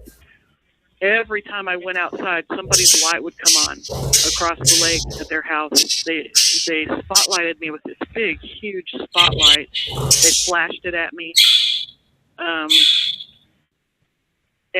even if I was going somewhere at 2 a.m, which I did a lot of the time, just to get out of the house once in a while, I'd go for a drive by myself. At 2 a.m, I had a posse with me everywhere I went. How big was the posse? It varied. In the beginning, it was just 2 cars that would follow me, the same 2 cars everywhere. And then when I started talking about it on the phone to my son and my ex, it increased to 15 to 20 cars at a time. And now, how many times a week did you go out? Did this happen? From 2 to 15, or? When I was testing it out, it was every day, no matter how many times a day I went out. And that's how I knew that it was actually happening, is because there were 3 entrances into town, and they would be at every entrance. Somebody would be waiting every time I left the house, and then they would start following me. And most of them in the beginning had fire insignia, the fire department insignia on their cars. So, like, do you have a volunteer fire department in your town, or what? Yeah, it was a volunteer fire department, and I also was right next to the Air Force Academy, and right next to, apparently, all the stuff I've been reading about lately, where they've done, psychological testing and, all kinds of things like that. It's just a hot area, I think. Now, a lot of really strict Christian people, a lot of Mormons, and a lot of Jehovah's Witnesses. The Jehovah's Witnesses were in my neighborhood, and they were definitely in on it. I recognized some of them in the group. I recognized a person from Denver where I worked. Somebody from Denver from my work was two different cars were part of the stalkers. So, now how would you know that they were Jehovah's Witnesses or Mormons? Oh, because the Jehovah's Witnesses came to my house to try to recruit me. And so that would be 1 or 2 people. But if you're talking about stalking, we'd be talking about quite a number of people. I'm just asking. Well, how you might have ascertained the fact that they were Jehovah's? See, because they told me they were, and I talked to them. And yeah, but you only talked to 2 of them. There must have been. How many do you think were in on the stalking? I don't know. I have no idea. I'm just asking. All I know is that it was my neighbors, and there are a lot of Mormons in that town, and a lot of Jehovah's Witnesses.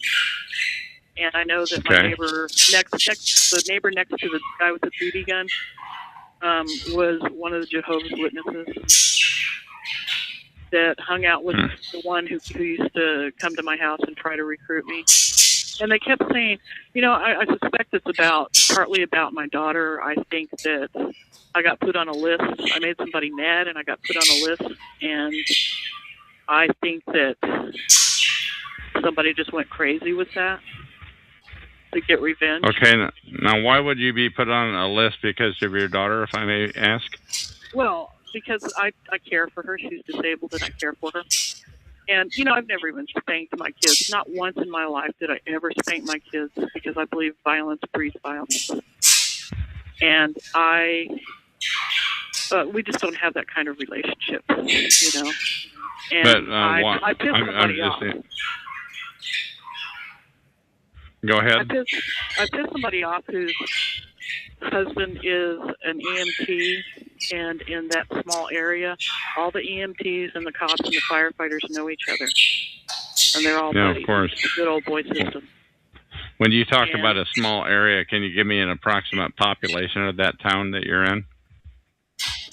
I don't really know what the population is, but it only had two or three fire department buildings. It had 2 grocery stores, 2 big grocery stores, and about 3 convenience stores, and that was it. The rest of it was residential. So did you get all harassed business. in all three of the convenience stores, or? I got harassed in every single store. Every store in town that I went into. Now, was it the employees of these stores, or was it just people that were customers? It was mostly the employees. And, it's not like I ever knew them or even talked to them in a bad way or anything like that. I just went in and did my shopping, and all of a sudden everybody was really nasty to me.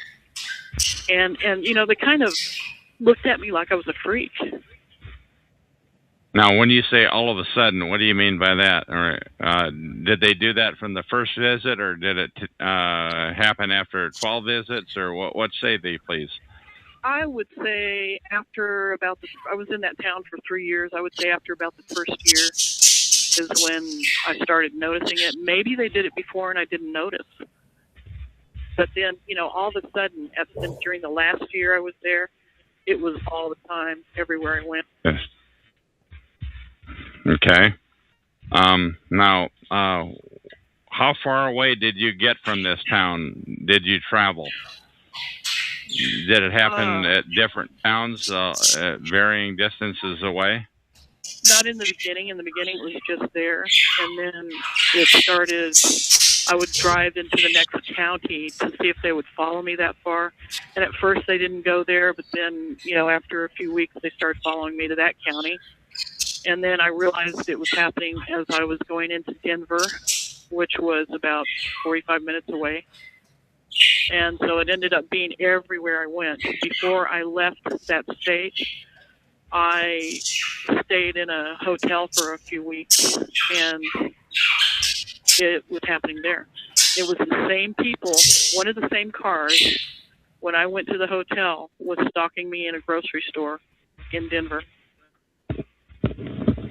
And how were things in Denver for a new arrivee such as yourself, who just came there from 45 miles away?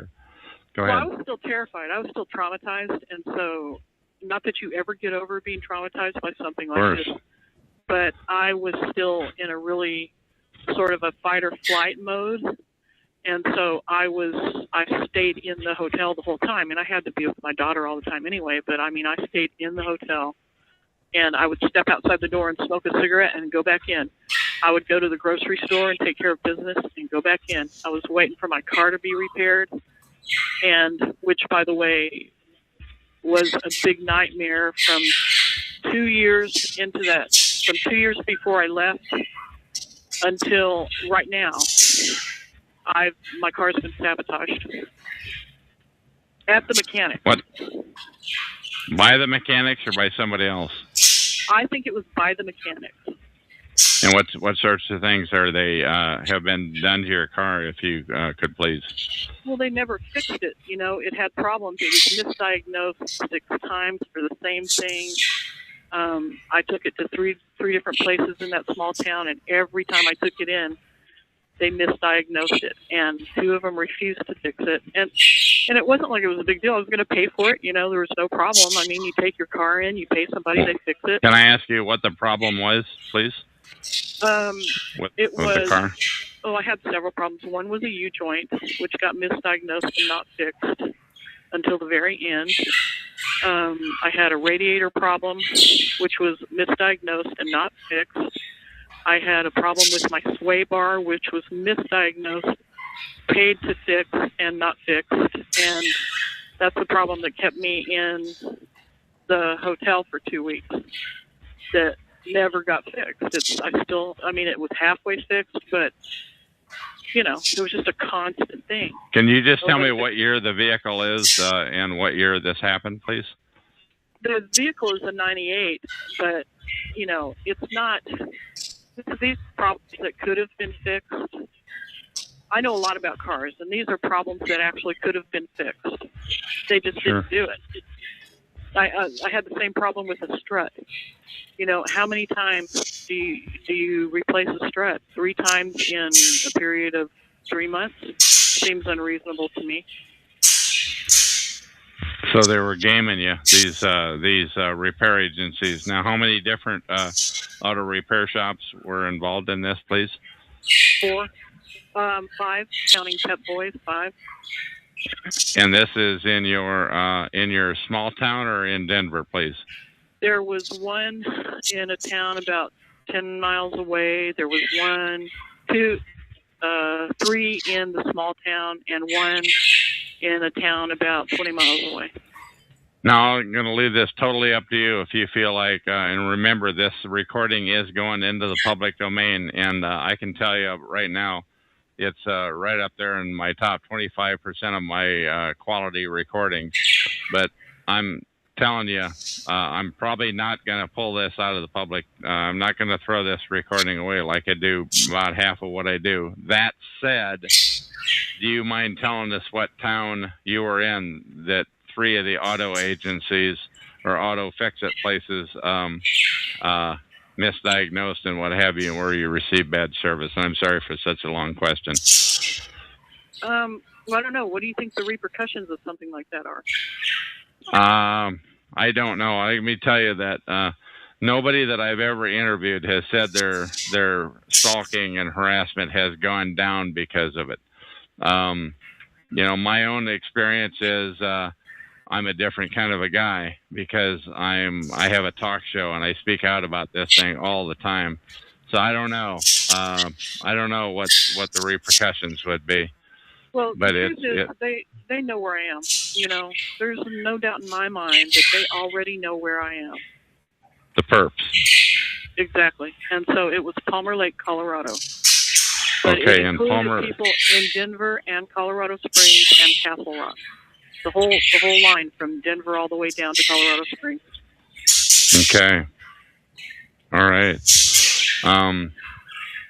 I thank you for disclosing that, and I think that's about as deep as we want to get into any disclosure.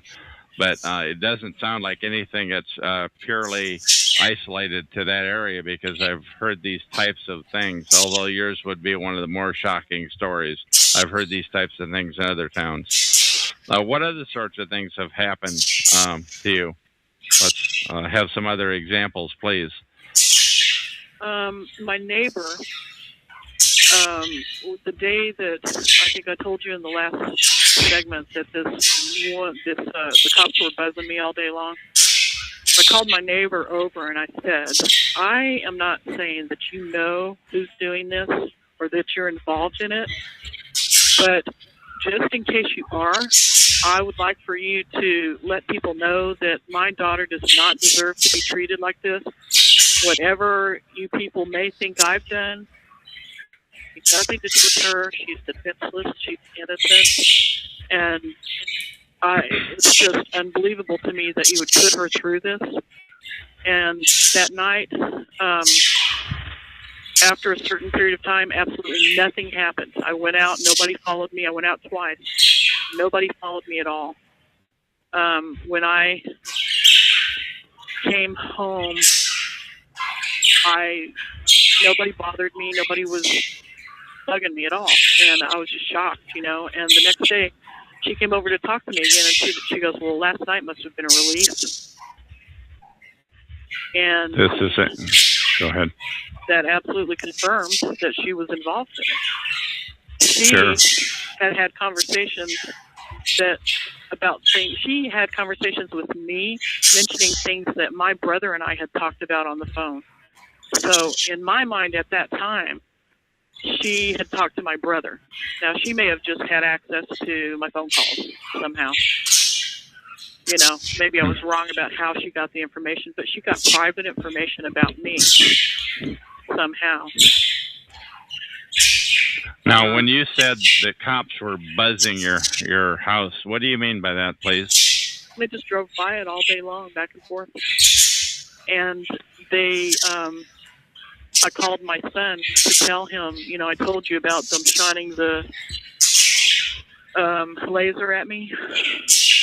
When I called my son to tell him about that, there was a whole crowd of cops across the street in a parking lot And I actually broke down and started crying on the phone when I was talking to him about it, which was rare for me. And you could hear this audible, oh, like, oh, now she's feeling sorry for herself, that kind of thing. The cops that were across the street in a crowd were saying this. Yeah. How many cops were there?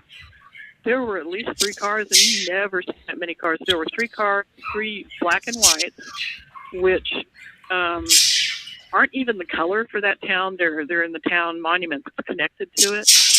And there was the SUV, the big white SUV was there. And it's hard to see. It was pretty dark, but there was a whole crowd of people over there.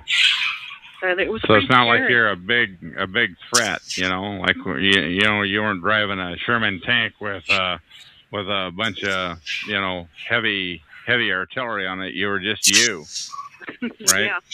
Yep. One person with a responsibility that I would not put in jeopardy to fight somebody like that. Okay, again, though, you used the term the cops were buzzing your house. Can you tell me more about what you mean by that, please? They just drove by it all day long. Every time I used to sit outside a lot because, like I said, it made me start smoking again. And I didn't do that in the house with my kids. And so I would sit outside and smoke cigarettes. And I was always watching to see what was going on. I was trying to put the pieces together and figure out who was doing this and why they were doing it. And all day long, they would just go back and forth in front of my house. And you would see them, maybe a few times a day. But this was like 20 or 30 times. And it seemed to be concentrating on me. They looked right at me as they were driving by. It was very Now, how many pointed. cops are in this town where you live? How many cops or cop cars do you guess there were? Well, I only ever saw 2 at one time. I think there were only 2 on duty at one time. I'm not sure about that, but that's all I ever saw. Now, do you live on a main street? Yeah, I was on a main street. Okay, so they could have. Okay, but basically they were looking at you, making it pretty obvious to look at you. These cops, 20 or 30 times a day. 20 or 30 times a day. You're saying the cops in a town of 2 cop cars, the cops would drive by and they'd rubberneck and look at you? Is that? I'm just not pushing. I'm just asking. That only happened like that one day. The rest of the time, they just went about their business. Okay, so it was one day, 20 plus times where they drove by and rubbernecked and look at you. Yeah, I've had that happen right here in downtown Vancouver too. Where 5 different cop cars were rubbernecking, gawking at me. 2, maybe 3 times. Just 4, maybe 5 cars just gawking at me. It just gives you the creeps. So I have no. When it's pointed at you, Yeah. What other sorts of things have happened to you, please? Oh, let's see. They broke into my car and pulled the carpet out of its metal, the little metal runner thing that holds it in place. And I hadn't been in the back of that car in I don't know how long. And I know I didn't do it. It's not something a mouse could do. It's not something that could have happened anyway except for somebody pulling that carpet out of there in order to get to something underneath it. I'm assuming that that's what they were doing. I believe that happened even before I moved to this town. The first time that happened, like a year before I moved to that town. And I thought it was odd, but I had already been used to people breaking into my house, my other house, and going through my things, so I knew unlocking my windows, I never left unlocked because I had somebody I was protecting, not to mention protecting myself. I never had windows unlocked, never left them that way. And I would come home and find windows unlocked. I found another door jamb broken at that house, the previous house. So they were messing with you. They didn't have to break your door jambs. They didn't have to leave the windows unlocked. They were messing with you. They wanted you to know they've been there. Is that the way you took it? At the time, I took it that they were trying to leave access for themselves to get in. They did actually have to take the door jamb off to get into the house without a key. at one place. But leaving the windows open, I took to mean that they were trying to leave easy access so that they could just crawl through the window. Now, how many houses are we talking about that you've lived at? And were they all houses? Were some of them apartments? Did you? No, they were all houses. They were all houses. And we're talking about 4 different houses that I'm sure people went in and out of. Okay, now did you rent these houses? Did you buy them, please? No, they were all rented. And I had, for most of it, I was married. You know, the last house and the one before that, I lived in most of the time by myself. Well, not by myself, with my daughter. And so, you know, okay. my ex was always there, and part of the time my son was in these other houses too. Okay. And I think they go after people who are by themselves and who don't have many connections. Okay. What other issues do you want to talk about? We're rounding off to closing the interview down, but I want to give you plenty of opportunity to bring up any other issues that you have to say, please. Well, you know, I think that one of the things I think is really important is that the people who do this are lacking in self-esteem. I think that they are angry. I think that, like you say, they're killers, that they've probably caused many people to die by ruining their lives, by breaking their hearts, by physical assault, by taking everything they value from them. I doubt that many of the perpetrators would be able to survive a lot of these things, as well as a lot of us have. And I think that they purposely are making things worse in this world. I don't think anything they're doing is cleaning up the riffraff. I don't think it's helping in any sense of that word at all.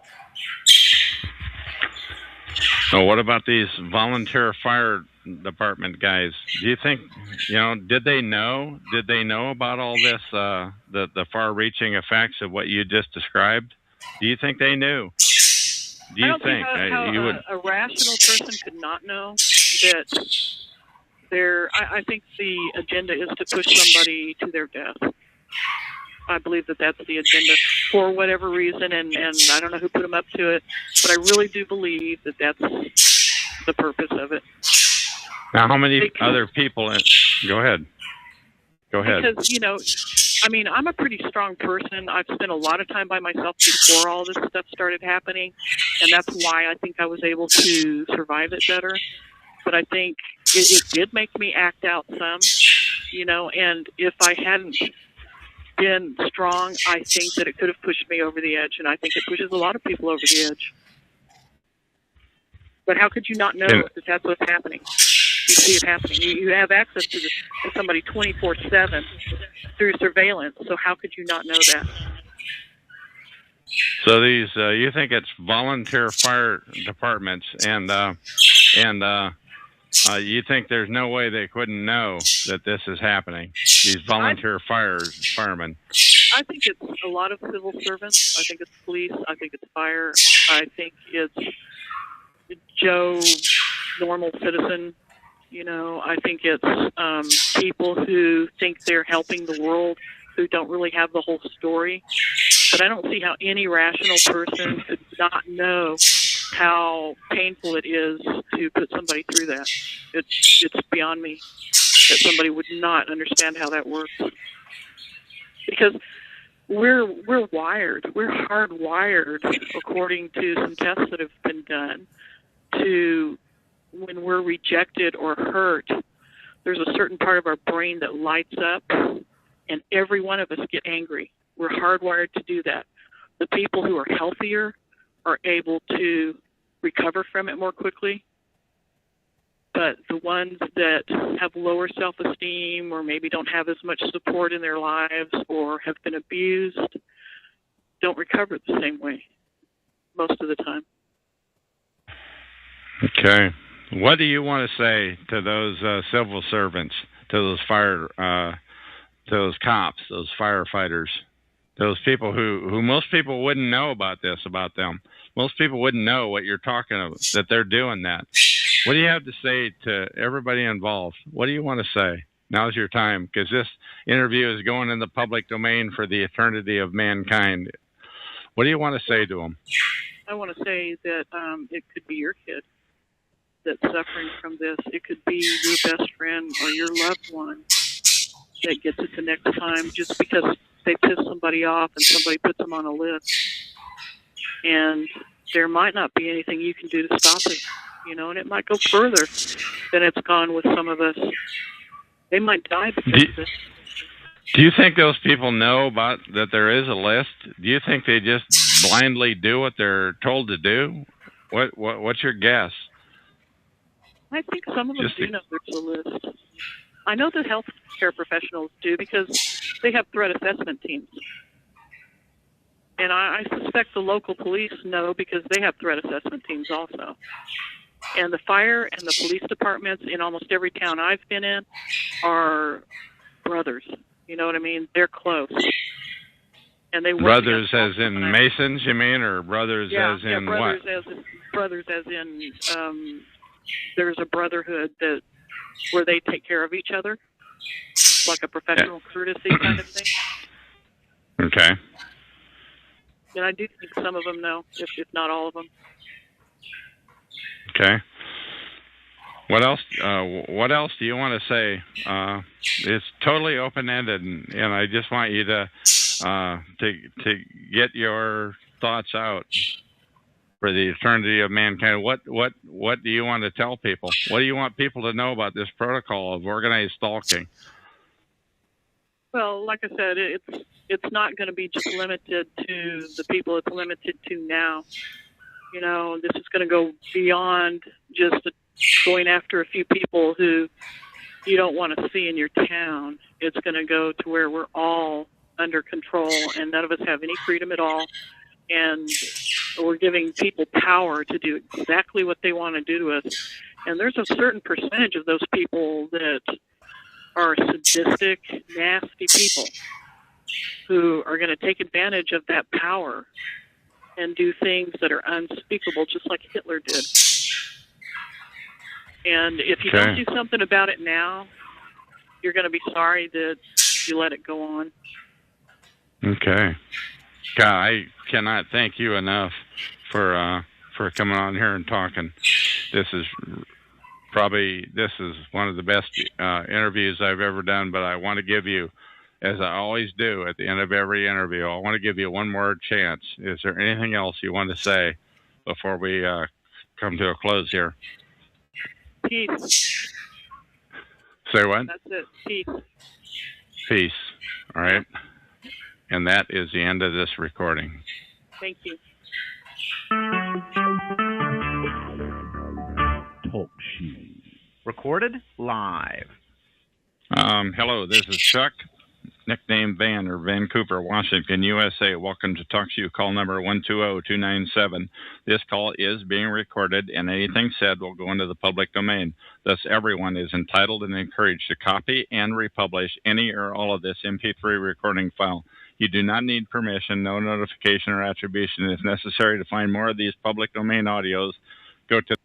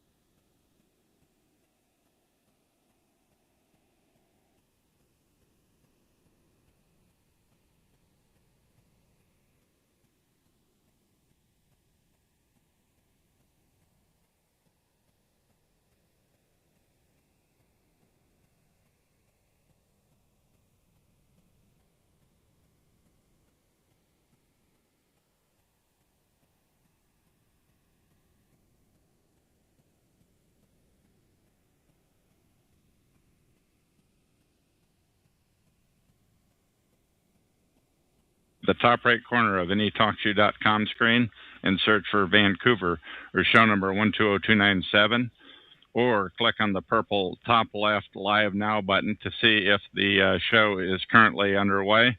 The time out here on the west coast of the U.S. is about 3:30 p.m. on Friday, September 14th, 2012.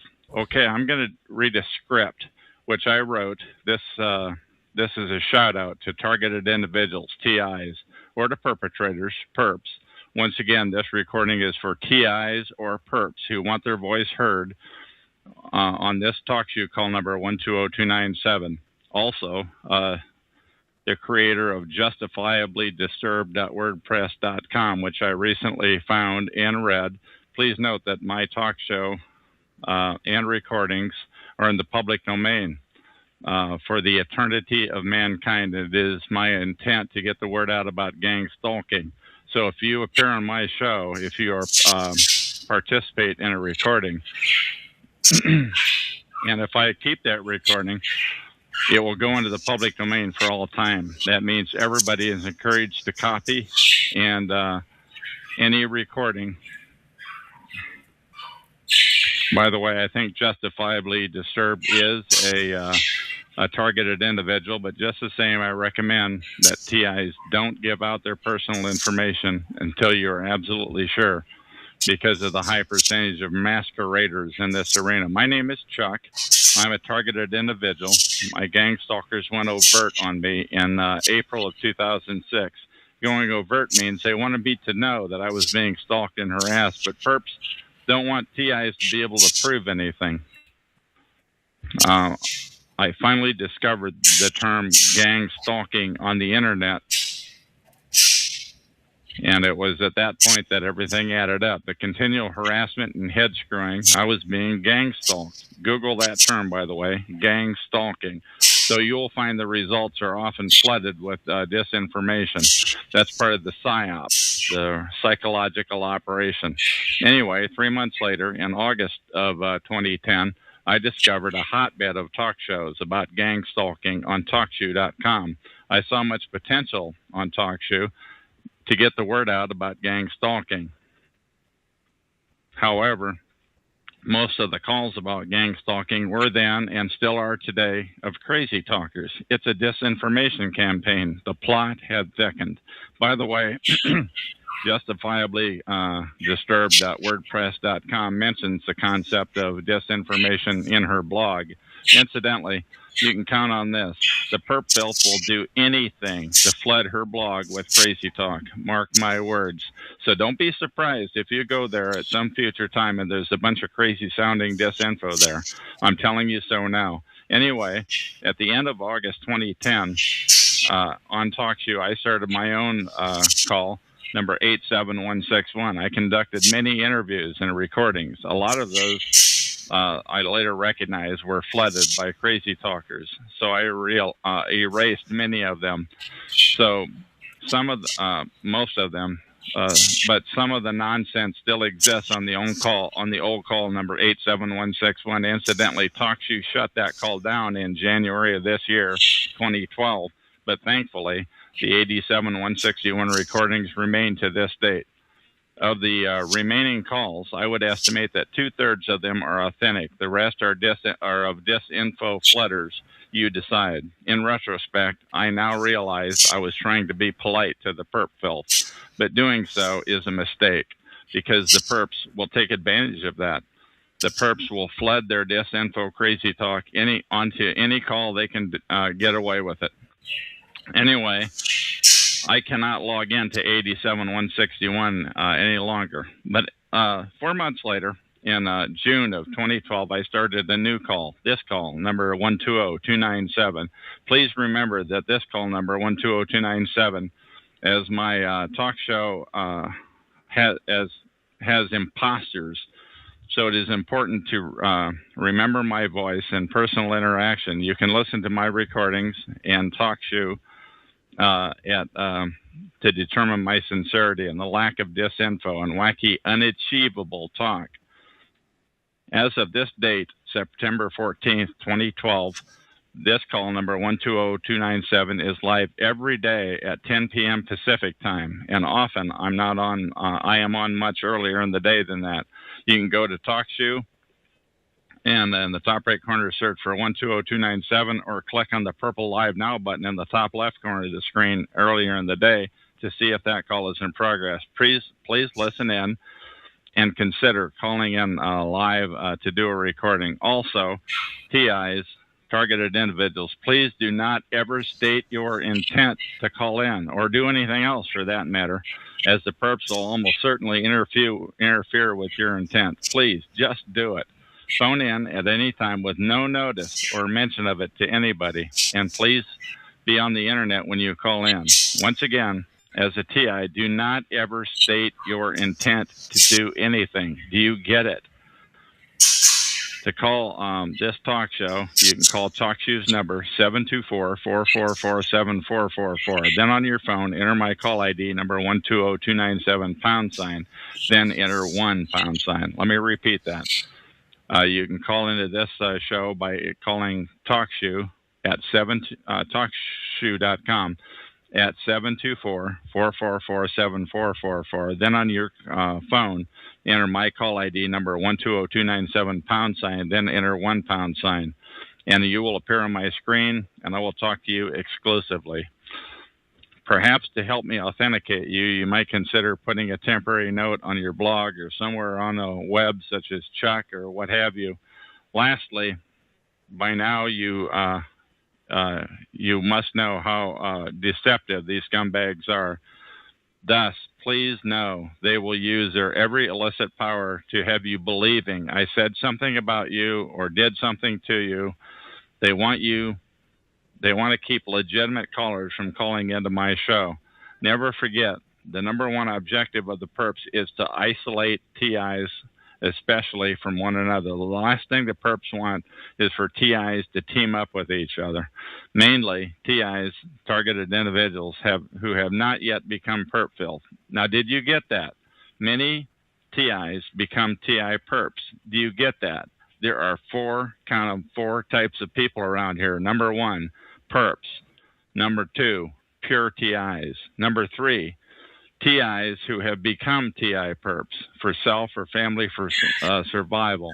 And number four, people trying to make sense of it all. Now, I'm going to repeat that. There are four kinds of people around here. Number one, there are perps. Number two, there are pure TIs. Number three, there are TIs who have become perps for self or family survival. And number four, people who are trying to make sense of it all. Many TIs become TI perps, and it happens all the time at the drop of a hat. There's no ceremony, no ceremony, and no notice. And perps will do anything to masquerade as a pure TI. Do you understand? Perps will do anything to masquerade as a pure TI. All the best. I hope you call in and are recorded on a public domain call. This message that I have just read goes out to any targeted individual or any perp who wants to come clean. And that is the end of this recording.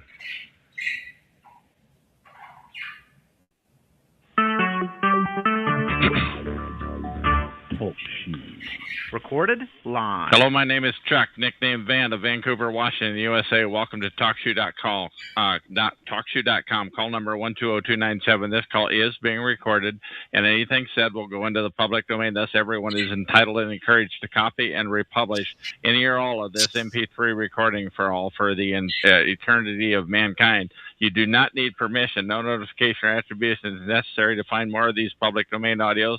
Go to the top right corner of any TalkShoe.com screen and search for Vancouver or show number 120297, or click on the purple top left Live Now button to see if the show is presently underway. The time out here on the west coast of the U.S. is Wednesday, September 19, 2012 at approximately 12:45. And this is recording number 3026. I have on the phone with me Sydney, who I interviewed on interviews number 3023 and 3024. And how are you tonight, Sydney? I'm doing great. How are you doing? Good, thank you. Now, what inspires you to come to this show tonight, if I may ask, of all nights? Oh, I've been checking in and out under a guest number of all the shows I can find. So I just sometimes feel like talking, sometimes I don't. And I know if I put my name on there that somebody's going to recognize it and want to talk. So, this is one of the nights I felt like talking. Okay, and I do want to indicate that was September 4 of 2012 that the interviews number 3023 and 3024 occurred. Now, while we were talking in the chat room earlier, Sydney, you and I, you had mentioned that you moved away from Palmer Lake, Colorado, and you moved somewhere else to be closer to a support system. And can you please explain what you meant by that, please? Well, I got divorced several years ago, and the only two people besides my daughter that I can really talk to are my son and my husband, my ex-husband. And he knew about the whole thing. He knows that there's still something going on. He knows about the blacklisting. And, he was there, so he knew that it was really happening. And he sort of helped support us, and so we decided to go closer to him so that we would have an ally. Okay. And moved out of the state and moved to where he is. Okay, so you're no longer since September 4. You're no longer living in Colorado, even. No, I haven't been there for a year and a half. Oh, really? Okay. Yeah. I'm sorry. I misunderstood that you were there before. But you stated earlier that the DU, the University of Denver, was involved in your stalking. And what do you have to say about that, please? Well, I caught one of my psychology teachers following me one night after class. Of course, if I were to say anything to anybody about that, nobody would believe me because that's too absurd, but it was one of the incidents, that I've been collecting information on all these years. And almost everybody that I dealt with during the last 20 years has either been related to DU or University of Colorado Health Sciences or some healthcare organization. Now, when you say Department of Health Sciences, does that mean of the mind, of the body? What could you explain that term? It means everything. It's the medical school there. So, it's Okay. everything from physical therapy to psych to everything, body stuff. Okay. And tell me about this EVE, Ending Violence Effectively. Tell me how that fits into what we were talking about. Well, because when I originally called, I had never been to see a therapist because I didn't think it was really a safe environment. In my head, that was never a safe place to go. And I wish I had listened to my intuition. But I was a little depressed, and I was kind of snapping at my kids, and, I was happy about that. I needed somebody to talk to, so I called the hotline. I had a crappy marriage. I called the hotline. This lady said to me, "Have you ever heard of this organization, EVE?" And I said, "No." And she said, "Well, I can help you with this." And she set me up with this therapist, and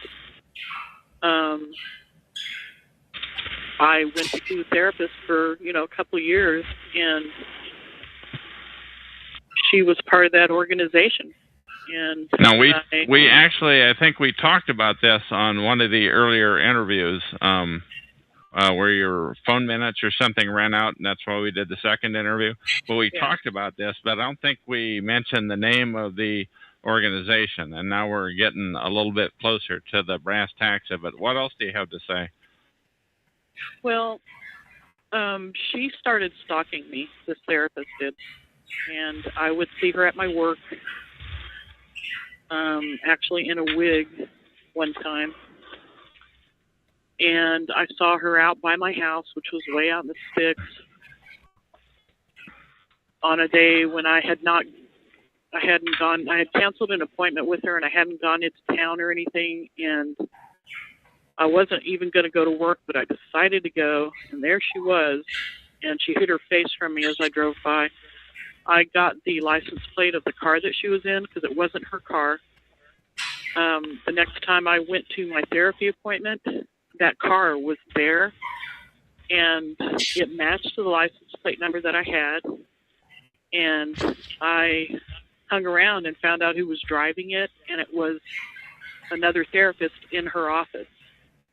So the therapist, this Eve organization that you were referred to by the hotline, this a couple of the therapists there were actually stalking you. Is that what you're saying?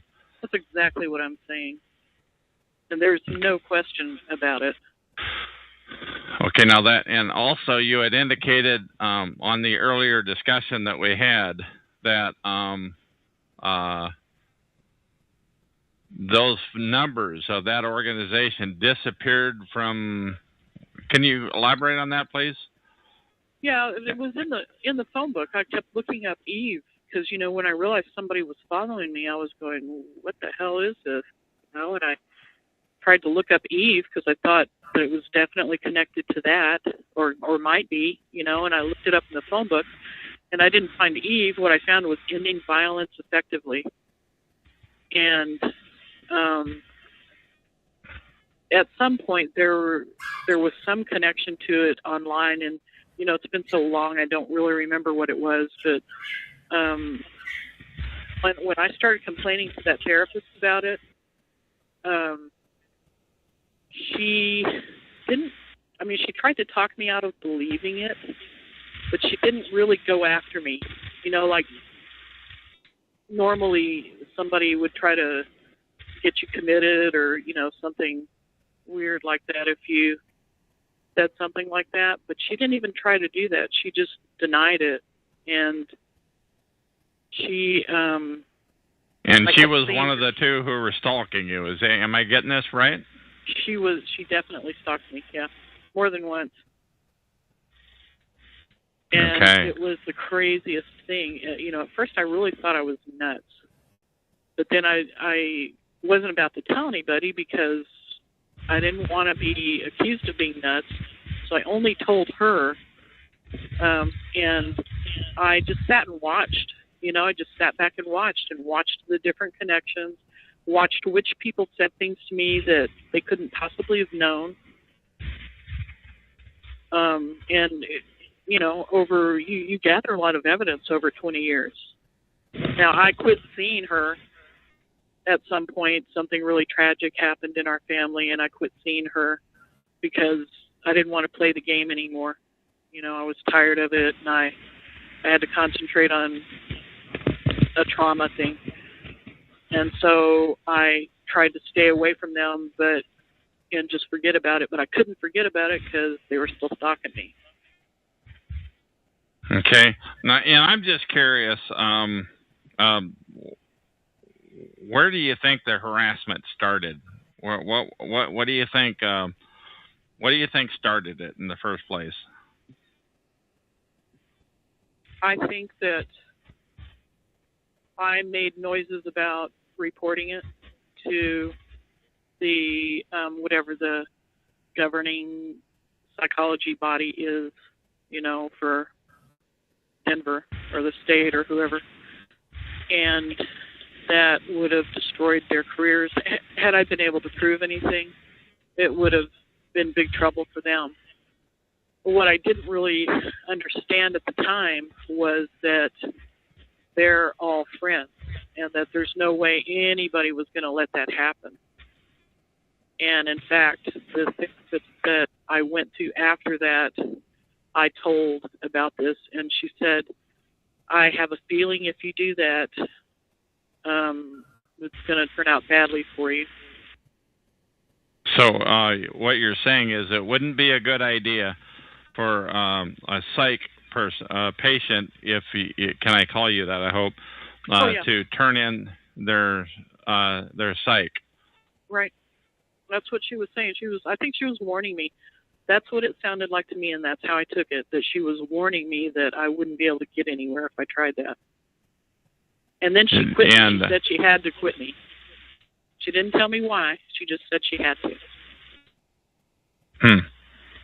Okay. Now, can I ask? We talked earlier about the woman with the wig at the Walmart. Could you explain that again? And also, how else were you harassed, please? So the person at the Walmart was later on in all of this. It was around 2008, and my daughter and I were in the process of moving to Palmer Lake. And this woman, which is the one that's in your area now, was following us around the store. And I was so used to people doing that normally I just watched and observed and tried to see what kind of car they were getting into or whatever. And this woman has this habit of wearing scarves. And it's like a fetish or something. I don't know what it Okay, is. now, and if I may, how else were you harassed, if I may please ask that? How else was I harassed? People were in my business all the time. People were listening on my phone. People were breaking into my house. They were breaking into my car. Okay. Once I started around 2006 or 7, we had these favorite places we used to go eat in Colorado Springs. And all of a sudden, people started turning against us. They were always really friendly to us. Everything was fine every time we went to one of these restaurants. And then all of a sudden, it was like we were really bad and they wouldn't be nice to us anymore. It was just, they would glare. It didn't make any sense. Okay, now you indicated that this one person ended up in my area here of Portland, Oregon, and across the river where I am in Vancouver, Washington. How would you know that, please? Oh, because I looked her up online. I followed her Facebook page, and it said that she went back there. Plus, she was actually in charge of my daughter at times, and was in charge of a group I belonged to. My job was at a healthcare organization, and this woman was, as an intern from DU, was part of all of this. And she was the person who stalked us at Walmart when we were moving. And when I first met her at my job, I didn't really realize who she was. Then I remembered the scarves that she wears, and I realized it was her. Okay, and I really appreciate your not mentioning any names. I think we can get away with the DU, the Denver University part, but we don't want to mention any names. I really appreciate your not doing that. I'm just curious, have your children been harassed at all in this? I don't think so. I think that my son is, I do think that he's being stalked. I don't think that he knows it. I don't think that he can fathom that the person who's doing it would do that to him. As somebody he's close to. But now, typically, go ahead. And I don't know what the agenda is, but I do believe he's being watched. Absolutely. Now, typically, when we talk on here, we talk about organized gang stalking, that there's people other than just like the hospital. This would be an unusual situation where you know where they actually came from. Have you had other groups stalking you and harassing you? Well, I think I mentioned this before, that I think it started out to be this therapy person, and then over the years, I could tell it was still happening. I wasn't really sure who was doing it. I didn't actually see, well, I actually did see her car, her van, and her husband in it, in another house I lived in that was way out in the country again. And her van, because of the license plate. And as time went on, I think that when I was working at this healthcare place, I pissed somebody off there, and she actually got fired because I think she's the one that sort of pushed it into more of a regular gang stalking thing, where the whole town came after me. I said something that embarrassed her because she was being really mean, and I saw her in that town twice. I saw her talking to the cop. She was in the same organization, the same health organization. She worked as a receptionist there. I definitely saw her talk to a cop half a block from my house, and she didn't live anywhere near there. She lived in Denver. And I saw her driving down the street. My ex came into town to help me fix my car, and she drove down the street as, going the opposite way we were going, and she just grinned at me because she knew what I was going through. And I really think she's the one who pushed it that far. And so it turned into a big, huge gang stalking thing then. So what was like the first incident of when this happened? Of the gang stalking? Yeah, please. I went into a Safeway in Palmer Lake, and one of the store employees started following me around, and he was laughing about it. But, every time we'd turn a corner from one of the aisles, there he would be. Who is the we that you were with, please? Me and my daughter. Okay, and please continue. And then the manager, we always went through the self-pay thing, and the manager started glaring at me. Every time I went in there, he was mean, and he was glaring at me. And so, I told one of my brothers about it, and... Was it like he was tipped off that you were coming in, or what do you think? It was just like he hated me. That's the only way I can describe it, is that he was sort of in a rage every time he saw me. And where else other than that safe? How many times did it happen in that Safeway? And where else might this stalking have occurred, please? I would say it only happened maybe 3 to 5 times before I just said I'm not giving my business to this guy anymore because he's a jerk. And then I started going to other stores, and one by one, over a period of about a year, they all started turning against me and giving me nasty looks and talking about me and, making a big display. Cars were following me everywhere. And it was just full-blown gang stalking. Every store in town. Then it started following me into Denver, to stop it at this little Mexican place on the way into Denver, because we went there 3 days a week. And all those little restaurants that we stopped at by the end of this whole thing in Colorado were turned against us.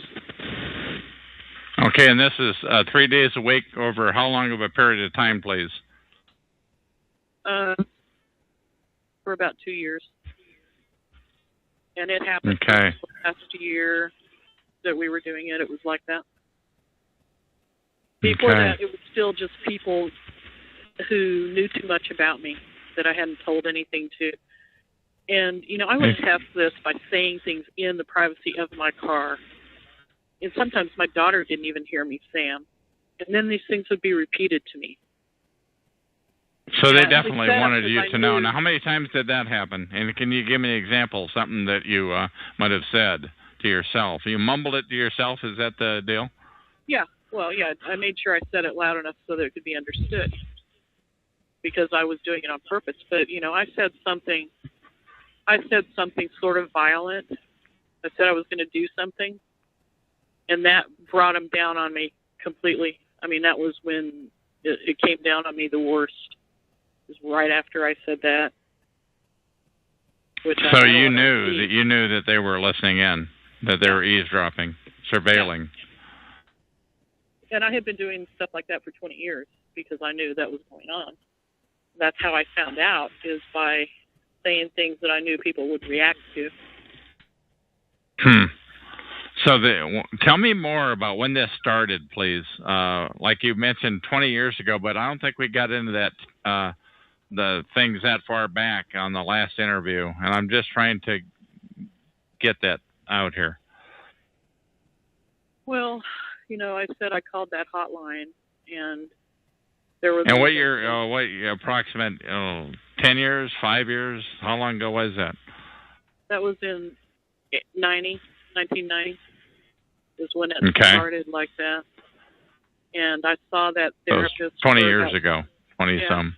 I saw that therapist for about 3 years. But the only reason I stayed there that long is because I was trying to figure out what was going on. I actually didn't need to be in there. I was in there. I had to make up stuff that I was unhappy about in order to be able to stay in therapy so that I could keep collecting evidence. And, and I guess it serves me right for, playing the game for so long.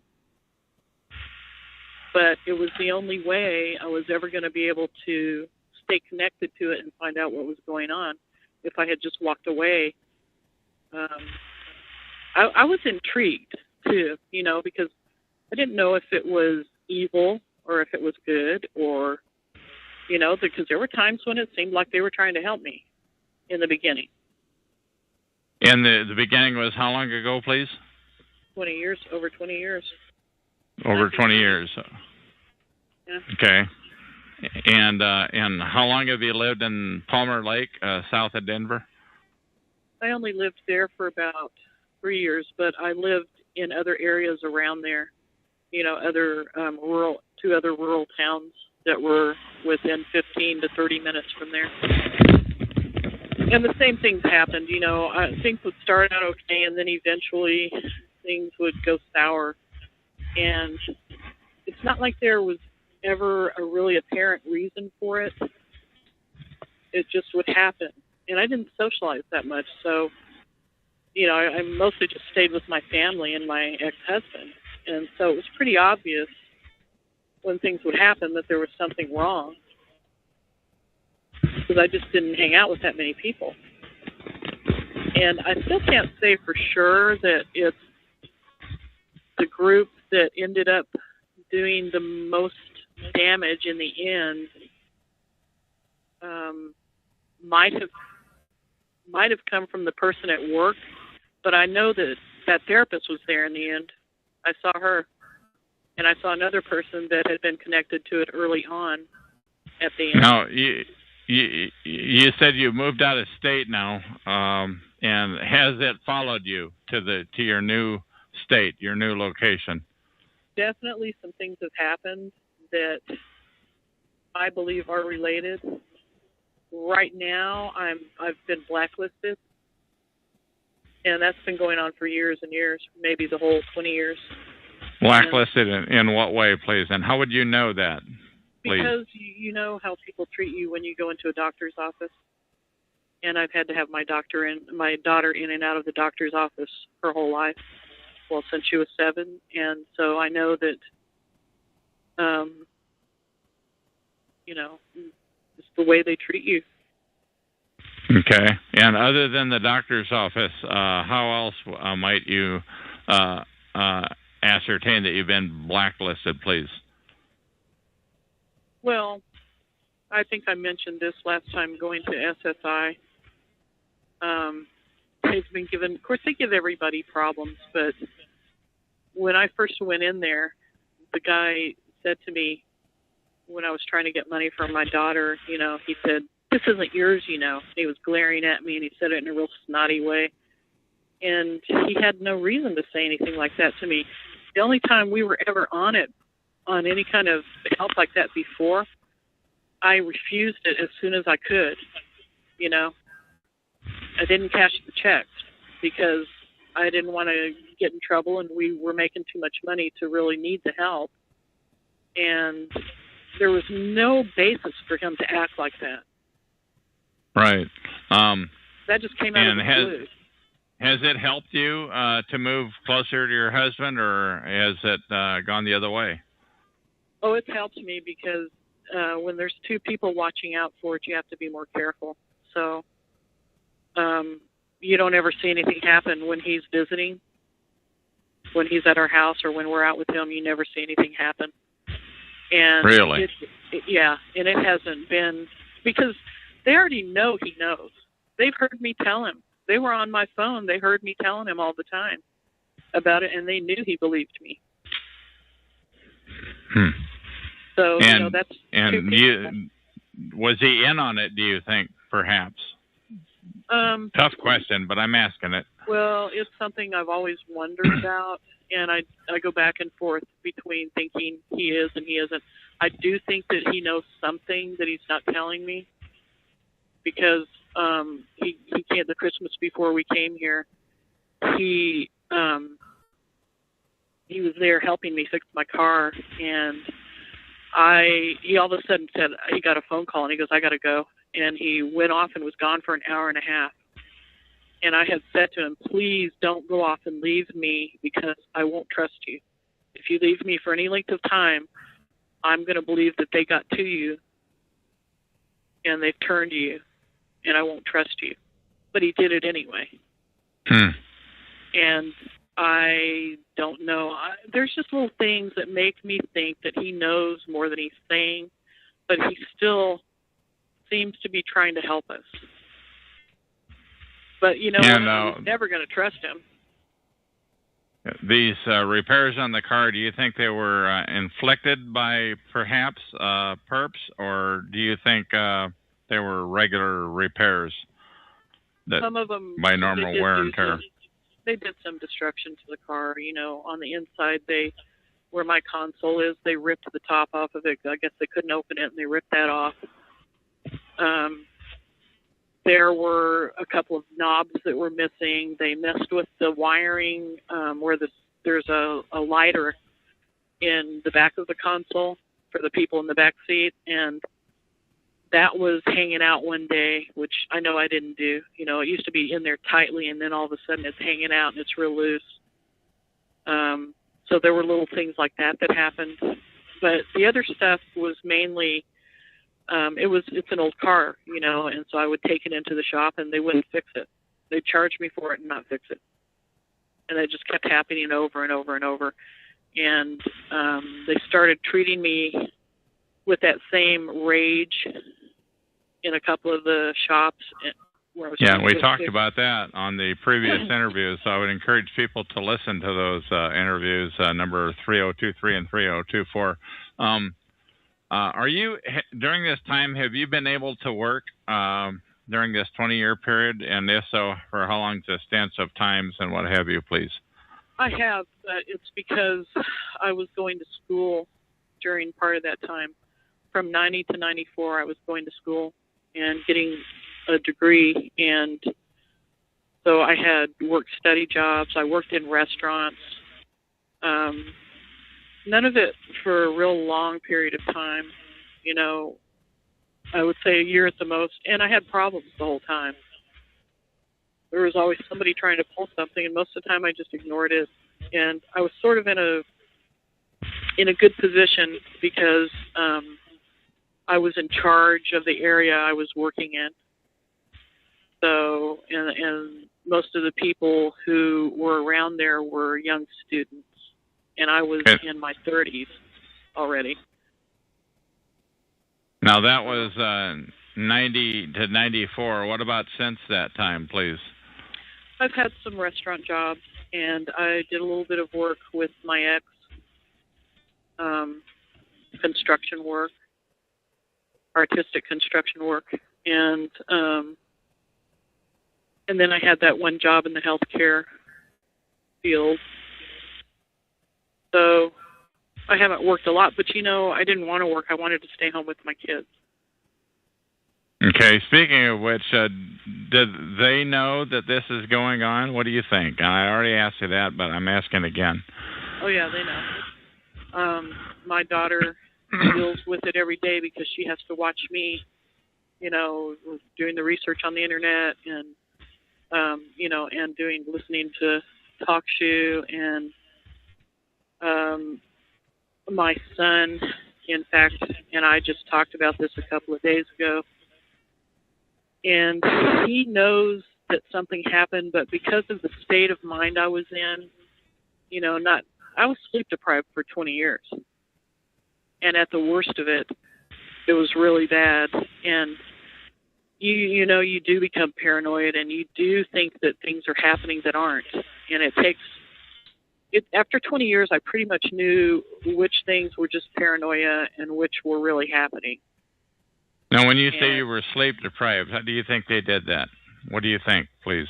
Well, what's your guess? I think I was so.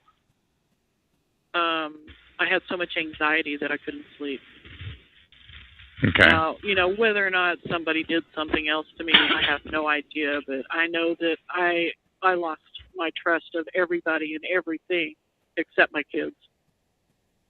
And now, I never felt safe. I never felt like I could sleep, you know, deeply. Do you think it's getting better or worse? What say you, please? Well, for me, it's a little bit better right now. I don't expect it to stay that way necessarily. I would be surprised if it stayed that way, because every time I thought it was getting better over the years, something else would happen that would show me that it was still going on. And, you know, I made a lot of moves, moved out into the middle of nowhere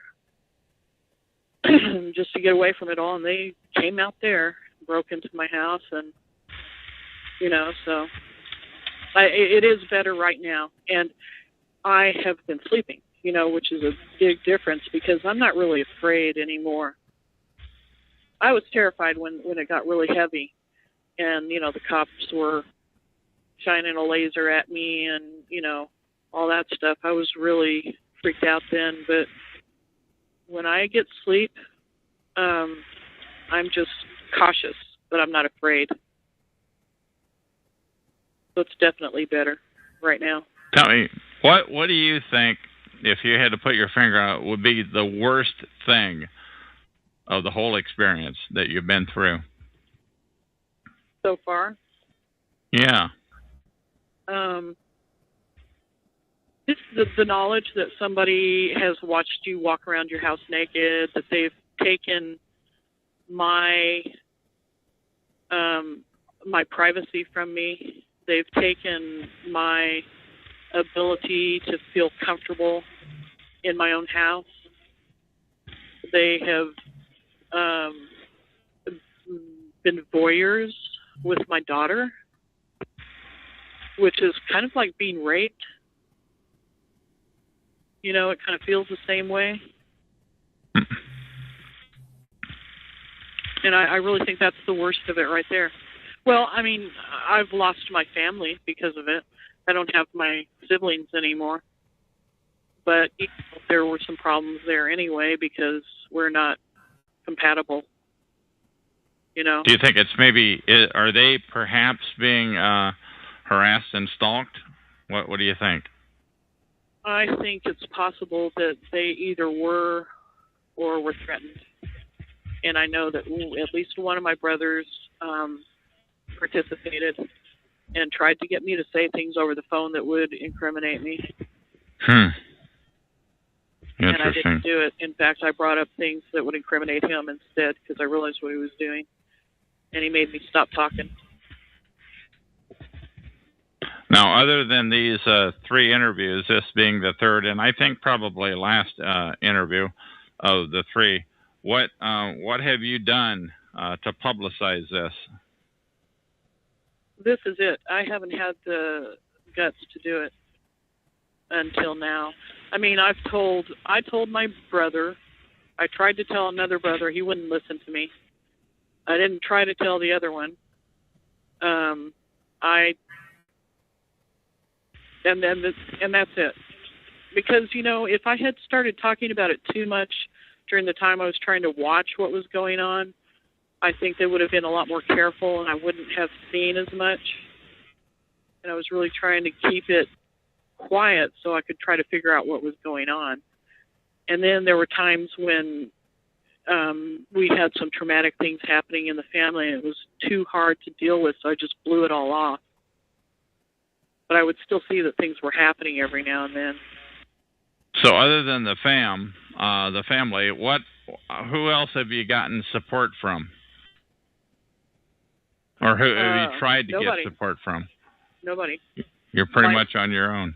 Pretty much, yeah. I mean, it's my ex-husband and my son and my daughter, and that's it. Nobody else is going to help. Nobody else cares. And they Okay. made sure of that.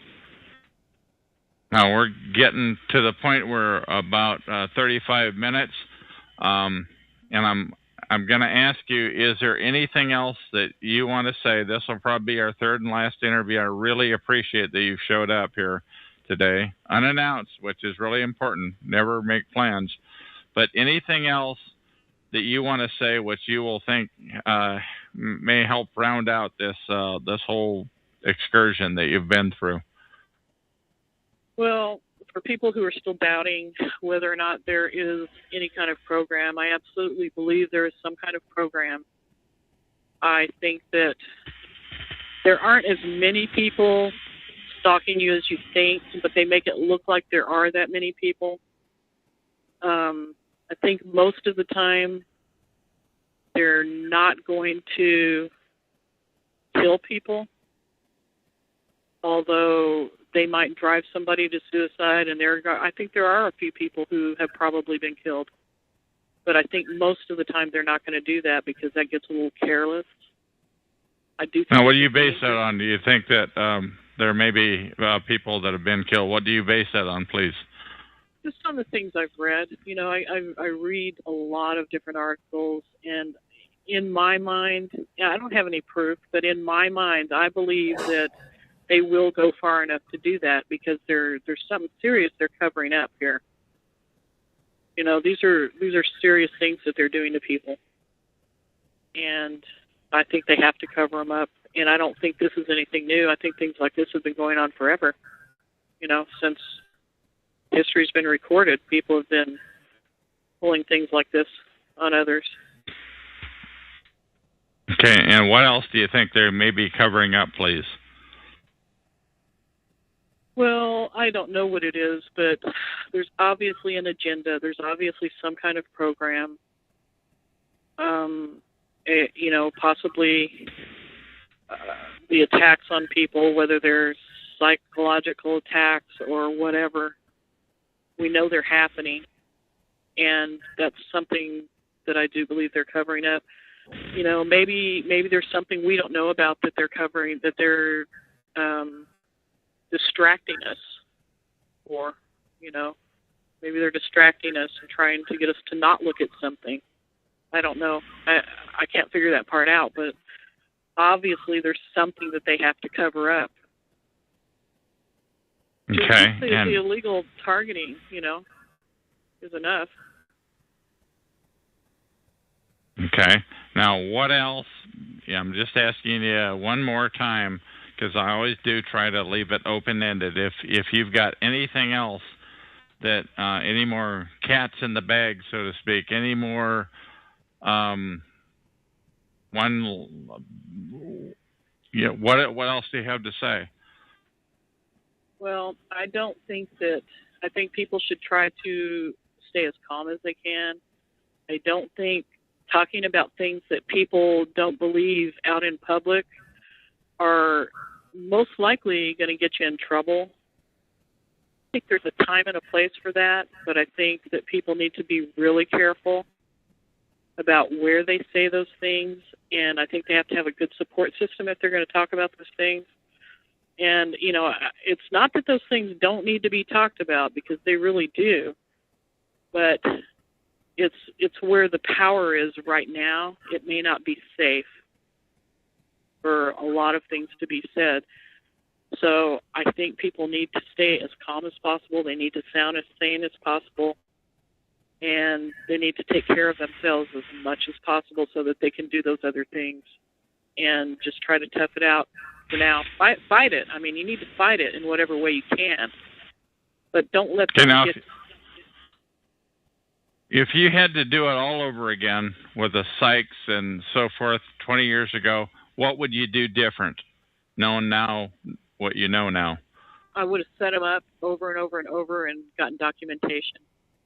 I would have made sure I got documentation. I was a timid person back then. I'm not timid anymore. And I guarantee if this continues to happen to me, somebody's going down, and it isn't going to be me. How do you mean that, please? Somebody's going down. I'm going to expose it. however I have to. I'm going to have the documentation. I'm going to expose it. Okay. But and what is it it that you're going to expose? I'm going to expose organized stalking and everything that goes along with it. Okay. One more chance. I'm asking you to dig one more time. What else would you do different? What if you had to do it over again? The evidence collecting, what would you do different? How would you progress differently, please? Well, I wouldn't let them intimidate me. The biggest thing that stopped me from getting the information I needed to get so that it was believable to other people was being intimidated, letting them scare me. And I don't feel that way now at all. Because you pretty much know they're not. You pretty much know they're not gonna kill you now. No, I don't know that. But if there's nothing I can do about that. If they want me that badly, they will do it, and I can't stop them. But they haven't so far, and I'm not going to live the rest of my life in fear. Like I have I'm not going to waste another 20 years like I did just because they're scaring me. I'm not scared of them anymore. Even if they decide they're going to do something drastic like what you just mentioned, I'm not going to get scared. Because that's what they're counting on. That's why their system works, is because they terrify you. Their system works because they terrify you. That's why it works. That's radical. I have not heard that before. Please elaborate on that. Well, if you're scared to tell somebody about it, then the word doesn't ever get out. If you're scared to live your life, they have you exactly where they want you. If you go ahead and live your life, then it's not as effective. But that's their job, is to screw with you. Yeah, that's their job, to push you over the edge, scare you and push you over the edge to whatever conclusion, that is. Whether you kill yourself or whether you get locked up or whether you act out and do something to somebody else. And I'm not saying that people who are targeted are perfect and haven't ever done anything wrong, because I've certainly done some things I'm not proud of. But I don't think I would have done them if I hadn't been terrorized and pushed over the edge several times. Okay.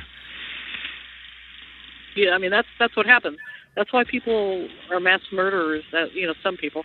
That's why people who are bullied have problems, because somebody has terrorized them, and they know that that's going to happen. It's not a big secret anymore. Okay, once again, this is Chuck. This is Talk Show number 120297. This is Sydney that I'm talking to. I first interviewed her on September 4 of 2012 on interviews number 3023, which got cut off, and then we went to 3024 a few minutes later. And this is number 3026, the third and probably the last interview. And just one more chance to say whatever you want to say, whatever, and then we'll end it off here, Sydney. What say you, please? Well, I really do think that the biggest thing that's going to help is everybody getting together and publicizing it and fighting it. I think you're doing a really good thing by getting the word out, and I'm hoping that a lot of other people are willing to do the same thing. And you know what? I may suffer because of this. I don't know, but because of speaking out like you're doing. Yes, but if I can't live my life, I'm going to suffer anyway. So at least I can try to do something about it. Okay. Sydney, I want to thank you very much for speaking out about this. This is definitely, I have to say, these are three of the most shocking interviews that I've done. These little 3-pack that we've got here. Thank you very much for appearing with me. You're very welcome. Okay. My name is Chuck, and that is the end of this interview.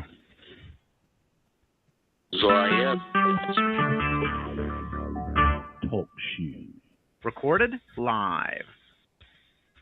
Hello, my name is Chuck, nickname Ben of Vancouver, Washington, USA. Welcome to Talk Show. Call number 120-297. This call is being recorded, and anything said will go into the public domain. Thus, everyone is entitled and encouraged to copy and republish any or all of this MP3 recording file. You do not need permission.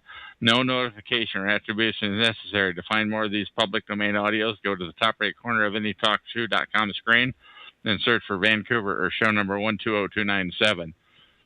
Or click on the purple top left Live Now button to see if the show is presently underway. The time out here on the west coast of the U.S. is Monday, September 24, 2012 at about 11, 12 p.m. This is a recording number, I think it's 3029.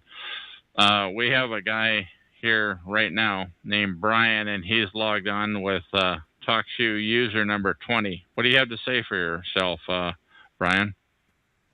Well, I'm doing just fine. How are you tonight, I'm doing fine, thank you. But you sound like you have a phony voice. What's going on? Well, you can keep your opinion. It really matters not to me. Okay, so how did you get TalkShoe user ID number 20? Please explain that to me. Oh, because we were one of the first to with this site. We were. I was one of the first investors into TalkShoe. Okay, now when you say we, can you tell me who we is, please?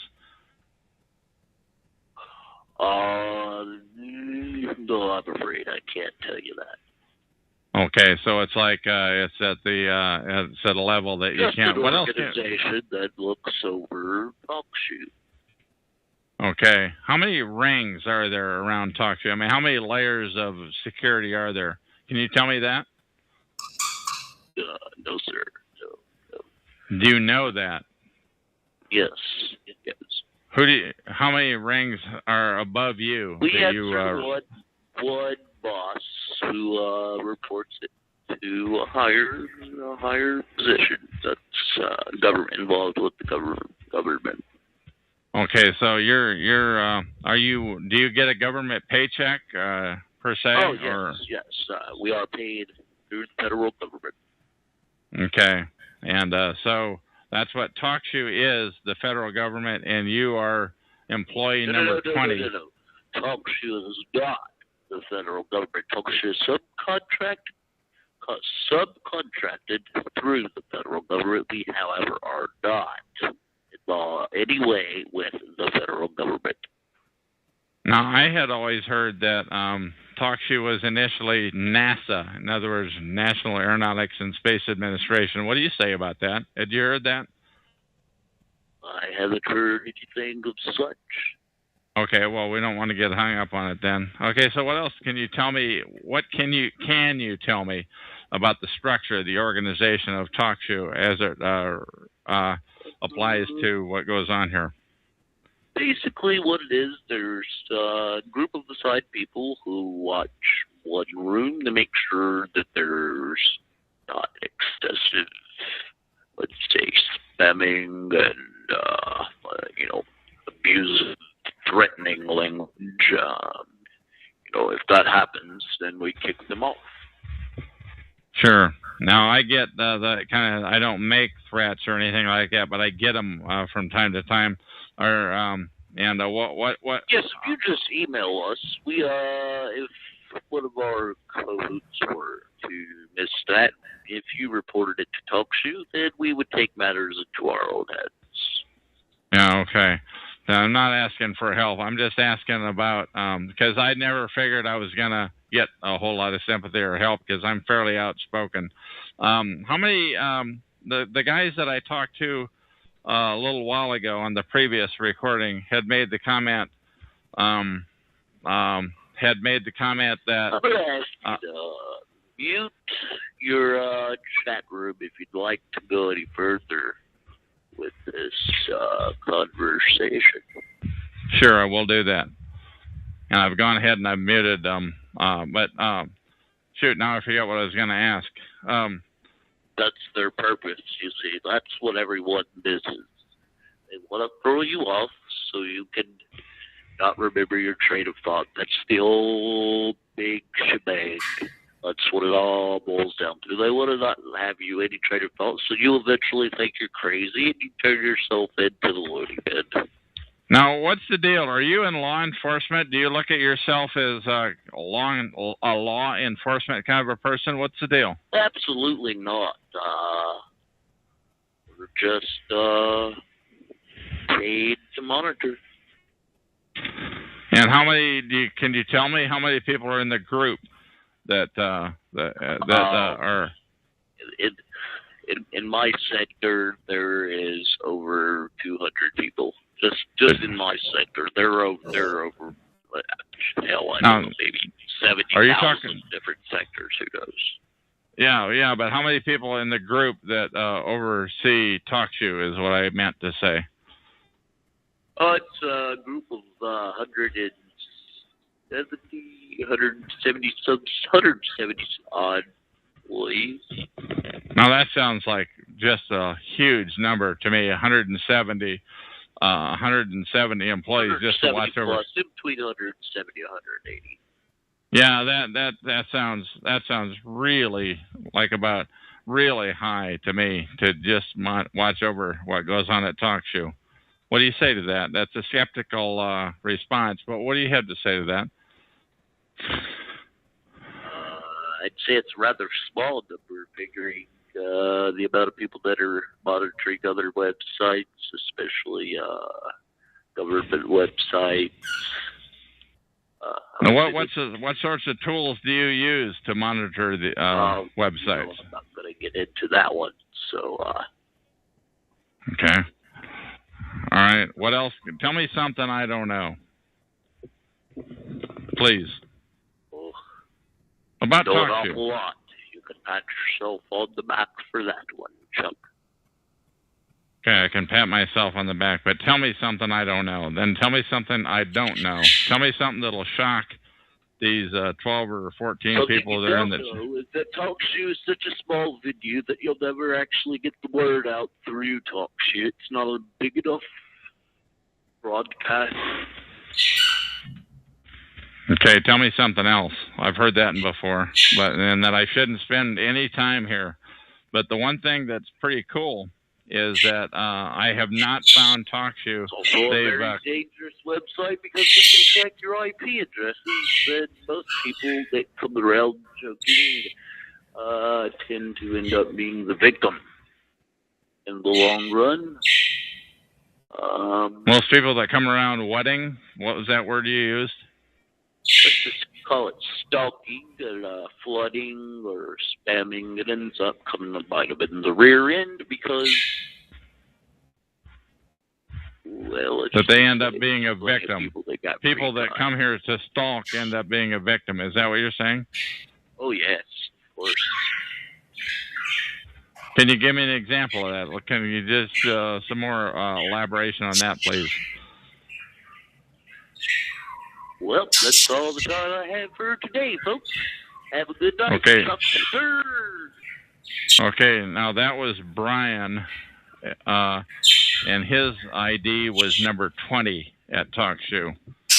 And so I have not yet seen the ability. I've seen people have the ability to mimic my name, Chuck of Vancouver, U.S. I've seen people have the ability to do that. And other names, I've seen them logged into my own room as apparently like myself. But if you were to do a mouse over that URL, you would see that the TalkShoe IDs were different. But I've never, ever seen the ability to get a lower ID number or than what you have, a different ID number. So I've at one time I had 3 people with my exact name in here, but they all had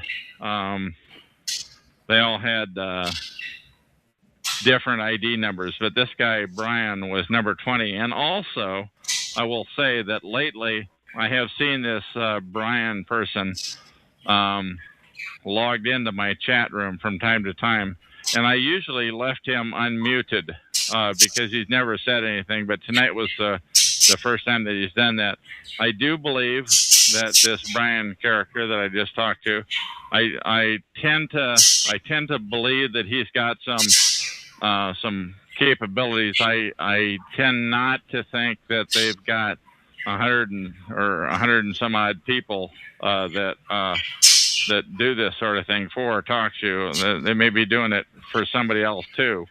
If TalkShoe is a small part of what they do, I'm going to go ahead and terminate this call.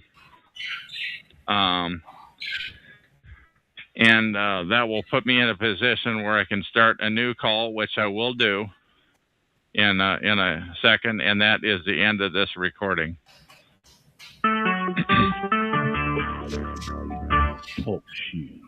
Recorded live. Hello, my name is Chuck, nickname Van of Vancouver, Washington, USA. Welcome to TalkShoe.com. Call number 120-297. This call is being recorded, and anything said will go into the public domain. Thus, everyone is entitled and encouraged to copy and republish any or all of this MP3 recording file. You do not need permission. No notification or attribution is necessary. To find more of these public domain audios, go to the top right corner of any TalkShoe.com screen and search for Vancouver, or better yet, show number 120-297, or click on the top left Live Now button, which is purple, to see if the show is live and presently underway. The time out here on the west coast of the U.S. is about 5:45, and the date is Thursday, October 12th, 2012. This is episode number 3033. Once again, this is an episode of www.talkshoe.com, call number 120-297, episode number 3033. It's by me, Chuck. The title is Help Me Figure Out How Perps Manipulate Store Personnel to Perp TIs. This and all episodes that I record are in the public domain, so please copy and post these audios as you see fit with no attribution necessary. So let me start out by asking a question. How can perpetrators or perps get the obedience immediately and completely from a store clerk to be rude to a targeted individual, a TI? How can that be? Now, perps do, in fact, recruit store personnel to be rude to targeted individuals, the TIs. And happens at lots of other types of places, too, other than just stores, such as the place a TI works, nearby where they live, their form of transportation, be it bus or automobile. But in this recording, I'm only going to highlight stores or retail establishments where the perping of targeted individuals takes place. Now, I'm not talking about one isolated incidence of rude behavior at one store. If that were the case, maybe there's just a full moon out that night. What I'm talking about is rude behavior, which is seemingly universal towards targeted individuals. How can that be? At stores of all sizes, from small chain stores to large supermarkets. It happens on a regular basis. One thing to keep in mind, harassment of TIs is subtle. If you are a bystander and not the target being perped, you would not notice it. So please keep that in mind in this next section. Perps follow targeted individuals around, TIs, 24/7. And if they know that a TI is headed for an often visited store, many times the perps are there in advance. Perps block a TI's parking spot if they arrive by vehicle. They step out in front of them as they walk into the store. And when the TI says, "Excuse me," the perp ignores them every time. And just as they grab for an item, which they purchase every time they're at that store, somebody moves their shopping cart to cut them off. Once again, when the target says, "Excuse me," the perp ignores them. Perps do not want to make eye contact. They wear a poker face. Perps don't want to be invited into a conversation. That's why they ignore them. It's a complete head screw. It's a PSYOP, PSYOP. Just as a TI arrives at the end of the aisle with their shopping cart, bam, somebody appears out of nowhere to block their forward motion. Once again, the TI says, "Excuse me," the perp ignores him every time. Now, once again, these things do occasionally happen in real life, but they happen to TIs every time they go to the store. Many times per visit, I might say. The Target heads down the next aisle for a 6-pack of soda pop, which they buy every time that they're at that store. Bam, somebody blocks their path just as they're ready to grab for the soda. And it happens every time they go to that store. Again, these things don't just happen on one visit. It's every time a Target goes to a store, the TI is being sensitized. This is a first-class head screw. It's a psychiatric operation, or a PSYOP. It's spelled PSYOP, abbreviated for short. How can this be? Who is doing this? Where are all these people coming from? I suspect largely, many times, it's churches. But listen on. Not everybody in every congregation would be doing it. Maybe only a small percentage of them would be perps, perhaps Satanists, getting off their jollies. In fact, and get this, I suspect some of the cells, the small cells are in on it. And they don't even know about each other. And if they don't know about each other, then how are you going to know who they are without a lot of studying? Because, like I said, it is very subtle. It's happening in churches, probably even the church you go to, but who knows where else in society. And even if you are not a target, you would not notice because you are not the one being harassed. Say it isn't so, but it is so. It is happening in your neighborhood, and guess what? I'm just getting started. Plus, I've got many recordings at www.talkshoe.com on my show number 120297 and my previous show number 87161, and find this episode number 3033. As of this time, October 2012, I'm on live every night at 10 p.m. Pacific time. That's 1 a.m. Eastern time, plus many times daily. It's just hit and miss, but always at 10 p.m. And I'm always ready to record you if you consent to it. As a side note, and I don't think this is all new either. I think it's been going on a very long time. It started decades before the internet. For example, 40 years ago,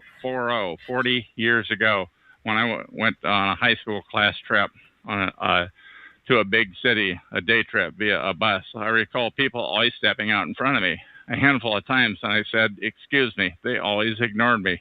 I was only 18 at the time, and I wrote it off as people in the big city just weren't as polite. And I wouldn't have thought much of it, but one kid said people seemed rude. They were always stepping out in front of him. But what really stood out is he said they never acknowledged his "excuse me." I thought to myself, until 30 years later. But now I live in Vancouver, Washington, right across the river from Portland, Oregon. And the same sort of thing began happening to me in April of 2006. But as a bystander, you wouldn't notice this behavior unless you were targeted. It is intentional. They are very subtle. It is a PSYOP.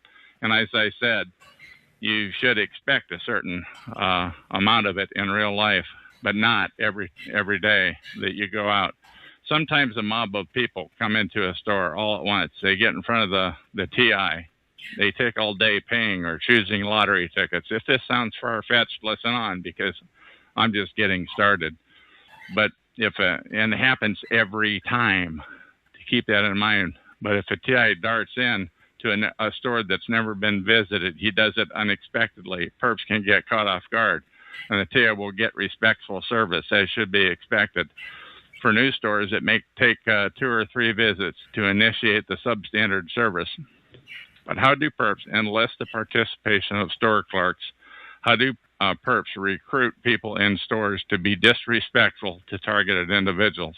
This is a very important topic because harassment at stores is one of the most often reported forms of harassment that I hear about. After all, stores are a place in public that TIs must go to often. And that is one place TIs receive regular dosages of subtle harassment. Not all TIs, because the protocol, it is different for everyone. But in my case, that is the case. I do not presume to know how the perps spread their slander about the TIs, but I would appreciate a call if you want to tell me how they do it. As a targeted individual, a TI, I can assure you, a TI can read the contempt in a store employee's face. How can the perps initiate that kind of hatred? To begin with, do perps of a certain training level have a way to hypnotize store personnel, to dupe them into participating? Do perps drug the store personnel, such as spraying a mist at them? Do they use keywords? Do perps use a device like the one that actor Will Smith used in that movie Men in Black, where he shined a light in somebody's eyes? The person immediately turns zombie-like. Do perps have complete control over him after the hypnosis? Now, this may sound far-fetched, like a far-fetched scenario, but once again, stores are commonly reported as places where TIs receive extremely rude service for no apparent reason. So the question is, how do the perps instigate that? I want to restate that this MP3 file that you're listening to right now is in the public domain. Go to TalkShoe.com, search for call number 120297, and find episode number 3033. Please take that MP3 file. It is yours. It is public domain. You have my permission to do with any episode as you wish. Please disseminate it widely to help get the word out about gang stalking, also known as organized stalking. By the way, Google those terms, but keep in mind, a lot of what you read will have been flooded by the perps. They want to keep a lid on this protocol. But anyway, do perps approach, then threaten personnel, store personnel? One targeted individual stated it was as though that the people had been scripted or coached. Is there some kind of directed sound device used on the merchant which results in the store employee's desired contempt at the TI? By the way, search for, and here's a new topic, listen to a stranger. Search for that term on YouTube, and you'll see a so-called private investigator flashing a badge at a customer, at customers of a store. Is the PI's badge a hypnotic device? After all, the badge could have been bought at a dime store or over the internet, or there could have been some special gizmo inside of the badge. At any rate, the PI was a very good fast talker. On that video, based on the private investigator's advice, a duped woman actually stole a stroller, which she thought had a baby in it. Now, in reality, the woman was actually duped by an actor, but she thought she was stealing a baby. So search for that video on YouTube using youtube.com, using keywords listen to a stranger, and watch a normal woman who'd been conned into committing what she thought was stealing a child, all for a good cause, of course, I say facetiously. Call my show to let me know what you know. Go live with me on a public domain recording. One TI said, I think it's all official-looking people with passing out photos and assorted BS.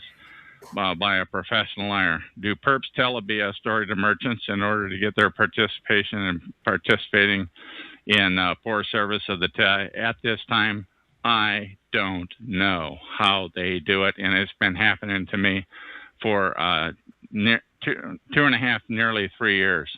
But help me out here. How do the perps, as complete stranger, obtain the complete obedience from store employees at the drop of a hat? I want to know how they do it. Please tell me what you know. By the way, I suspect there may be a time delay, so please tell me about the time delay when you call in. By that I mean, in my experience, during my first visit to a store that I've never been to before, which the service is usually great, but as a TI, if I return to that store a second or a third time or regularly, the service deteriorates. And this is a statement I've heard from many other targets. Maybe the stories told to dupe people are different depending on the circumstances. For example, if a perp is spreading slander to a Christian worker at a store, the perp might tell the target they're an occultist. If the person is an occultist, the perp would tell them they're a Christian. You get the idea. Christians and occultists may dislike each other, but the perp wants them both to pile on the targeted individual. So either way, the perp enlists the participation in targeting the TI. Perps have a whole menu of lies like this, depending on the person hearing it. Is that the way they do it? There's also the possibility that the perp could subtly threaten the job of the merchant or mention keywords about something that only they know about, just like they do to the TIs, the targeted individuals. Is this all about threats? If so, how can perps know so much about so many people? Is the database that huge? And guess what? You would be on the list too if somebody has been pushed into perping, as somebody who would be pushed into perping one day potentially. If so, this must go up to the highest levels of government. And absolutely remember this: the perps know where to find the store employees, but the store employees don't know where to find the perp. Keeping in mind the perp is often different each time. So this thing is really big with a huge army of liars. When a TI, and are they mind controlled, by the way? When a TI reads the rage in the face of a complete stranger that they have never, that has heard the negative narrative and believed it, and they've never met that person before. If you have taken a course in telling lies, call me up. I want to hear all about it. Let's record the whole thing. Let's get it out in the open. Let's hear how the manipulation of lies is used in this scenario. Everybody has something to hide. Therefore, the perp database would need to contain the dirt on each store employee. After all, it often isn't until the TI visits a store until the second or third time that the employee's rage at the TI really begins to show in their face. On one show at TalkShoe, I listened in as a perp to a perp show, and he was a perp pretending to be a good guy hosting a show. And he was slandering me with 4 or 5 stories. The stories sounded like they were recently repaired. He would start out each story by stating a true fact. Then he would add a lie, and he'd omit a fact.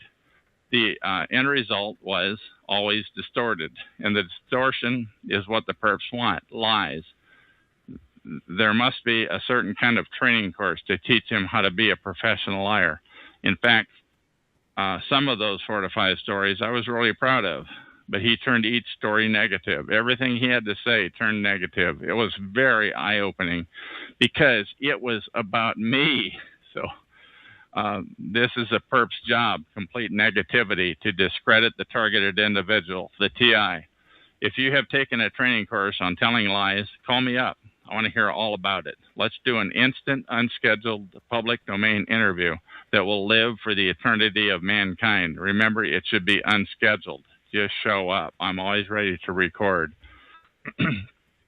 And as one TI said, I think it's official-looking people possessing official-looking files and photos and associated BS. Of course, none of this can be called evidence. Evidence is ever left behind. And if you are one of the perps and you tell me how it works, give me a call. Personally, I do not think they show, I think they show pictures on a cell phone screen. And there was no way that people would expect you to leave the cell phone behind. One targeted individual reported that a perp followed them into a store and briefly whispered something to the person at the cash register. Can it be that simple? What could have been said that would be so awful that the merchant would never repeat it to the TI? But catching the perps while they are slandering the TI would be doable, but not easy. Remember, there are 3 kinds of people involved. Number 1, the targeted individual, the TI. Number 2, the person telling the lies, the perp telling the lies. And number 3, the merchant employee. I'm going to repeat that. There are 3 kinds of people involved. Number 1, the targeted individual, the TI. Number 2, the person telling the lies, who is a perp or perpetrator. Number 3, the merchant or employee. But how to get to the truth could involve a 4th person, a truther. Now, this might complicate things, but somebody has to know the drill. But what if the merchant and employee and the truther were the same person? This would greatly simplify things to get to the truth. Although remember, targeted individuals are on a 24/7 surveillance. They are being watched. So it would be difficult for the merchant and truther to wise up a TI and the truther wouldn't get a second chance to spill the beans.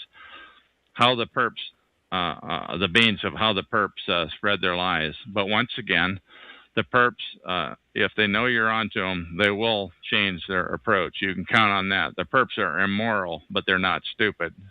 So why not catch them and expose their procedure? But remember, the truth would risk setting yourself up to be a TI if you do spill the beans. But when you're ready to spill the beans, call this show at talkshoe.com. Show number the phone number is 724-444-7444. Then the call number is 120-297. And at this time in October of 2012, the show is live every night at 10 p.m. Pacific, which is 1 a.m. Eastern time. Plus, I'm on many, many other unscheduled times per day. And I'm always ready at the drop of a hat to do an unscripted recording. Remember, all episodes of this show are in the public domain, and you are authorized to use any or all of the audios as you see fit. The perps are very sophisticated, sending pictures of a TI to the cell phones of nearby perps to help identify them. That all sounds elaborate, but once you've been a TI for a while, it doesn't seem so far-fetched. But it is doable with today's technology. It is what I refer to as boots on ground. I could use help getting to the bottom of this, how perps enlist people at stores to pile onto targets and provide rude service. If you're listening to this, and if you are a TI or a perp who wants to come clean, call me to participate in an immediate public domain interview. And as of today, in October 2012, talk to you number, as I said, 724-444-7444. Show number 120-297, then enter £1 and we'll go live on the interview. But I recommend that you do not tell anybody that you will be calling in. Do NOT not tip your hand to anybody in any way, or the perps will likely derail your plans. Do not tell anybody you'll be calling in. Don't get into your daytimer, as they say. Just do it. No plans, no notice to anybody. And to end this off,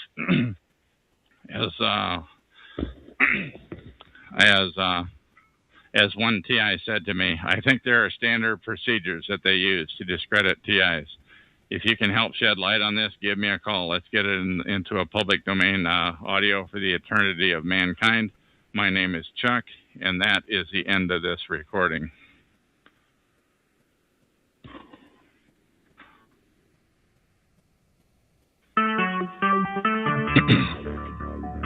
Talk shoe.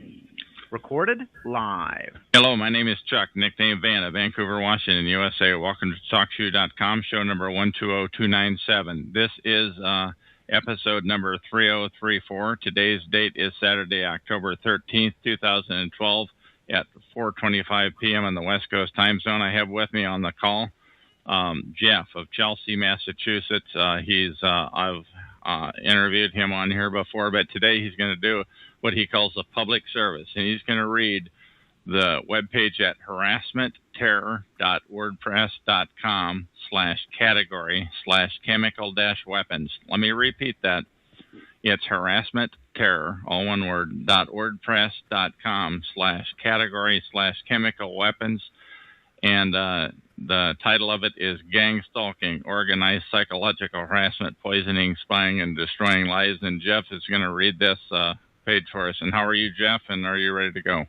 Chuck, I'm doing just fine. And Chuck, this article is in the public domain, and I am performing this as a public service. So if anyone wants to make a copy of this message, it is a strict reading from top to bottom.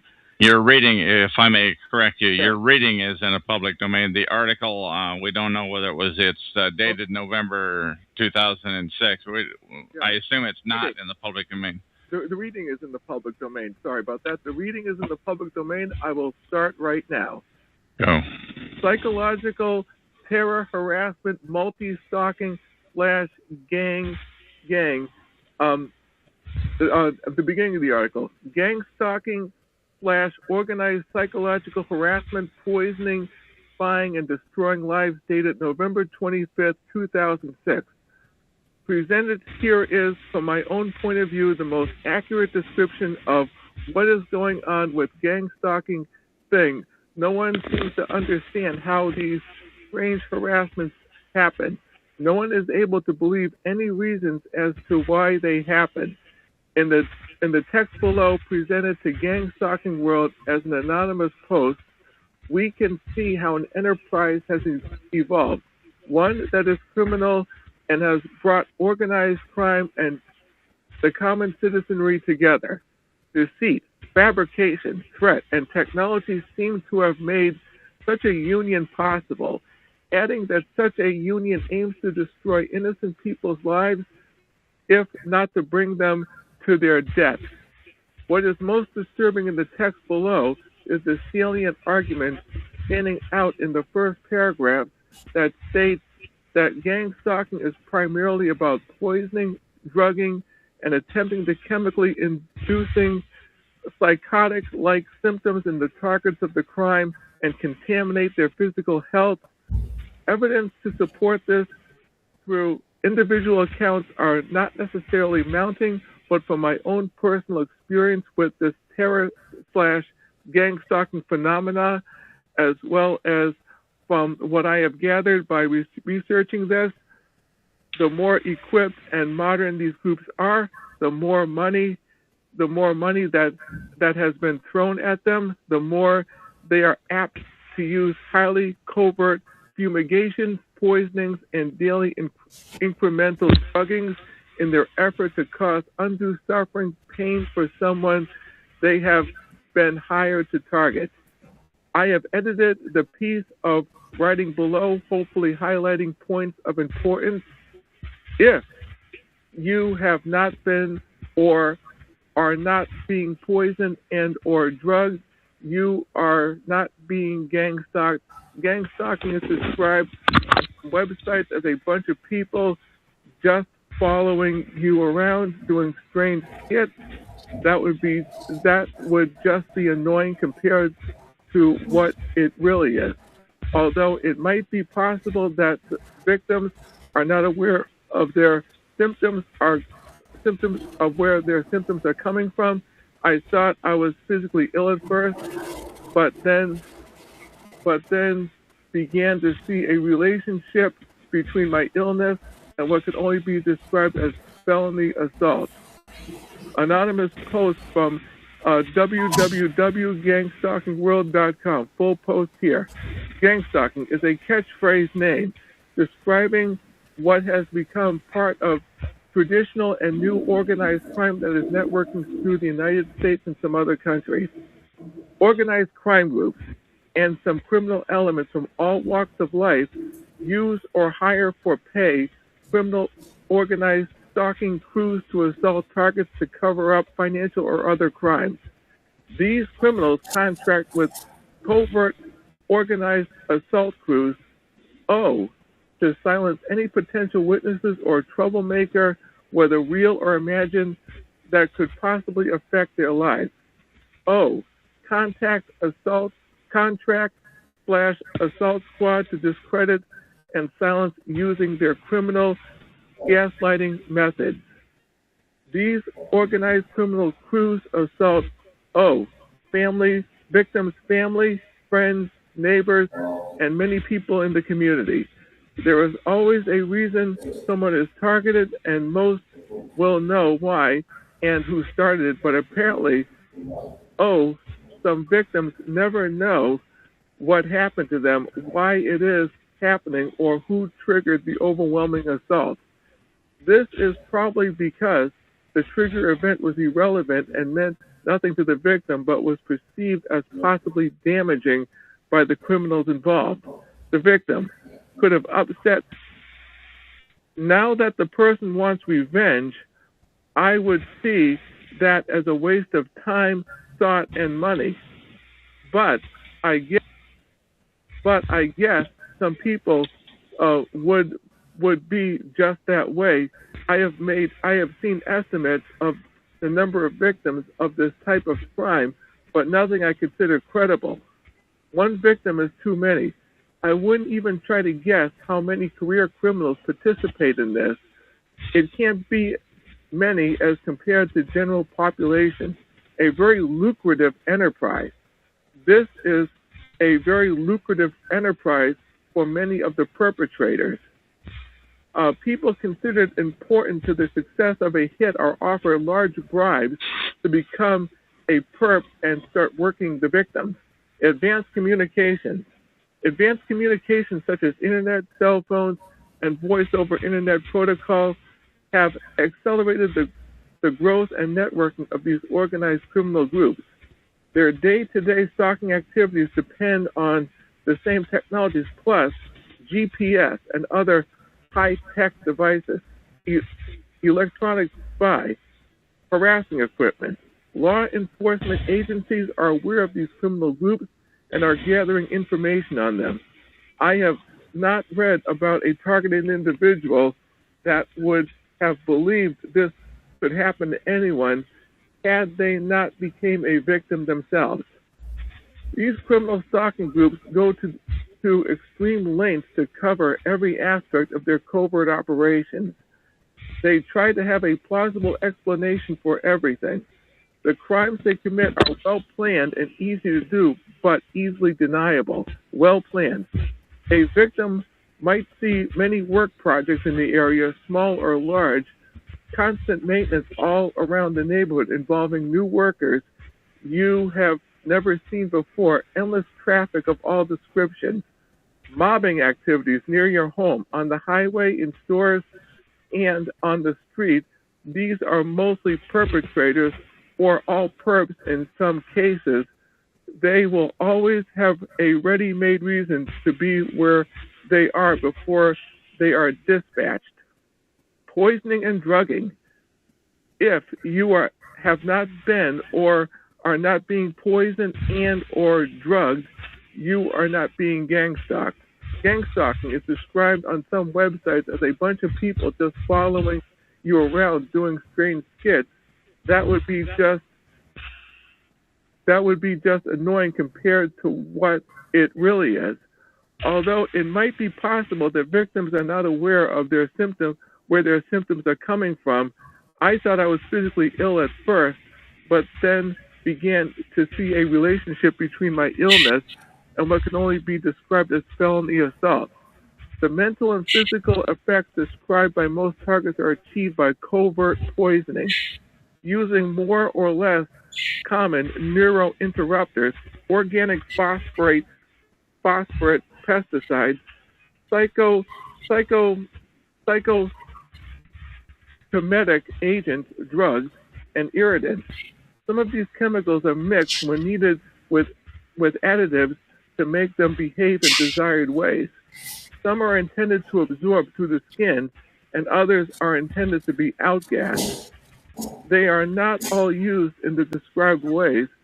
Some, what I call irritants, are sprayed on the target and act locally on the skin or spread out slowly with various effects. One perpetrator will divert your attention while another one sprays from a breath spray size can on bare skin behind you or where you won't notice. They always make a noise like clearing their throat so you won't hear the sound. I caught them doing this too. Some drugs are mixed with dispersants to make them outgas. These are squirted at or near the isolated target using covert methods in remote places where possible constant area gassing is done from neighboring houses. The perpetrators spent a couple of days at my neighbors installing the devices they use to disperse their chemicals. I'm sure they are well hidden, but I know where I can find them. These house devices have been refilled on a regular basis since they were installed. Passing cars or trucks with an electronic squirting device are being used, each squirting an outgassing mixture as they pass by. These were almost constant for several years and are still coming. On the road, perps will squirt outgassing mixtures from the back or the front of their car's truck at your car truck. When they can get away with it, perps even do this while walking past in order to gas the target. The chemicals will outgas quickly or slowly depending on their intended use. The most dangerous assault is the direct assault from car truck that has been electrically powered, high-pressured squirting device behind the grill. These unusually squirt pesticide that is intended to stay put, then absorb through the skin. This attack can penetrate thick clothing and is usually done in a parking lot or anywhere they can get close to you in a car. Beware of cars pausing near you or aiming at you in parking lots. An individual perp on foot will work their way behind you and squirt your lower back using covert rigs. This is what I first caught one of them doing. The chemicals can be administered by flipped coworkers, neighbors, friends, family, local strangers, and old or new professional paid perps. Neurointerrupters have a cumulative effect. With successive poisoning, there is a gradual decrease in cognitive functioning, with is what is intended by the perp. I read an account of one victim who had been poisoned to the point he could no longer speak. A perp will always wait close by to observe the condition of the victim after assault. A protection against this is waterproof or impermeable clothing or any barrier that will block what is essentially a high-tech squirt gun. If the victims fail to protect themselves, they will go down as a result of these assaults. Some psychotomimetic agents, usually LSD or similar, will be applied to the surfaces the victim will ordinarily touch: door handles, cabinet drawers, or any place in their home, car, and places at work. Daily vitamins, coffee, shampoo, or anything used or consumed on a daily basis is a potential contamination target, especially single-use items. And the home milk is often contaminated with OP pesticide. It is possible, if put in any clear liquid, because the liquid becomes cloudy, gloves and clothing might be turned inside out and treated. Time to change your cloth. Don't forget the shower. The perps will start slowly, only contaminating a single item or items they have control over, so no evidence will remain in case law enforcement so no evidence will remain in case law enforcement investigates. After they believe they have compromised the victim's credibility, they'll become more active and aggressive with contamination and all other aspects of organized assault. The following, as well as this entire scam, may take place over the course of many years. Community infiltration and influence. Co-workers, neighbors, friends, family, law enforcement, and the general public are told, planned, consistent lies about the victim target. This will start with law enforcement long before the actual assaults begin. They will do this to set up the target, hoping law enforcement will believe their lies and ignore the victim when they first report the crime. Perp may show a bogus investigation file or flash fake badges in the community as part of the scam. Hire local lawyers, private investigators. Perps might hire local lawyers and private investigators in a ruse to legitimize the scam. Later, the perps will report crime or trip alarms in the area, so the police will have to drive by the target's home. This will make the target believe the police are part of the stalking. They will pull fake fire alarms for the same purpose. Ongoing double assault. While working the chemical attack, the perps perform street theater around the target. They hope the poison drug target will panic, then report and try to describe the bizarre skits to law enforcement. The goal is to create poison and drug-induced psychotic episodes, paranoia, and actions that could, the perps will say, appear to be schizophrenic. If only you are not educated about schizophrenia, you would believe this.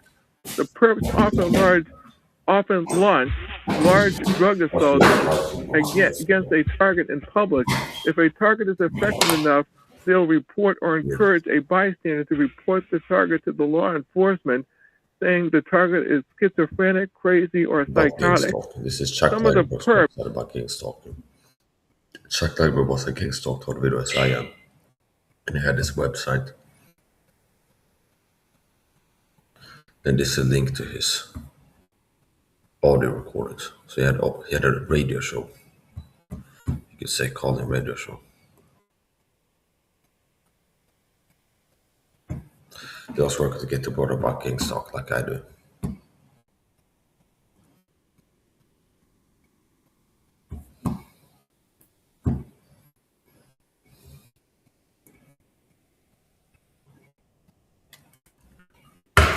And I'm going to keep fighting work to get the word about this. So Chuck Langberg was a total individual. And the link I just posted in my chat. Phone chat. This one. Web archive. That's the Chuck Langberg's website and his talk show recordings.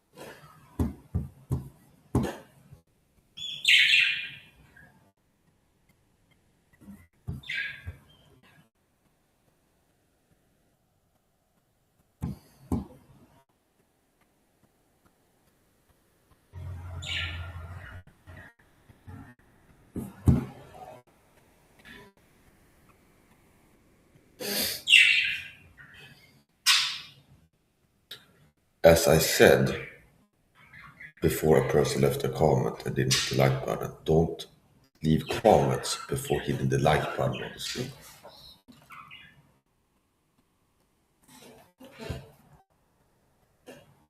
Unless you want to get blocked.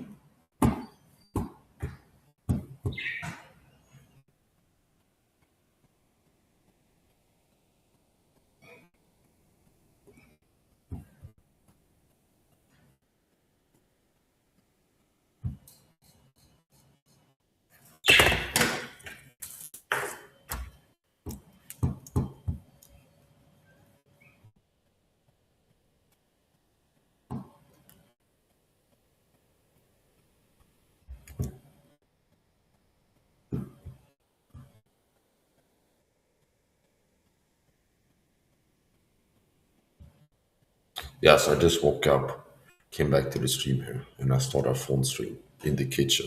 So I'm doing my morning routines, making coffee and stuff. And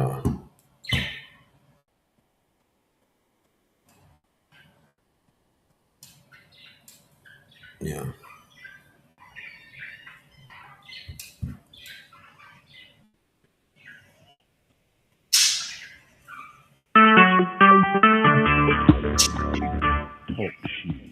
Recorded live.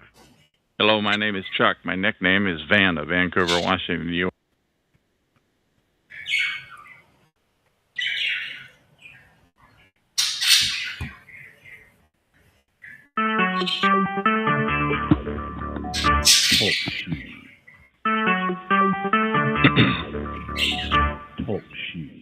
Recorded live. Hello, my name is Chuck, nickname Van of Vancouver, Washington, USA. Welcome to TalkShoe.com, show number 120297. This is episode number 3034. Today's date is Saturday, October 13th, 2012 at 4:25 p.m. on the West Coast time zone. I have with me on the call Jeff of Chelsea, Massachusetts. I've interviewed him on here before, but today he's going to do what he calls a public service, and he's going to read the webpage at harassmentterror.wordpress.com/category/chemical-weapons. Let me repeat that.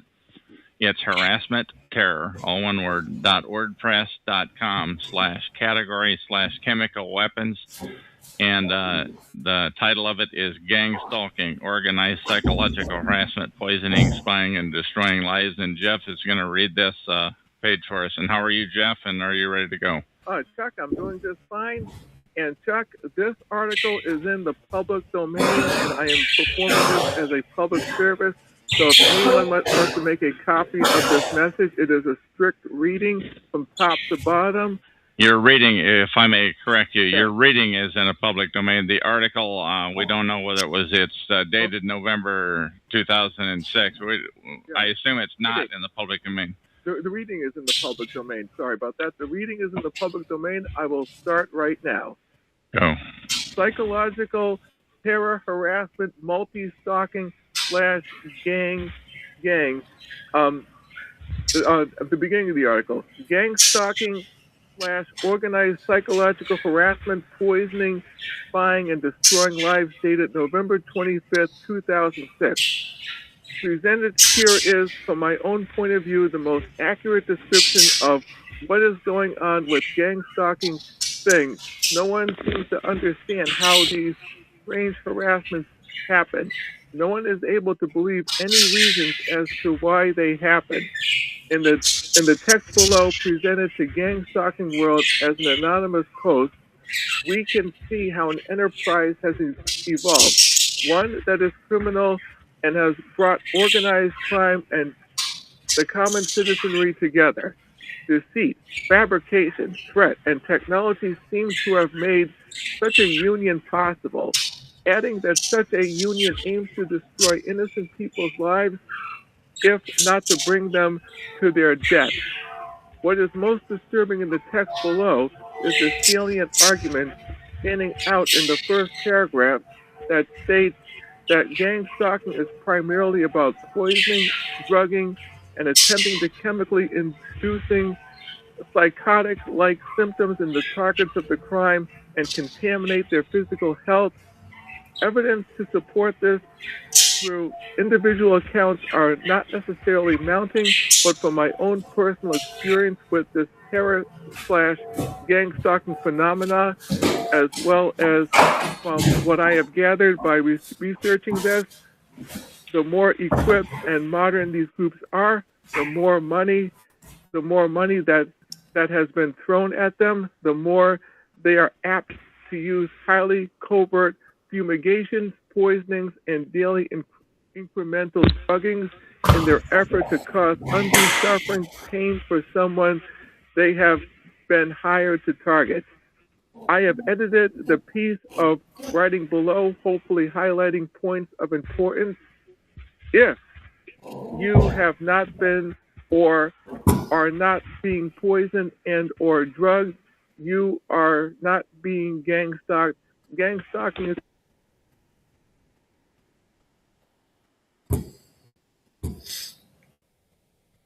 Yeah, so what I'm going to do now, I just woke up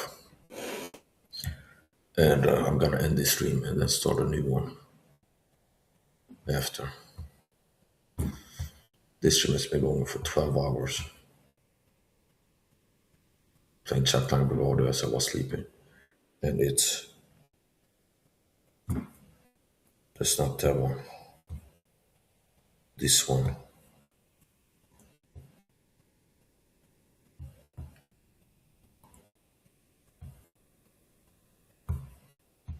And it's been going for 11 hours. I'm gonna end it. Laptop stream, start a new one.